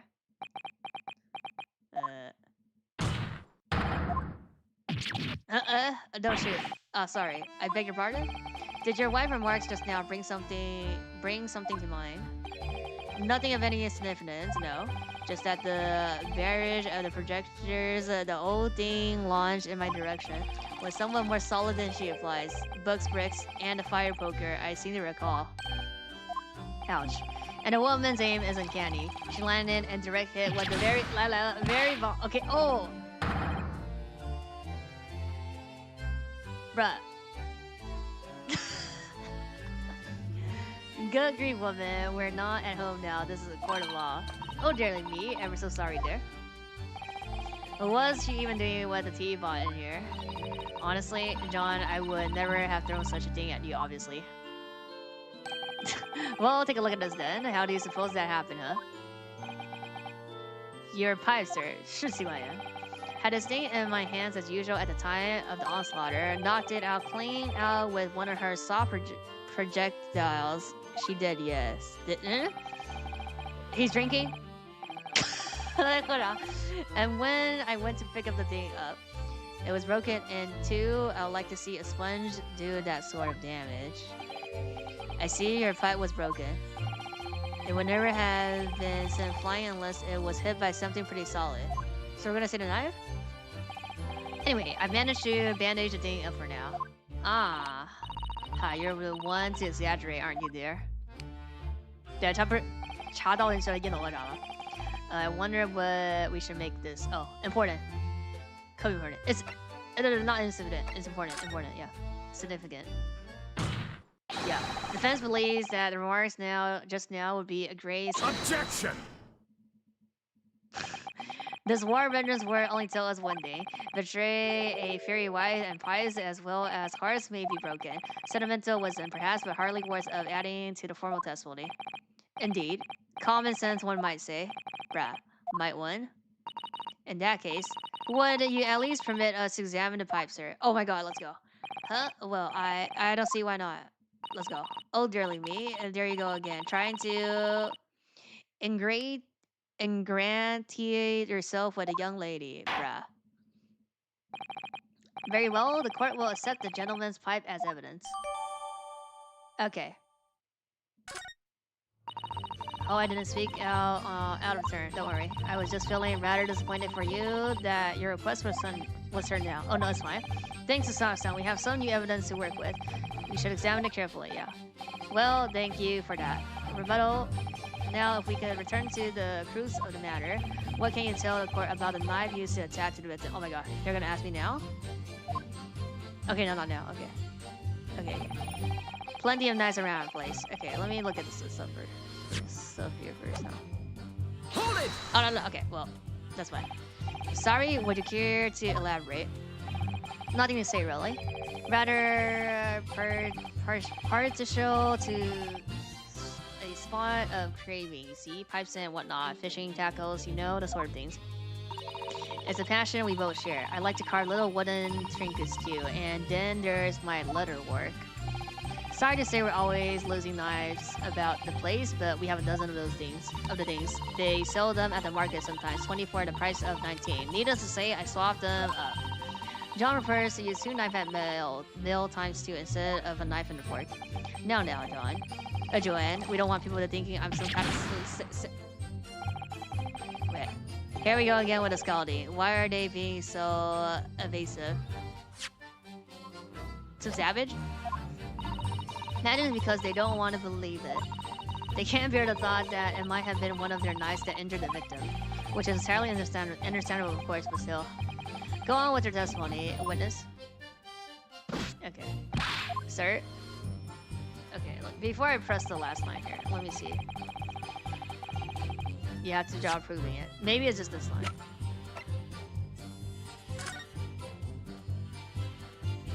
Oh, right here? There's a knife? There's a small kick out of the bow here. Look, it appears to have been made relatively recently. And see how there's little scraps and dents all over it. It's clearly a well-loved fight. Yes, you're right. Seems to me recently that being well-loved goes hand-in-hand with getting some battle scars. This particular nick is catching my eye, though, because it's clearly new. It's you. Oh, bruh. Oh, something just twinkled inside the chamber of the pipe there. Yes, I saw it. Something stuck in there, I think. Let's turn it over and give it a shake. Well, what's this? It's a tiny fragment of metal. It looks like the tip of a blade or something. The tip of a blade? Sure. Surely it couldn't be. Okay, but the fucking blade that we had did not have a chip, no? Bruh. Looks like to be in a sorry state with that bandage around it, isn't it? But for some reason, it feels slightly ominous to me, like it's trying to shout out a warning. Probably because of the same blue as his dressing gown. I suppose it must have considerable sentiment value to him, given that he's gone to the trouble of repairing it like this. Either that, or he can't afford to replace it. Bro was smoking this, yeah. No, he was smoking and drinking tea from this, okay. Wait, can I examine this? Fragment of metal. But yeah, some iron in the stuff. This is a tiny piece of metal we found in the chamber of the pipe. It looks like the tip of a blade or something. The tip of a blade. Is something wrong? I don't really know. There's just something niggling me, but I can't quite put my fingers on what it is. Perhaps in that case, it would be wise to examine some other piece of evidence again. Yeah, okay, so we got... Bruh.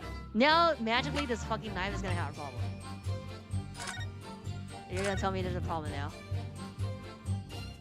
Oh my god. Bruh. Was this here? This was not here before, no? Look here, just at a tip, bruh. A small piece of blade appeared to be missing. Oh my god, wait. Was this here before? Part of it is missing. I could be wrong, but I just got a feeling. You remember this? That's a tiny fragment of metal that we found inside of his pipe. Yes, and just maybe. Oh my. It's a perfect fit, bruh. So somehow, I just knew it. Oh my god. I didn't pay attention. I don't... Okay. Hold it! Let me do this and then we just show the tip. So you have no intention of admitting it was your knife, unless we can produce proof. Even though there's no other credible possibility if he is innocent. You forget, my Nipponese friend, that it has yet to be established that the accused is not responsible for the attack. As if I could forget. If only there was some way to know that who had handled the knife. But I suppose the wizard dry like that is just a dream. Perhaps you're thinking of fingerprints. No, we don't care about that. What you mean? It's not a dream. That sort of wizard dry really exists. Whenever people touch anything, they leave behind a unique pattern from their skin, or so they say. But I can't see anything. What if we're gonna do this? There are already countries in the role where these so-called fingerprints can be used as evidence. Lord Strongheart is currently discussing the matter at the Minister of Justice. Okay, not yet though, no? Yes, I believe we're rapidly approaching an era of scientific methods of investigation. But for now, we shall have to find an alternative method of proving our assertion. Okay, not yet. The design found in the victim bag was originally from their house. If only I could transplant this whole incident to several years in the future. It's just we showed a tip on the last. That's the extent of their testimony, is it? What do you think? Well, I think we've heard all of this before, to be honest. I can't say I'm particularly confident that we'll be able to prove anything new from this testimony. But in this cross-examination, it's absolutely essential that we establish how this knight came to be at the scene of the incident. Yes, I know. This is easy. I'm sure both of them must be feeling very worried that it was in fact a knife belonging to one of them that caused the victim's injury. If we can find even a tiny shred of evidence to support that theory, it would clinch this trial for us. It would explain everything, yeah. Yes, it would. So, for Soseki-san's sake, we must find that last crucial piece of evidence. How needs a Sazo? This is easy.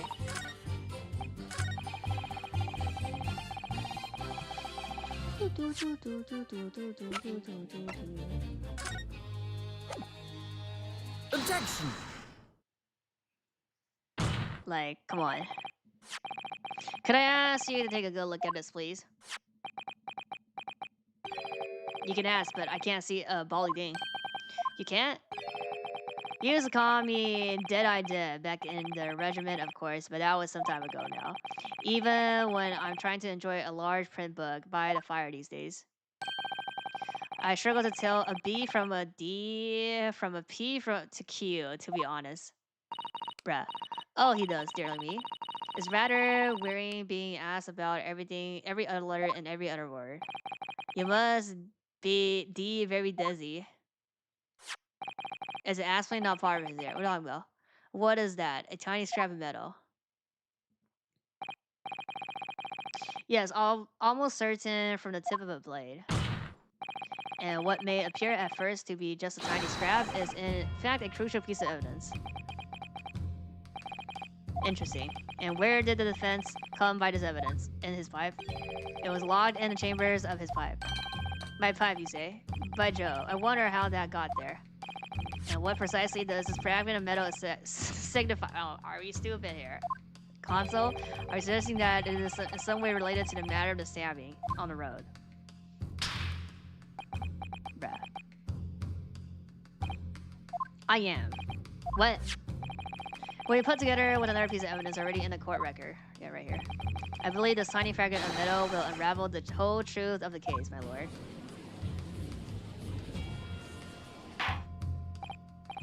You appear rather confident in that extraordinary statement, Console. Very well then. Present the pertinent evidence to the court. What evidence? Bruh. Appeared allegedly reveals the truth. Allegedly reveals the truth of this entire case. Take that! This is a knife that was found in the victim's bag. If you look closely, you will see that there is a small piece at the tip of the blade that is missing. A common issue with inferior blades sold at unsavory street markets. Criminals who use them regularly leave the teeth logged in their victims' bones. And what of this particular knife? Bruh. No doubt it has suffered a similar fate, now lavishing somewhere near the spine of the victim. Oh yeah. Oh, finally the autopsy. Or the report that there's nothing, no. Do we have to show that or no? No, that's not the case. Or we just show. The tip of the particular knife blade, we just show it's like connected. It's the very fragment of the metal we discovered in the chambers of the pipe. Ugh. Good grief. Lord Vanzies? I don't believe it. The knife from the crime scene and the fragment of metal are a perfect match. Good. Okay, we don't need to do that. Good golly gosh. Order. Is this some sort of Eastern sorcery? Sorcery? This is no magic, my lord. This is a miracle. A miracle? So Van Zieks has figured it out, has he? Yeah. Console, explain this extraordinary coincidence at once. Yes, my lord. The crucial point we have to ask ourselves here is when did the frag in the middle find its way inside of the fight? Something that was clarified for us in the most recent witness testimony. Had the sting in my hand as usual at the time of the onslaught. Knocked it clean out with one of her soft projectors. She did, yes. It would have never been sent flying unless it was hit by something pretty solid. Oh, dearly me. During the argument between these two that occurred just as the victim was on the pavement below, she flung this knife at her husband. However, the knife missed him, instead striking the pipe in his hand at a time, which caused the tip to break off, of course. Yeah, good lore. Yes, and that is when the tiny tip of the blade found its way inside his pipe. The chances of that are 1,000,000 to 1. And yet there's no other credible explanation for how the tip of the blade ended up in your pipe. Then, after losing its tip, the knife retreated off the pipe and flew out of the open window. Ah. In short, this knife, which fell from the window of the house, is the very same knife that struck the victim in the middle of the back on the street below. Oh gosh, oh dear, oh. No! Hey, she's on a box here. She's standing on a box here. She's too short. What happened now? What's happening now? What now? Are they gonna be like, how about a book? A full body theory, I'll give you that, bruh. A complex boutique of seemingly trivial points, plausible arranged to create an almost plausible vintage. Allow me to toast my learned friend's characteristically Nipponese approach to bottling his argument. Sorry? But after all, it is just a theory. The bottle, I fear, is corked. What? Because you see. Okay. Exploited by an insurmountable inconsistency. Insurmountable. What? Explain yourself. What is the inconsistency you claim to have identified? An inconsistency of your simplest nature, my lord. The victim was found with a knife planted in the middle of her back. Yeah, she was gonna pick the fucking bug. Are you stupid? Yes, and her... like... That's right. You silly man. Now, Joanna O'Dane, what are you getting so excited about? Let us consider the basic facts the case once more. The victim was walking along the pavement before being stabbed in the back and falling to the ground. If the knife that struck her had fallen from above. There's no possible... Oh my god, they're like dragging this shit out right now. No possible way it could have planted itself into the victim's back. Come on. His last chance, he could have said why they didn't land it. This, yeah, it should be on the head, huh? Order, quite right. You see, that's exactly right. If the knife had fallen on her, it's like a 1,000,000 chance of the chip fucking went into the pipe. That is less chance than fucking something picking up shit and then that shit going down. Okay. It would have structure on the top of her head. Okay. Well, come on. He's lost for words. Look, bruh. I knew it. Oh my god. I never liked this theory in the first place. Oh my god. I don't know though. But really did happen. It would appear the defense had made rather a spectacular blunder. Oh my god. If the theory has even one inconsistency, it cannot stand. Your theory, my learned friend, is history. Oh my god. This is so forced. This is so fucking forced here. Oh my god. We were so close. Oh my god. I could see the truth. Oh my god. I was so sure we were on the right track. But now the way has been blocked completely. By just one simple inconsistency. Or in other words, we simply need to eliminate that one inconsistency and the theory will stand. Mrs. Sato. Oh my god. Like rolling my eyes now. You wasn't worried, Mr. Naruhodo. You were just caught off guard, that's all. Your mind went blank.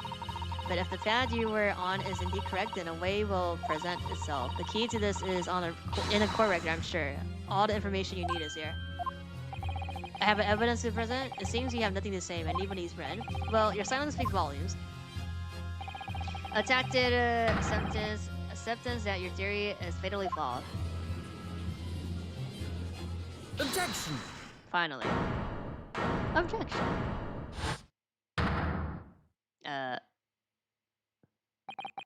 This inconsistency doesn't mean I was on the wrong track. It means that I need to sharpen my mind and dig deeper for the truth. It's a test. Yes?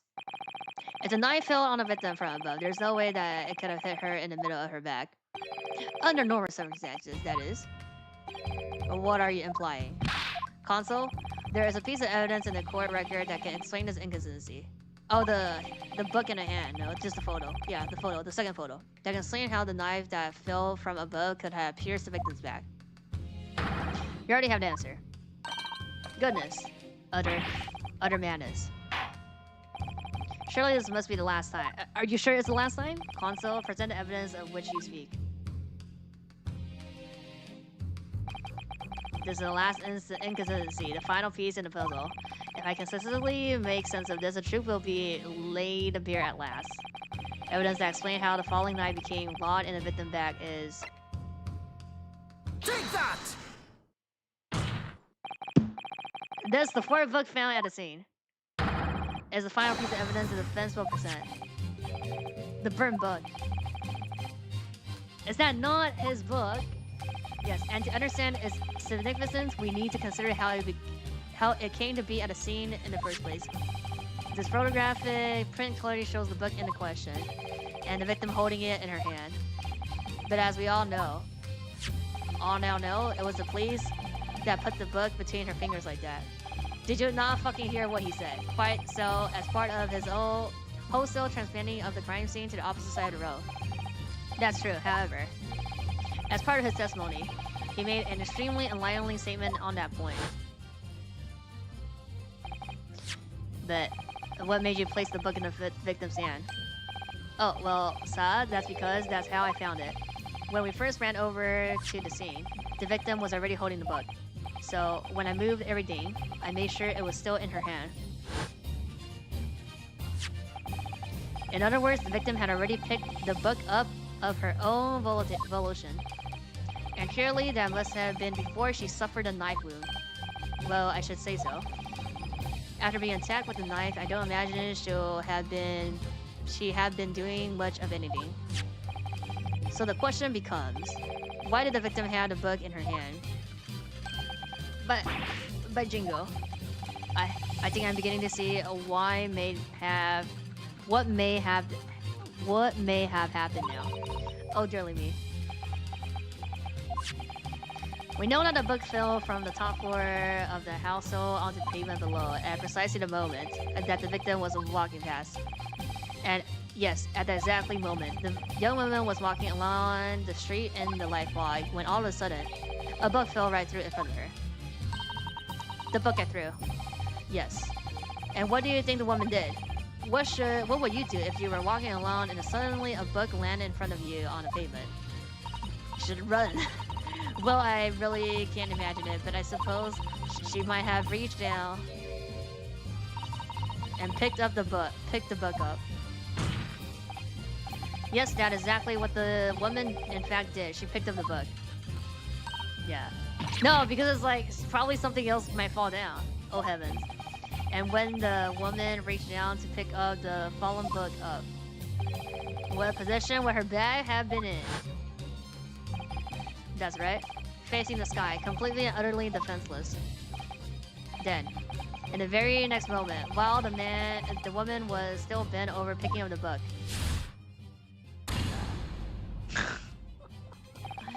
the next object fell from the room above, the jack bag, straight into the middle of her back.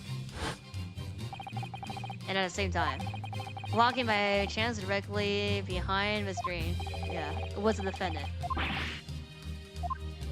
Well, I never. It appears that Natsume, that the woman simply collapsed on the floor, in the dark and the fog. He didn't see the knife falling on her from above. And from the other direction. Yeah. They saw no one but the victim and her apparent attacker. So there was never was a real comfort to run from the scene in the first place. Yep. No. This was nothing more than a series of unlikely events that accumulated in an unfortunate accident. And that is the real truth behind this case. Okay, we're fucking finally done here now. Well...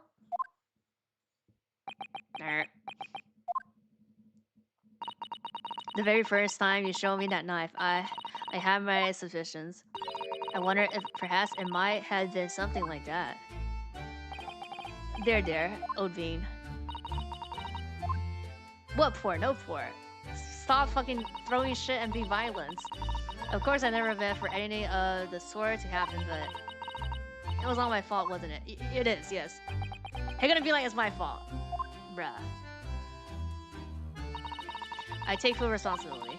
I let my anger get the better of me. I threw that book, and I threw the knife as well.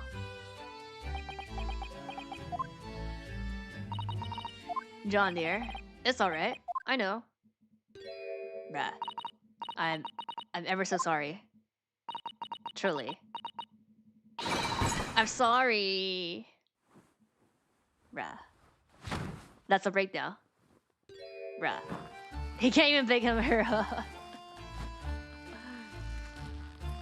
Is your knee fine, bruh? Oh my god.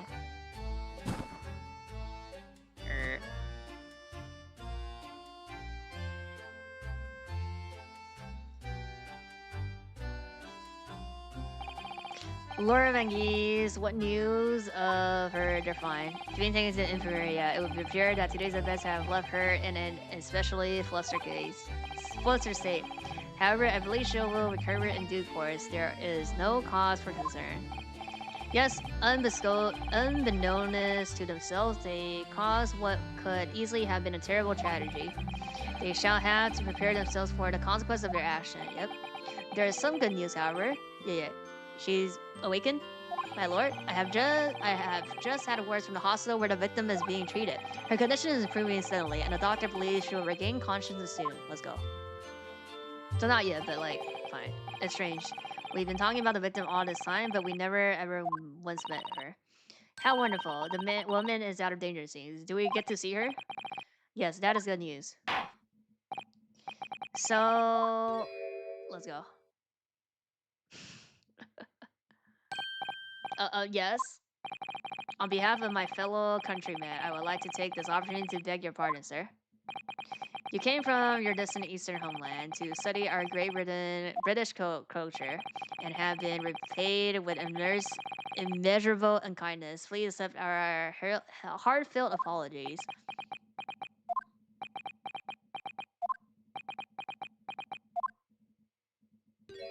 Hmm? No, it is me who should be begging your pardon. Oh no. That evening, when a young woman just collapsed on the pavement before yeah, he's gonna say, like, I should have just called the doctor. Yeah, I jumped the wrong conclusion again in my confusion. What conclusion, sir? I was sure that the woman was dead. Yeah. Yes. Yeah. He said the same thing, didn't he? He thought she had been killed too. I suppose she must have looked completely lifeless.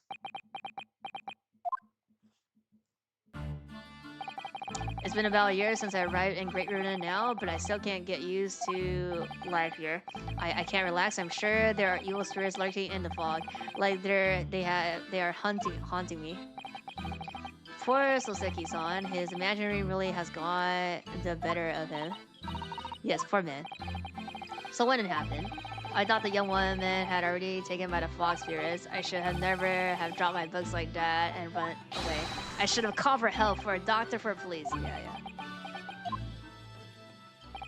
Instead, I managed to create a rift in the relationship of trust between our two empires, and for that, I am truly sorry.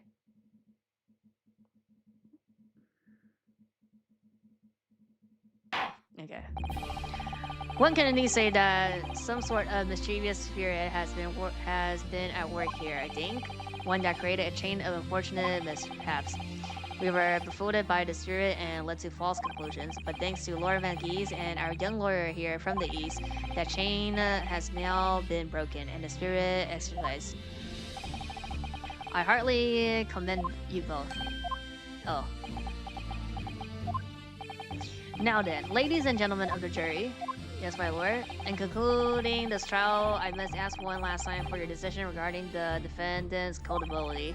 Are you ready to present your findings to the court? As the foreman of the jury, I can assure you we've reached a fair and just conclusion. I do declare the truth can be extremely cruel at times. Well, I didn't suspect the woman next to me, that's for sure. Sitting in for the old bean whistle, she's out of action, you know, but I know what her decision would be, bruh. How you came up here, huh? Does that mean I'll finally be able to get out of here and start work? Well, it's about time. Yes. I'll say I'll have a corker of a story to tell the grandchild when I get home, won't I? How did you hear what we're saying, now? Person crouched down got hit by falling projection plot point came from. Yeah. Not guilty. Not guilty. Not guilty. Not guilty. Not guilty. Not guilty. Yay! Yeah, no, that stupid circuit case where like it was like an angle of like the stuff falling down or something to hit the back now. Oh no, not that. The stupid code. The code being an angle to be like he's flying. Very well, I hereby pronounce you. Yay!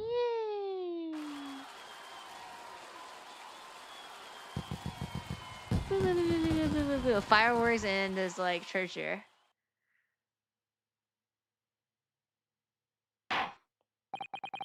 And finally, Mr. Natsume. Oh yes, lawyer, sir. You are now a free man once more. It is my hope that you will continue to further your education in British culture. And may you never again be brought before me. Is this foreshadowing? This foreshadowing? Oh yes, sir. Of course. All my life, I swear I'll never set foot in a courtroom again. I'm... nerd. Transported to tears. Thank you, Gonzo. Court is adjourned. Okay.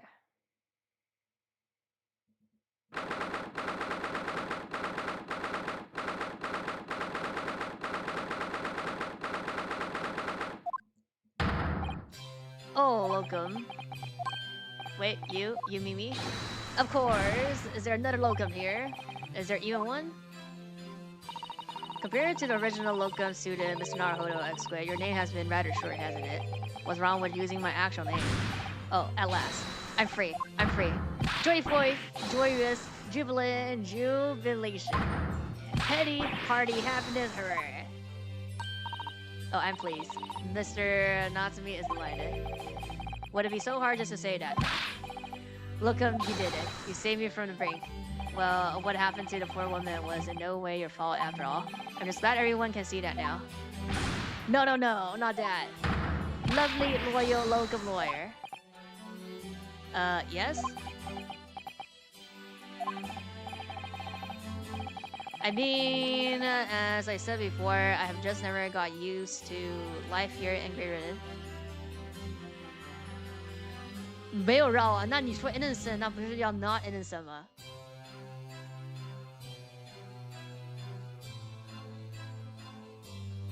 没有啊，因为 innocent 说是清白的 ，not guilty 只是你 not guilty 不代表你是清白的。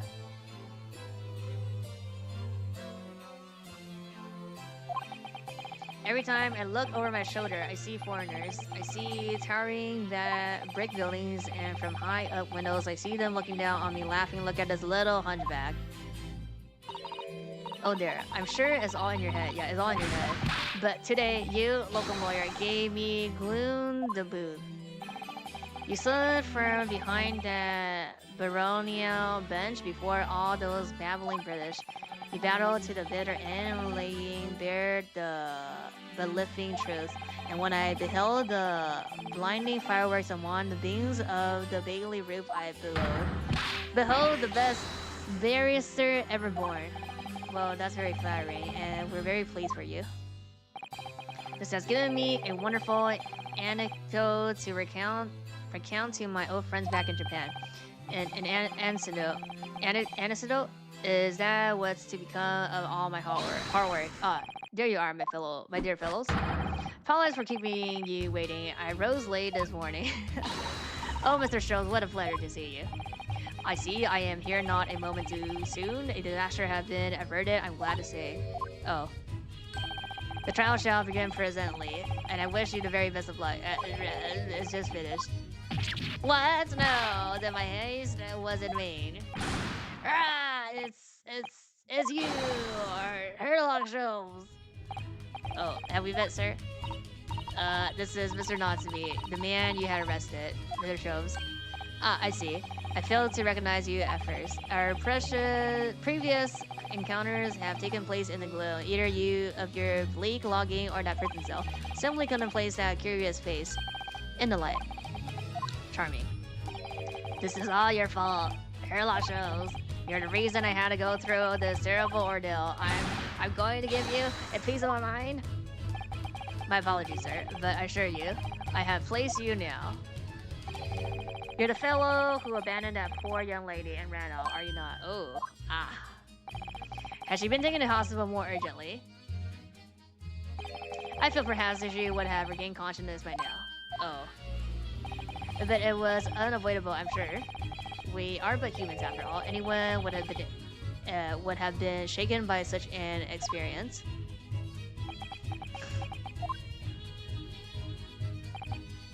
I do feel very badly about how I behaved. Well, never mind now then. What was it that you wanted to say to me, sir? Nothing.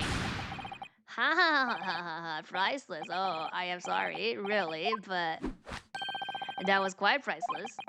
For Soseki-san. Still, on the bright side, you've had an extremely entertaining experience without paying a penny, and it would seem you were not even found guilty. But there is no bright side. Whatever do you mean? Even after this, I'm still cursed by the spirits, and now by the Reaper.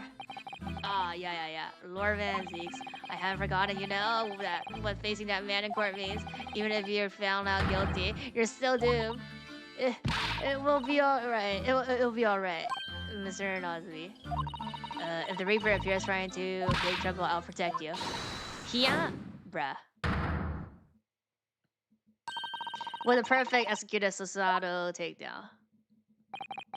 Much as I like to be turned on my head, a bit of warning might be nice next time.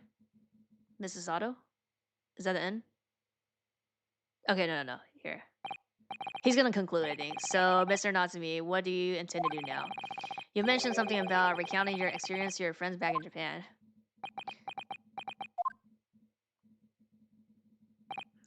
Yes, I intend to return to my homeland soon. Okay. It had already been a year since I arrived here in Great Britain. I visited university libraries, bookshops. I've been honored with the tutelage of professors. I've learned so much about the wealth of literature here and the city it has shaped in. And I've come to realize that it is my calling to sail home and tell my fellow countrymen about it. That's very touching, Mr. Natsume. Or, in perhaps less vile term, you wish to withdraw halfway around the war to escape the terror of the Reaper's curse. Yep. That is not it at all. The more I learn the literature, the more the strange feeling crawls at my inside. I feel compelled to return to my roots and attempt to pen a work of my own. Oh, I see. A work of literature by Soseki-san. Could be an interesting read. Bro leaving. Bro going to the ship right now. And what about Mrs. Sato yourself, Mr. Naruto? Sorry, what about us? We returned to Japan alongside your mustache companion. Why would he? A week has not yet passed by since we arrived in London. And only now does it feel as though we are finally found our feet. And you are accommodated in the hotel at present, are you not? That's right, that we need to find logins before it bankrupts us. I've calculated we can only afford another 10 nights before our entire budget is exhausted. Well then, you could take my logging. Oh, the windowless room. But what it lacks in the windows is more than makes up for with a floor, ceiling, and walls. Great. And of course, I'll be happy to leave behind the accursed evil spirit. Oh my, an evil spirit. Oh yes, it tries to suffocate you while you sleep. An infallible wake-up call. Well, we'll think about it, if that's alright. I think he offers us to stay, like, Sholmes though. Perhaps I can offer a more welcoming alternative. Would you consider taking logging with me? Really? Well, a vacancy has conveniently presented itself, though it is up to in the attic, I might add. Are you sure it isn't just a storage loaf? I spoke with the landlady this very morning on a matter of the price, and Iris is cleaning the room as we speak. You must come at once. I presume you have no luggage to speak of. Oh, this is simply wonderful. No, we have luggage, no. What an honor to be invited to taking logging in the great detective's office, attic. I'm too overcome for words. Suggesting we look elsewhere is out then. Then it's settled. Iris will prepare a welcome dinner this evening, and you must come too, Mr. Natsume. I insist. Okay, I don't know what to say, but thank you, and yes. Wonderful, then I'll go and complete the paperwork for your formal release, Mr. Natsume. Shame take long. Somebody's happy. Locum, I knew that you wouldn't let me down. I am truly delighted to have met you here in London. Likewise, Mr. Natsume, it's been a privilege meeting you too. It's a shame that we're going to have to say goodbye so soon. Well, I've come to realize that I belong in Japan, but Locum, we'll meet again one day. Yes, I'm sure. And hopefully by then, I'll be a successful lawyer. Hopefully by then, I'll be a successful author. Though, my dear fellow, our carriage appears to have arrived. Let's go. Shall we go, Mr. Naruhodo? Yes, Mr. Sholmes. I have little doubt Mr. Natsume will be released in on time for dinner this evening. And so, with Sosaki-san's innocence successfully established, we rode with Mr. Sholmes to what was to become our new home. Yeah, 221B Baker Street. Okay. This doesn't look bad. He's gotta clean this. The attic room.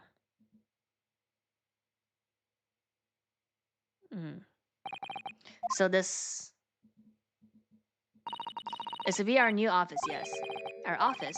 I rather like the sound of that. Me too. It's simply wonderful, isn't it? I hope you can see this. I knew it.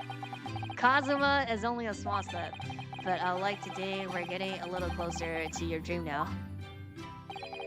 So, my dear fellows, do you like the place? Mr. Sholmes. Yes, thank you so much. It's a delightful room, Mr. Sholmes. I simply adore it. I knew I was looking for like Kazuma. Look at this. Good. I'm pleased to hear it. Iris and I are delighted to welcome you. I hope everyone's hungry. It's nearly time for dinner. We'll eat as soon as Mr. Natsume arrives. We'll have a lot to celebrate. Iris, you must let me help you. Alright then. Susie, you can be in charge of the salad. Splendid.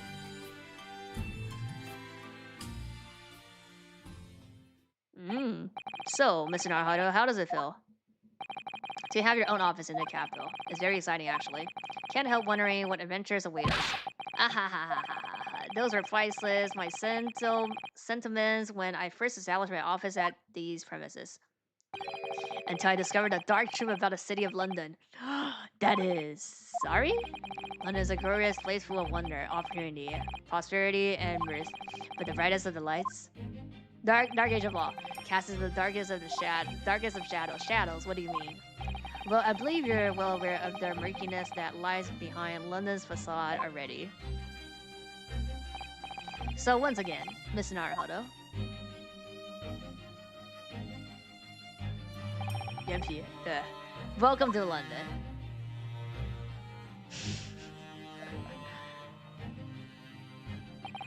Of course, at that time, yeah, because everything is backtracked, or like he's talking about what had happened before. Not backtrack, but like he's talking about stuff that happened before. I had no idea of the significance of those words Mr. Sholmes so casually spoke, but it wasn't long before my turn came to lift the facade and see the true depth of the murk that lay behind it.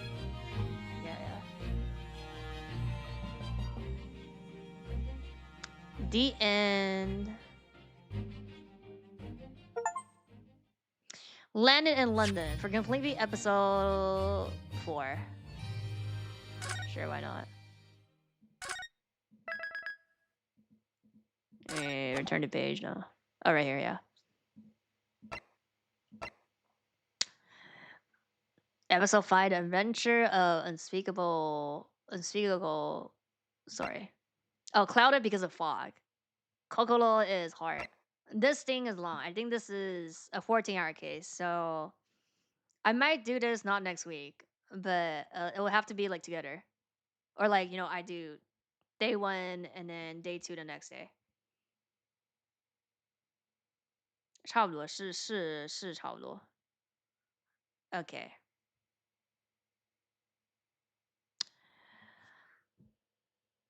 I am gonna go eat and sleep as usual. But yeah, we'll split the case 5. Next time when I do it, I'll split those. Because I think it'll be more than 12 hours, I think. 走了. Thanks for reading, I know. This game's okay. This game's okay. It's just the last part, I'm just like, come on, like, are we, like, we're dragging out this shit again? Okay. The case wasn't bad. The case wasn't bad. 没有太夸张啊，之前都有16个小时的，65就是16个小时。Okay, I'll see you guys soon. Bye bye.